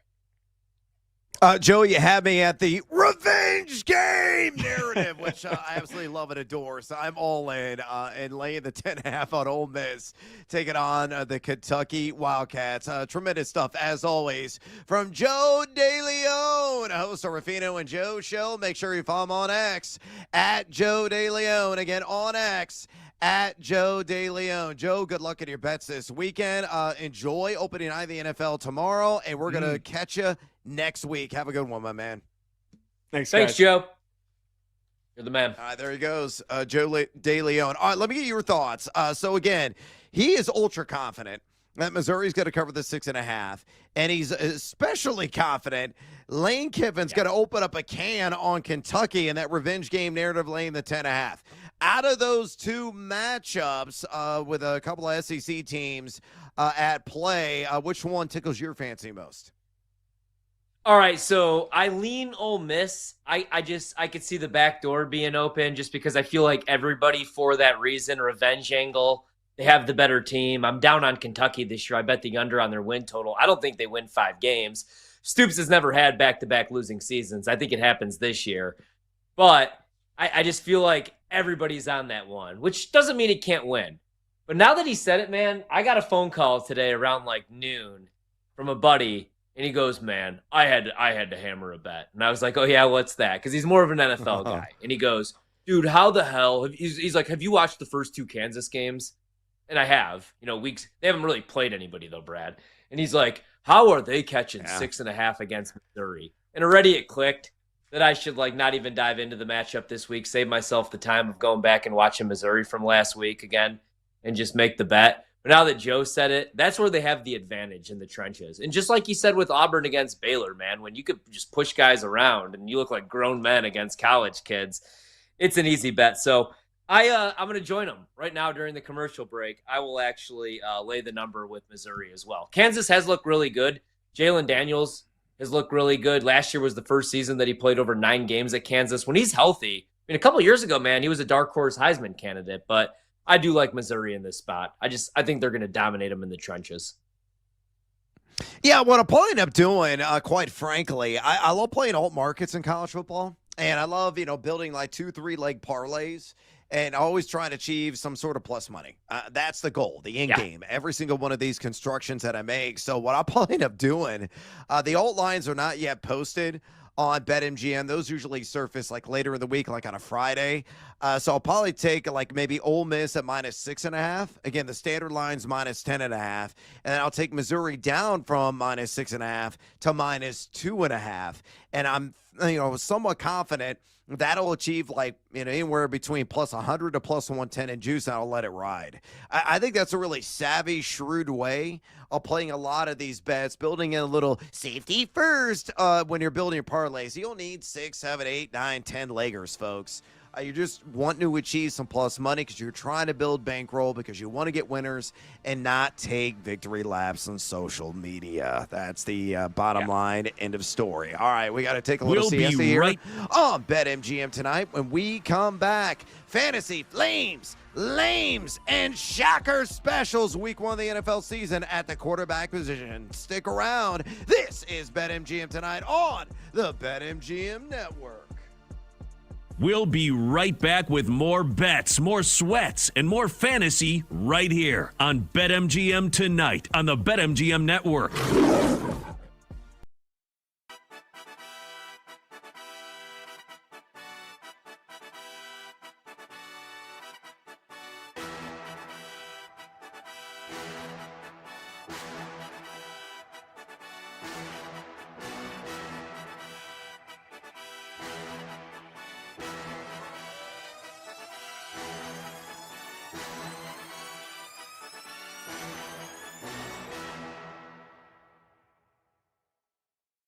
What's your reaction, and what did you think about Banana Ball? I need to know. Oh, man. Oh, listen. One of the coolest moments of my career. I have World Series, All-Star games, you name it. I pretty much did it in Major League Baseball. But my kids wanted me to go Banana Ball, and I had never watched Banana Ball, so I didn't know all the rules. So my son's telling me you hit a foul ball and they catch it, and it's not runs, it's points, and they have a 2-hour time limit. There's all, you can't step out of the box, and if you bunt, you're ejected. Like all these things, and they called me and said, "Hey, do you want to do this?" And I was like, "Yeah, absolutely, I want to freaking do this." And to be able to walk out at whatever it's called now, Rate Field, USA. Yes. I still call it USA or Comiskey, with the White Sox, and 42,000, the biggest crowd they probably had in I don't know how long. Every long time. Sold out. Yeah, every seat sold out. Every seat packed. To walk out to that ovation is kind of the cap to a career. Like when I retired, I kind of retired quietly. My teammates knew it was my last game. No one else really knew. I was in Atlanta. I went out a big crowd.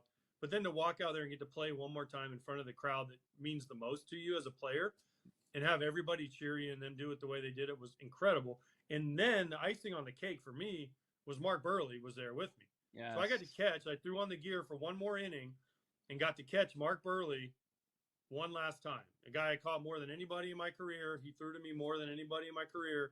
And his locker was next to me for all the years we were together in Chicago. So to get to do that with him in front of that crowd, I mean, it's like heartstrings kind of stuff, right? You're just, man, first of all, I don't want to get hurt, which I didn't, and neither did Mark. And then to do that with him and just the excitement on everyone's face, his face, my face, and the Bananas are an incredible organization. The people, and forget the Bananas, the firefighters were the other team, the Banana Ball guys. Just an unbelievable experience. One of the coolest things, my family was there to enjoy it with me. Listen, if I tell any ex-player, if they ask you to do it, do it. It is so worth it. It's so fun. It's just a memory that you can never take away. And I've had more people ask me about Banana Ball. Like I said, I've done everything in baseball. You name it, I've pretty much done it. More people, current players and past players, how was Banana Ball? That's all they want to talk. They don't care about winning World Series, All-Star games. How was Banana Ball? Unbelievable. And I told them all, if they ask you, do it.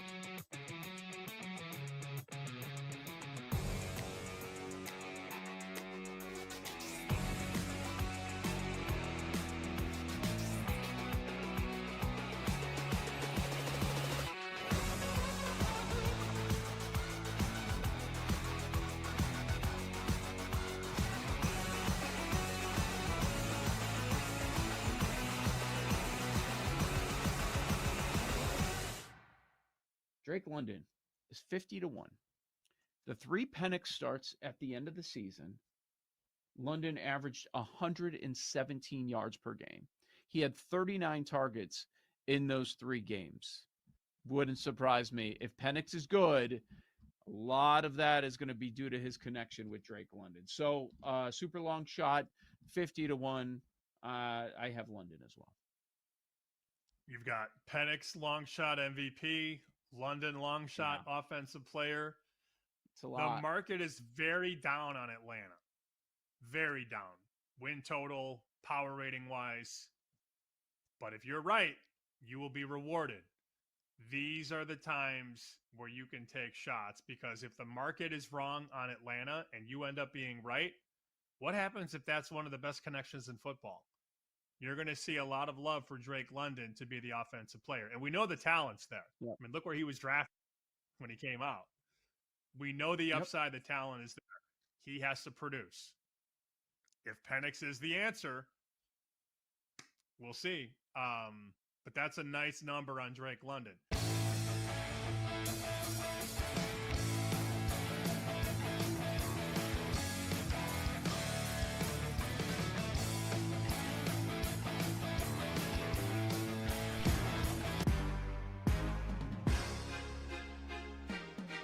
It's time for fantasy football advice from the pros on BetMGM tonight. Presented by BetMGM. Make it legendary.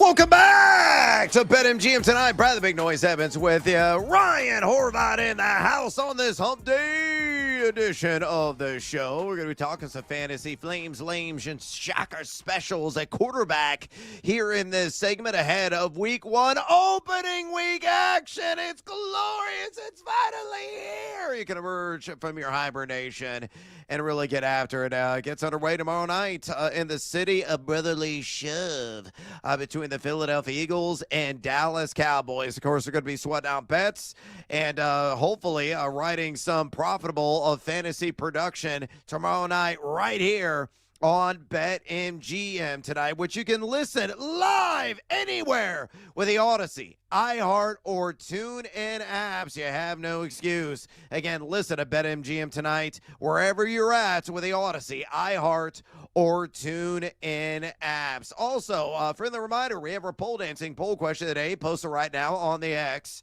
or the Twitter.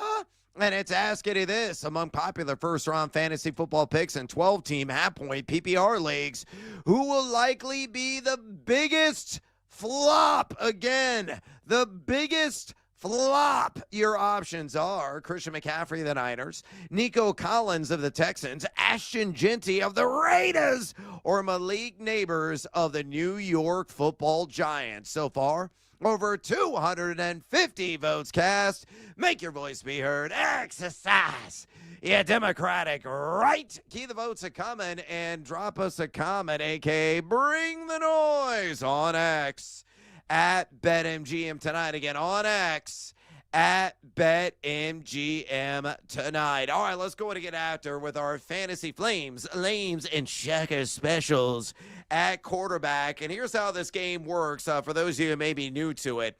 I write a series. I've been doing it for 20 years. First, I started at Autonomous Toronto under Matthew Berry. Of course, everybody knows who he is. Now working for NBC, he has his own site called Fantasy Life. Then I was at Yahoo for 13 plus years. Then I started my own thing, sold out of that, and then went to Bally Sports, got laid off there. And now I'm at thegamingjuice.com, another site that I'm running with my old buddy Dave Morgan, originally from Yahoo Sports. So the Fantasy Flames column is still alive and well. I've been doing it for over 2 decades with the exact same thresholds. It's kind of a game within the game, so to speak. So the Fantasy Flames, these are guys that are under 60% started, and we're tracking that using info from Yahoo Fantasy. Fantasy Lames, they have to be over 50% started, so guys you think are going to bust that are generally in starting lineups. And then the shocker special, guys under 10% started in Yahoo leagues, you think could have an out of left field performance in week 1 of the NFL season. So let's go and get after with our fantasy flames. And again, guys under 60% started, we feel are going to score at least high double digits at the quarterback position. Really anything above 18 points would qualify as a fantasy flame. So with that in mind and knowing the rules that have been posted, Horvey, who is your fantasy flame pick at quarterback in week 1? All right, I got a dynasty league, 2-quarterback league, and one guy I'm high on, actually, he's only 20% rostered right now, is Michael Penix Jr. We got a little bit of a glimpse of him, only a 3-game sample size, but I like what I saw. He was quarterback 6 in week 18. He had 312 passing yards, 2 passing touchdowns, also added a rushing touchdown. I don't think he's going to do a whole lot on the ground, but I love the weapons, man, with Bijan Robinson, Drake London, obviously, Mooney. And last year, the Buccaneers allowed the 10th highest completion percentage over expectation, 7th most expected points added per dropback. I actually like this spot. I bet Atlanta in the game, and I think Penix could throw 260 to 280 yards and a couple scores in this one. So I'm going to go Michael Penix Jr., who right now is only rostered in 20% of leagues as my fantasy flame for this week against Tampa. All right, now I'm going to go with the guy I already know you love this year. We were talking about him during fantasy football draft season, and you were all in on him, especially at his low ADP. Fire the muskets, I say, on Drake May. The New England Patriots taking on the Las Vegas Raiders. Only 25% starter right now in Yahoo leagues. And I think he's a guy that could be in the quarterback 1 conversation in 12-team formats to begin the year. Now, BetAnalytics, our buddy Rachel Dory, has it projected for 225.2 passing yards and 1.4 passing touchdowns, 17.8 fantasy points, because you throw in her prognostication with him getting 30.7 rush yards, and he might be able to get it done across the board. So that's a pretty handsome return. Viva Las Vegas, they could be bankrupt back end defensively. Pro Football Focus ranks this secondary as the league's worst entering the regular season. They were just, outside the top 20 last season and EPA dropback defense. And you look at Drake May, he was only number 25 adjusted completion percentage last year. Sure, he was only number 28 in deep ball completion percentage, better inside the red zone, and number 16, but he was a rookie. He was a greenhorn. Now he's got the experience. He's got better weapons. Stephon Diggs is good to go for week 1. Travion Henderson is a guy with a whole lot of explosiveness in those legs. And a guy, too, that averaged May 32.4 rush yards per game last season. So I think he's got a great shot. I love the over on his pass yards prop. It's just 219.5 right now at BetMGM. I think there's a really good shot for him to get like 230, 235 through the air, 1 to 2 passing touchdowns. Even if he has a turnover, he'll make it up on the ground. He may run for 30 to 40 yards and maybe get into the zone with his scurrying little legs. So give me Drake May. Gonna catch fire. My fantasy flame pick in week 1. Again, only 25% started in Yahoo leagues. Let's go to the flip side of the coin. Fantasy lames, losers, guys who got underwhelmed. And they have to be at least 50% started in Yahoo. And man, you're going with a big name and a guy that usually has a high floor because of the duality, but you're saying Lee Corso style, not so fast, my friend. Who is it? Yeah, and really quick, I got to defend myself. Chris tweets at me, Michael Penix Jr. for your fantasy flame, really. Hey, Kirk Cousins in those 2 matchups. The corpse of Kirk Cousins last year in his 2 matchups against Tampa, 785 yards, 8 touchdowns. It was a top 3 fantasy quarterback both weeks. Darnell Mooney's back at practice. Love Penix this week. But my fantasy lame, I'll be quick here, man, because this is a hot take. I think he's going to ball out this season, even though I went under on the win total for the team. I have a weird feeling the Giants are live this week. There's always a big upset. Last year, it was the Patriots ruining everybody's survivor pool and beating the Bengals outright. I'm not saying the Giants are going to win this game, but I like their defensive line. They might have a top 5 defense in this league. Last year, the issue was the run defense. Even with Dexter Lawrence on the field, they were 27th against the run. They gave up 136 yards per game. But I actually like the offseason a little bit, man. They bring in Robertson Harris. They bring in Golston. They bring in Darius Alexander. I'm just saying I can see Jaden Daniels finishing outside the top 8 this week. Interesting. Yeah, we'll believe it when I see it with Jaden Daniels, just because he's a huge threat on the ground. That's the only thing that really worries me about Daniels. Maybe splashing 6 with those legs. Give me Patrick Mahomes as my fantasy lame. 90% started in Yahoo leagues. Look, I'm buying into the belief it's going to be another lackluster campaign for the former MVP, a guy that, did throw 50 touchdowns in a season, but that was eons ago. He's had back-to-back years below 30 passing touchdowns. I think it's going to be more of the same without Rashee Rice on the field down in Brazil, taking on the L.A. Chargers, who have a pretty damn good secondary. How good? Well, Pro Football Focus ranks it as the 9th best entering the NFL regular season. Rachel Dory at BetAlytics has Mahomes projected for 231.2 passing yards, 1.5 passing touchdowns, 16.4 rush yards, 18.2 fantasy points. That's good, but it's not spectacular. And I think he could finish even south of that output, maybe have a mistake, and ultimately finish around 16, 17 fantasy points. You look at Mahomes, too, in the advanced analytics last year, subpar, number 15 adjusted completion percentage, number 34 in deep ball completion percentage. Again, he's not going to have his best deep ball weapon in Rashee Rice in this game. He was excellent in the red zone at number 5 in red zone completion percentage, and also had over 300 rush yards. I just think it's going to be another vanilla kind of bland game for Patty Mahomes. So give me him as my fantasy lame. Again, 90% started Yahoo leagues. All right, dig deep. Shocker special, under 10% started. Who surprises? So deep, I'll put him to sleep right here. Let's go with Joe Flacco, who right now is 4% rostered, man. So the total, hear me out, the total in this game against, Cincy, 47.5. Couldn't remember if this went up or down. 47.5 is where we're at right now. So higher scoring game. You look at, his last 5 years stints with the Jets, Browns, Colts. He's been all right. He's averaged 260 passing yards, 36 touchdowns, does throw too many picks with 21. But the reason I like him, he's going against that Bengals defense. And I know Al Golden takes over as defensive coordinator, but it's a defense that gave up the 4th most passing touchdowns last season.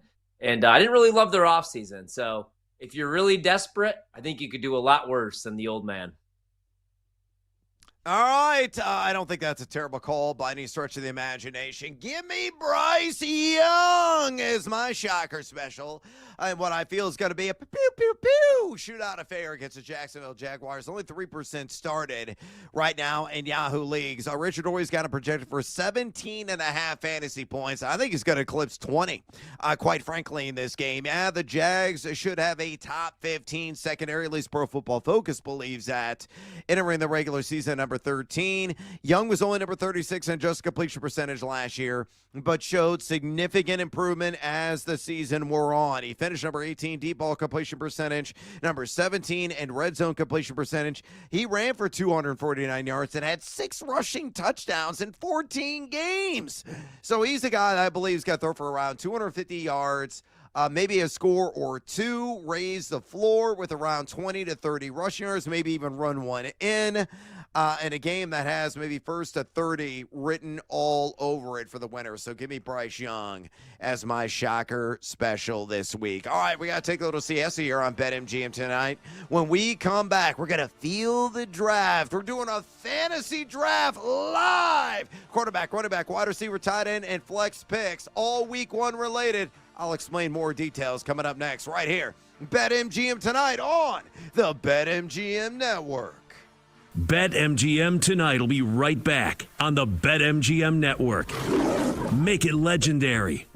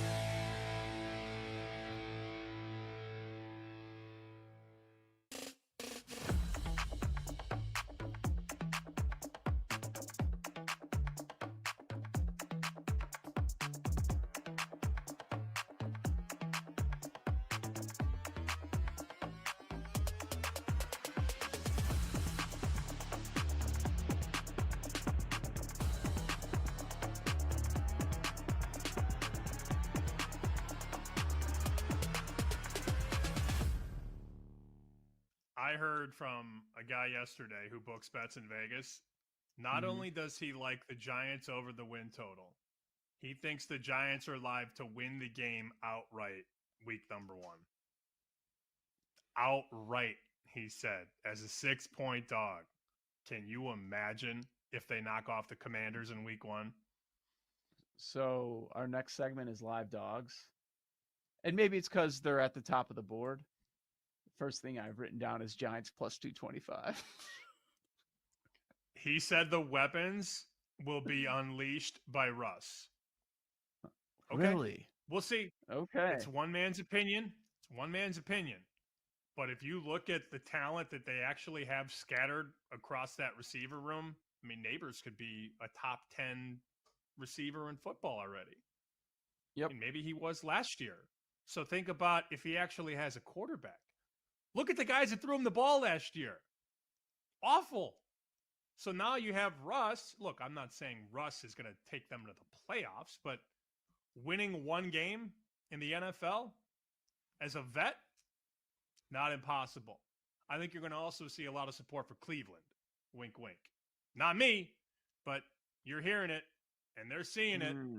So there's a lot of support for the old guard, the old heads. Russ, Joe Flacco. Maybe we end up on one of those guys. Maybe we end up on both guys. But there is support for the Giants. Remember, that number in the summer was 7. And now we're seeing 6. And there's a 5.5. But the Commanders they're going to just go right back to the playoffs. That'll be pros and Joes, no doubt, week 1. Pros will be on the Giants. Joes will be on the Commanders in week 1.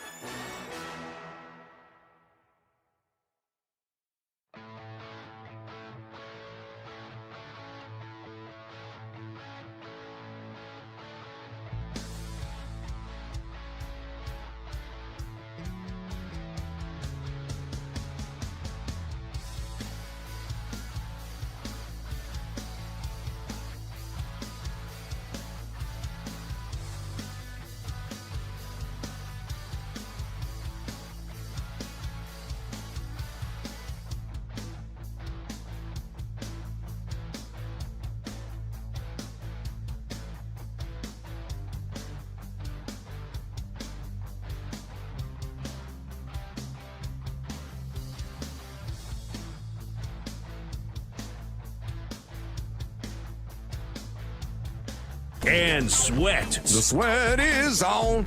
Yeah, the sweat is on. With your host, the big noise, Brad Evans. I got to duplicate that. No way. No shot in the HE-double-L hockey sticks. And the mad better Ryan Horvat. You don't got to bet every game. That's how you see those guys that live under the bridge? They lay 25.5 with UNLV week 0. It's BetMGM tonight on the BetMGM network. Make it legendary. Welcome back to BetMGM tonight. Brad the Big Noise Evans with you. Ryan Horvat in the house on this hump day. It edition of the show. We're going to be trying a brand spanking new game and segment here in 6-7. It's called Feel the Draft. And we're going to do a weekly fantasy football draft. I'll explain all the gory details here in a minute. Before I dive into that, though, a friendly reminder, folks, don't be shy. Don't be skittish. Don't be afraid. If you got any fantasy football questions for us, maybe tied at week 1 in your start sit dilemmas, possibly a trade that you're trying to debate right now, or maybe you want to go out and pick somebody up, by all means, pick up the phone and dial us fools at 833-732-3875. 833-732-3875. You can also fire off your questions and comments via the X or the Twitter at BetMGM Tonight. On X at BetMGM Tonight. All right, let's go ahead and get into it. It's called Feel the Draft. This is going to be our weekly kind of daily fantasy-esque snapshot that we're going to do every single week, every single hump day here on BetMGM Tonight. Here's the premise. You got to select a quarterback, a running back, a wide receiver, a tight end, and a flex, a standard flex, which is a running back, wide receiver, or tight end. It's a snake format, half-point PPR, and you can only roster, and this is the catch, you can only roster a player one time throughout the entire season. So if you take him tonight, you can't use him again the rest of the year. Here is the draft order. Brando, our EP and man on the board, is going first. Next is going to be Michael Montgomery, our video guy, Monty. I'm going third. Then, Horvey, you got back-to-back picks because it's a snake draft. So, again, we got to fill out a quarterback, running back, wide receiver, tight end, and a flex position. That is what is required. Gentlemen, you could give like one bullet point of why you made the pick if you want to, because we got a lot to get through. So, Brando, start us off. Who you taking at numero uno, week 1 of our Feel the Draft fantasy exercise? Yeah, so there's going to be a quick strategy to this, right? Like, you don't want to take the top players at every position because you do want to have some of these guys available later on in the year. However, I'm going to go running back, and I'm going to go against a guy who I probably won't want to use later on in the year with their strength of schedule. But give me Jonathan Taylor at running back against the Miami Dolphins. I like Jonathan Taylor a lot this week, so I'll start off with him. Oh, it's going to be my pick. Monty here. Dead serious. Saquon. Monty, I think you're on mute. I'm going to go Saquon Barkley. All right, started off with a bang. All right, now it's on me. Thanks. You really threw a curveball on that one. I got to go a little bit deeper in the playbook here. I'm going to go with a guy that I just talked about in the last segment. I believe he's going to be fantasy flame material, so we're going to double down on it. Love the matchup. Give me Drake May at quarterback of the New England Patriots. Horvey, you're up for 2. All right, so, man, this is tough. You know what? All right, I am going to go with give me Kyler Murray against the Saints. I already bet his rushing yards. I think the Saints, there's a good chance they're going to be one of the worst teams in the league. I think that defense by midseason is going to completely fall apart. Arizona's a 6.5-point favorite. Total's 43. I'm going to go Kyler with my first pick. And then pick 2, give me, you know what? Give me, can't believe I'm doing this, but I'll go with, give me James Cook against the Baltimore Ravens. I think fresh off getting paid, tough matchup, but I think he's going to score 2 touchdowns. So I'll go James Cook. Thinking of guys that I'm not going to want to use later on. Yeah, that's a good call there. I'm going to go deeper in the bag again, and a guy I feel is going to score a touchdown. I actually bet on it today at plus 145 at BetMGM, so stick to my guns. J.K. Dobbins of the Denver Broncos taking on the Tennessee Titans. Monty, you're up next. Okay, I think I'm going to go with Derrick Henry and just load up on 2 running backs. He dominated against the Bills last year, so let's do it again. Spending that, high capital immediately on a pair of running backs covered in the flex position as well. Saquon 1 and the football Frankenstein with 2 in the flex. Brando, you're up next, and you got back-to-back picks. Go for it. Yeah, so first thing I'm going to do is because I think that he's not going to be around when I come back, but I'm going to go with Travis Kelce to go because I don't think he's going to have a great season, but I think he's going to have a hell of a week 1. So I'm going to go with Travis Kelce at the tight end position. And then I'm going to, you know what? I'm going to spend high draft capital on this one, and I'm going to go CD Lamb at wide receiver. Give me CD Lamb. Ooh. Wow. All right, I was debating whether or not he's going to go for 7 or more receptions. That's plus money on that prop. You might be convincing me. I think that's an excellent selection there. All right, back to you, Monty. Again, you went Saquon, Derrick Henry. You need a quarterback, wide receiver, or tight end. I think I'm going to go Mike Evans. I like the matchup against the Falcons. Cousin. So, yeah, I'm going to ride with him. All right, going to go with Mike Evans. And then it falls on to me. Guys, I'm going to go back to the same matchup I'm loading up on. In Vegas and New England, I love revenge game narratives. And a guy that used to play for the Patriots and is going to be the starting slot receiver, very motivated by money, Jacoby Myers at wide receiver for me. Horvey, you're up next for back-to-back. All right, so let's go with my guy. Let's go Brian Thomas. He's going against that Carolina defense, who last year was historically bad, both against the pass and against the run. They can't be any worse, but I was looking at his receiving prop, man. 76.5 yards. I like him to get in the end zone as well, so I will go with him. And then back-to-back, let's go with, we need a tight end. Let's go with, matchup do we really like? You know what? I won't use him again. Same reasoning. He's getting in the end zone, especially after last year where he only scored 2 touchdowns. I'll take Trey McBride against the Saints. I don't need him again this year.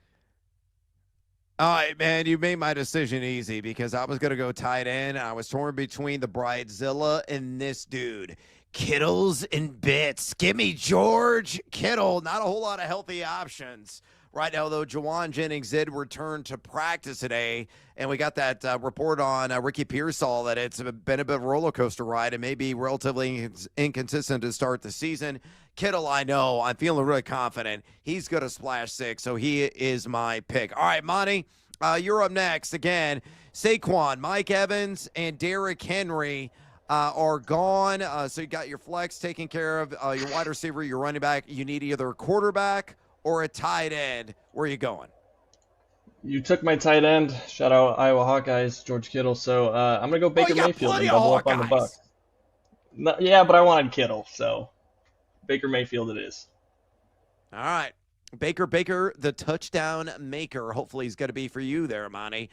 Brando, you went Jonathan Taylor, CD Lamb, and Travis Kelce. You got flex and quarterback open. You got back-to-back picks. So where are you going?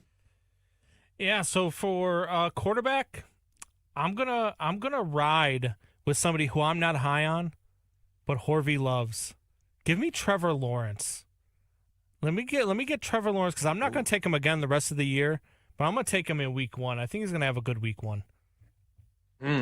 I actually kind of like that call. Again, I'm on the over in Carolina, Jacksonville. That total sitting at 46.5. Again, that game has got a lot of pew shootout appeal. So I was high on Bryce Young. I debated Bryce Young myself, decided to go Drake May instead. So that is your quarterback. And then you've got one more pick remaining because you got back-to-back, and it's a flex. So you can go either wide receiver, running back, or tight end. So take it wherever you want.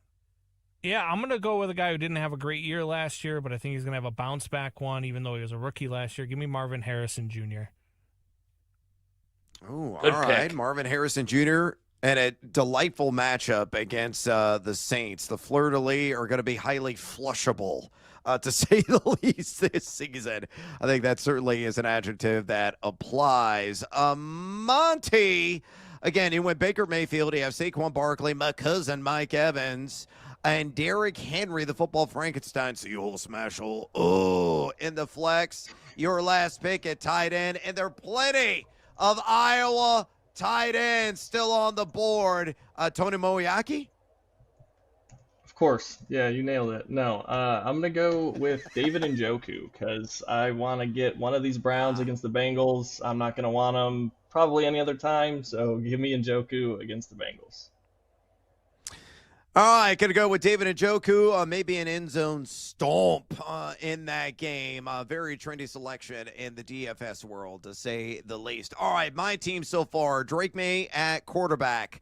Really unsexy selection. AI is a many of J.K. Dobbins, but I think he's going to score a touchdown against the Tennessee Titans in week 1. Going with Jacoby Myers at wide receiver. And I have George Kittle at tight end. I feel like I got to go with kind of a bigger name here at the flex position in week 1. And who could that be? Oh, yeah, I kind of like this one.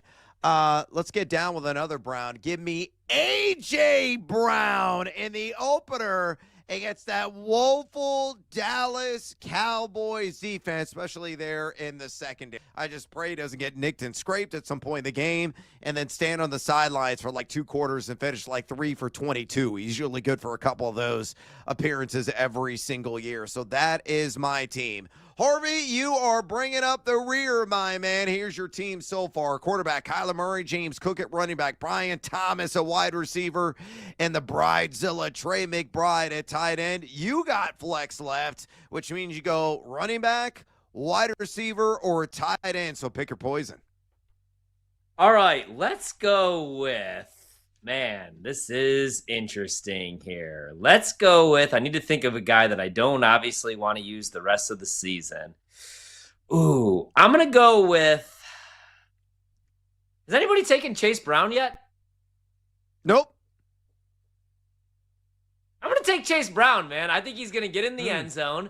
I think there's a good chance he rushes. Not the best matchup. Good chance he only goes for like 50 to 60 yards on the ground. Maybe catches 3 or 4 balls. I can see him getting in the end zone. I'll go Chase Brown. I'll steal him. I'll steal him from you. And I'll use him week 1. Getting down with some Chase Brown. Can't be wrong with that. I debated it, but it's too early. It's only week 1. We have an eternity to go. Okay, so to recap, here are the teams, folks. Again, Brando in the leadoff spot. He went quarterback Trevor Lawrence, followed by running back Jonathan Taylor, which is a great pick. I think he's got a monster game against the Dolphins. Wide receiver CeeDee Lamb, tight end Travis Kelce, and flexi sexy Marvin Harrison Jr.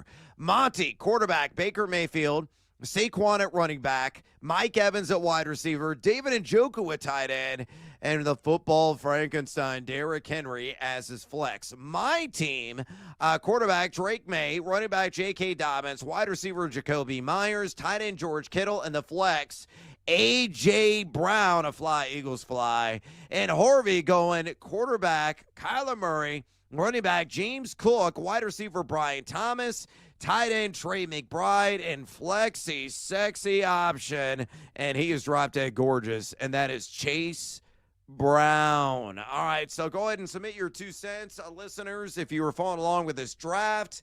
Well, hopefully Brandon will take a snapshot of that. We'll post on social media, and you handicap it for us. Who's winning the week in total fantasy scoring among the teams? I got a feeling I'm going to finish dead last because I'm lacking some star power. But Horvat, what are your general thoughts? If you were to handicap the field right now, what am I, about plus 10,000 of taking the crown in week 1? No. I like your team, actually, man, right? Like, and I think you played it the smart way. I used way too many. I got way too many talented players for week 1, man. I got the best tight end in the league in McBride going week 1. I didn't really want to use Chase Brown week 1 either. There's just not a whole lot of matchups that I love that you guys didn't pick. You know, even James Cook, I think he's hit or miss, but they did just give him $40+ million. I still think they're going to use him on the goal line. I don't know if he scores 17 touchdowns, but even 8 to 9 this year would help, and hopefully 2 of them come week 1. I think I don't know, man. I might like Monty's team the best.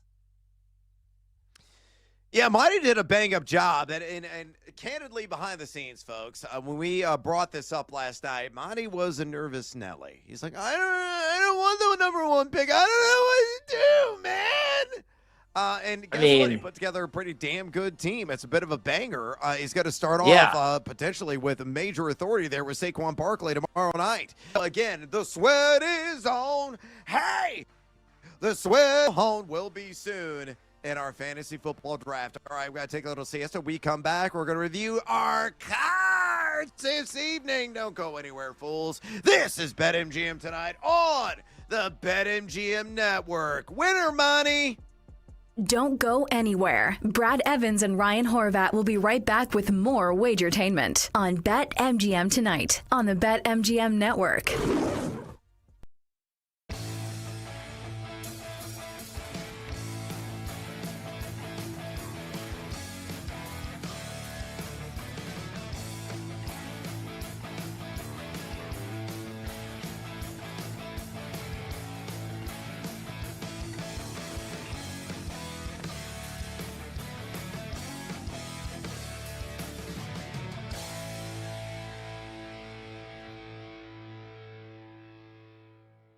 If they use their weapons accordingly, no doubt. With Brian Thomas Jr., with Travis Hunter, I like De'Ami Brown a lot, who they brought in from Washington. And then it's put up or shut up for a guy like ETN in the backfield, but they also have Tank Bigsby. I have a quote right here.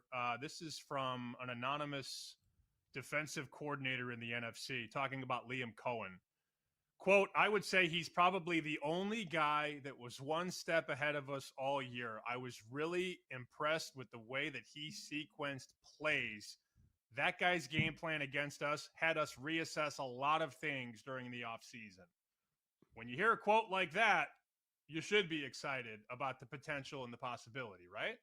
Absolutely. And I feel like if you're a quarterback and you hear a quote like that and you hear the type of quotes that how people talk about Liam Cohen, like I would think that you're all in, you're putting all your eggs into that basket and into that trust of Liam to kind of put you in the right position, have you in the right spot. And I'm excited for it. And I'm really like, I don't want to go on a rant, but I'm really excited for Travis Hunter. I think he's going to do very, very well. And I think the Jags, like, they have a chance to really make some noise this year. So, I mean, it's before the season right now, and we're all talking about it, but everyone does have to go out there and play. So I am excited to see how that team looks with Liam Cohen running everything.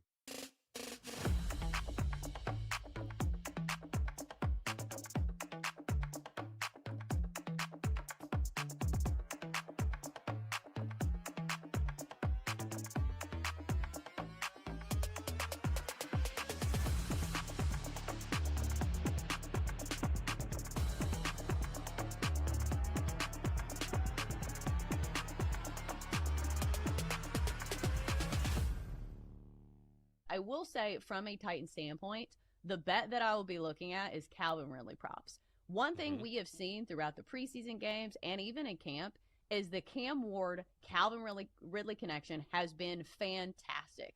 And we see this a lot with rookie quarterbacks, is that they have a guy that they like to throw to.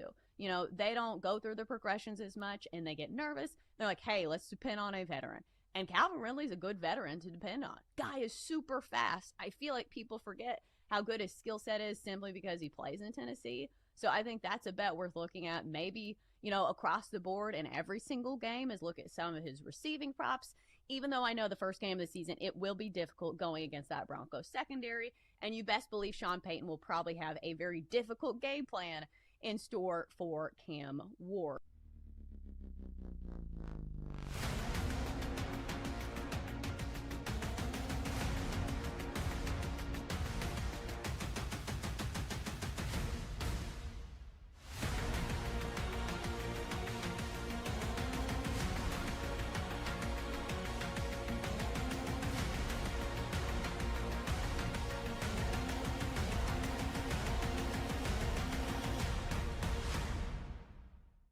Yeah, I do. I think in general, the macro trend that the market is missing as we go into week one in general is that there is probably at least a 2, if not a 3-point bust in terms of average scoring expectation. You look at the data on field goals from the preseason, and it's pretty obvious to me that the new rules about treating the balls seems to be treating the kickers well. We had more 50-plus yard field goals made in the preseason than in any year ever. You look also across the league, and there's sort of a general weakness in secondaries on so many teams. Like there's just really poor coverage, and only so much scheme can make up for just a lack of talent in the secondaries. And I think we're gonna look up after week 1, maybe after week 2, and say, wow, I guess the average total should have been closer to 47 instead of 45.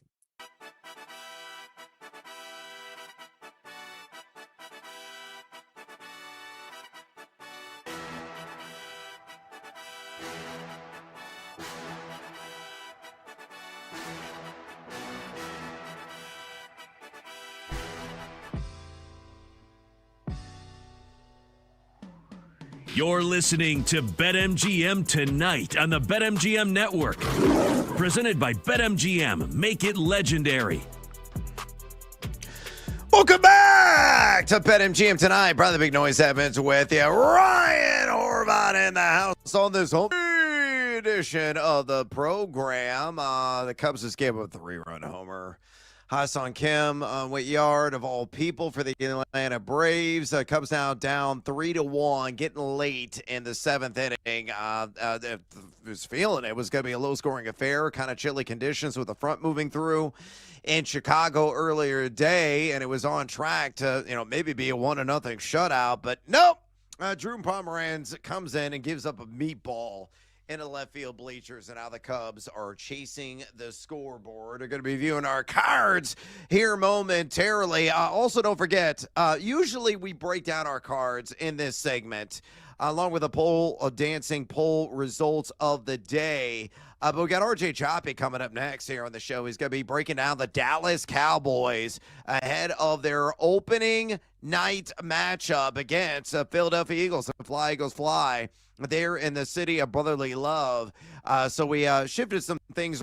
Just make sure you guys stick around. Next segment is RJ Choppy's going to be breaking things down. All of our questions slanted for betting, also slanted as well for you fantasy footballers out there already racking your brain about some of the lineup decisions that you got to make. By the way, if you have any of those, and you're torn like a sweater on whether you want to start or sit some guys, Ryan Horvat and I are here to assist you. And we're not going to charge you a stinking dime. All we require is for you to pick up the phone and dial us fools at 833-732-3875. 833-732-3875. You can also hit us up on the X or the Twitter at BetMGM tonight, where we have our pole dancing poll question of the day. Let me go and shut that down. It was asking you this: among popular first-round fantasy football picks and 12-team half-point PPR leagues, who will likely be the biggest flop? Again, the biggest flop in fantasy this year. Your options are Christian McCaffrey of the Niners, Nico Collins of the Texans, Ashton Genty of the Raiders, or Malik Neighbors of the New York Giants. Officially 254 votes cast. Horvey, who led the way? You know what, man? Even though I bet him to an offensive player of the year at 20-1 and it's down to 16-1, I love his touchdowns over 7.5. I think he's going to stay healthy and play a minimum of 15 games. I bet you all these haters said Christian McCaffrey. Am I right? No, honestly, I thought for sure McCaffrey would have led the way, and I thought it was going to be like 80% or greater of the votes.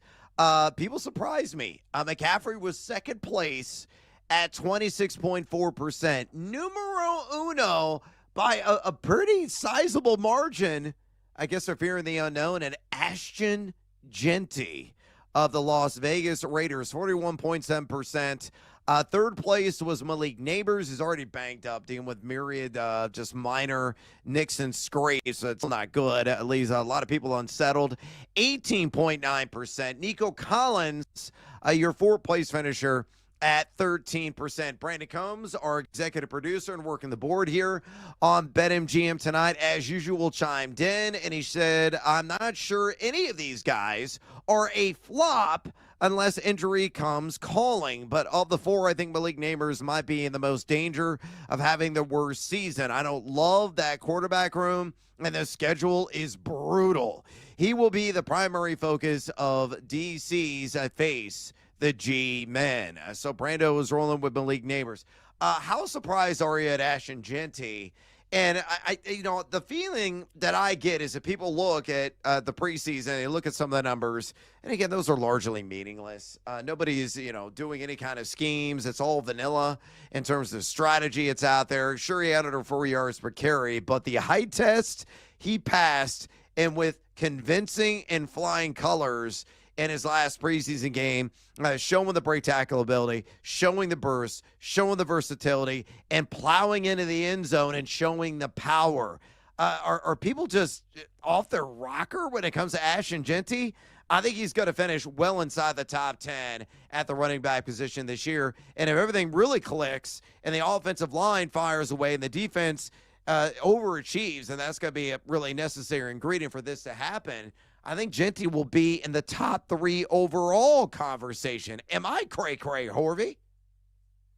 No, I don't think you're crazy at all, man. I think there's a good chance that he could crack the top 5. Like you said, if, the offensive line holds up, stays healthy, the run blocking improves. Last year they were outside the top 20, but he helps. I know it was at Boise State, but broke a ton of tackles, over 1,000 yards on runs that featured broken tackles, had double-digit touchdowns on runs that featured broken tackles. And I know that was in the Mountain West, but also when he stepped up in class in the college football playoff, had a pretty decent game. And early on in the year against Oregon, had a really good game. They were live in that game and almost won it as 17.5-point dogs. I don't overreact to the preseason. He is learning a new offense, the Chip Kelly offense, the new blocking schemes.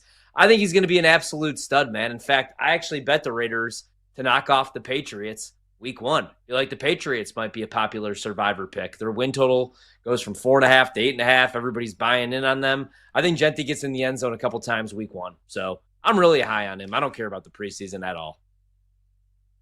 By the way, I got 3 entries. Team Rankings invited me to a Survivor contest, and I just made my selections off air in the last break. I took the Denver Broncos, not once but twice.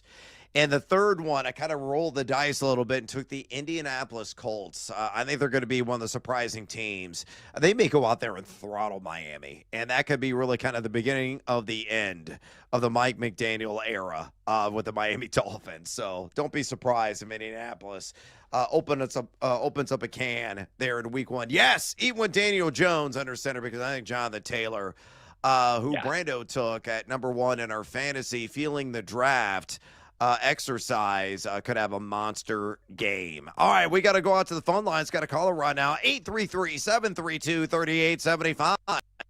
Again, 732-3875. We got Goods from Florida dialing in, and he's got a fantasy question.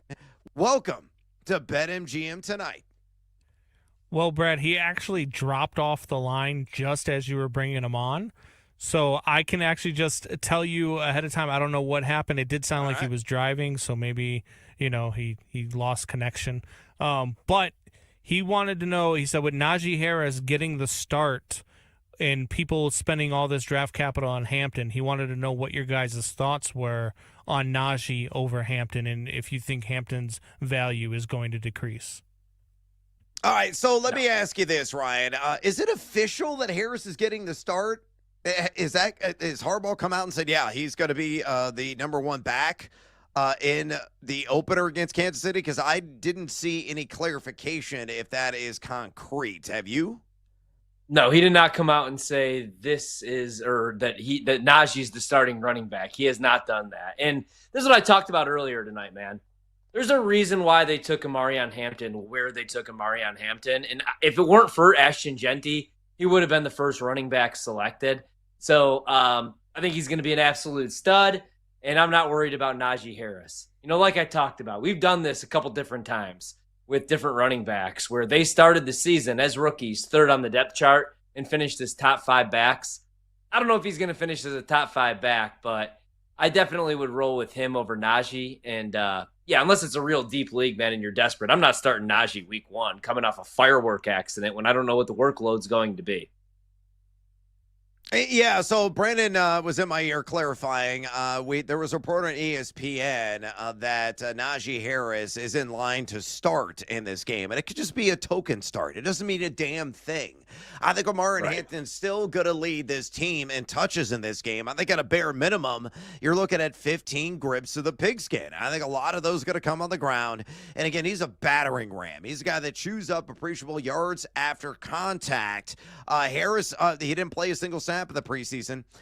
Just returned to practice recently. Remember, he was doing laps. That was it around the practice field like 2.5 weeks ago. Do you think he's a peak game shape? No. I think this is some gamesmanship on the onus of one Jim Harbaugh in this game. So ultimately, I think Omar Hampton's still going to be the moneymaker. And if they want to move the chains, they want to have effectiveness and success rates on the ground, they got to feed their dude. They got to feed the beast, and that is Omar Hampton. So I've got him ranked as RB14 this week. I'm not budging. I have bets on him on the over on rush yards at 45.5. I took the alt market at 50+ rush yards as well. I bet on him as well to score a touchdown at plus 155. Don't believe the hype on Najee Harris. Yeah, I'm talking to you, Flava Flav, that's out there. Omar Hampton's going to be the dude for the LA Chargers down in Brazil on Friday night. So don't buy into it one iota. Any report that's out there, I'll believe it when I see it. And even when it happens, I still believe Harris could go out there, maybe get the first snap of the game. Oh, and look at that. Omar Hampton trots in, and he gets the first carry of the game. So this is, again, all gamesmanship done by Harbaugh, which he classically does. Yeah, exactly, man. And I don't really care who starts the game, right? It could even be a hot hand situation. It's more who's going to close out the game. And I just think Hampton. I mean, last year, and you could blame it on the Steelers' offensive line, which does appear right now, especially with run blocking, to be an issue, not getting a whole lot of push. That was the most inefficient season of his career. So, and you have an offseason where you almost blow your eye out with the fireworks. So Hampton for me, even if Najee is out there with the first series or maybe the second series, I ultimately think it's his backfield for sure. We did get a tweet that came in from our buddy Addison, who is called into the show and is a regular tweeter here on BetMGM tonight. He threw out a random bet. I'm going to get your thoughts on this. He says, "Hola, amigos," with a little cocktail emoji. The longest field goal of the 2025 NFL season. He likes the over on 64.5 at a -105 there on BetMGM. What do you guys think? I say it's very much in play because Brandon Aubrey has got a boot. What do you say, Horvey? Yeah, Brandon Aubrey's got a boot. I think this is in play, man, right? Like these kickers, it's kind of like we talk about with wide receivers, right? Like a kid like Jeremiah Smith or Ryan Williams. Every year, they're just bigger, they're faster. They're like cyborgs. Quarterbacks, the arm strength is just ridiculous. You know, Josh Allen. Imagine seeing Josh Allen in the 70s. Guy's huge. But kickers, their legs... Now, never when you need them, unfortunately, especially if you bet a ton of college football and all you need is this kid to hit a 32-yarder. He's going to shank it to the left. But we saw this even in the preseason. Cam Little, the 6th-round pick a couple of years ago for the Jags, the kicker for the Jags, hit a 70-yarder, man, against the Steelers. Now, not as much pressure, preseason game, but it's not like that was at practice. So, yeah, I would take the over on that bet. It's a sicko bet, but I would take the over. Yeah, it's totally a sicko bet, but there are a lot of fun wagers like that available at BetMGM. So if you want to lock and load a lot of that season-long action, you better get after it because those are no longer going to be in play starting tomorrow night. A lot of those markets, of course, they're going to update, roll out new markets. But I don't know how many tickets you have open on preseason selections, but there are a number that you and I talked about throughout the entire month of August and some in July as well. A lot of those threshold markets, like 1,000+ receiving yards, 1,000+ rushing yards, 30 or more passing touchdowns. I grabbed that one on Dak Prescott before the Micah Parsons trade, and I grabbed it at 2-1, and it was in all of a sudden down to plus 160 at BetMGM. I don't know what it closed at, but if it's still available at plus odds right now, go and get it. Chase Brown to get to 1,000 rushing yards was plus 170 just like a couple of days ago. I love that. Still, idiotically, take advantage of some of these markets. If you've been listening to the show consistently, of course, you got to take everything with an entire mine of salt because it's a violent sport and guys got to remain upright. But there are some sensational values out there on futures if you don't mind tying up your money interest-free for months on end. Yeah, I mean, I love it, man. I love following along the entire season. I bet season-long futures and everything, NBA, baseball, but especially football. I think right now I have like 65 open tickets as far as like receiving yards, and I play a lot of unders too, like some numbers that I think are way off. But this year I have more over tickets. I followed you with Chase Brown, Brian Thomas touchdowns, of course. Love Christian McCaffrey.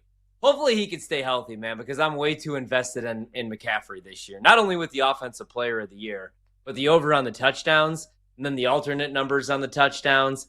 I love it. It's something that you can follow along with all year long. But like you said, don't go too crazy because kind of like fantasy football, if your stud player goes down, if your guy goes down week 3, you're screwed. You don't get your money back, unfortunately. No matter how many times you tweeted the sports book, you made the bet and you don't get your money back due to injury, unfortunately. Or you get chopped in one of those guillotine leagues, which are all the rage right now. If you're not familiar with those in fantasy football, that's the lowest scoring team of the week. You out, you done for the year, and your entire roster hits free agency, and it's just a frenzy in the fab bidding market. Outstanding stuff with those guillotine leagues. Shout out to my boy Paul Charchan who ran all those, and of course is part of Fantasy Live now. All right, speaking of Chop, RJ Choppy coming up next. We're talking Cowboys right here at BetMGM tonight on the BetMGM Network. Joe Ostrowski of BetSweats here. Thursday morning. The football season is here. It's time to talk Survivor and our bets for the Dallas-Philly opener on the next BetSweats.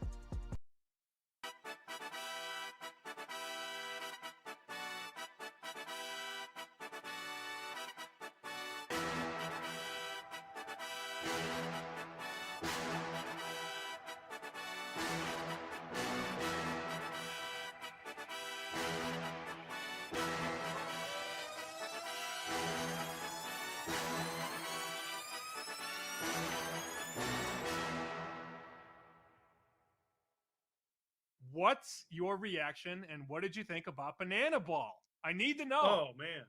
Oh, listen. One of the coolest moments of my career.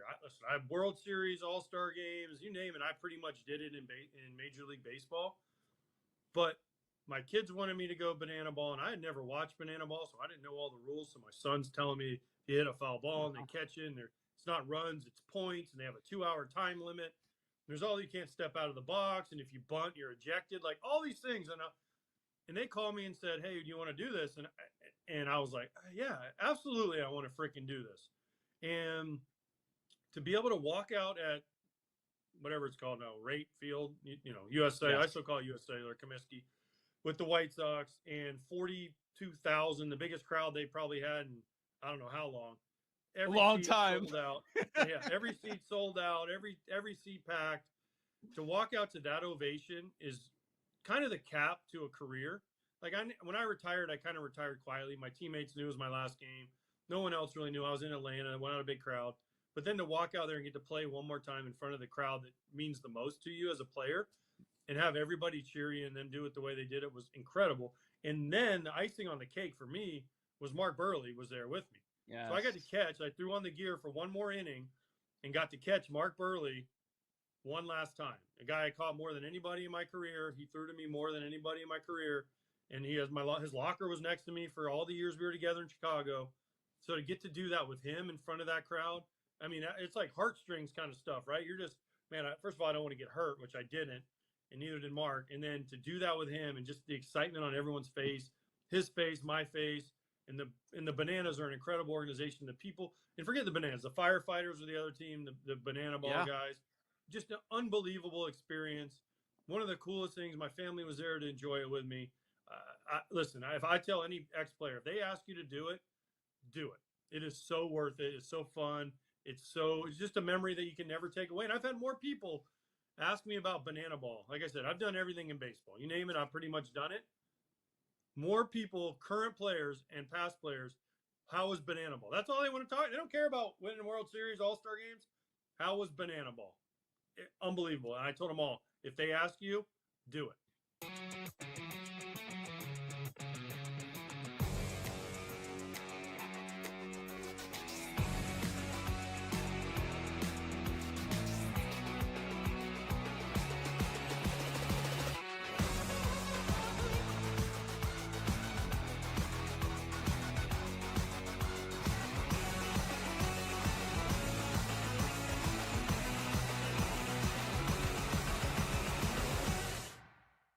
Drake London is 50-1.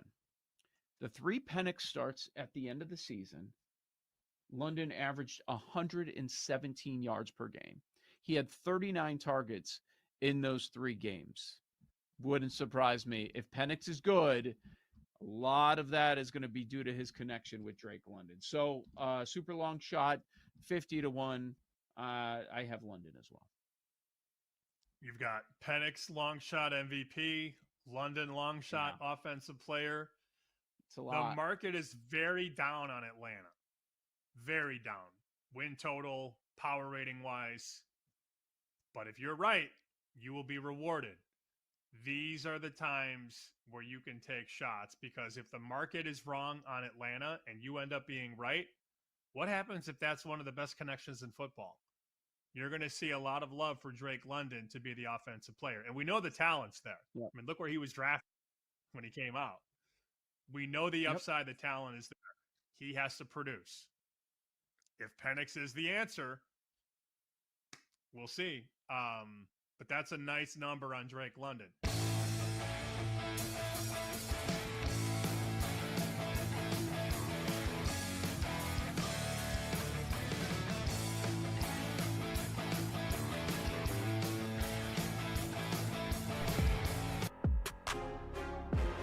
It's time to place your bets. This is BetMGM Tonight on the BetMGM Network.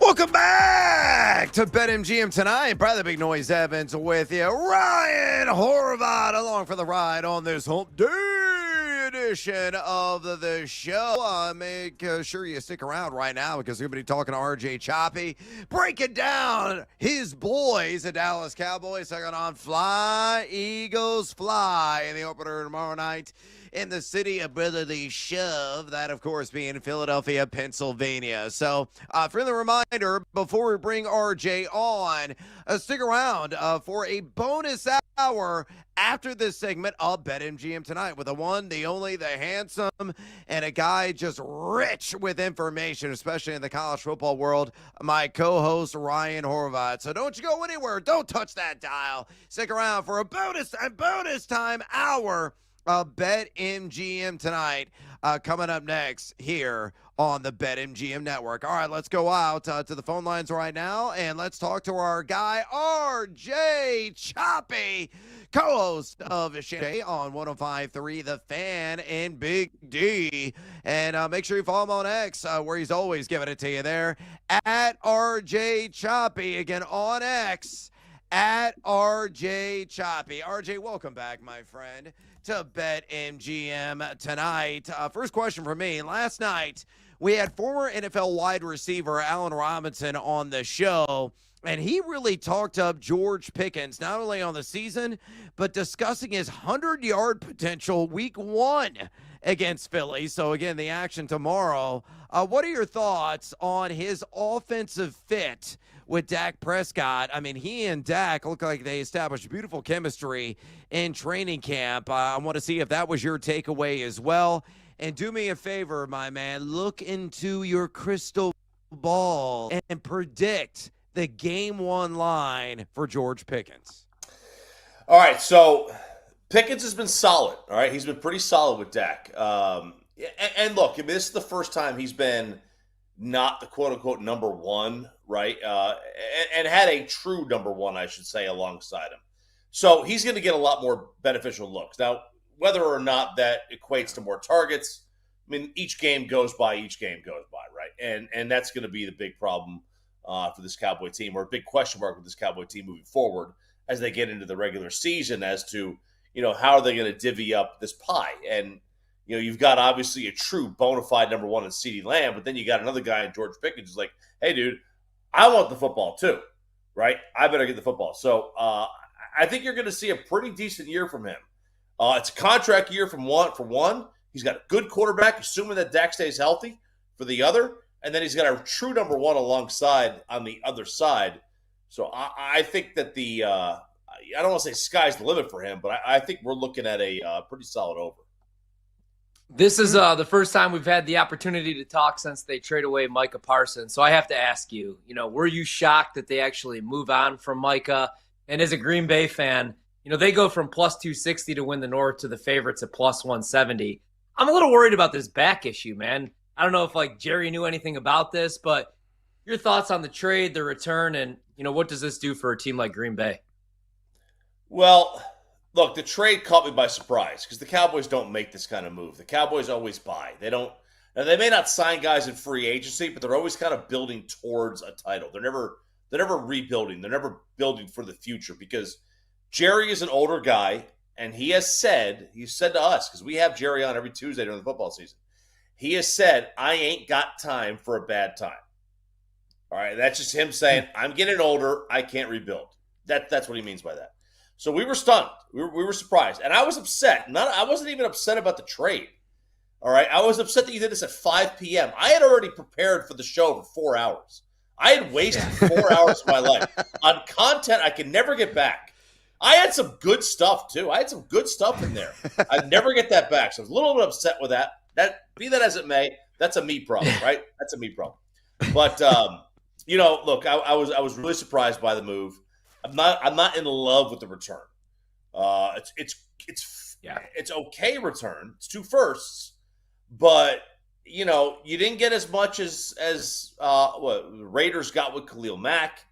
You could have gotten more, right? I think you could have got another 2 out of them. I don't think you could have got another 1. You might have got another 3, whatever. I'm not buying Kenny Clark. I don't care about run defense. I'm a new school guy. Stop the pass, throw the pass. That's me, right? Stop the pass, throw the pass. So I don't love the return. But, I mean, look, if they get away with a quarterback, which I do think they will try to do with these 4 picks, is get a quarterback, then I think you're in a good spot. Yeah, I agree. Speaking of quarterback, Dak, I took a stab on him to lead the league in touchdown passes, which he did 2 years ago when Schottenheimer took over as play caller. You could get that right now, 16-1. They're going to be in a lot of shootouts. I still kind of like that win total at 6.5. But your thoughts on Dak, that bet, his passing yards, him to lead the league in touchdowns, and how many of those targets do you think go to CD? Do you think he lives up to his top 5, top 4 fantasy hype this year? Yeah, Dak's issue is going to be health. It's not talent, it's health. And Dak's talent, he does have a ceiling, right? There's no doubt about that. He's not Patrick Mahomes, not Josh Allen, Burrow, Lamar. His ceiling isn't Justin Herbert's. His ceiling is not Jaden Daniels. He's got a ceiling. He also has a pretty high floor. And I think people underestimate the floor. They underestimate guys like Dak, like Jared Goff, Brock Purdy. They got a good floor to them. Look, I honestly think that the Cowboys at 6.5, 7.5, I took the 7.5 over, even when it was at 140, minus 140, when they had a lot of juice to it. If Dak is healthy, they're going to win 9-10 games. That's just the reality of it. They do that all the time. It doesn't matter if Micah Parsons is there. It doesn't matter who the receivers are. Dak's a good quarterback. And guys like Dak, guys like Goff, guys like Purdy, they get kind of forgotten about. They get kind of disrespected for – because they do things. They don't have this elite arm strength. They don't have this elite ability. They're just good. They're just on time with their throws, and they're going to be steady. And if Dak is healthy, and that's why, anyone saying Detroit's going to miss the playoffs, if Goff is healthy, they're going to wind up winning 10 games. This is the reality of it. He's a good enough quarterback. They got a good team. And the same thing with the Cowboys. The Cowboys, if Dak is healthy, they're going to win 9-10 games. This is the reality.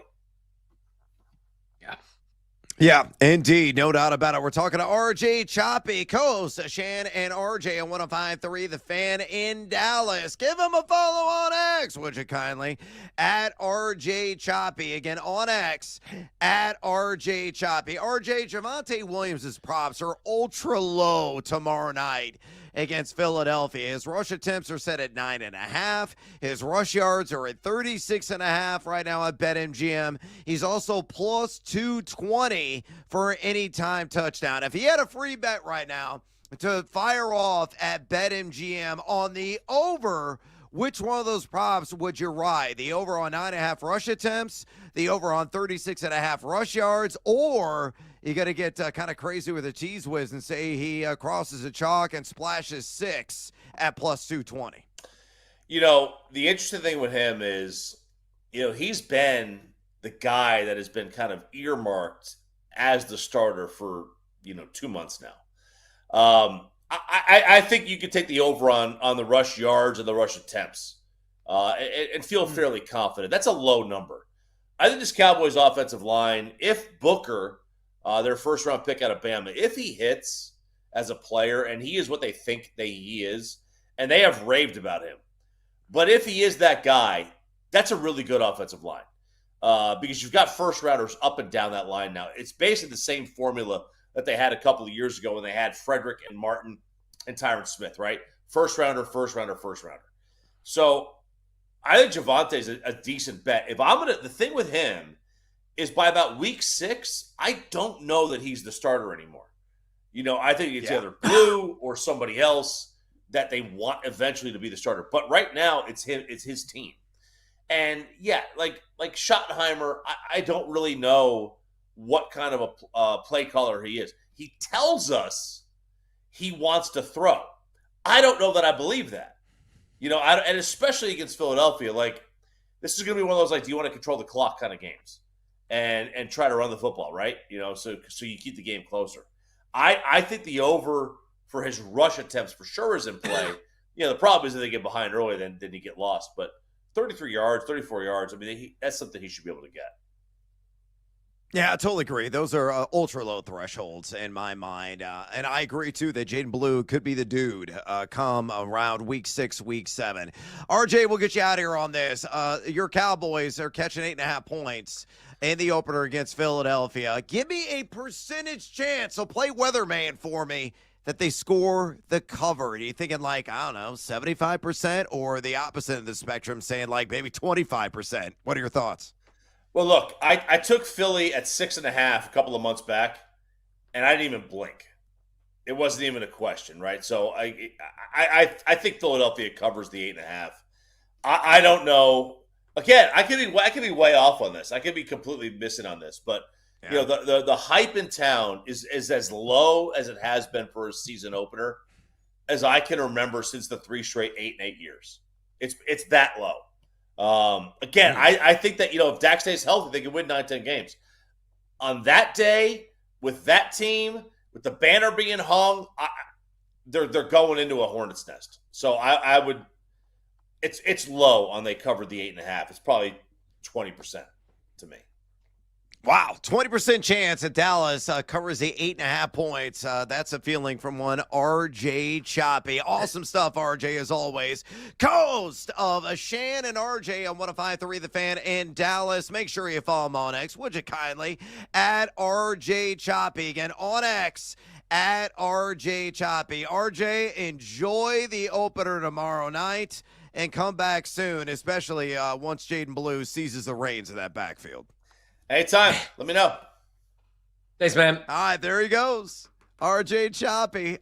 He doesn't feel the Cowboys are covering. You and I feel the back door is more than just cracked. We think they're going to kick it in and score the cover plus 8.5 as your opinion all swayed based on what RJ told you. I got to be honest, man. He's pretty close to the team and the situation. That doesn't make me feel all that great, but this is kind of why I bought in on Dallas over 7.5 wins. I like even more now at 6.5. And why I bet them at 8.5. Now, Mike is a great player, but that defense wasn't very good with him on the field last year. A 1.5 point adjustment, and I kind of like that nobody thinks they're going to be any good. When people oversell the Cowboys, I fade. When people don't believe in them, that's when I buy low. All right, I got exit stage left. Stick around for more Ryan Horvath here on BetMGM tonight. Until next time, adios, amigos. I hate you, Cubs. BetMGM tonight will be right back on the BetMGM network. Make it legendary.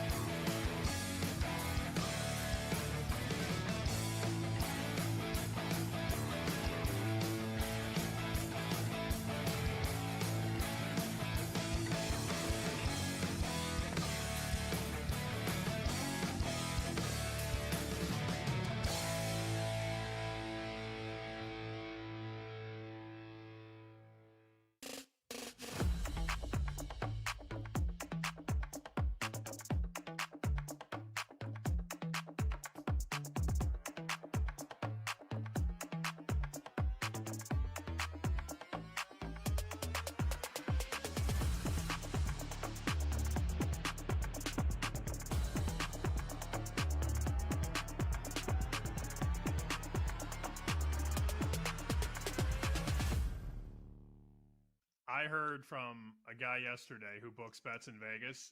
Not only does he like the Giants over the win total, he thinks the Giants are live to win the game outright week number 1. Outright, he said, as a 6-point dog. Can you imagine if they knock off the Commanders in week 1?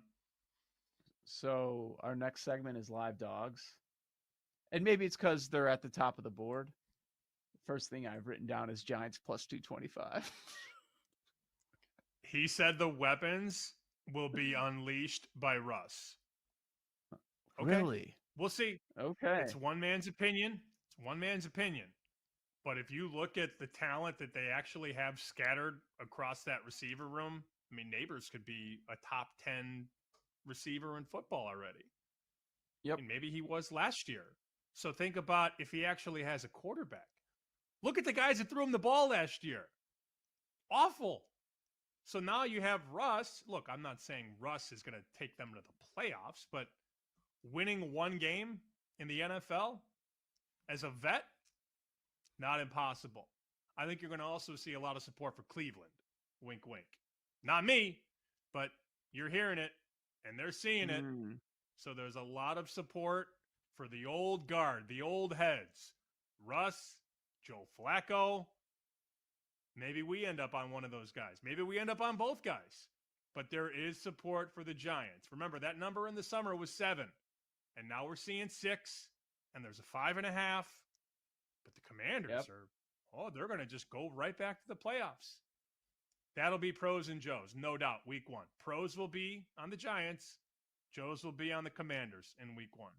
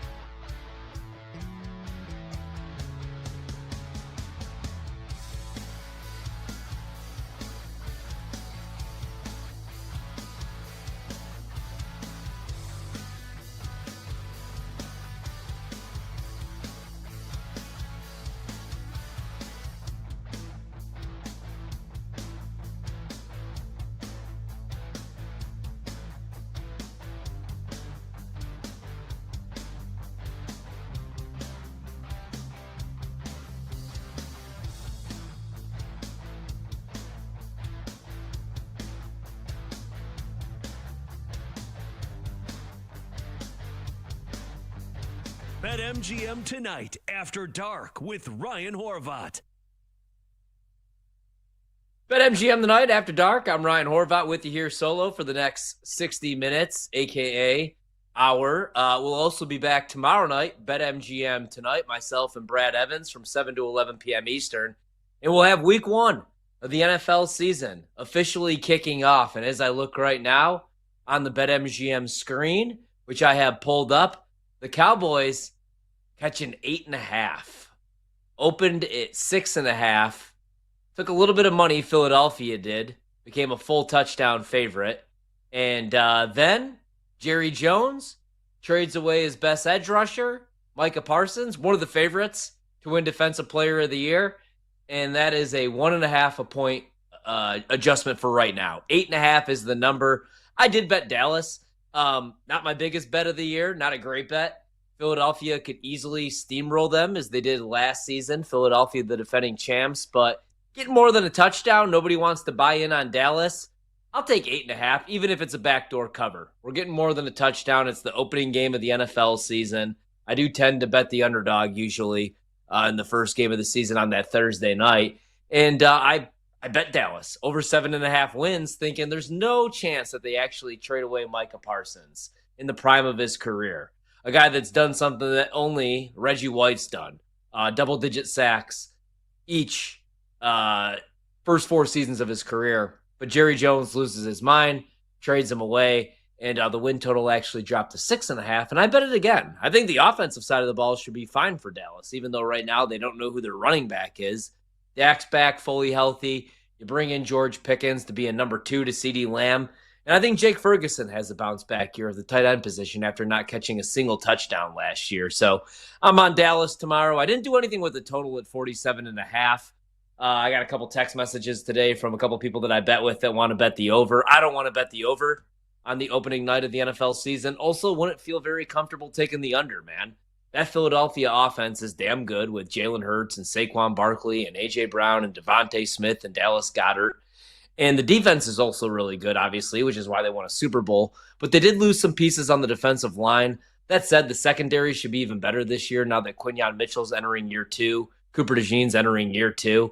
But I'm staying away from the total. I'll add some player props probably tomorrow for the show. But as of right now, just the Cowboys catching 8.5. Friday night, we get the Chiefs, 3-point favorites. This is the YouTube game. Out in Brazil, the total sitting there right now, 46.5, minus 110 both ways. The Chiefs just a win, minus 175. The Chargers to pull off the slight upset is plus 145. Earlier today, we had some 3.5s, but they were juiced. I kind of like the Chargers, anything over a field goal. I did play Will Dissly. Originally, I liked under 24.5 receiving yards, but that got bet all the way down to 19.5, 18.5 in some spots. So what I did was take the under on the longest reception for Will Dissly, the tight end for the Chargers, under 11.5. I like that quite a bit. Coming up tomorrow, coming up on Friday, we'll have more week 1 NFL bets. We'll have more week 2 college football bets for you guys as well. And we'll also have the return of our ATS challenge in the NFL. We're going to do that tomorrow night, and we will pick Dallas, Philly for that before we get out of here tonight. But I just gave you guys my pick. I'm taking Dallas at 8.5. I believe Brando's going to go with the Eagles, but we'll talk a little bit more about this game. What I wanted to do, because it's really the last time you're going to be able to bet these markets at these prices, is go over the awards that I've bet. Maybe a couple win totals, maybe a couple bets that I have before we kick off the NFL season officially tomorrow night. Our last chance to go over some of these award markets. And I got to give a shout out to the social media team, Kate and everybody running socials, Sean, because I actually stole this idea from our good buddies over at You Better You Bet. Now, I never steal content from anybody, but I was on Twitter, on X, scrolling through during the show, doing my job, and I saw Costos and Femi gave all of their predictions, and I was like, wait a minute. We've done this multiple times because I don't talk a whole lot of baseball during the baseball season. We've been talking award markets, win totals, playoff bets, college football for really 4 months, but now we got to put this in stone. We got to tweet this out. We got to get it on Instagram and TikTok and Facebook and everywhere else, because if I'm right, like I was last year when the Eagles won the Super Bowl and Saquon won Offensive Player of the Year and I got Coach of the Year and all my awards home, I had to celebrate. I had to toot my own horn, right? But if I'm wrong and I look like a big idiot on any of my predictions, I want you guys to come back at me. Hey, idiot, don't quit your day job. I don't know, whatever you want to say to me. So let's get these out there, and let's start with MVP. We'll go to the MVP market, and I'm going to roll with Patrick Mahomes. 1 pick for each award market, and I'm going to go Mahomes at plus 650. Now, losing Rashee Rice for the first 6 games of the season does suck. Your number 1 wide receiver. Not great. But we also thought there was an outside chance that he was going to miss 10 games, Rashee Rice. So you're going to get him back, right, week 7.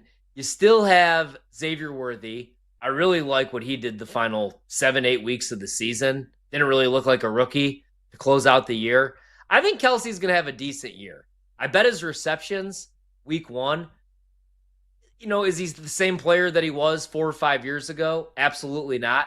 Maybe he's a little bit more situational in the red zone and whatnot, but I don't think he's going to be just as terrible as everybody thinks. So I'm buying in on the Chiefs this year, and I'm buying in on Pat Mahomes at plus 650 to win the MVP. Usually, like when we talk about this market, I'm trying to find somebody down the board. A Justin Herbert at 20-1, which I did bet. Jordan Love at 30-1, which I did bet. Brock Purdy at 25-1, which I did bet because those are really good prices. Like for Purdy, he could throw 4,000 yards, 41 touchdowns.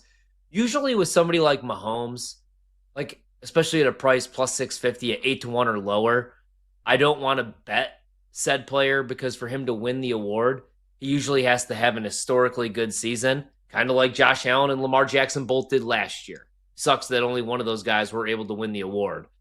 But I think Mahomes could do that this year. I really do, because the narrative is every time I turn on the TV and it's one of the debate shows or I go on social media or I see any betting content, TikTok video, it's what? The Broncos are going to win the division. Bo Nix is the new king of the West, or Justin Herbert's the new king of the division, and it's over for Mahomes.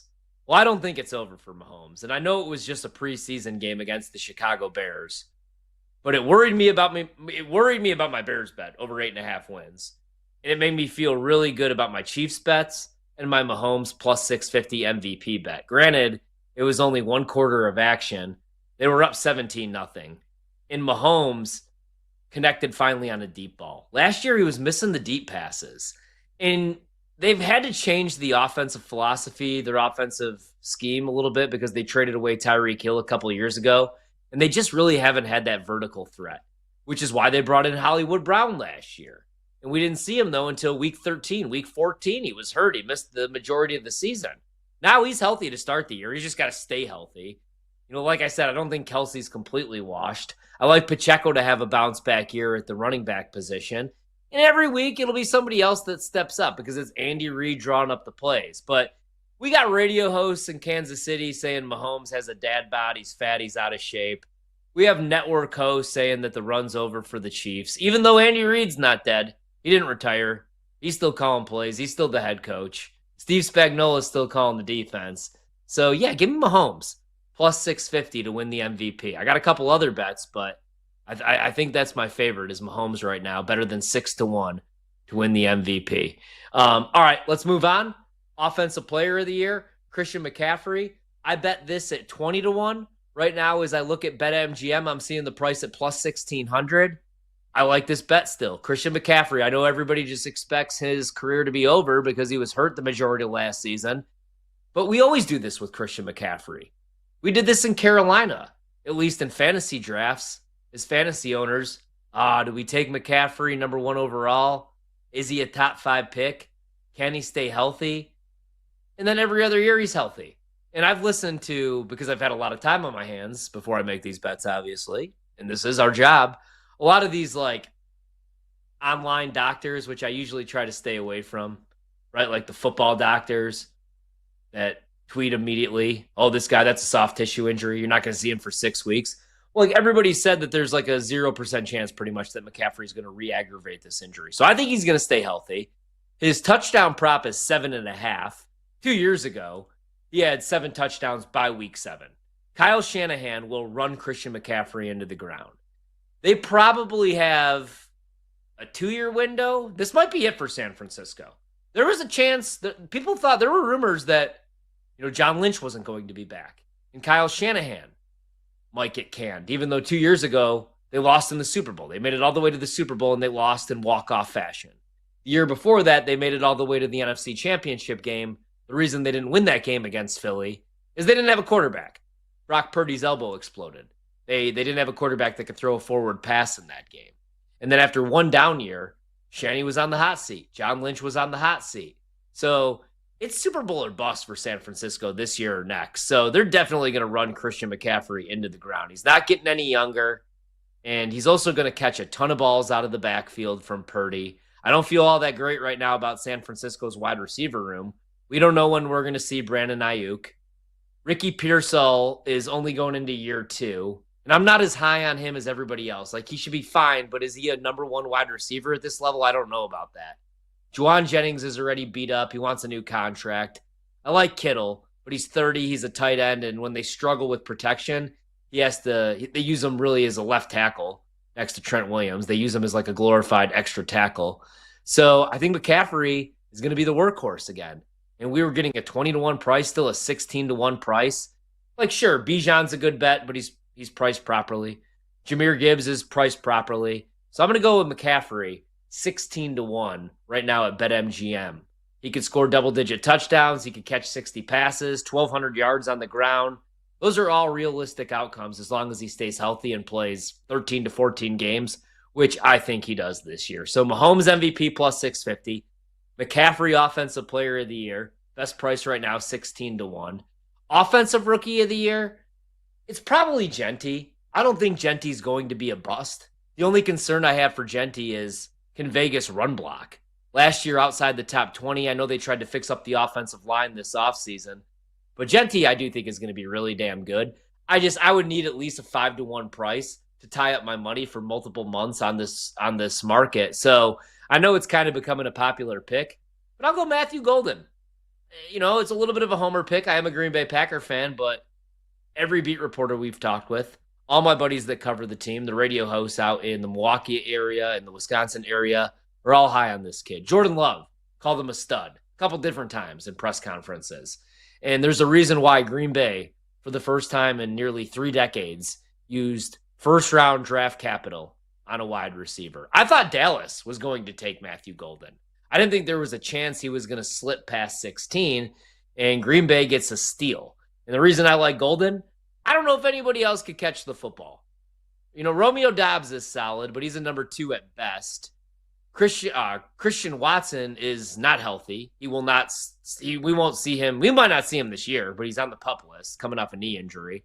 Jaden Reed is in a walking boot. He's going to try to play on one leg this year. So Matthew Golden could legitimately see over 100 targets as a rookie. If he catches over 70 balls, 8 to 10 touchdowns maybe. I know those are big numbers for a rookie, but he's the vertical threat, the guy that could take the top off the defense. And Jordan Love has the arm strength. Is he the best decision maker? That's still to be questioned. But I like Matthew Golden, especially at a 31 price. So we'll roll with him as Offensive Rookie of the Year. Let's go Defensive Player of the Year, and I'm going to go with Will Anderson right now. You could grab this price at 12-1. What helps him out is on the opposite side, you have Danielle Hunter. So you really can't double team Will Anderson, because you got one of the better pass rushers in the league on the opposite side.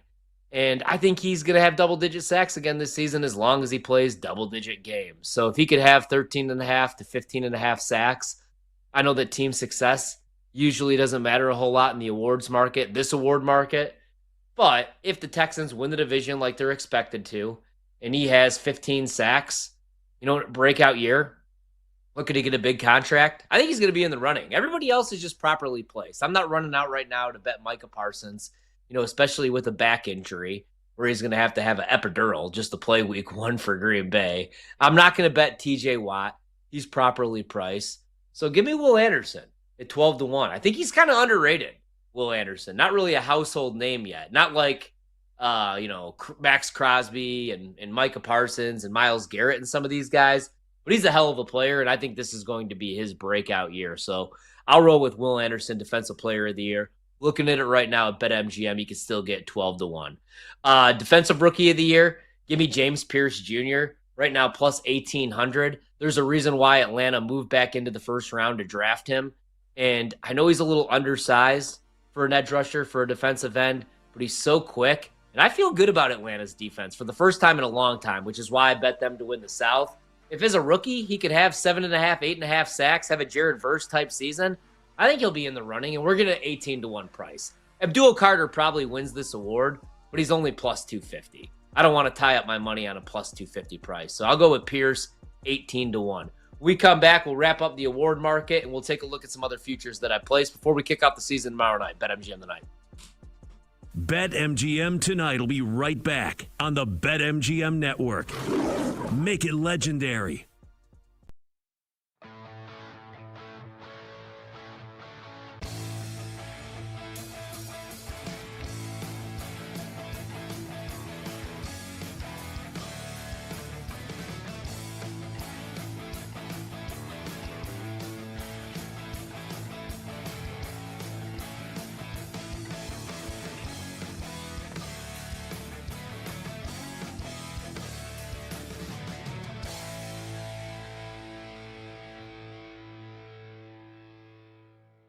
If they use their weapons accordingly, no doubt. With Brian Thomas Jr., with Travis Hunter, I like De'Ami Brown a lot, who they brought in from Washington. And then it's put up or shut up for a guy like ETN in the backfield, but they also have Tank Bigsby. I have a quote right here. This is from an anonymous defensive coordinator in the NFC talking about Liam Cohen. Quote, I would say he's probably the only guy that was one step ahead of us all year. I was really impressed with the way that he sequenced plays. That guy's game plan against us had us reassess a lot of things during the offseason. When you hear a quote like that, you should be excited about the potential and the possibility, right?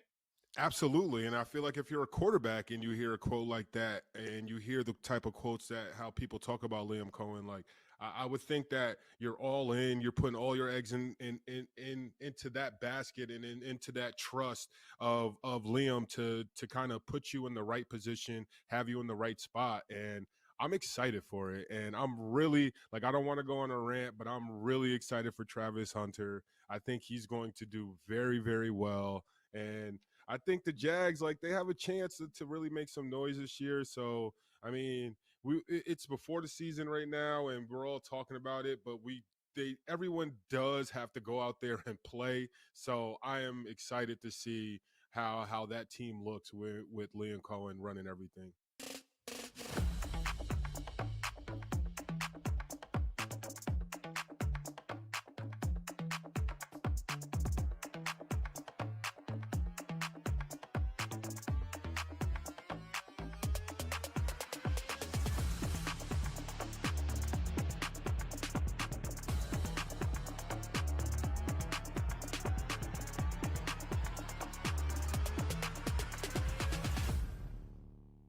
I will say, from a Titan standpoint, the bet that I will be looking at is Calvin Ridley props. One thing we have seen throughout the preseason games and even in camp is the Cam Ward Calvin Ridley connection has been fantastic. And we see this a lot with rookie quarterbacks, is that they have a guy that they like to throw to. You know, they don't go through the progressions as much and they get nervous. They're like, hey, let's depend on a veteran. And Calvin Ridley's a good veteran to depend on. Guy is super fast. I feel like people forget how good his skill set is simply because he plays in Tennessee. So I think that's a bet worth looking at. Maybe, you know, across the board in every single game is look at some of his receiving props. Even though I know the first game of the season, it will be difficult going against that Broncos secondary. And you best believe Sean Payton will probably have a very difficult game plan in store for Cam Ward.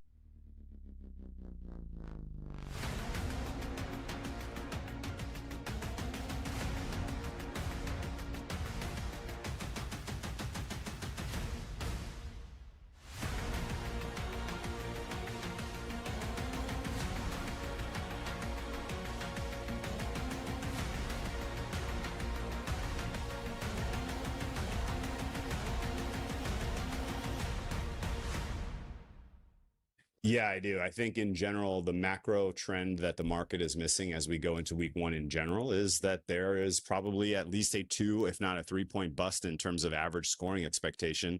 You look at the data on field goals from the preseason, and it's pretty obvious to me that the new rules about treating the balls seems to be treating the kickers well. We had more 50-plus yard field goals made in the preseason than in any year ever. You look also across the league, and there's sort of a general weakness in secondaries on so many teams. Like there's just really poor coverage, and only so much scheme can make up for just a lack of talent in the secondaries. And I think we're gonna look up after week 1, maybe after week 2, and say, wow, I guess the average total should have been closer to 47 instead of 45.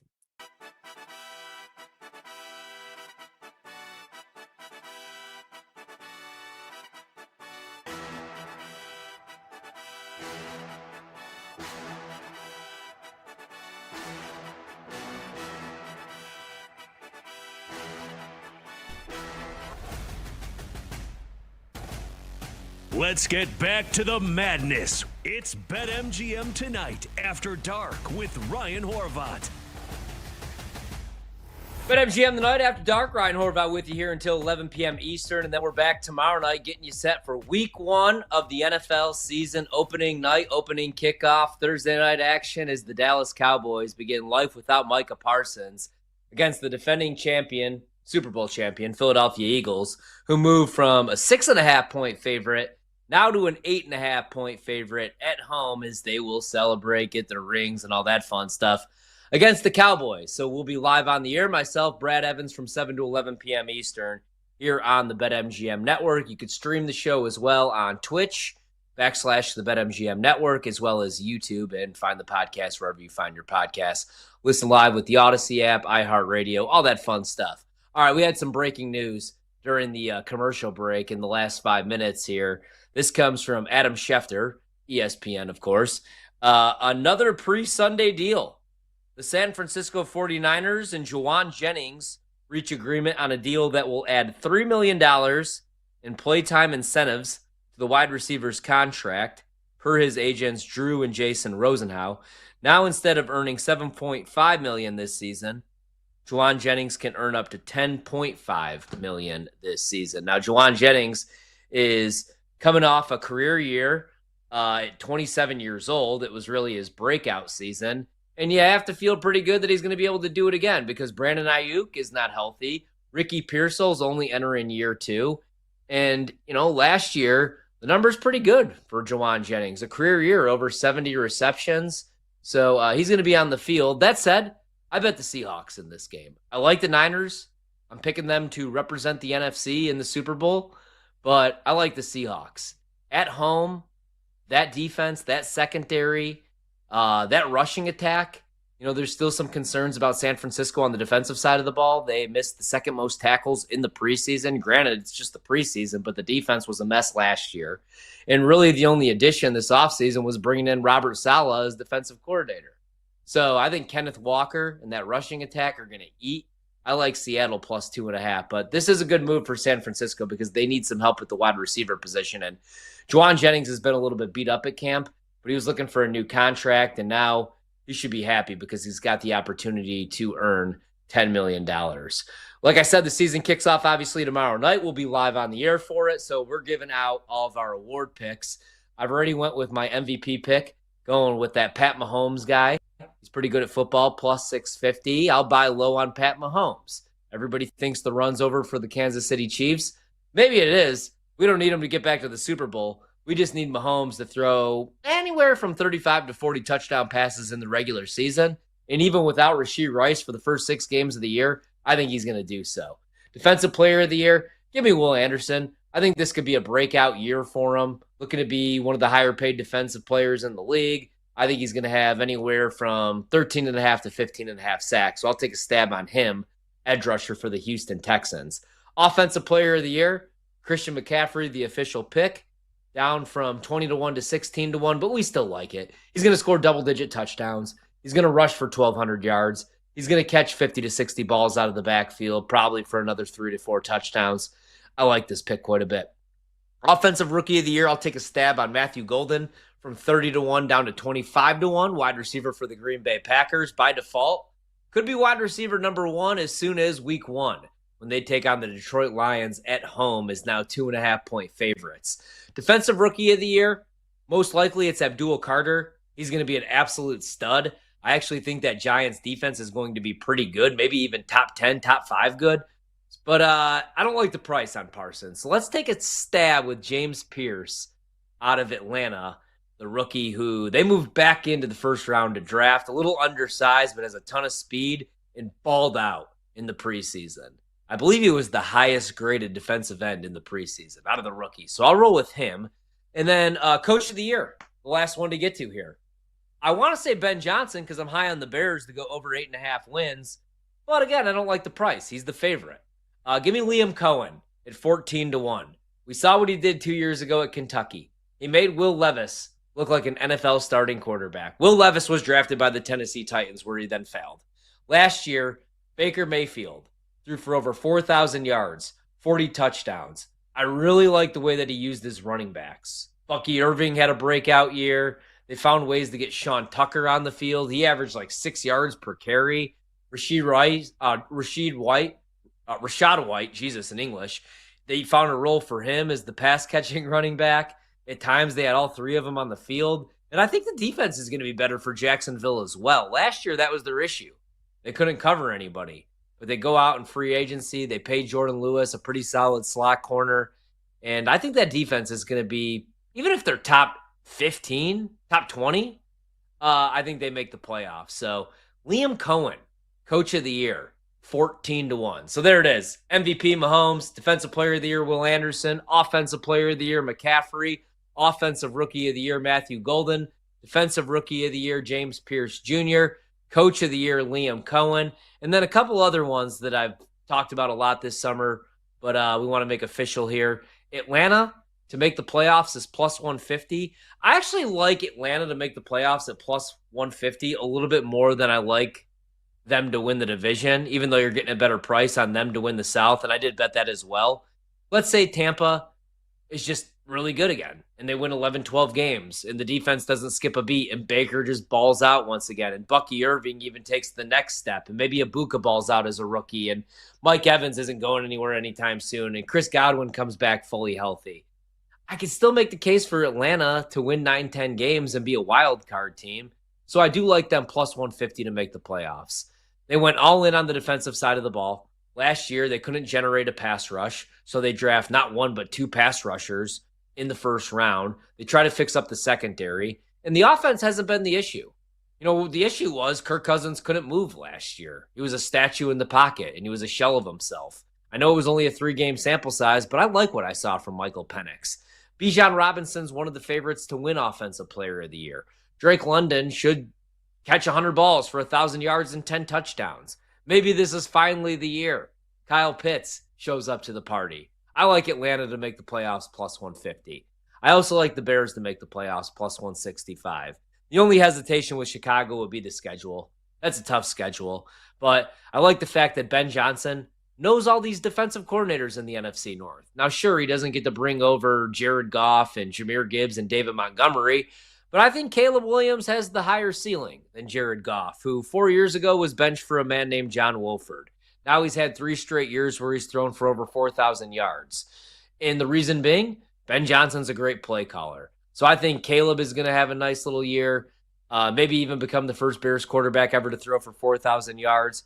And I know people are out on the pass rush, and Sweat didn't have the greatest year after they made the move for him. But I think the defense will be fine, man. I think there was a lot of quitting that defense last year when they fired Eberflus. So Bears to make the playoffs plus 165. You know, I feel like this is almost becoming too popular of a take, but I did bet 2 teams to miss the playoffs at plus 150. The Lions, who lose both coordinators, more outdoor games for Goff. Last year couldn't generate a pass rush, and now you're bringing back Aiden Hutchinson, the best pass rusher you have off a broken leg. Tougher schedule. And then the Commanders. Tougher schedule, more primetime games. The defense really overperformed last year. Are you going to get the same year out of 55-year-old Bobby Wagner and Zach Ertz? Not quite sure. So I'm going to fade the Lions and the Commanders.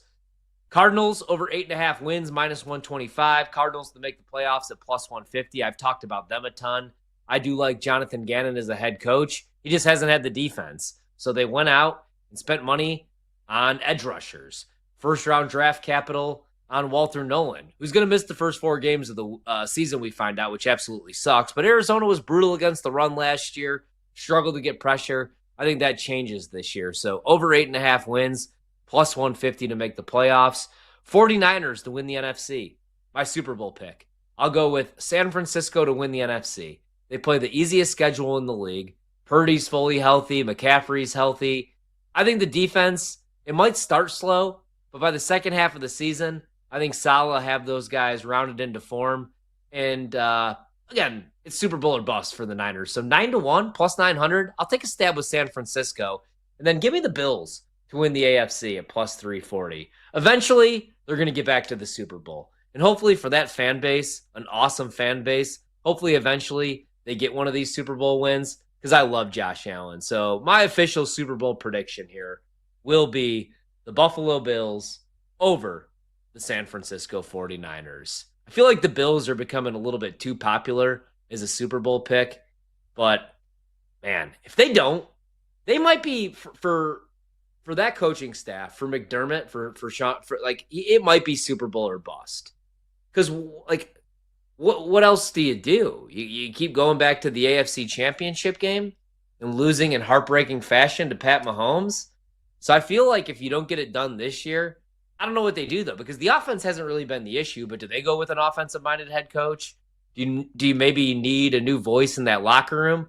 Because Buffalo has been in the mix now for a long, long time. And they keep finding and inventing new ways to lose these playoff games.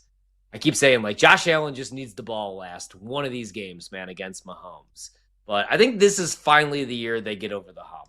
Watch, I say that, and it'll just be Kansas City going back to the Super Bowl. But that'll be my pick. I'll go Buffalo over San Francisco. All right, we got Brandon Combs, executive producer of the show. Brando, I want to get your opinion on a couple different things. Before I get your Super Bowl pick, who are you rolling with the MVP this year? I'm going Mahomes plus 650. I think the demise is a little overblown. I think he's going to be just fine.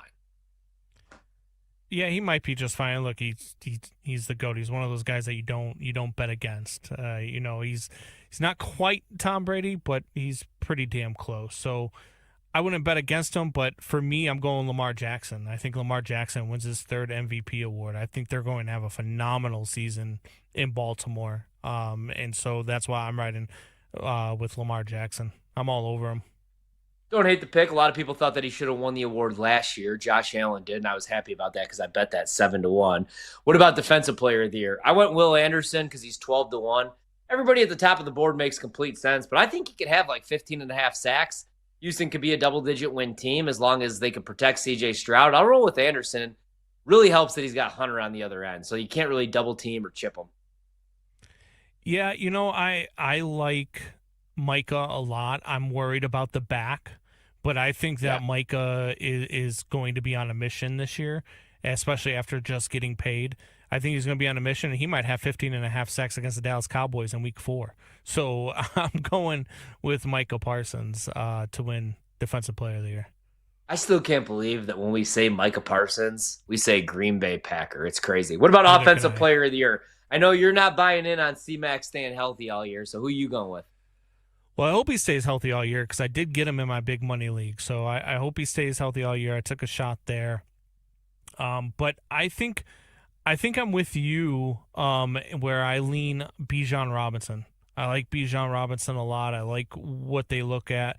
I like the schedule as well for Bijan Robinson over in Atlanta. So I think I'm leaning towards Bijan. All right, I like that. What about Offensive Rookie of the Year?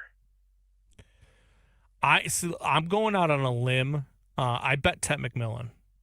I really I think like Carolina is going to be really good, and I think that Tet is going to be – he's probably going to end up being the number one option there. I think he's a little bit better than Xavier Legette. I think his hands are better. I don't think he'll drop the ball as much as Xavier. So I'm going with Ted McMillan. What about Defensive Rookie of the Year? Is it as easy as just betting Abdul Carter, or do you think there's value with anybody else? I mean, God, it's probably Abdul Carter. I do like Jalen Walker as well, but it's probably Abdul Carter. Yeah, I agree, dude. I agree. Abdul Carter, Super Bowl pick. Who you going with? Baltimore Ravens. They are going to beat the San Francisco 49ers in the Super Bowl. All right, so we're on the same page with the Niners. Yeah, I mean, on paper, man, the Ravens look like a perfect football team. This offseason, you bring in Jair Alexander, and you didn't even really need him. Kyle Hamilton gets paid. I'll never forget the people that were ripping that pick. Like, I just don't see it with Kyle Hamilton. What did you not see? The guy could play all over the field. He's not a safety. He's not a linebacker. He is. Yeah. He's a weapon is what he is, dude. He's the ultimate Swiss Army knife or whatever you say. You can play him in the box. He's solid in coverage. Anybody that Baltimore drafts on the defensive end, especially, dude, or on the defensive side of the ball, always hits. I'm always jealous. They always just get the right guys in Baltimore. Sometimes they get the right guys and they don't even pay them, like Patrick Queen. They're like, nah, you can walk, which I actually like that move because they paid Roquan Smith a bunch of money. So there was no need to pay 2 linebackers $100 million. All right, there's Brando's picks. I gave you mine. We are going to wrap up the show here in a couple minutes, take one more break. When we come back, I do have a couple college football bets I guess I could throw out and some NFL Week 1 bets I guess that we could throw out because, hey, we do an extra hour every single night. We got 20 hours of content to fill, and I'm dead tired. So that's what you people get. You get some bets from me to close out the show. BetMGM tonight.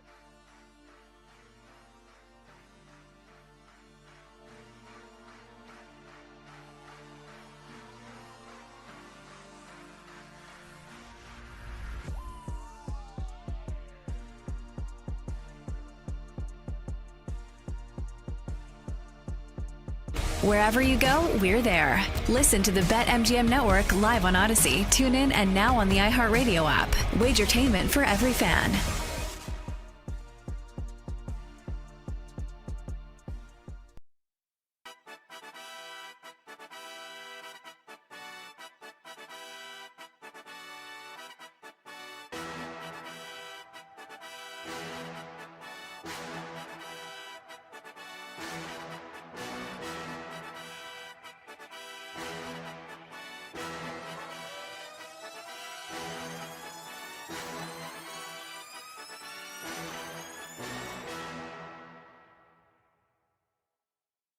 What's your reaction and what did you think about Banana Ball? I need to know. Oh, man. Oh, listen. One of the coolest moments of my career. I have World Series, All-Star games, you name it. I pretty much did it in Major League Baseball. But my kids wanted me to go Banana Ball, and I had never watched Banana Ball, so I didn't know all the rules. So my son's telling me he hit a foul ball, and they catch it, and it's not runs, it's points, and they have a 2-hour time limit. There's all you can't step out of the box, and if you bunt, you're ejected. Like all these things, and they called me and said, "Hey, do you want to do this?" And I was like, "Yeah, absolutely, I want to freaking do this."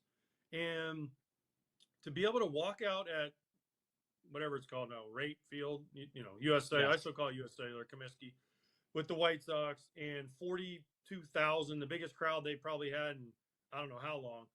Every long time. Sold out. Yeah, every seat sold out. Every seat packed. To walk out to that ovation is kind of the cap to a career. Like when I retired, I kind of retired quietly. My teammates knew it was my last game. No one else really knew. I was in Atlanta. I went out a big crowd. But then to walk out there and get to play one more time in front of the crowd that means the most to you as a player, and have everybody cheer you and then do it the way they did it was incredible. And then the icing on the cake for me was Mark Burley was there with me. Yes. So I got to catch. I threw on the gear for one more inning and got to catch Mark Burley one last time. A guy I caught more than anybody in my career. He threw to me more than anybody in my career. And his locker was next to me for all the years we were together in Chicago. So to get to do that with him in front of that crowd, I mean, it's like heartstrings kind of stuff, right? You're just, man, first of all, I don't want to get hurt, which I didn't, and neither did Mark. And then to do that with him and just the excitement on everyone's face, his face, my face, and the Bananas are an incredible organization. The people, and forget the Bananas, the firefighters are the other team, the Banana Ball guys. Just an unbelievable experience. One of the coolest things, my family was there to enjoy it with me. Listen, if I tell any ex-player, if they ask you to do it, do it. It is so worth it. It's so fun. It's just a memory that you can never take away. And I've had more people ask me about Banana Ball. Like I said, I've done everything in baseball. You name it, I've pretty much done it.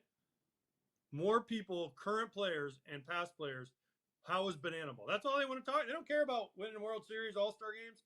How was Banana Ball? Unbelievable. And I told them all, if they ask you, do it.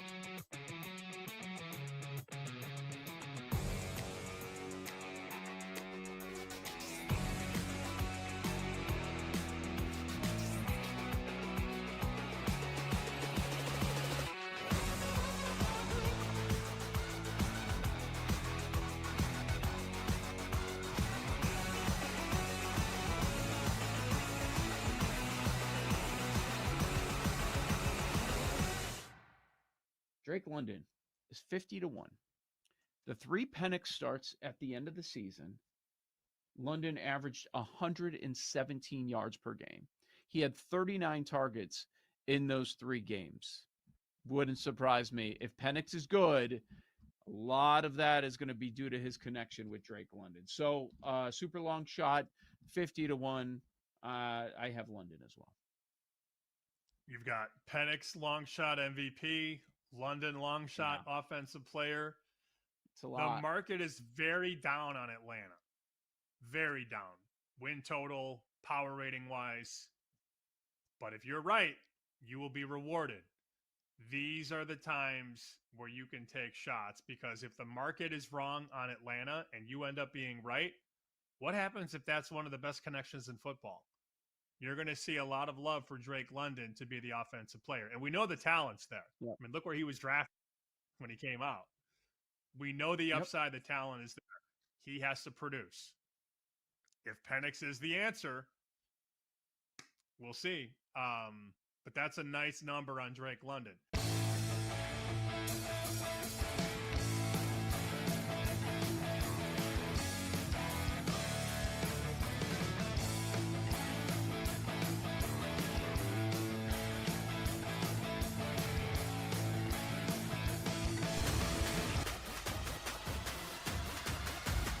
Let's get back to the madness. It's BetMGM Tonight After Dark with Ryan Horvat.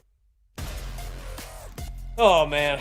You know, there's just some days, guys, that you just really want to end, and today's one of them. Great show, though. Love you guys. BetMGM Tonight After Dark, that's the name of the show. Yes, we do stay on for an extra hour by ourselves. It's kind of crazy, but hey, so is life. We are back tomorrow night, 7 to 11 p.m. Eastern. Myself and Brad Evans. I do have a co-host. We'll be talking some fantasy football, getting your guys' lineup set for the week, because you're going to have to get those lineups set. Don't forget, before tomorrow night, because the season officially kicks off with the Eagles 8.5-point favorites over the Dallas Cowboys. Total in the game, 47.5. The Eagles, minus 450 on the money line. The Cowboys, plus 350 to pull off the upset. But I don't know. Maybe I will bet some Dallas money line, man. Nobody is going to make the case for Dallas to win that game outright. Maybe I have to make the case for Dallas to win the game outright. We'll see. As of right now, I got one ticket in my pocket. It is Cowboys plus 8.5. I did give out some bets tonight on the card, though, that I really like for Sunday for some early NFL action. Give me Atlanta catching 2.5 and a little sprinkle on the money line, plus 115 against Tampa. I talked about this with Brad earlier. Atlanta, you know, the last 3 years, historically, the last 3 years, if you want to say whatever, they've played Tampa tough. 5-1 against the spread in their last 3 seasons. So I feel pretty good about Atlanta's offense in this game with Michael Penix taking over, Bijan Robinson, Drake London. I think they're going to put up big numbers as long as they stay healthy this year. And like I talk about for Atlanta, their pass rush has really been the issue the last decade plus. Last year, they were 30th in pass rush grade. So what do? They draft Jalen Walker. They draft James Pierce Jr. They spend some money in free agency.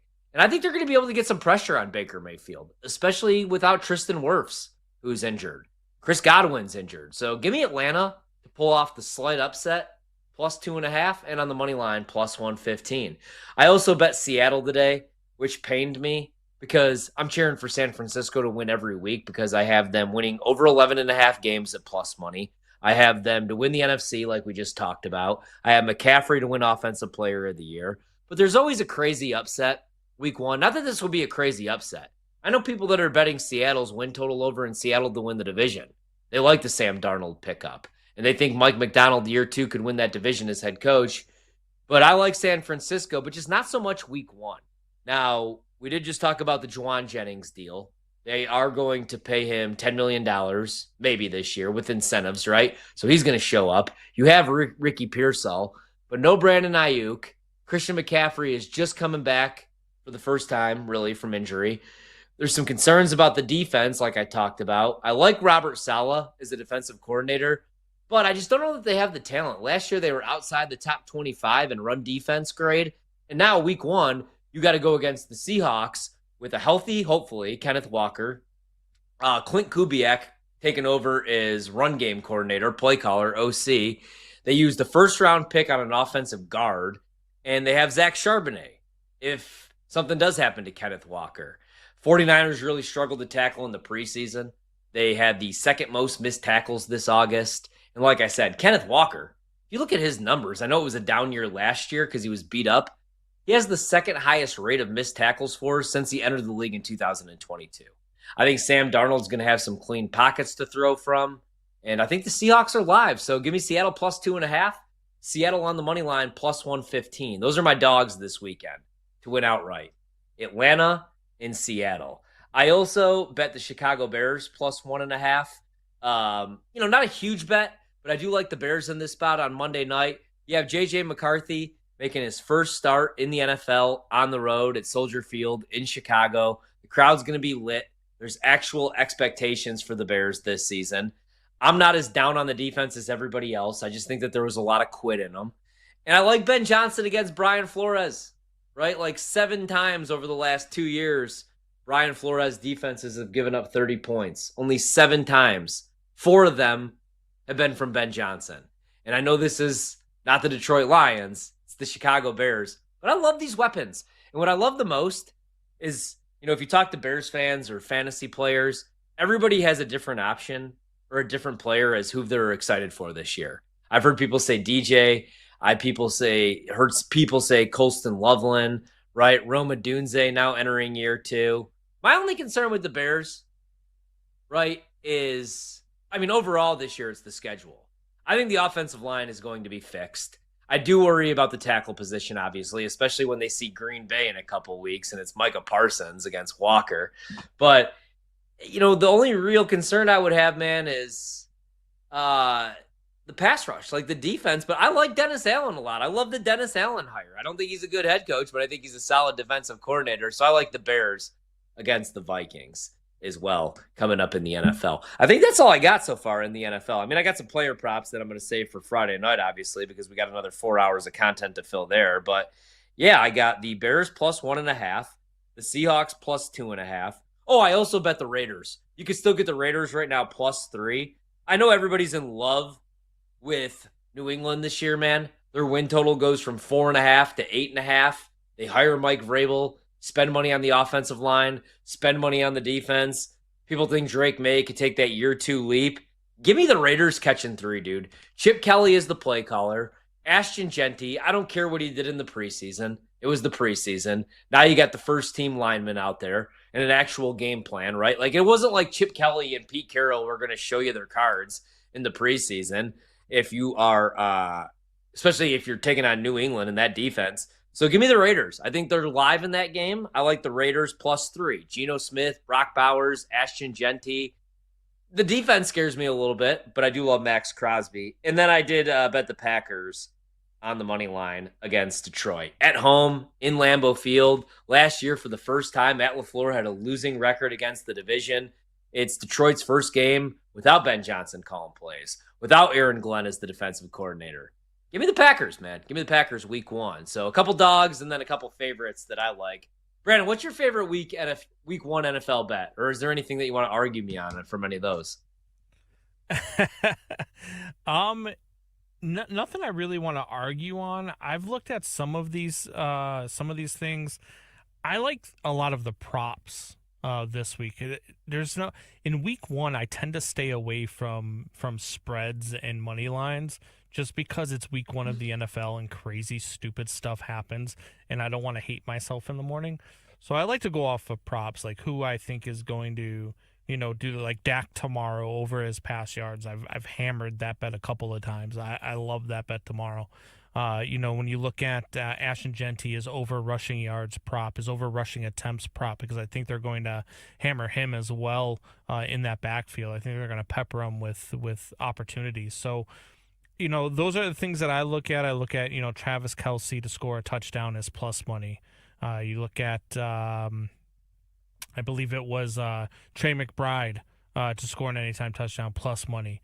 Those are the things that I'm looking at. Those are the things that I love heading into week one. I get more into the, betting the spreads and betting the money line starting in week two when I put my money on it. But that's I like the props in week one. That's a good call, dude. It really is, man. Seriously. I mean, that's why every year there's some crazy ass upset in Survivor week one.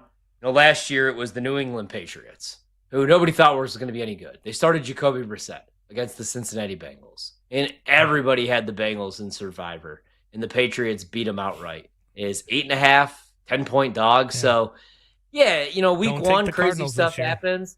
That's why I can see. I think I have a weird feeling the Giants are going to beat the Commanders on Sunday. The defense is going to show up. They're going to be able to limit the ground attack. I have a weird feeling about that one for some reason, man. I think the Giants are going to be a little bit more competitive than people are giving them credit for. It's not like Russ Wilson is terrible. It's not like they're rolling out Shedeur Sanders week one, right? Yeah. So I actually think they could be competitive. With that defense, I mean, they have some talent at the skill positions, obviously, with Tyrone Tracy and Malik Neighbors, who's already a top 5 receiver. So don't sleep on the Giants. All right, we'll be back, like I said, tomorrow night with more NFL picks. I want to save all that content. I also want to save all my college football stuff. So let's look at some baseball scores before we get out of here, because it is going on, and it was a busy day on the diamond, as the kids say. We had St. Louis 5-1 winners earlier over the Athletics. St. Louis tonight, -111 on the money line. Total goes under 8.5. Angels 4-3 winners over KC. Los Angeles +138 on the money line. Brewers 6-3 winners over the Phillies. Cubs 5-1 losers to the Braves. White Sox beat the Twins 4-3. Tampa 9-4 winners over the Mariners. Guardians beat up on Boston tonight 8-1. Toronto 13-9 winners over the Reds. Pirates beat the Dodgers 3-0. Earlier tonight, you had Baltimore 7-5 winners over San Diego. Arizona 2-0 winners over the Rangers. Detroit 6-2 over the Mets. Washington 10-5 winners over the Marlins. And games in progress right now, we got the Houston Astros up 5-4 on the Yanks, and the San Francisco Giants 10-5 over the Rockies. Brandon, you watch a lot more baseball than me. What were you gonna say? Yeah. I was just going to say, can I ask you a baseball question since we only got 90 seconds left and we might as well just use the 90 seconds for baseball content? Did you see the Framber Valdez thing? No, absolutely not. So what do you do? Framber Valdez had his catcher who was trying to wave him off to step off of the rubber before he threw a pitch. Instead, Framber Valdez threw the pitch, and it ended up being a grand slam. The next pitcher was 2 pitches later. The catcher is expecting a off-speed pitch, and instead Framber Valdez throws a 99-mile-an-hour fastball that hits the catcher right in the chest. And instead of Framber saying "my bad" or anything like that, he turns around and walks away like he's angry at the catcher. What would you do in that situation? Because from what I've heard, his teammates were not happy in the clubhouse, and things got kind of crazy in the clubhouse. Wait, that his teammates were? Oh, his teammates were mad at him for doing what he did to his own catcher. Yeah. Well, yeah, I would be too. I mean, I probably would be. Yeah, I did see this. Now I know. I saw this a couple hours ago on MajorLeagueBaseball.com. I don't know what I would do in that situation, right? Yeah. What would you do? I look, if it's me and I'm the catcher, man, I'm handling it the way the catcher did, and what I'm doing is I'm handling things in the clubhouse probably the way that the catcher did, which is why things got crazy. But I don't know if I could have a guy like that on my team. Yeah, I don't know. I mean, the headline I saw was Astros look to move past and focus on the postseason. So, interesting stuff. We'll see. We're back tomorrow, 7 to 11 p.m. Eastern. We'll have week 1 of the NFL season officially kicking off. Philadelphia and Dallas, 7 to 11 p.m., like I just said twice because I'm tired. BetMGM tonight. We're back tomorrow.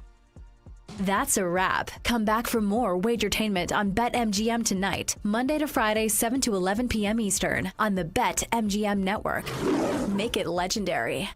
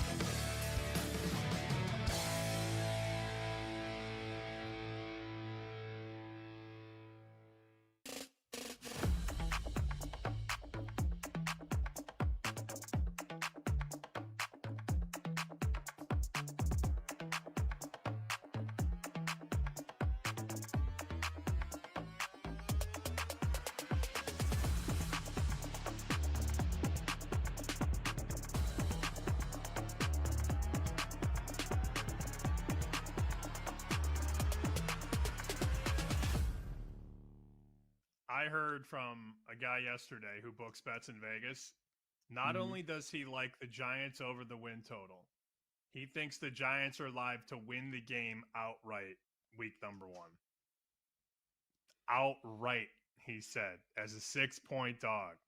Can you imagine if they knock off the Commanders in week 1?